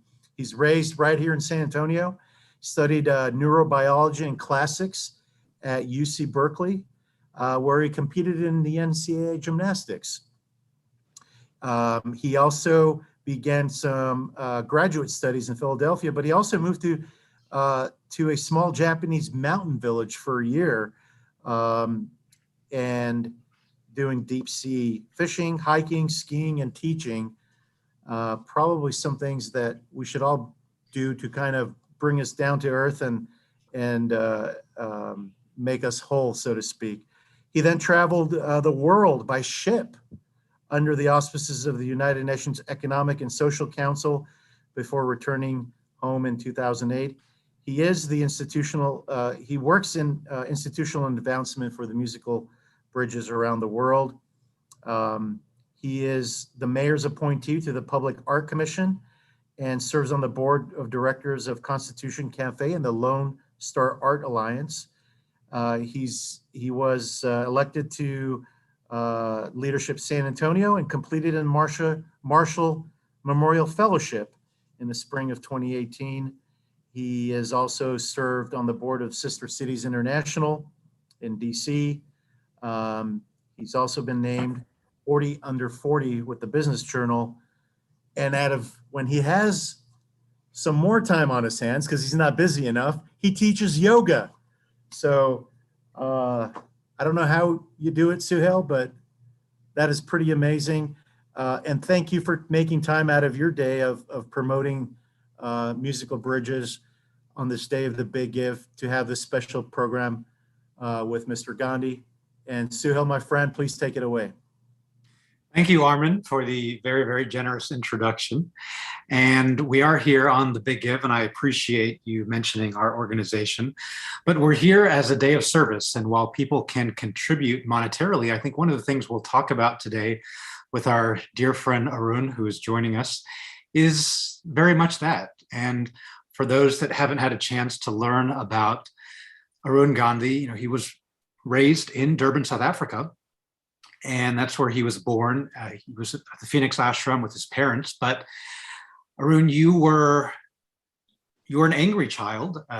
You say that you were beaten by blacks for being too white and by whites for being too black. And your parents took you to India at the age of 12 to spend some time with your grandfather, who we all know as the great Mahatma Gandhi, at the Sevagram Ashram. And it was there that you learned some of the most salient and prevailing lessons of your life, which have carried you through to your work to found the Gandhi Worldwide Education Institute and do much of the work that you established with your late wife and your family here in the United States. So it's really an honor to have you here. I first met Mr. Arun Gandhi when I was a student through my Peace and Conflict Studies professor at the University of California, Berkeley, Michael Nagler. And Dr. Nagler made the introduction, and then you had the chance to come here during our Martin Luther King March, which is the biggest in the nation, several years later. And then we were able to connect during San Antonio's tricentennial in 2018, which also coincided with your grandfather's 150th birthday and the 10th anniversary celebration of our establishment of the celebration of Diwali, the Festival of Lights here in the Alamo City. So while you're not with us physically, we are grateful that you've taken the time to join us virtually on this day of service. And I want to welcome you back online here to San Antonio and to all of our audiences here at the World Affairs Council and those joining us from around the city, the state, and around the globe. So I want to begin with Arun, just to see, the topic of this conversation is what would Gandhi do, a global pandemic amid political polarization. But you spent time, your youth growing up in South Africa, you spent time in India, you spent probably a majority of your life now in the United States. And I want to begin talking about service. This isn't just about what your grandfather would have done, but you very much follow in the footsteps and the philosophy for grandfather. So what is happening right now in the world as a pandemic and politically, and what is your worldview? Well, I think it's a very sad worldview. We see strife going on everywhere. We see destitution of sorts in all countries of the world. And I don't think it's a very pleasing situation. For a long time, we've been told that, we'll gradually improve everybody's life and everybody will be able to enjoy a better standard of living. But we don't see this happening at all, at least in my lifetime. I have not seen it. I have seen, in fact, what is happening is division of the world between the poor and the rich, and so many other divisions that exist in the world. And so we are going away from humanity. We are destroying humanity gradually, and it's not a civilization that I had imagined, and it's not a civilization that I can be proud of. It's a very bleak picture that I have of what is going on in the world today. Oh, you talk about service, and you say that service to the poor is really the greatest form of worship. And we have so much philanthropy, we have so much goodwill. By and large, governments, do have conflict and challenge, and the people are the ones that suffer. But tell us a little bit about this statement that the greatest form of worship being service to humanity, service to the poor. Well, if you look at all the religions of the world, every one of them talks about helping the poor, helping people, creating a kind of a family atmosphere where we bring everybody up together. And every religion talks about it. But what we do is we go to churches and mosques and temples, and we pray and we read the scriptures without any involvement. We just mouth the scriptures and come back home and get back into our materialistic, greedy lifestyle. The philanthropy that we do today is motivated by pity instead of being motivated by compassion. And there's a difference between the two. When we are motivated by pity, we feel sorry for the poor people. We, kind of judge them and say, they are incapable of achieving anything on their own. And so we just give them something, drop it in their box, and think that we have done our good deed for the day and walk away from it. But when we are motivated by compassion, then we stop to think about why is this person incapable of taking care of himself or herself, and what kinds of strengths do they have that can be used to help them stand on their own feet. And then we get involved in trying to teach them, in trying to make them realize their potential and help them stand on their own feet and take care of themselves. That is a more constructive way of dealing with poverty than just throwing money at them and hoping that they would use it for the right purpose. You talk, it's sort of like the saying, give a man a fish and feed him for a day, teach a man to fish and feed him for a lifetime. And it makes me wonder about some of the numbers that we've heard about recently, we've come to a conclusion of what we consider the war in Afghanistan, and they estimate $300 million were spent daily to the tune of 3 trillion over the decades that we've been there. And one would wonder, should that investment have been made in universities and education and agriculture instead of primarily military and arms, the impact that we could have had in the region, to your point? Exactly. It's there. We were there in Afghanistan for 20 years, and we did do some good, at least for the women and education and so on. And, we made some impact there, but not enough. I mean, all the money that we spent on killing and destroying people in Afghanistan, if we had used that, as you said, for constructive purposes, Afghanistan would be a much better place today, and we would have dealt with terrorism also. In fact, I did write, when the first attack took place on the World Trade Center, and everybody was shocked by it, and I was equally shocked by what happened that day. And then I saw the reaction of the people and the reaction of the government, the president, talking about, we're going to get revenge. We're going to find these people and destroy them. And I was mortified by that. I said, this is not what we need to do.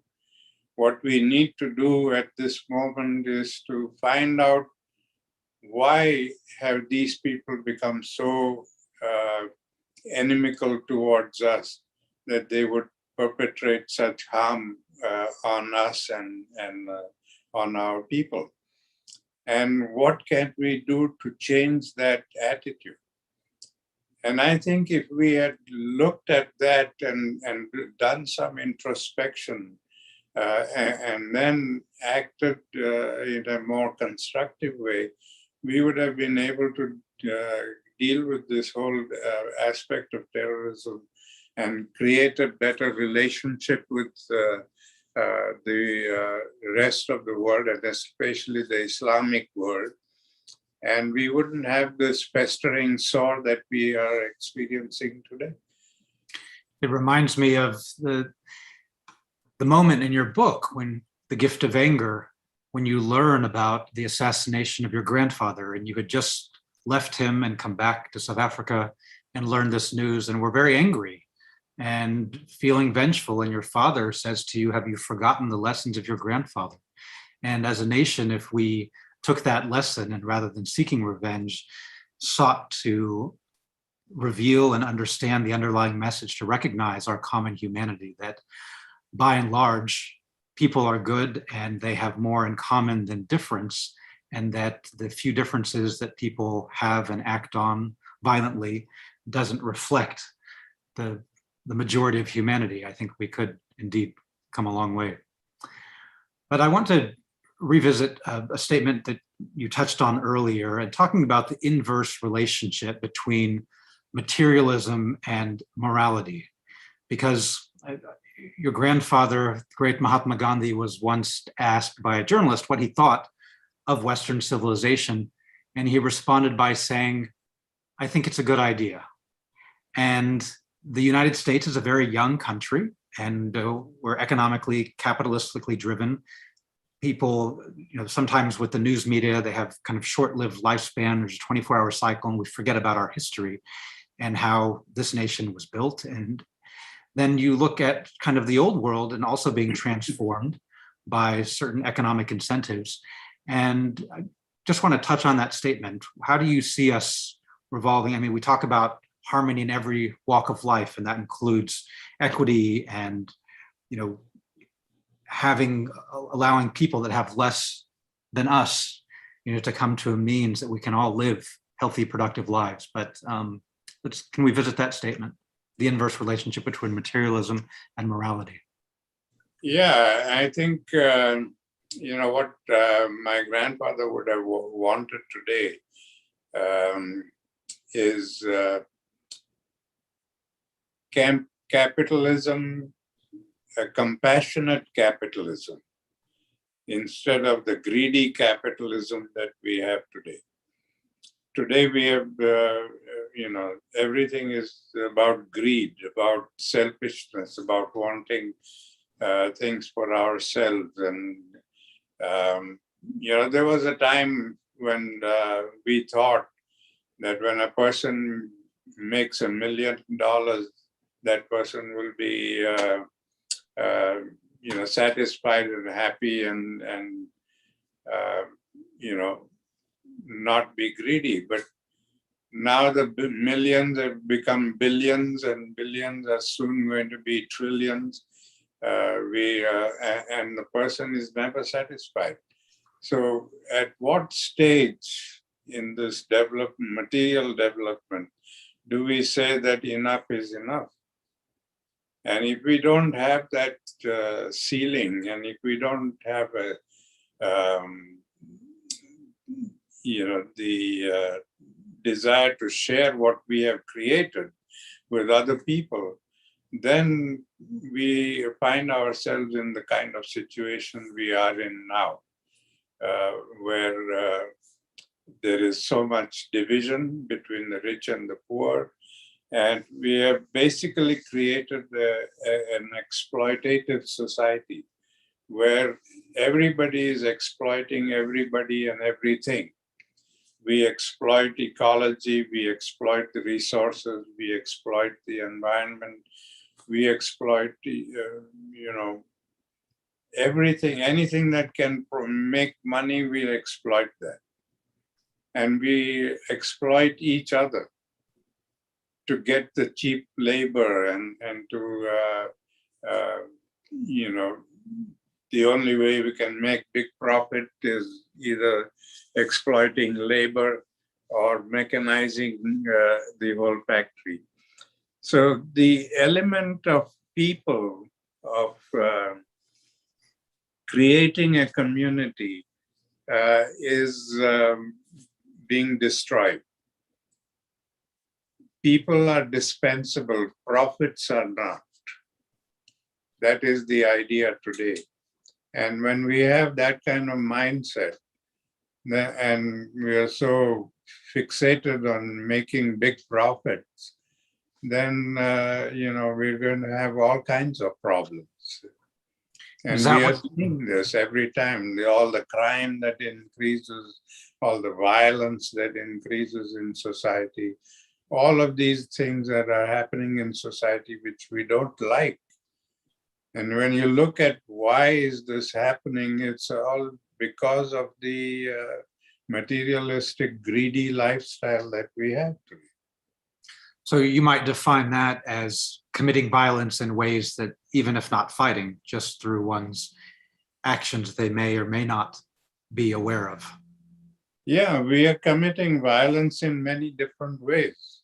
That was one very important and powerful lesson that my grandfather taught me through a little pencil. When I was coming back from school and I had this little pencil in my hand and I thought I deserved a better pencil, and I threw it away. And when I went to grandfather that evening and asked him for a new pencil, instead of giving me one, he subjected me to many questions. He wanted to know how the pencil became small and where did I throw it away and why did I throw it away, and on and on. And I couldn't understand why he was making such a fuss over a little pencil until he told me to go out and look for it. And I must have spent about over an hour looking for that pencil. And when I finally found it and brought it to him, he said, "Now I want you to sit here and learn two very important lessons.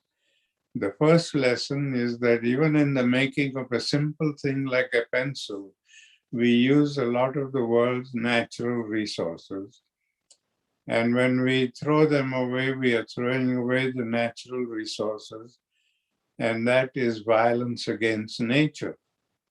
And the second lesson is that because in an affluent society, we can afford to buy all these things in bulk, we overconsume the resources of the world, and because we overconsume them, we are depriving people elsewhere of these resources, and they have to live in poverty.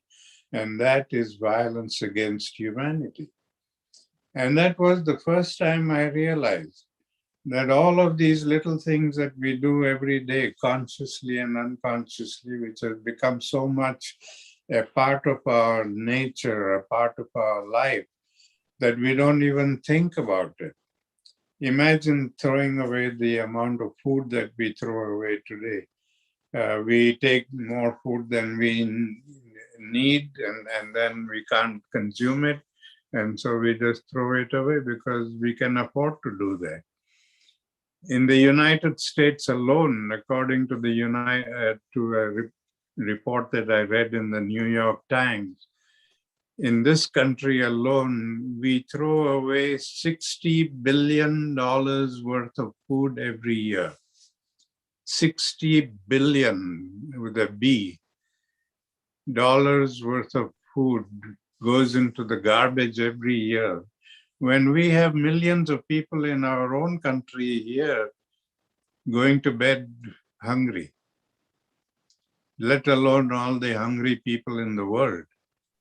Now, if we are doing that, imagine how much the rest of the world is doing. And that is the worst form of violence. And so to make me understand what violence really is, he made me draw a genealogical tree of violence. Just as we do a family tree with violence as the grandparent, physical violence and passive violence as the two branches. And every day before I went to bed, I had to analyze and examine everything that I had experienced during the day. Things that I may have done to other people, or people may have done to me, or things that I may read about. All of that had to be analyzed and put in their appropriate places. Now, physical violence, we know, because it's the kind of violence that hurts, where we use physical force against each other, fighting and beating and murders and rapes and killing and wars. All of these things are the physical violence. But passive violence is something that we don't know, and we kind of ignore it. And that is the kind of violence where we don't use any physical force, and yet we are able to hurt people directly or indirectly, consciously or unconsciously. And that, to find out whether this is passive violence or not, I had to ask myself a simple question. If somebody was to do this to me, would I be hurt by it or would I be helped by it? And if I came to the conclusion that it would hurt me, then that would be passive violence. And when I did that introspection and filled up a whole wall in my room with acts of passive violence, I realized how much passive violence each one of us commits every day. And then grandfather explained to me the connection between the two. He said, we commit passive violence all the time, every day, consciously and unconsciously. And that generates anger in the victim. And the victim then resorts to physical violence to get justice. So it is passive violence that fuels the fire of physical violence. So logically, if we want to put out that fire of physical violence, we have to cut off the fuel supply. And since the fuel supply comes from each one of us, we have to be the change we wish to see in the world. So if we don't look at ourselves and look at our weaknesses and our the passive violence that we commit, then we are never going to be able to create peace in the world. And while we are talking about peace, I'd like to also put in perspective what peace really means. Because today, whenever I ask somebody, what do you think peace is? They immediately say no violence, no wars. That is peace. And I said, no, that's not peace. Peace is creating harmony in society. When we are able to live in harmony with each other and live as one big family, then we can really enjoy peace. Well, it's an interesting reflection that I think a lot of people don't take into account, especially the simple things like throwing away food that are violence against nature and opportunity for others to eat. It's these small things that we can be mindful of in our daily life and how we use resources that impact our world. My view tends to be that as information access increases, we tend to be aware of more of the violence that exists in the world, but by and large, states and nations seem to get along more than they have in the past. We have civil society and we have, treaties and nations. We have overconsumption, certainly, especially in the West. But I like to think that we're on a hopeful path. In the United States, as a post-industrialized nation, we overconsume resources, but we certainly are becoming more and more aware of the impact of our energy usage with climate change. And we hope that through awareness and individual action, we can slowly begin to reverse that trend, and our global partners will do so as well. But as we address imbalance and we look at the political landscape, I'm curious as to your opinion. We've discussed a little bit about individuals and our impact on each other, on harmony, but how do we address leadership? United States, as I mentioned, we're a young country, and India right now is approaching its 75th anniversary of independence from British rule. That's landmark, certainly, in your family history and the nation, the largest democracy on earth. But what do you see as the potential of the subcontinent and the future of the political realm and of the people? Well, I think as far as India is concerned, we have a very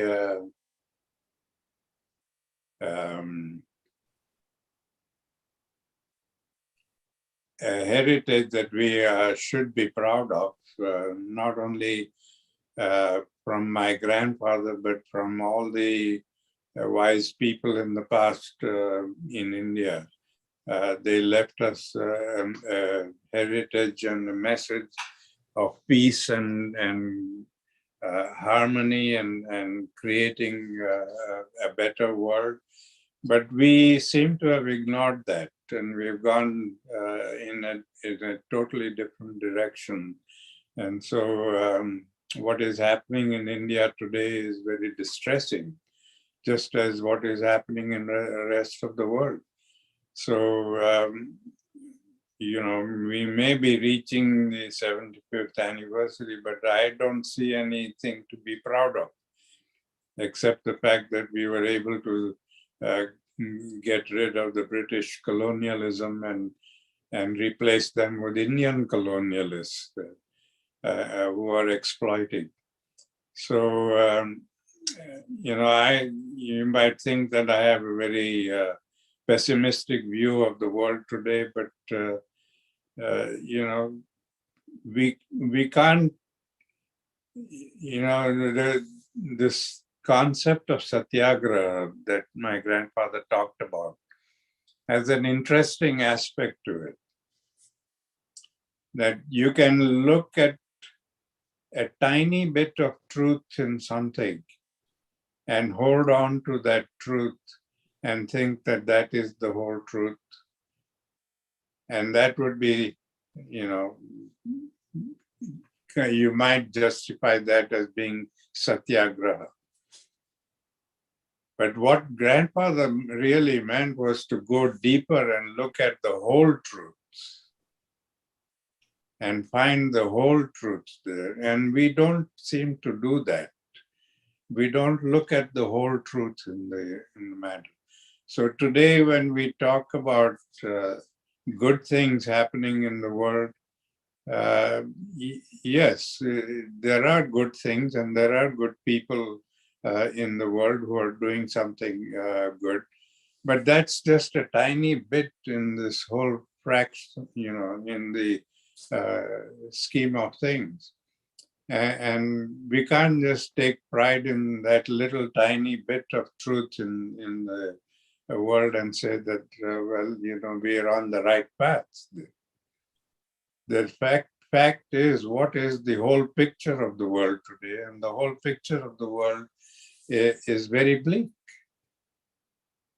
Even when one person is starving in a city, we can't say that we are, we living in happiness. We have to get over this idea or the mindset of the majority benefit. And what I mean is, we can take pride in the fact that 51% of the people are enjoying a good life and making a lot of money and have all the things that they need, while 49% of the population are poor. And we say, well, a majority of the people are happy, and we can be happy with that. And that's not right. We need to have 100% of the people to be living in happiness, and we can't sit back and take pride in the fact that 51% are happy. And to that injustice, you talk about channeling anger, and you give a great example of your sister. And a simple injustice, she was upset when you were at Savagram having to eat boiled pumpkin every day. And here we are in the fall, the season of the pumpkin. And she made a simple statement. She was just outraged about having to eat this pumpkin, and it was addressed, and your grandfather said why, and they went and bartered the pumpkin. But that's a simple act of speaking out. And whether it's through anger and channeling that anger towards good, or speaking out against something that you think is wrong or injustice, what is the role of, we can recognize the own passive violence that we each commit, but when we talk about people as a society, people as a nation, humanity as a global citizen, where do we begin that role, and what do we seek? I mean, we have the practice of meditation, of reflection, of yoga, and that's been shared now globally, and it's something that I continue to practice, as Armin mentioned. But what steps do we take as individuals to address injustice? Well, I think as individuals, the first thing that I think we should be doing is to teach children how to understand their anger and how to manage their anger. I think that is a very important lesson for everybody to learn. We ignore this completely. We don't talk about it. We don't teach it. And we just allow everybody to find their own way of dealing with anger. And yet anger is a very powerful emotion. And if we are not able to deal with it constructively, then we end up abusing it and causing all the violence. Now, right now, there's a flash on in the news. A gunman has opened fire in a grocery store in Tennessee. And I don't know, the flash didn't say about how many were killed. But this is going on all the time everywhere, and it's increasing everywhere. And all of this is reflection of the anger that people feel for one reason or the other, and they are not able to deal with it. They have to we need to teach this. I have been advocating that we teach this right from the elementary school all the way up to the high school. It should be a compulsory subject for everybody to learn. It's a simple thing. When grandfather taught me this very simply in simple terms, when he used the analogy of electricity and said that anger is like electricity. It's just as powerful and just as useful, but only if we use it intelligently. But it can be just as deadly and destructive if we abuse it. So just as we use electrical energy for the good of humanity and use it respectfully, we can learn to use anger in the same way so that we can use it for constructive purposes rather than destructive purposes. And, this, of course, is connected with mindfulness and yoga and doing some mental exercises, because the other thing that we neglect is strengthening our mind. We are very conscious about strengthening our bodies, and we do exercises and dieting and all that kind of thing so that we have a healthy body and a strong body. But we never do any exercise to have a strong mind. And the result of that is that we, at any given moment, we'll find that our mind is crowded by dozens of thoughts racing around all the time, even as we are listening to something being talked about right now. And to that extent, our mind is distracted. We are not able to pay 100% of the attention to what is happening at this moment. And that is because we don't have any control over our minds. We are not able to control the mind to focus on what's happening at the moment. And that is why in Buddhism, they call the mind a wild monkey. It's jumping around all over the place like a monkey. So we need to train the mind.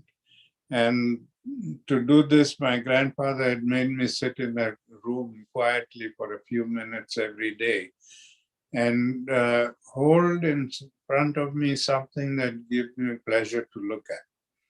Could be a flower or a photograph or whatever, and concentrate all my attention on that object for 1 full minute, and then close my eyes and see how long I can keep that image in my mind's eye.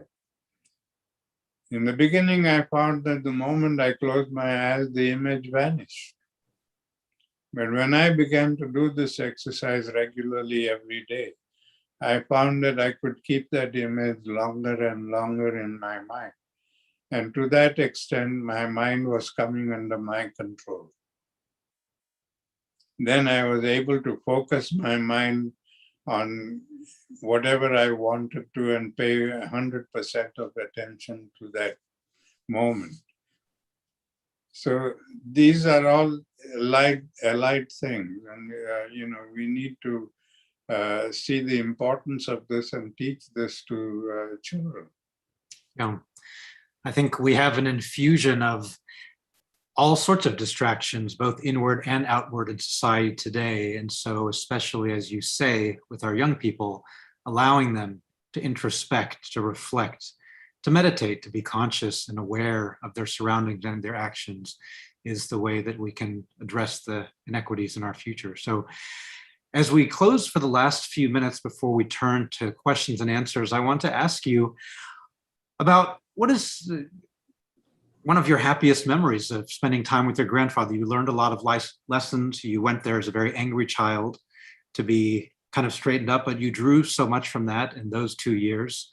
And the wonderful lessons that you've shared with us today, and also those you've written in your book and shared with the Gandhi Worldwide Education Institute and many of the other initiatives that you have been part of. I'd like to just have you reflect. What was the happiest moments that you spent with your grandfather? Well, I would say all the 2 years that I spent with him were happy moments. I found him to be a very loving grandfather. He had strict, he was strict about enforcing his rules and regulations in the ashram with everybody. But as long as you observed all the ashram rules and regulations, he was very loving and very kind and very accepting. And I, really enjoyed the way he would tell me stories, the way he would transform what was happening at the moment into a lesson through a story or through, in a way that a little 12-year-old boy could understand. And, that took a commitment from him. He took that commitment of passing on a legacy to the younger generation in a constructive way.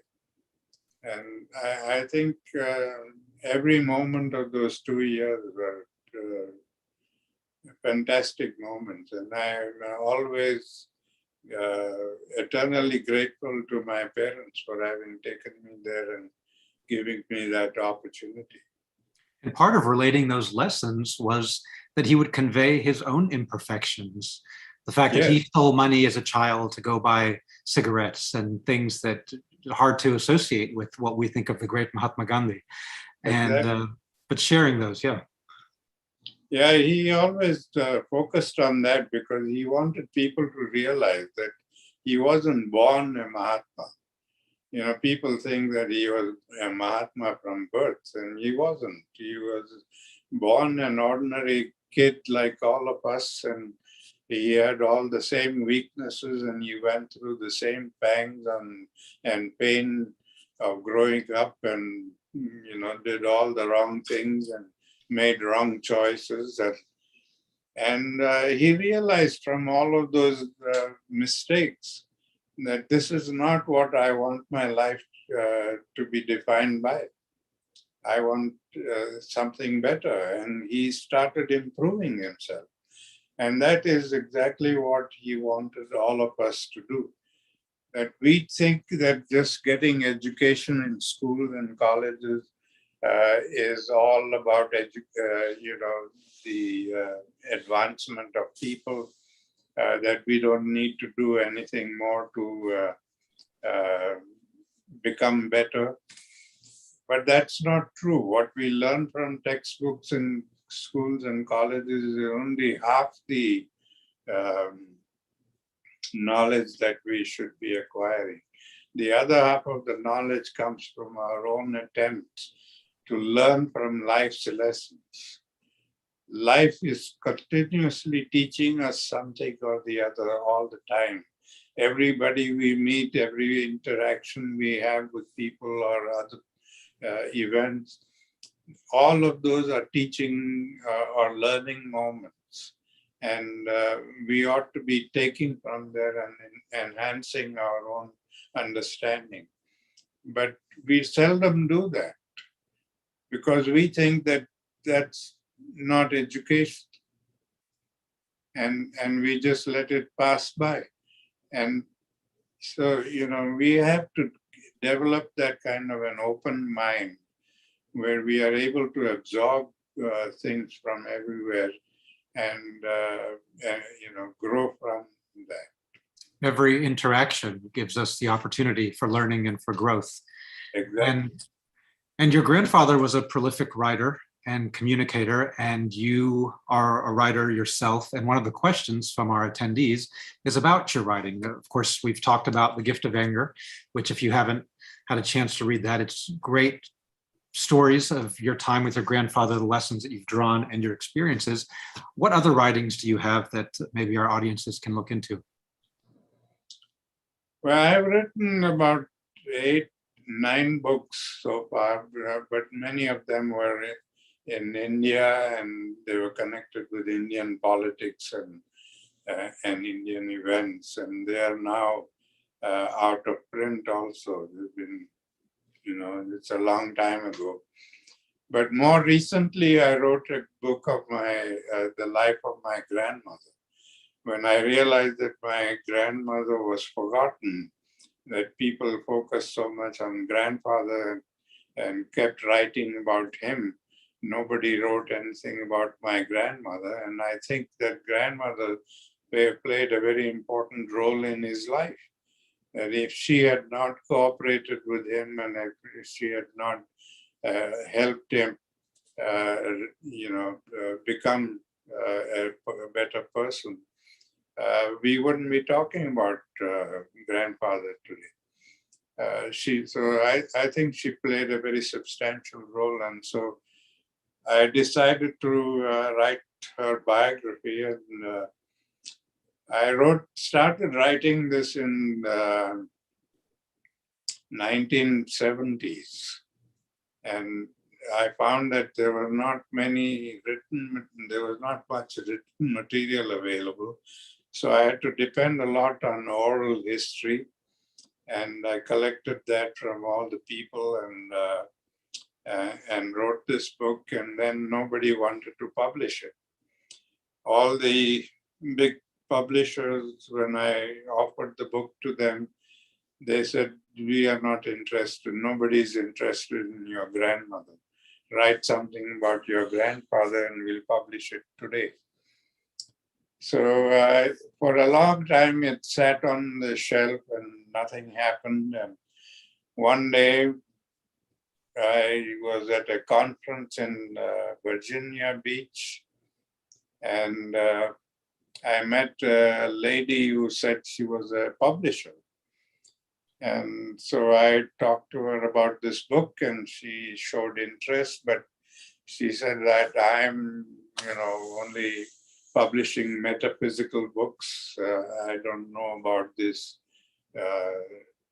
biographies and so on. So if you want me to publish it, I'll do it, but you won't have the same impact. I said, just publish it. I want it out in a book form. And so she printed the book, and I brought it, in the old days when I used to go out on lecture tours, I used to take the books with me and sell them. And many people who read the book thought that it was very interesting and eye-opening. But then that's where it was. When I stopped going out, nobody bought the book, and no booksellers have it. So it's still kind of languishing. And I've still been hoping that some publishers would pick it up again and publish it. But I don't know. Let's see. Well, I think we should all be grateful that you would take the time to write that story, because without you sharing it, it would be untold.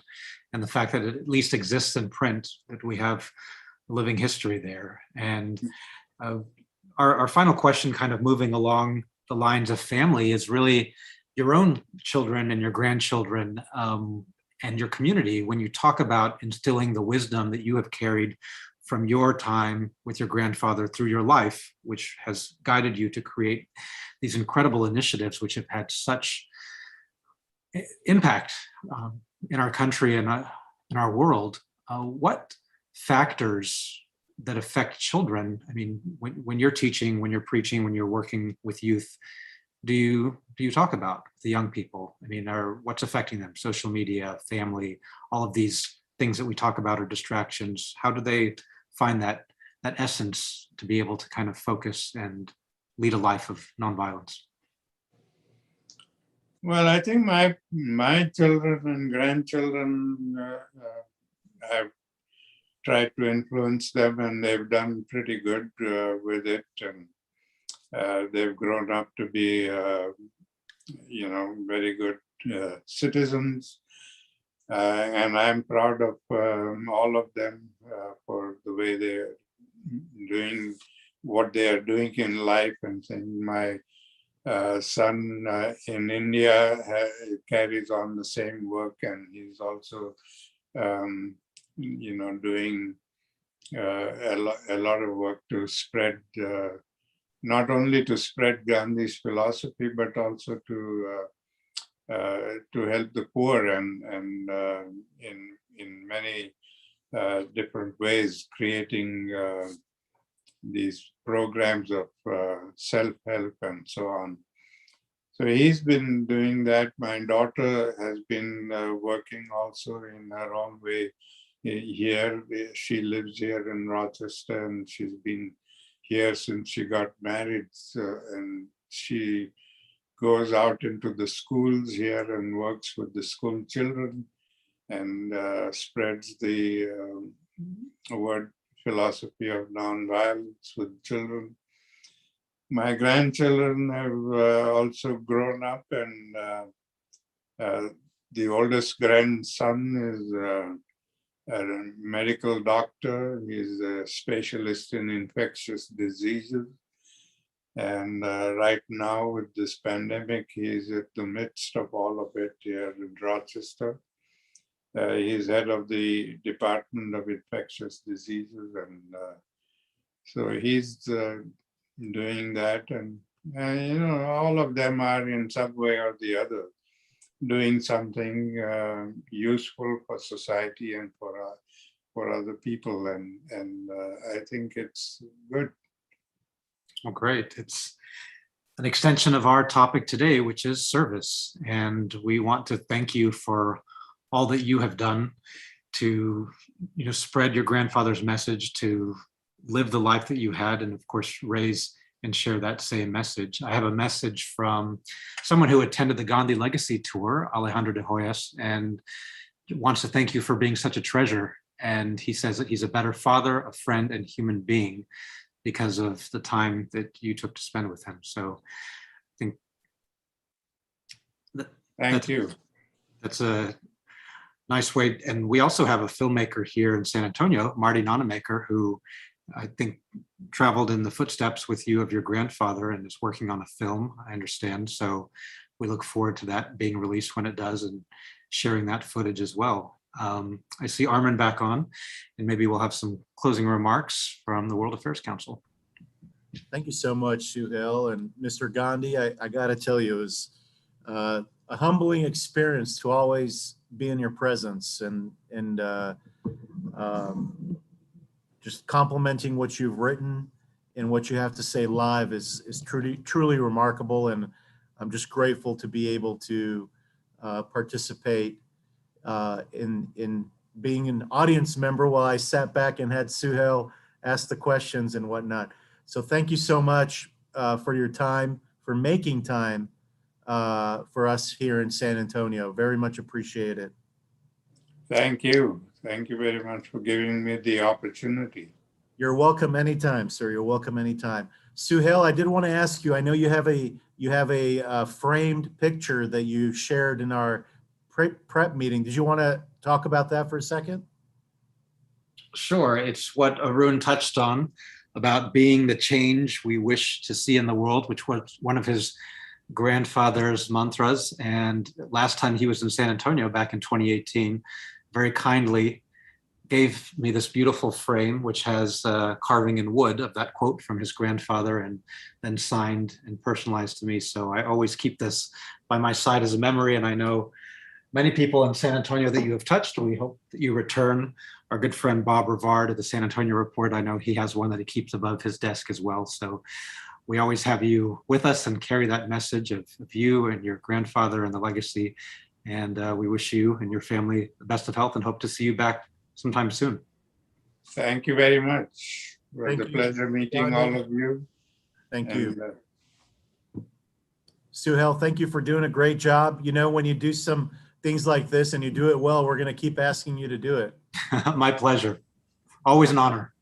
Suhail Arastu with Musical Bridges Around the World. Be sure to check them out on the wonderful World Wide Web. and they're also taking part in the big gift. So thanks for taking away time from that. Both of you, thank you so much. We have a couple more programs for the day. So if you'd like to continue to watch, check out our YouTube channel, but you guys are free to close out your screens. Thank you so much again. Thank you. Good. All right. Well, that was quite something. Really appreciated Mr. Gandhi for joining us. And that was sponsored by Bestica and also Martin Capital. So thank you to both of those entities who have sponsored the Gandhi event. We are going to take a few seconds to bring you, we have two more brief ones. They're not an hour long, but we have French cuisine and culture, which will include the panel of Damien Wattel, who is the French honorary consul. He also owns Bistro 9, where the program was filmed. Charles Matt with the Alliance Francaise right here in San Antonio, and Victoria Bonamour with the International School of San Antonio, and it will be moderated by our really good friend and board member and author and veteran and a jack of all trades, or John of all trades, as I say, John J.J. Casey. This program is sponsored by our very wonderful board member, Mr. Carlos Alvarez, with the Gambrinas Company, also PHIR Publishing. It's in partnership with the International School of San Antonio, our friends there, and also Bistro 9. So be sure to stay tuned in just for a few more seconds, and we will bring that program to you shortly.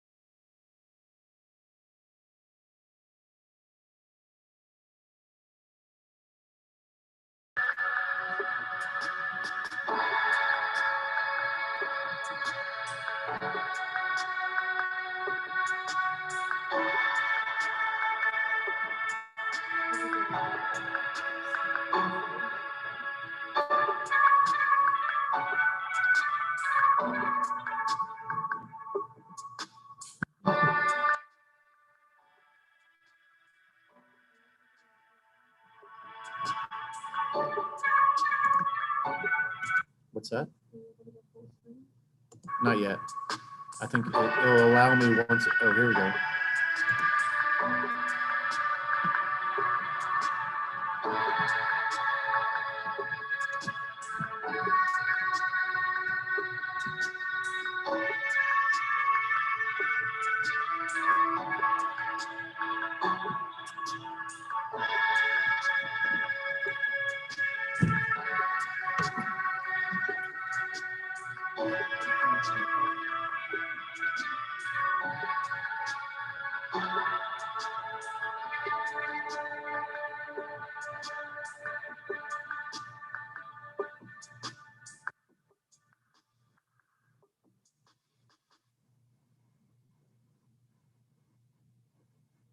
All right, hello everyone. My name is JJ Casey, and I am on the board of the World Affairs Council. I'll be moderating today's event, and in keeping with the World Affairs Council of San Antonio's mission to bring San Antonio to the world and to bring the world to San Antonio, we are here in the French restaurant Bistro 9, which is owned and operated by Chef Damien Vatel, who joins us on my right. We're also joined by Anne Victoire Bonhomme from the International School here in San Antonio, and Charles Matt, who is the president of Alliance Française. And we have some great food. We are going to be sampling during our program today. And we're going to be discussing not only food, but the importance of language, the French language in our culture, but in the scope of the world as well. So with that, I would like each of you to kind of introduce yourself and what your role is with respect to French culture. And let's start with Anne. So my name is Anne Victoire Bonhomme. And I teach. I've been teaching French for a while, a long time. And in terms of my role for the culture is that I just try to bring the language, but teaching a language also, and you'll be able to talk about this, I'm sure. Teaching a language also means teaching the culture, because what you want is for your students to be able to communicate. And when you communicate, it means that you're going to be able to go in the country, hopefully, where people speak the language, and be able to be fluent in the language, but also fluent in the culture, be able to adapt to the people that you're going to see. So obviously, it's easier for me to speak about French culture, but I try in my job to bring as many people from different Francophone cultures to my students so that they can understand what the world is like. Thank you very much. And it's interesting to know that your name, Anne Victoire Bonamour, literally means Anne Victory Good Love. Which, if you're going to have a French name, I can't believe you name out. You can't be from any other country, I guess. Maybe Canada. So it's wonderful. Charles. Well, I'm president of the Alliance Française here in San Antonio. My love of French language began as a child. I heard my father speak French to his customers in Cajun French, was his native language. And I'm descendant not only of Cajuns, Acadiana from Nova Scotia, but also directly from France. My great-grandfather on my father's side came from Alsace. And so I just kind of fell in love with the language, studied it a bit in high school, but got more serious when I went to graduate school in Belgium. And I studied French for a month. JJ, like you, has lived with a family, studied at a language school in the Lamar Valley, then did a year of graduate study in French. And was really blessed to travel quite a bit throughout Europe, mainly in France, and make friends and learn about the really different regions of France, the differences, just wonderful variety and rich cultures, and have been very fortunate to travel back to France on multiple occasions over the last 5, 6, 7 years with my family. So as the president of the Alliance, I'm responsible for creating a place for people that are interested in the French language and culture to have a meeting place, if you will, but also to help those who are interested in learning French to do so by classes and by private tutoring. So until the pandemic hit, we had regular activities, films, we had big Bastille Day celebrations, dinners, and so forth. Some of those things have been put on hold because of the pandemic, but our classes are continuing all on Zoom, and tutoring is going on as well, one-on-one. So that's a little bit about myself and the Alliance. Well, thank you very much, Charles. Sure. And Chef Patel? For myself, I am Daniel Patel. I have been in the U.S. Nearly 40 years, 6, 7 years, I think. So I spent the majority of my life in Texas. I was in Dallas for 9 years, I believe, before I moved to San Antonio. I came in because I was a chef in Paris, and I went to cooking school in Paris.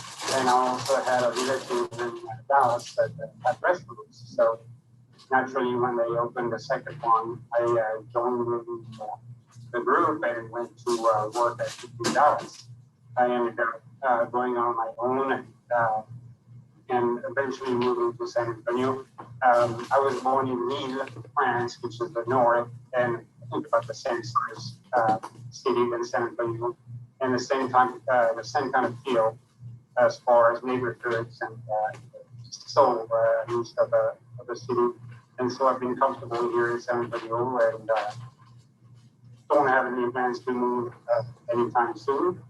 But if I do anyway, I'll go discover another part of the world. I would, necessarily would move back to France, but I do keep my French heritage close with me. And recently, I've been taking the job of honorary consul for San Antonio, in order mostly to find a way to, get closer to the French here locally, French culture, and keep that, keep them as part of my living, my daily routine. So that's been about 5 or 6 years now, I think. And my job is not too important as honorary consul. I mostly serve as a notary, I think, for signatures for French documents. But he also has a liaison with the consulate in Houston and people at City Hall here and the French community. So I'm happy to host everyone today, and I figured, what's more French fries. Moule frites is really a combination that's dear to me because I grew up in Moule Frites City. And I also, of course, have French cheeses, pâté, and bread. Against the rosé, and I think we have everything we need. Thank you very much. So with that, first I would like to thank the sponsors for this program. I'm very generous of the Gambrinus Company and Fire Publishing, who are providing sponsorship for this event. And again, thank you for Chef Patel for opening up your restaurant for us in order to have this program and also to sample some of your incredible foods. And I don't want this to be weird where you feel like you can't eat and talk. I really want this to be part of it. So why don't we all put some food on our plates and then we'll continue the discussion. That sound good? Yeah, absolutely.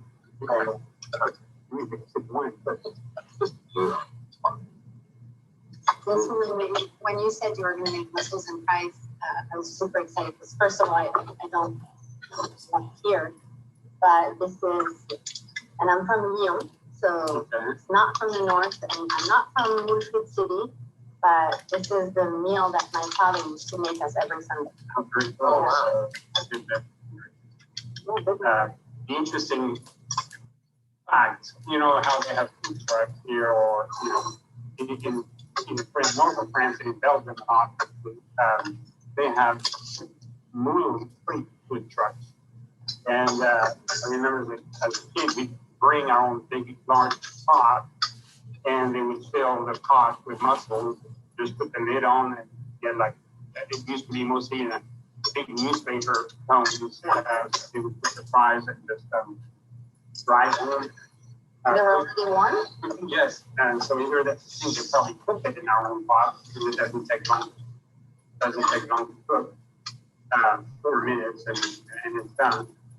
But so really, I grew up with that. And there's an event in Lille called La Braderie, which now draws millions of people from all over Europe. But it's like a giant garage sale. In France, they don't have garage sales the way we do in the US. So, so this was a way for the city to do that. Everyone brings, they close all the sidewalks downtown. Everyone brings their garage stuff, basically, or at least what you find, in any garage sale, and rents a piece of sidewalk from the city, $30 or something nominal. And there are bands everywhere, sort of like that Fiesta event in San Antonio. There are bands everywhere. There's food, all the restaurants are nearly 24 hours, and everybody eats mussels and fry. And the waiters dump the mussel shells on the street corner on the street, because all the streets are full. And usually the one that has the biggest mound of mussels wins some sort of, I don't know if there's a prize anyway, but there is literally a mussel, the most mussels sold, or the biggest mound of mussel shells wins. I don't know. So is there any particular special part of your recipe that's different, that's a signature of yours? Well, I think that's probably the most traditional way. And to me, just like Henry Crowe was saying, food and smells that bring you back to where you grew up are they stay with you all your life, and it's an important part. And that's exactly the way you want it, to have it when you have it. So, even though I had opened a Belgian restaurant downtown called La Frique, which we did mussels, but 3 or 4 different ways. One with curry, one with tomato, one using beer. Anyway, that's the traditional way. We call it Lilloise on the menu here, but Marinière, that is probably the best, the closest classic recipe that we might. And I just tried it, and it's fantastic, by the way. So, and while everyone gets started on the food, I want to provide a little bit of context for French language, because we are going to talk more about food, but I do want to talk about the French language itself. I studied French from 8th grade through high school to college. I spent a month in Paris at an advanced language school doing a cultural language immersion. I hadn't had the opportunity to use my French since I've moved to San Antonio, so it's a little bit rusty. But I would have classified myself back then as a francophone. I loved French culture. I loved the language. The language, I think most people would agree, is very poetic. It is a beautiful sounding language.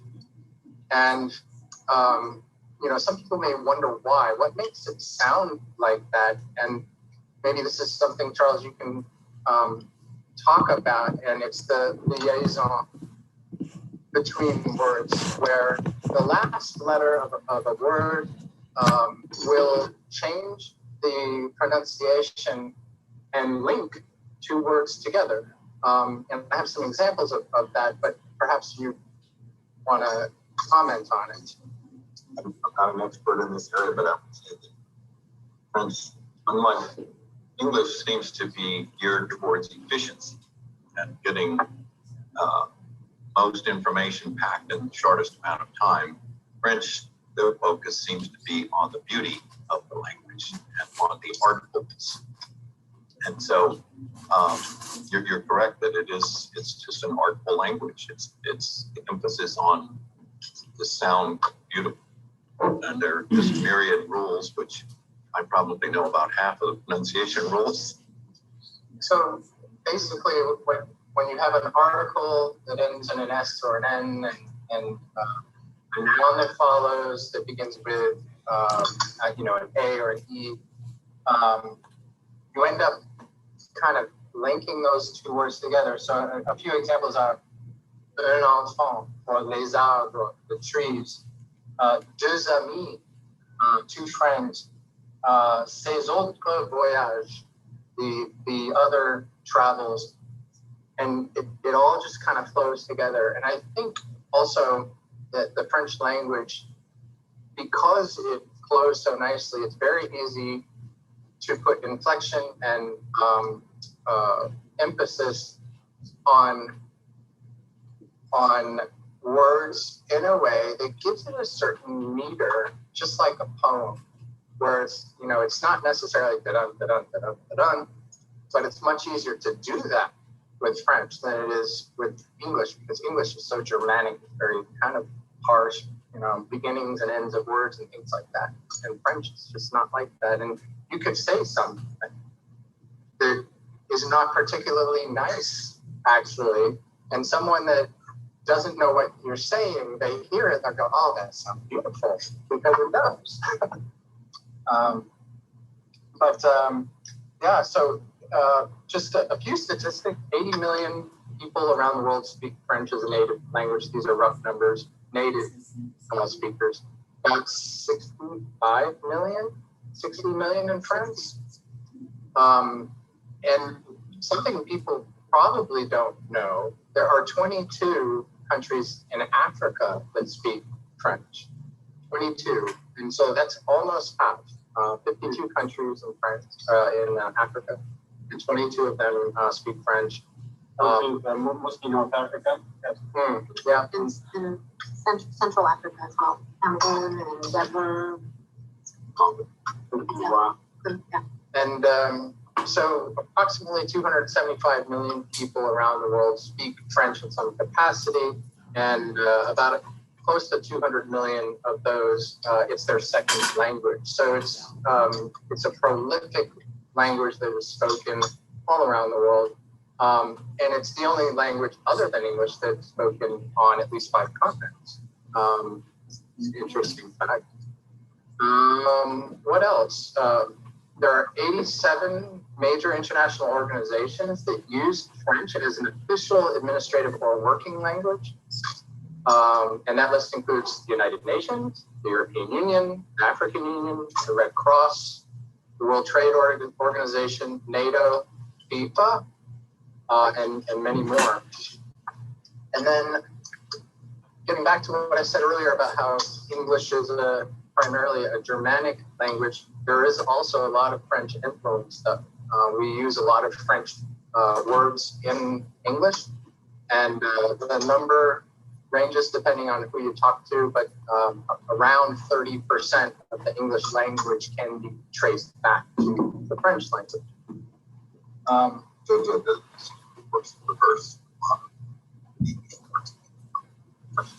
That's true. I think it's from growing. Starting in the business world, lion's share of the language.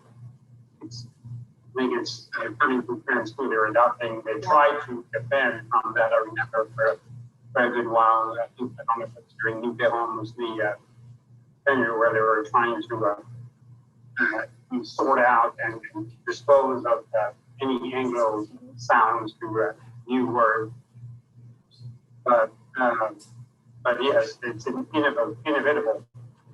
Just the same way that the English language, especially for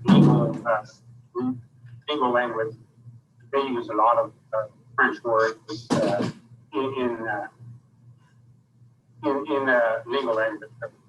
I mean, you put a court or hear or read something, something legal, it's full of French words that they haven't changed. Isn't there an actual government ministry in Paris that governs the French language? Well, I'm just part of it. Word enter the dictionary every year. Right. Yeah. But definitely with social media, now you hear it here on Instagram, or you just hear so many English words in the French, pronounced with a French accent. So like one of them that I keep hearing is like, I'm gonna give you A, and then it's tips. I'm gonna give the tip. I'm gonna give, and this is tips. Always in the plural, but definitely there's a lot that are coming. So I also spent some time in Berlin, Germany. I worked at USIC there for a couple of years, and as I was learning German or attempting, for me it was much more difficult than French. I would get really hung up. Now, first of all, one interesting thing about a foreign language is when you learn your first foreign language, your brain creates a special place where it starts, working on the rules for the language and storing those rules about how you speak it. And the more you use that part of your brain, the better it will become. And the memorization part is really quite separate. But when you try to learn a second foreign language, your brain goes, oh, you're trying to do rules again. Here you go. And so I kept trying to use the rules for the French language for German, which doesn't work at all. And my French or my German teacher would get quite upset with me. And so finally what he said was, listen, if you can't think of the German word, just use the English word. Just put the English word in there, because the Germans will understand you. There's a lot of English words, as you mentioned, in French, but also in German. And I think the thing, kind of works the same way in French. If you're trying to speak the language and you just don't know the French word, just say the English word, and they're likely to just understand what you're saying. One thing that doesn't work well is just say it louder and they'll understand. One other observation, traveled in France the last few years, I noticed that French people were much more interested in speaking English than I was in school in the 80s in Europe. Back then, it was very rare for a French person to speak English or want to speak English. And now I find that, particularly with younger people, they're very interested in showing off that they can speak English or they want to practice English. It's a very different environment. Look at finding a French-speaking person in the West, it's not easy. I mean, people will say, well, I took French back in high school, or I did 1 or 2 years, but they'll know 5 words. So there was clearly a huge difference in the amount of French that's spoken in, for example, in the US compared to the amount of English that's spoken in French. And so it's bound to have a huge effect on the French society as a whole, introducing, I know they tried to stop it, but I think it's unstoppable. It would have to be a larger part gradually. So one of the things that we were kind of chatting about before we started this program was this conception by some Americans that the French are rude. And this is kind of, unfortunately, it's generally accepted to be the truth here in the United States. Okay.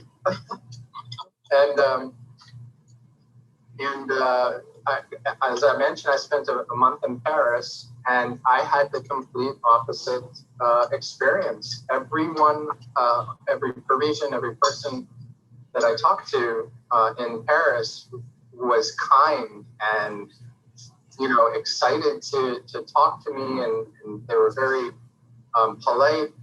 And what I came to realize, it was because I showed a genuine appreciation for their culture and a willingness and a want to learn more about their language and their food and their art and culture. And I had prepared ahead of time before I went there, so I didn't act confused. I wasn't that American with the baseball cap and the t-shirt and the map asking where to find the Eiffel Tower, right? And so that's understandable, you know, particularly when you're talking about a country where the history and the art and the food and the culture is so rich and dynamic and deep and it needs to be respected. And I think that they're not wrong when they demand it. Sure. I mean, you know, think of it as a dress code in a restaurant, and you know, most people are dressed up, and this guy walks in with flip flops and shorts and a baseball cap, backwards. Not just the French, but the people in general are going to go stand out a little bit, or you're a little out of place, or it's almost disrespectful to walk in like this. You wouldn't walk in at a dinner party, or so like you said, the French are so involved with their culture and their style and fashion. And, I mean, even in the rules for food and such as don't do this, don't do that. Shoes with the right height. Exactly. I mean, that it's not an insult, but it sticks out. And so, just think of it in other terms. I think it's easy after living so much, such a long time in the U.S. and having grown up in France, I see the differences very well when I go to each country. I mean, I see plenty of things that shock me when I go to France. And, and by the same token, I see French people that come here for a visit and they get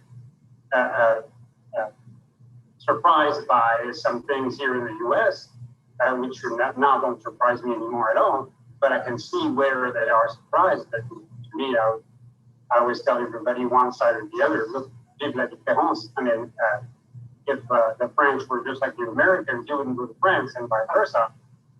So you want it to be, different. You want that preserve that true or as close as you can culture, and not. I mean, globalization is coming regardless, but the further, the longer we can remain, I think with our own cultures, the better for every one of us. So I think, there's no point going to France if you're not French, and then vice versa. Come to the West, and back then when I used to come as a kid, you don't see skyscrapers and guys with cowboys. It doesn't look like the U.S. either. So I think it's very important to try and keep part of that as long as we can, if it's coming the way. But I absolutely agree. I do too. As advice traveling to France, first and most important advice is don't go to France expecting to find America. Go to France to encounter France. And that, the ugly American stereotype is the person who wants to go and expects everything to be just like it was in the U.S. They don't speak English. Well, of course they don't speak English. Mm-hmm. They don't eat like us. Of course they don't eat like us. Are you going to encounter another culture, or are you going to try to find what you already have? So for those that don't know already, I am a published author, a novelist, and 3 of my books are spy thrillers. And in the first book, there's a character, and by the way, the first book takes place almost completely in Paris. And there's one particular character. His name is Tony Stone. He's a spy, and he's sitting at. There's one scene that I wrote in on purpose because I feel this way, where he's at a French cafe. He's eating a croissant. He's having a cafe, and he's watching American family, the typical American family, and he was just thinking to myself, how embarrassing for me to have to watch this. because he's an American, right? But he's culturized. He understands the language and he loves it. And you know, they can't find. They have the map out, so they don't know where they are. They aren't prepared, and they're wearing the T-shirts and all that. So I wrote that scene into that book on purpose because I feel the same way. If you're going to go to France, if you're going to go to any foreign country, study a bit about the culture, the norms, enough of the language to get by and to ask the questions that you need to, and so that shows respect for the people that live there when you go, but also you're going to have a better time. You're going to understand where you are. There's a famous phrase, when in Rome. You know, I don't know who cornered that phrase, but I don't know if it's US or British to begin with. But everybody knows when in Rome, act as Romans or do as Romans. And so you can't necessarily know à la minute what it takes to be to act or do, but anyway, but respecting where you are, I think is anywhere. Everyone who travels knows that in some countries you don't do this, in some countries you don't that. You don't wear your biggest diamond if you're taking the metro somewhere. There are things you just don't do. And same by culture the same way. And I think it's just general savvy and respect of the culture that you're going to insert yourself. Languages don't come easily to a lot of people. No, that's true. That is true. I've met so many people along the years, tried to speak the language, and they don't have the ear for it. And I think it's, I wonder if it's something that exposure when you're young. Because of course, we all know that when we're young, we're like sponges. Mm-hmm. Whether, when you're born, you don't know whether you're English, Japanese, Russian, or whatever. It's just the language that you're taught at home. Yeah.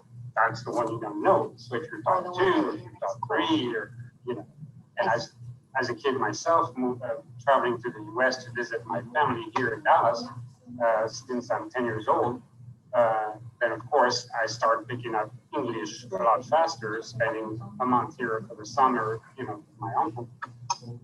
I would go back to France and my English teacher, which is British, would count me wrong all the time. So that's not English, that's the cowboy language over there, or the British. If I say maybe instead of perhaps, or you tell me wrong. I had, I was like the top guy in my English class for sure, by far. So she picked on me extra hard. But anyway, there was quite a bit of a difference that way. But I was exposed to English, since I'm 10 years old, and so I still have an accent because that's always hard to part with. But compared to 90% of French people that I know. But I think it might be because you were exposed starting at 10 years old. Because I see that at the international school where we have younger kids, and they pick up on so much. There is a little girl who's barely 3, and she hears French all day long. She already speaks expression at home and French. And there is a Spanish teacher who comes in, and she's just, this little girl has started speaking Spanish, and with no accent. From what I can tell, obviously I'm not the best judge, but she's picking up on everything, and she's even picking up on the Chinese from the other classes. So she's already, it's unbelievable. It's wonderful. So in 1962, President Charles de Gaulle said, how can you govern a country that has 362 varieties of cheese? And this is important because cheese and wine and other foods are controlled. So there are regional controls and quality controls on certain foods that are typically French. One of those is cheeses, and I've just tried this orange cheese. I've never had it before. It's very unique. It is, and this is young limonade. because the tastier one was just age that separates, so it gets drier and denser in flavor, a little sharper, like a Parmesan would. Anyway, I carry the young one because it's a lot easier here in the restaurant than which you almost have to break like Parmesan situation. So that's tête de moine, and just of course brie and porc salut, which are just all pretty common cheeses in France. But yes, there's a lot of them. So there's one for everyone, basically. Like, cheeses, yogurts. I mean, I don't know if you've been to a yogurt aisle in France. They're growing here in the US a lot more. You can see a lot more options than you were before. But it's amazing. I mean, there's more yogurts than there are rosés. And sometimes if you see also, the aisle of rosés, like, okay, where do I start? But yeah, so it's just, what things that are popular, the bread, it's an intricate part of a French person.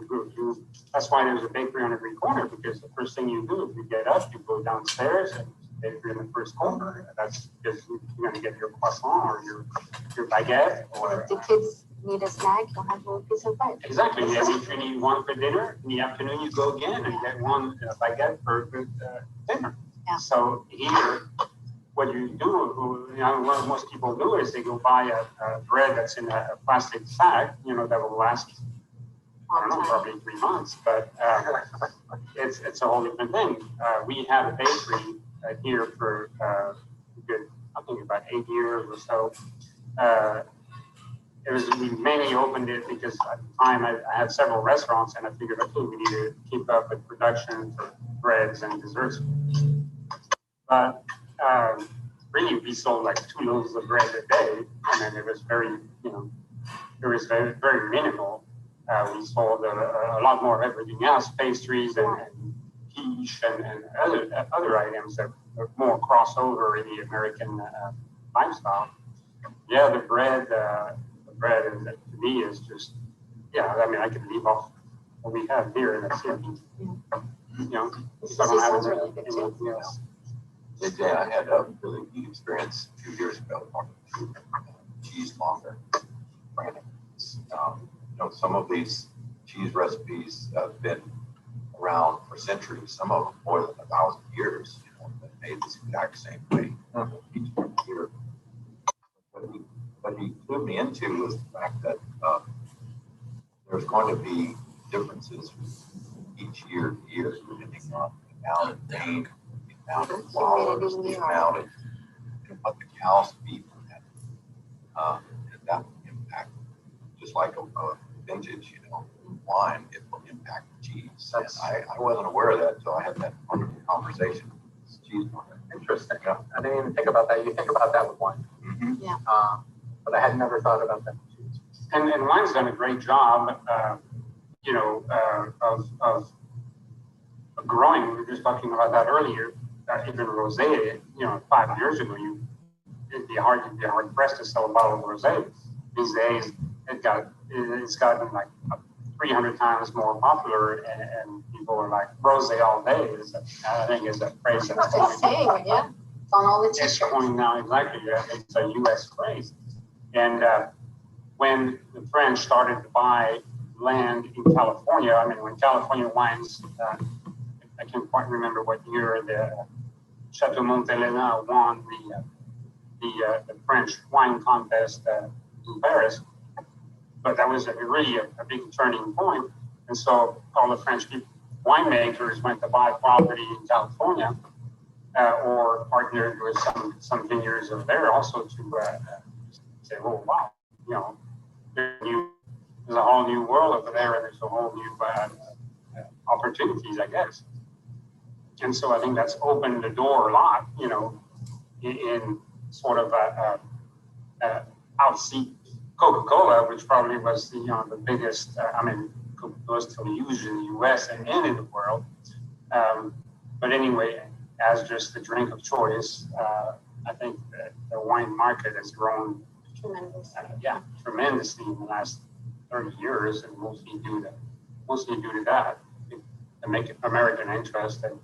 And so the culture starts to blend gradually, and until you find lots of Americans drinking French wine. Yeah. All right. So in keeping with wine, then, and switching a little bit to food-related idiomatic expressions, la vie est trop courte pour boire du mauvais vin. Right? So life is too short to drink that. Life's too short to do anything you don't want to do, technically. But for using wine, so I mean, and what's a good wine? What's a bad wine? Surely, of course, there's some definitional. But yeah, to me, I'm a Bordeaux drinker or Burgundy, but because of my French roots, as an old wine that I am, I mostly drink French wine, but I do enjoy, of course, wines from California. I have friends that have wineries in Texas, which do great things that I enjoy, and I carry the restaurant list. So, I mean, these phrases are pretty funny, but they're to the point, usually. So here's the funny. Raconter des salades. Raconter des salades. So it is to tell, you can say in Spanish, cheeses,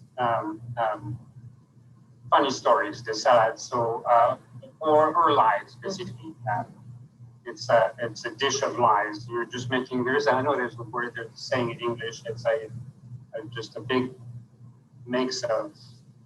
Like a salad. Yeah, a big salad of lies, but I know there's a phrase. That's what it means. It's just a big salad of lies.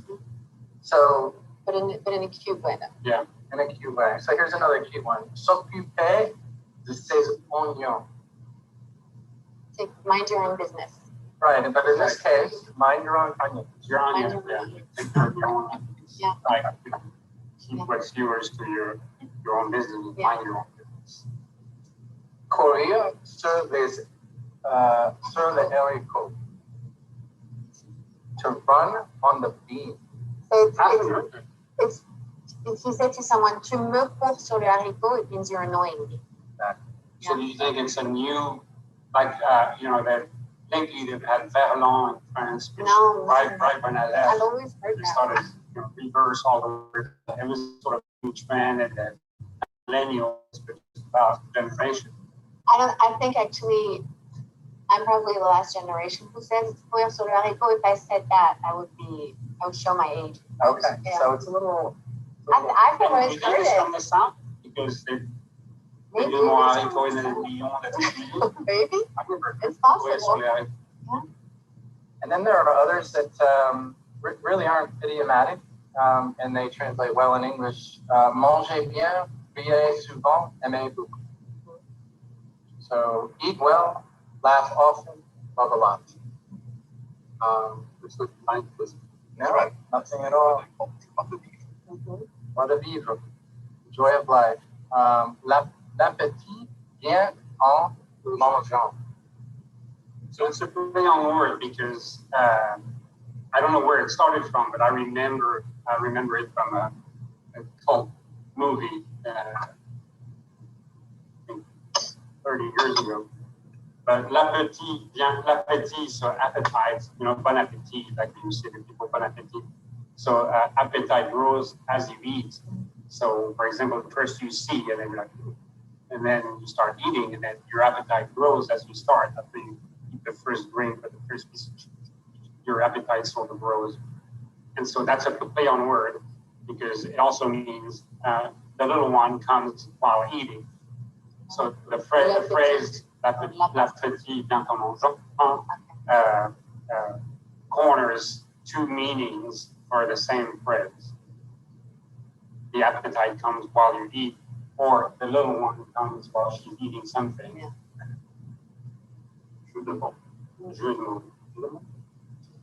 There's one, I don't know if you know it, pousser grand-mère. Dans les orties? Oui, il ne faut pas pousser grand-mère dans les orties. Ouais. So, Dans les orties, chards. Ouais. Chards. Don't push grandma into the chards. which means you're exaggerating. Yeah, yeah. So if I tell you, I caught a fish this morning this big, and you tell me, oh, don't push grandma into the sharks, and which is like, hey, Al, what's the, Yeah, where does it come from? where's the fish here? No, and I'm not sure where it comes from. I just thought of it. How do you go from don't exaggerate to don't push grandma? Because I guess that would be exaggeration, is to push your grandmother into the sharks. It's a good one. Don't do it. So Charles, if someone wanted to sign up or join Alliance Française to enroll in some of your programs, to learn more about French and French culture and the language, how would they? I think the best way would be just to visit our website, afsanantonio.org. And there you'll find a lot of information about membership, about classes, about past events, and hope certainly be posting new events from the coronavirus will allow us to do that. I think visiting our website would be the best start. Okay. And the website is? It's AF, for Alliance Française, afsanantonio.org. Okay. And the second best would be to go to a French restaurant and eat French food. So with that, Bistro 9, here we are again. Fantastic food here. Thank you so much for not just opening up your restaurant and cooking for us, but participating in this event. Damien, this is fantastic. I'm going to eat more when we're done here. The pleasure of conversation is just as real as the pleasure of eating.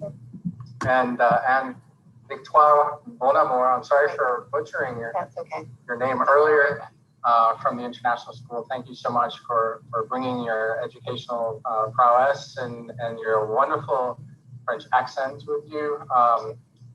This has been a great opportunity to meet new people, to discuss culture from a country that's very important to me personally. And I want to thank everyone for watching. And once again, Fire Publishing, Gambrinus Company, for sponsoring this. Fire. Thank you. Au revoir. Merci.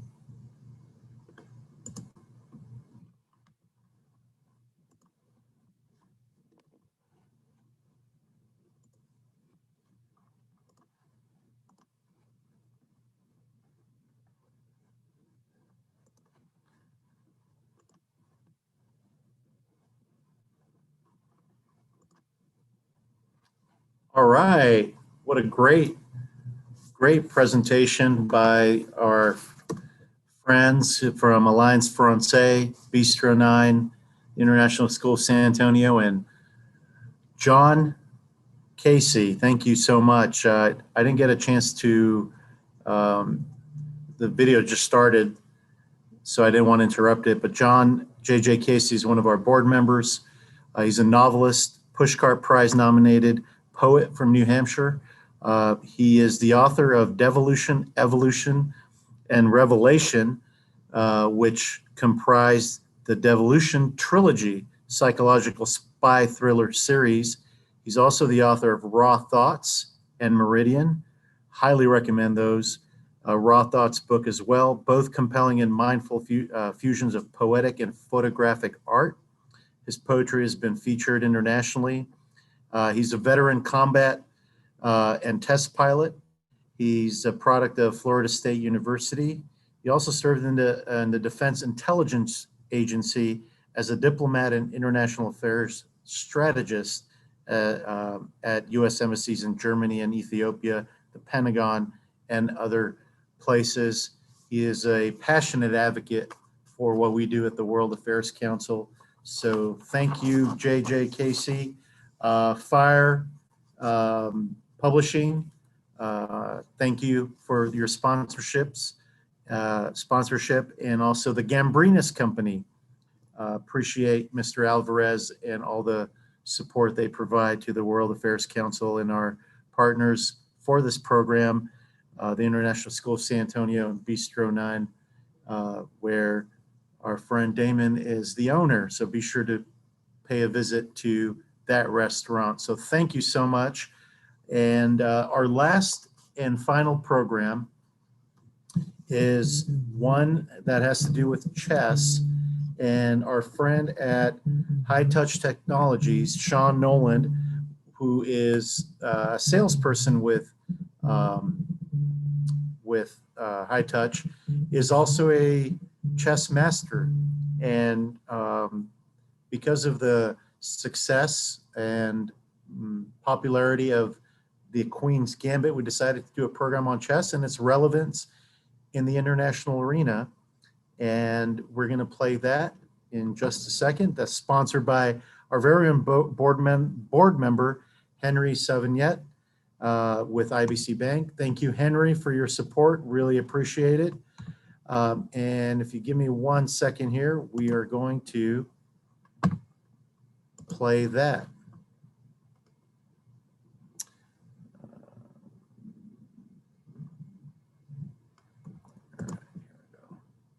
So to speak, on chess, and we had an American, Bobby Fischer, who broke in to that circle and was able to single-handedly beat the best Russian chess players in the world. He can learn the Russian language. And in Queen's Gambit, that is really who Beth is portraying as Bobby Fischer. So the learning of the Russian language, the beating the Russians at their beating, that's all, you know. And it was written by Walter Tevis around that time frame or after, you know, Bobby Fischer had done that. So that's you see that.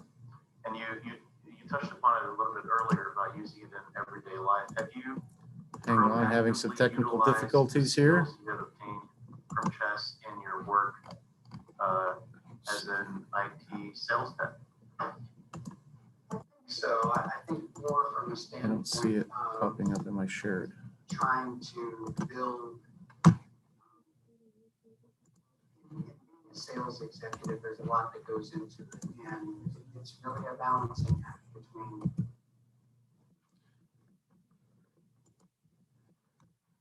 Thank you for your patience. It'll come up here shortly.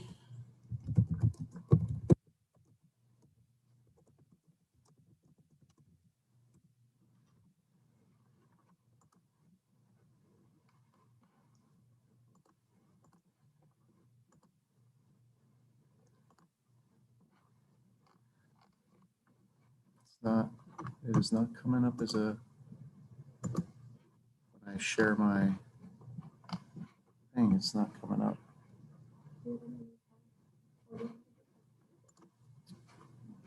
Yeah, hang on. Let me try it in a new tab.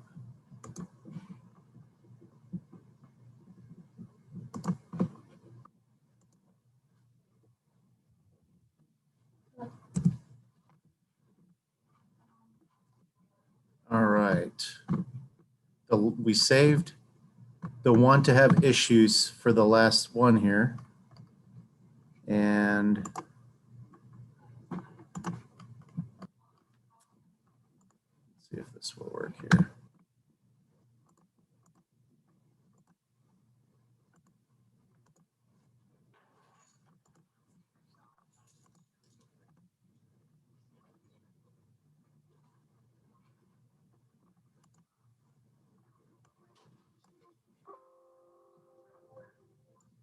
starting to live in a society today where that's just a part of it. You've got to, you know, block that. So that's a big piece of what we do.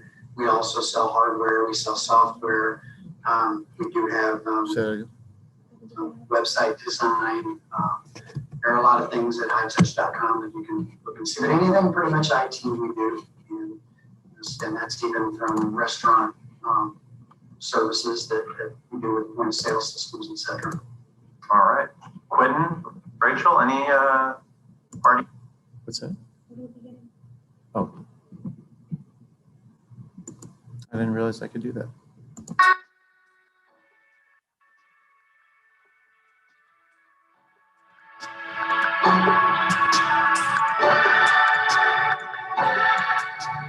There we go.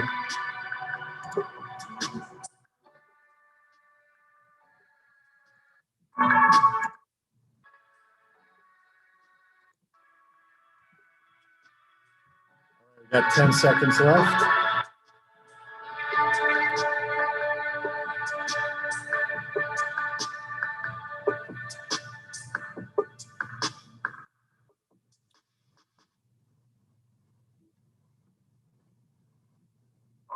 welcome to the last program of today. 11 programs in one day, the Big Give. Thank you all for watching some of our riveting programs throughout today. And we've left the best for last with a program on chess. And the idea came up because of the success of Queen's Gambit, the Netflix series that was very popular last year. And today we are joined by Sean Nolan with High Touch Technologies, his son Quentin, and our intern, Rachel Martin. And we're just going to have a little conversation here with Sean as he plays chess, both with Quentin and Rachel. Let's start off as you begin the game. What is chess? Chess to me is it's a sport, it's an art, it's really a metaphor for life, really. And it's just, it's been something that I've been able to really sync up with the rest of my life, whether that's business or whether that's decisions that I needed to make or strategies or things like that. And how far back does chess go? Are we talking hundreds of years or? Oh, well, back to AD 500, roughly, India. It's where they believe that the rules of the game pretty much stayed the same, with the exception of a couple rules that about the year 1500 changed, and that's been it. Wow. Yeah. So there's no way of beating the board in a sense that if you know all the games in your head and all the visions that you have, there's still opportunity to lose. There's no way of perfecting the game. I don't think so. I know at some point they felt like or feel like the computers will perfectly play the game out, and that if white plays their best possible moves and black plays their best possible moves, then it would be a draw. But humans aren't computers, and so there's always going to be that bad day at the office, so to speak, or your mind's elsewhere, or you're not feeling well, or you forget a variation. Unless you can memorize millions upon millions upon millions of moves, it won't be played out. And that's the competitive side of it. And while you're speaking with us, is it what you're doing, is it common to be able to play two different games at the same time? Yes, it is. There'll be several players, especially like your world champion, your current world champion, who's played 15 games blindfolded at once. So with no side of the board, just being able to memorize the boards and call out, as you can see, these numbers and letters on the board that would basically denote where the pieces move. Like this is a knight to F3. So calling out knight to F3 with outside of the board, able to remember the 15 boards and beat all 15 competitors. So, Sean, where does your fascination with chess come from? It's a great question.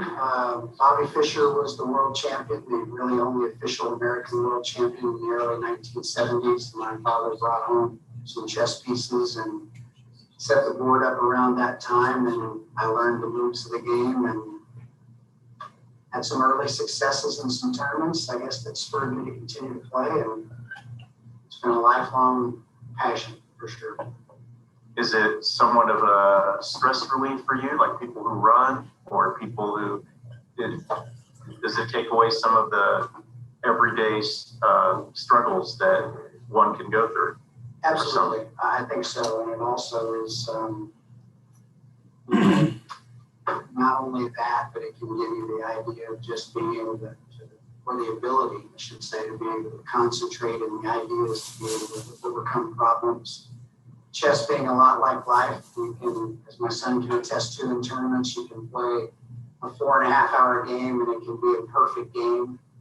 And you make one slip up in 4 hours and 31 minutes and you lose the game. And I think life can be similar with living really well and then all of a sudden making a silly or stupid decision that impacts the rest of your life. So maybe not to that drastic degree, but certainly there's some connections there. And that's what we try to teach kids that learn to play the game as well. It's just those consequences for actions. Let's elaborate a little bit on that as you're, by the way, who is winning? Can you tell from the beginning of who's ahead? Well, I would say in this game, white has a definite space advantage. The pieces are a little bit better developed.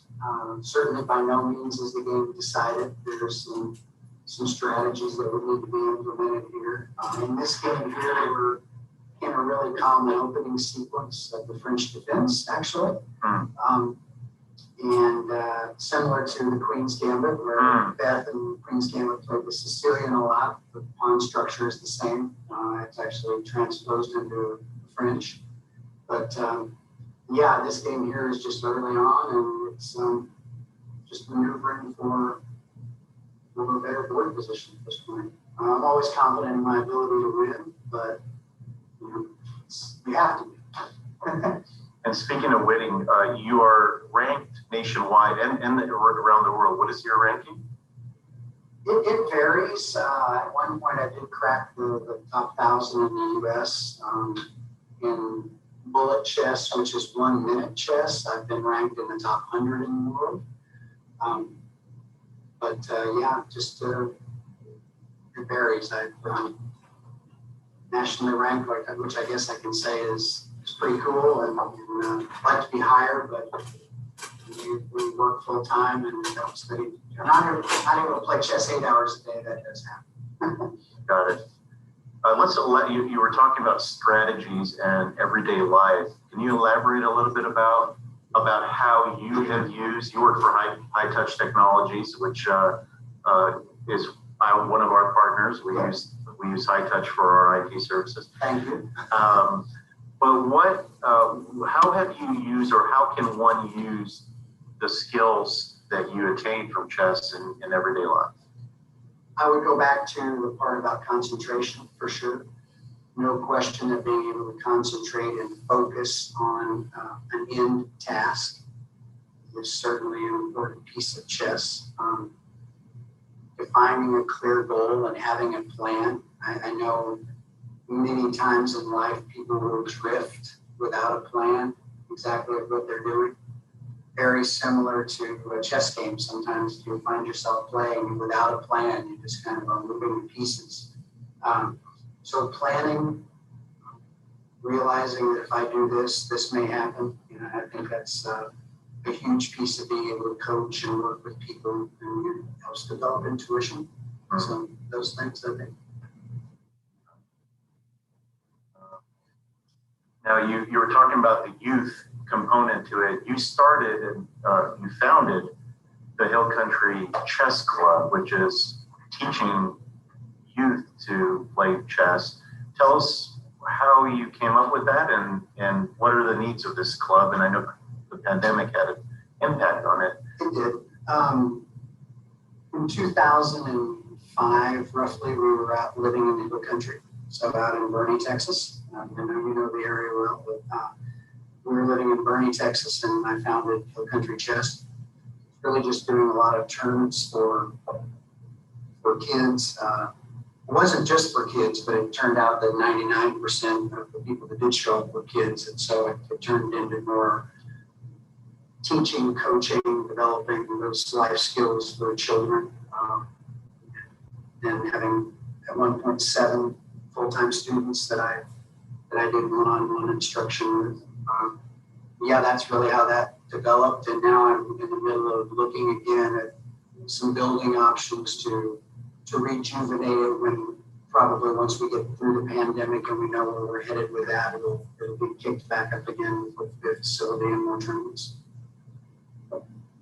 I know there was a book that I was recently reading, part of our book club program actually. They talked about backgammon there, and there was a conversation in there of which is a better game, strategically speaking. Do you have any opinions about that?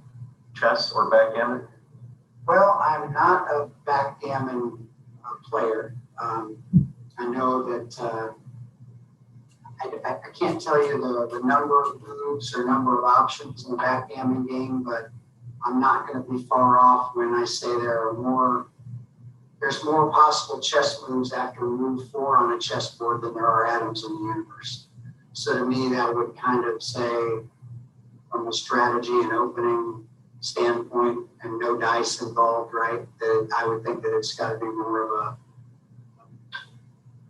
more difficult game. So, but no offense to backgammon players, which I know you played in the backgammon tournament, so you're setting me up there. And the key word there is that I played. That's and no one really needs to know if I lasted the first round or not. But let's kind of dive into the Queen's Gambit. That kind of, I don't know if there was any other time in history where it was mainstream. Chess became a mainstream game, so to speak. How close was the series to real life chess, and what chess players experience? I think from the experience of chess players in terms of the nerves and fighting yourself and your tendencies and all of those things you think about at the board, very, very accurate as far as the moves of the game, as far as the board setup, all of the things that, I mean, there were Kasparov, the ex-world champion, and another master, Bruce Pandolfini, who was also the coach for Searching for Bobby Fischer, the coach for the young kid in Searching for Bobby Fischer. They did a lot of the editing and production and looking at the chess scenes. You can't talk to players at a chess tournament. You don't trash talk, so to speak, at a chess tournament like they did in the. It's not like MMA or anything. No, nothing like that.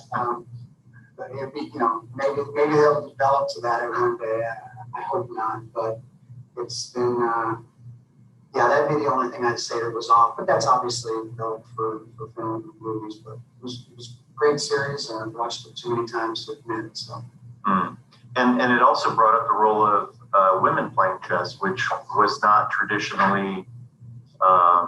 Is that depicted correctly as far as the gender gap in chess playing? Yes, absolutely it was, especially then in the 50s and 60s. Now it's a lot more common to see young girls, women and females in tournaments. There is a lot of youth players that are extremely strong players that play, and for some reason they continue to have, and my daughter and I debate this, and we agree it shouldn't be this way, but they continue to have titles for the female players, like Women's International Master, Women's Grandmaster, and I'm hoping they'll have a day where you're a Grandmaster, you're an International Master. It doesn't matter as far as the sex is concerned, but it certainly would have been a really odd sight to see not only kids but women at tournaments in the 50s and 60s. So that was depicted very well. And it's also, it can be a lucrative hobby, can it not, as far as winning competitions? Absolutely, yeah. The top prize is usually at the World Open in Philadelphia on the 4th of July. And then I had the opportunity to play out there a couple of times. I played out there a lot more times, but first prize there is like $20,000 in this open section. The current world champion, Magnus Carlsen, and all of the top 10 players in the world are multimillionaires. Hikaru Nakamura from the US, born here, has been one of the top speed chess players in the world. He's been on an episode of Billions on that series. His net worth is somewhere around 30 million. So there's definitely, Bobby Fischer really set the tone for that. He started getting better tournament conditions and doing those things for chess that others wanted to do. So. Is that from sponsors? Sponsorship, yes, a lot of sponsorship, and just the prize money in general. There's more interest in the game, and with the pandemic and Queen's Gambit, there are now more chess memberships for the United States Chess Federation than any time in history. So, wow, it's really pretty cool to see if you're a chess player. How are we doing, by the way, with the two games? This game over here is looking pretty good for white. picked up a couple of pieces. This game over here is highly tactical and complex, like Quentin likes to make it. But I'd also give White better chances over here too. So we may have something to say about that in the next few minutes. But. And full disclosure, Rachel has not particularly played chess before. She's competing against a world ranked chess player. So she played very well early on. No question. So developed her pieces well. She has plans to attack too. So what are is it like any other game where is there an innate quality as far as chess is concerned, and does practice make perfect in a sense? That's a great question. I think anything that you do, and you can look at the 10,000 hours idea, right? But anything that you do and do hopefully over and over and over again, you're getting better at. But there's certainly an innate ability in chess, and part of that is having incredible memory to be able, as we talked earlier, to memorize so many different variations and moves and pattern recognition. Some people are just better at mathematics and better at drawing and doing those things innately than others are. So without a question, there's innate ability, but also without a question, I think just about anyone can get to a C class or B class level with enough hard work. After that, there's probably a lot of intuition, competitiveness, and some other things that you probably have or don't have. Do you have, as chess players, and Quentin, you're welcome to chime in if you want, but do you, when you're laying down in the Queen's Gambit, you see that she is seeing the board on the ceiling and on walls, and is that typical for those who are actively playing daily? Well, maybe it was for her from the green pills. I think more that was really metaphorically also just something that she really didn't have anything, right? And in an orphanage, and figured out the game and understood the game, and it just got underneath her skin. And chess does do that. It gets, when you're in a tournament, you certainly, after playing 8 hours a day, go and sleep and see the visions of the games in your head, especially if it was a 5-hour game and you lost. You can see it over and over and over again, and it's hard to get to sleep because you know you're playing the next day, for sure.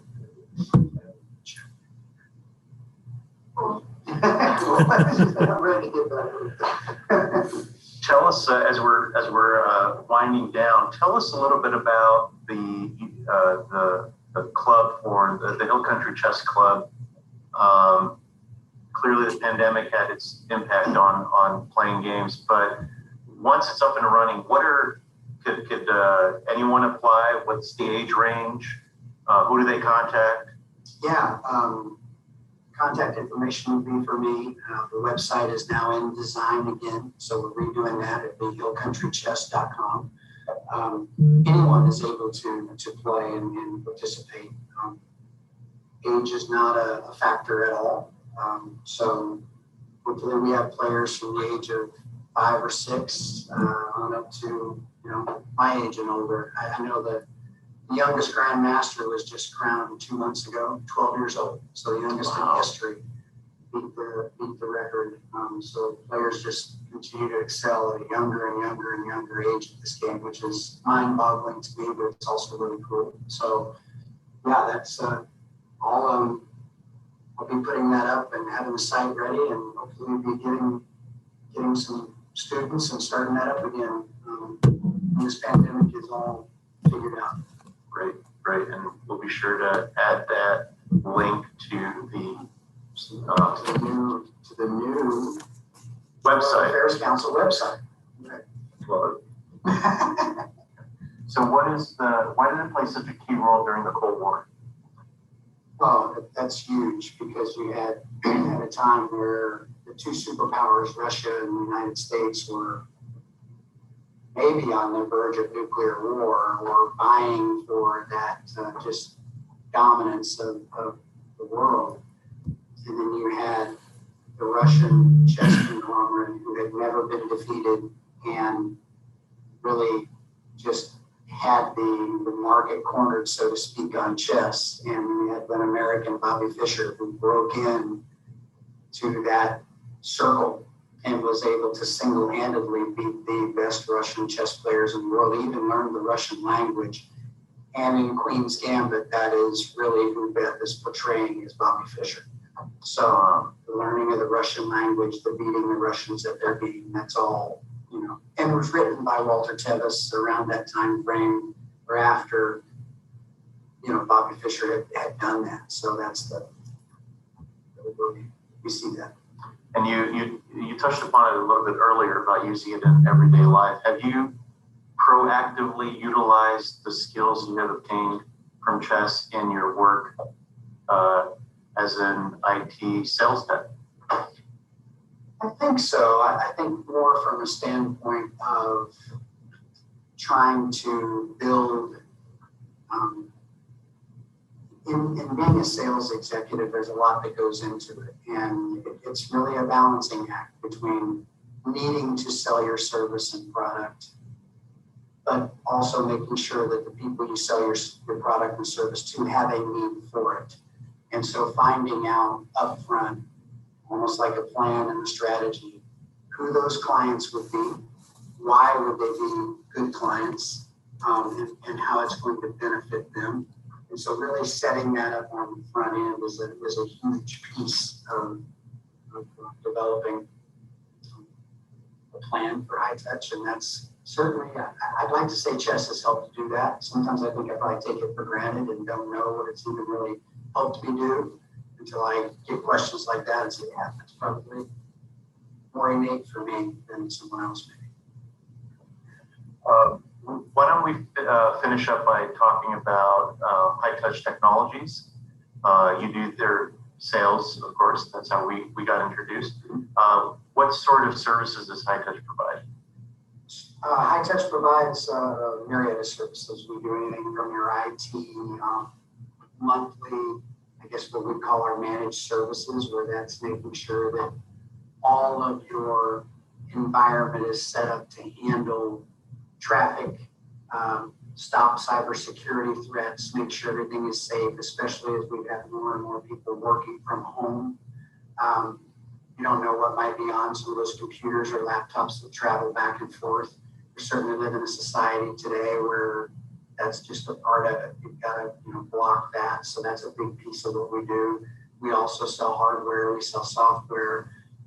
We do have website design. There are a lot of things at hightouch.com that you can look and see. But anything pretty much IT we do. And that's even from restaurant services that we do with point of sale systems, etc. All right. Quentin, Rachel, any parting thoughts of Quentin? What made you get involved in chess and stick with it? Because sometimes your dad or someone could convince you to play, but you don't really stick with it. What made you continue playing? From the time I was 4 or 5, it's been a piece around and always been very interested in it. So I guess just a natural interest in the game. I always had fun with the tournaments and traveling with dad and mom. It was a really good experience. I'm glad I picked it back up. Great. Rachel, do you think you're going to play again after this experience? Well, I enjoyed doing it when I was little and just haven't really done it in over 10 years. But yeah, I like chess.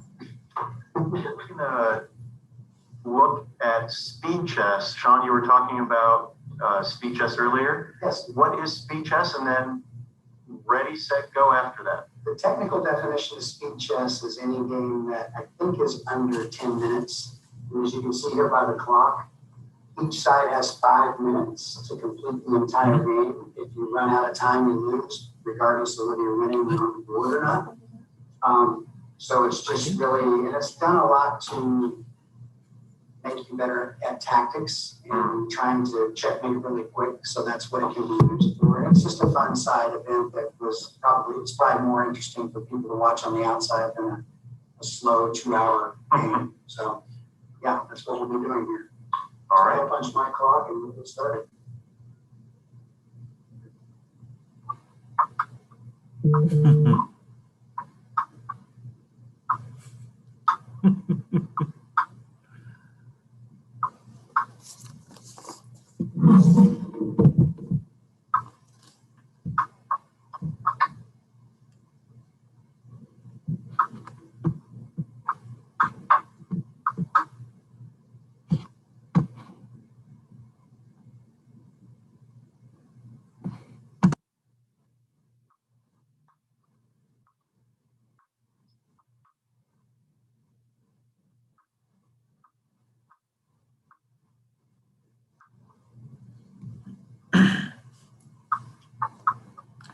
For those of you watching, that's actually footage of them playing speed chess. It's not, we haven't sped the video up at all. No.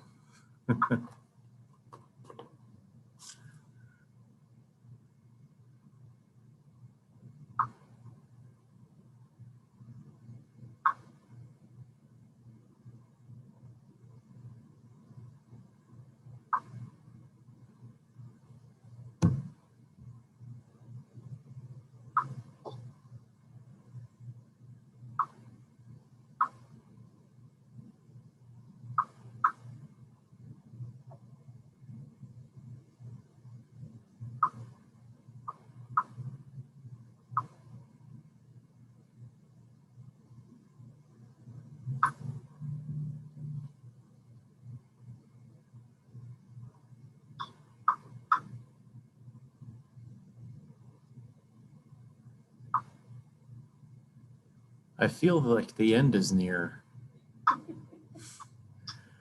as the queen advances toward the king there.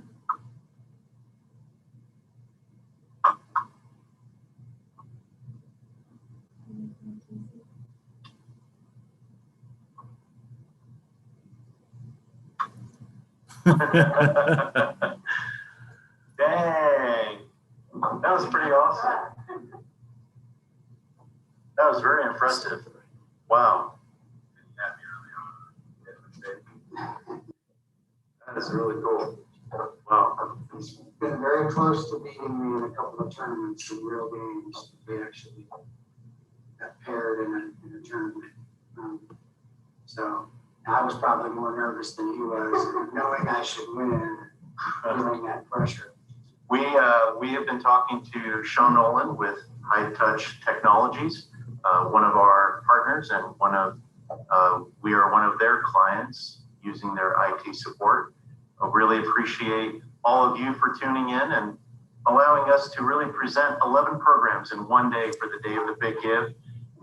This program is the last one we're doing today, and we really appreciate all the support and the donations, and any amount of gift is appreciated, whatever is significant to you. And be sure to look up High Touch Technologies and also the Hill Country Chess Club. And thank you all for joining us today, and appreciate your support. Yeah, thanks so much. Appreciate it. Thank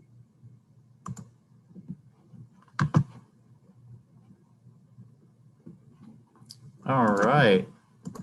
We are officially done with our 10 programs that we had today.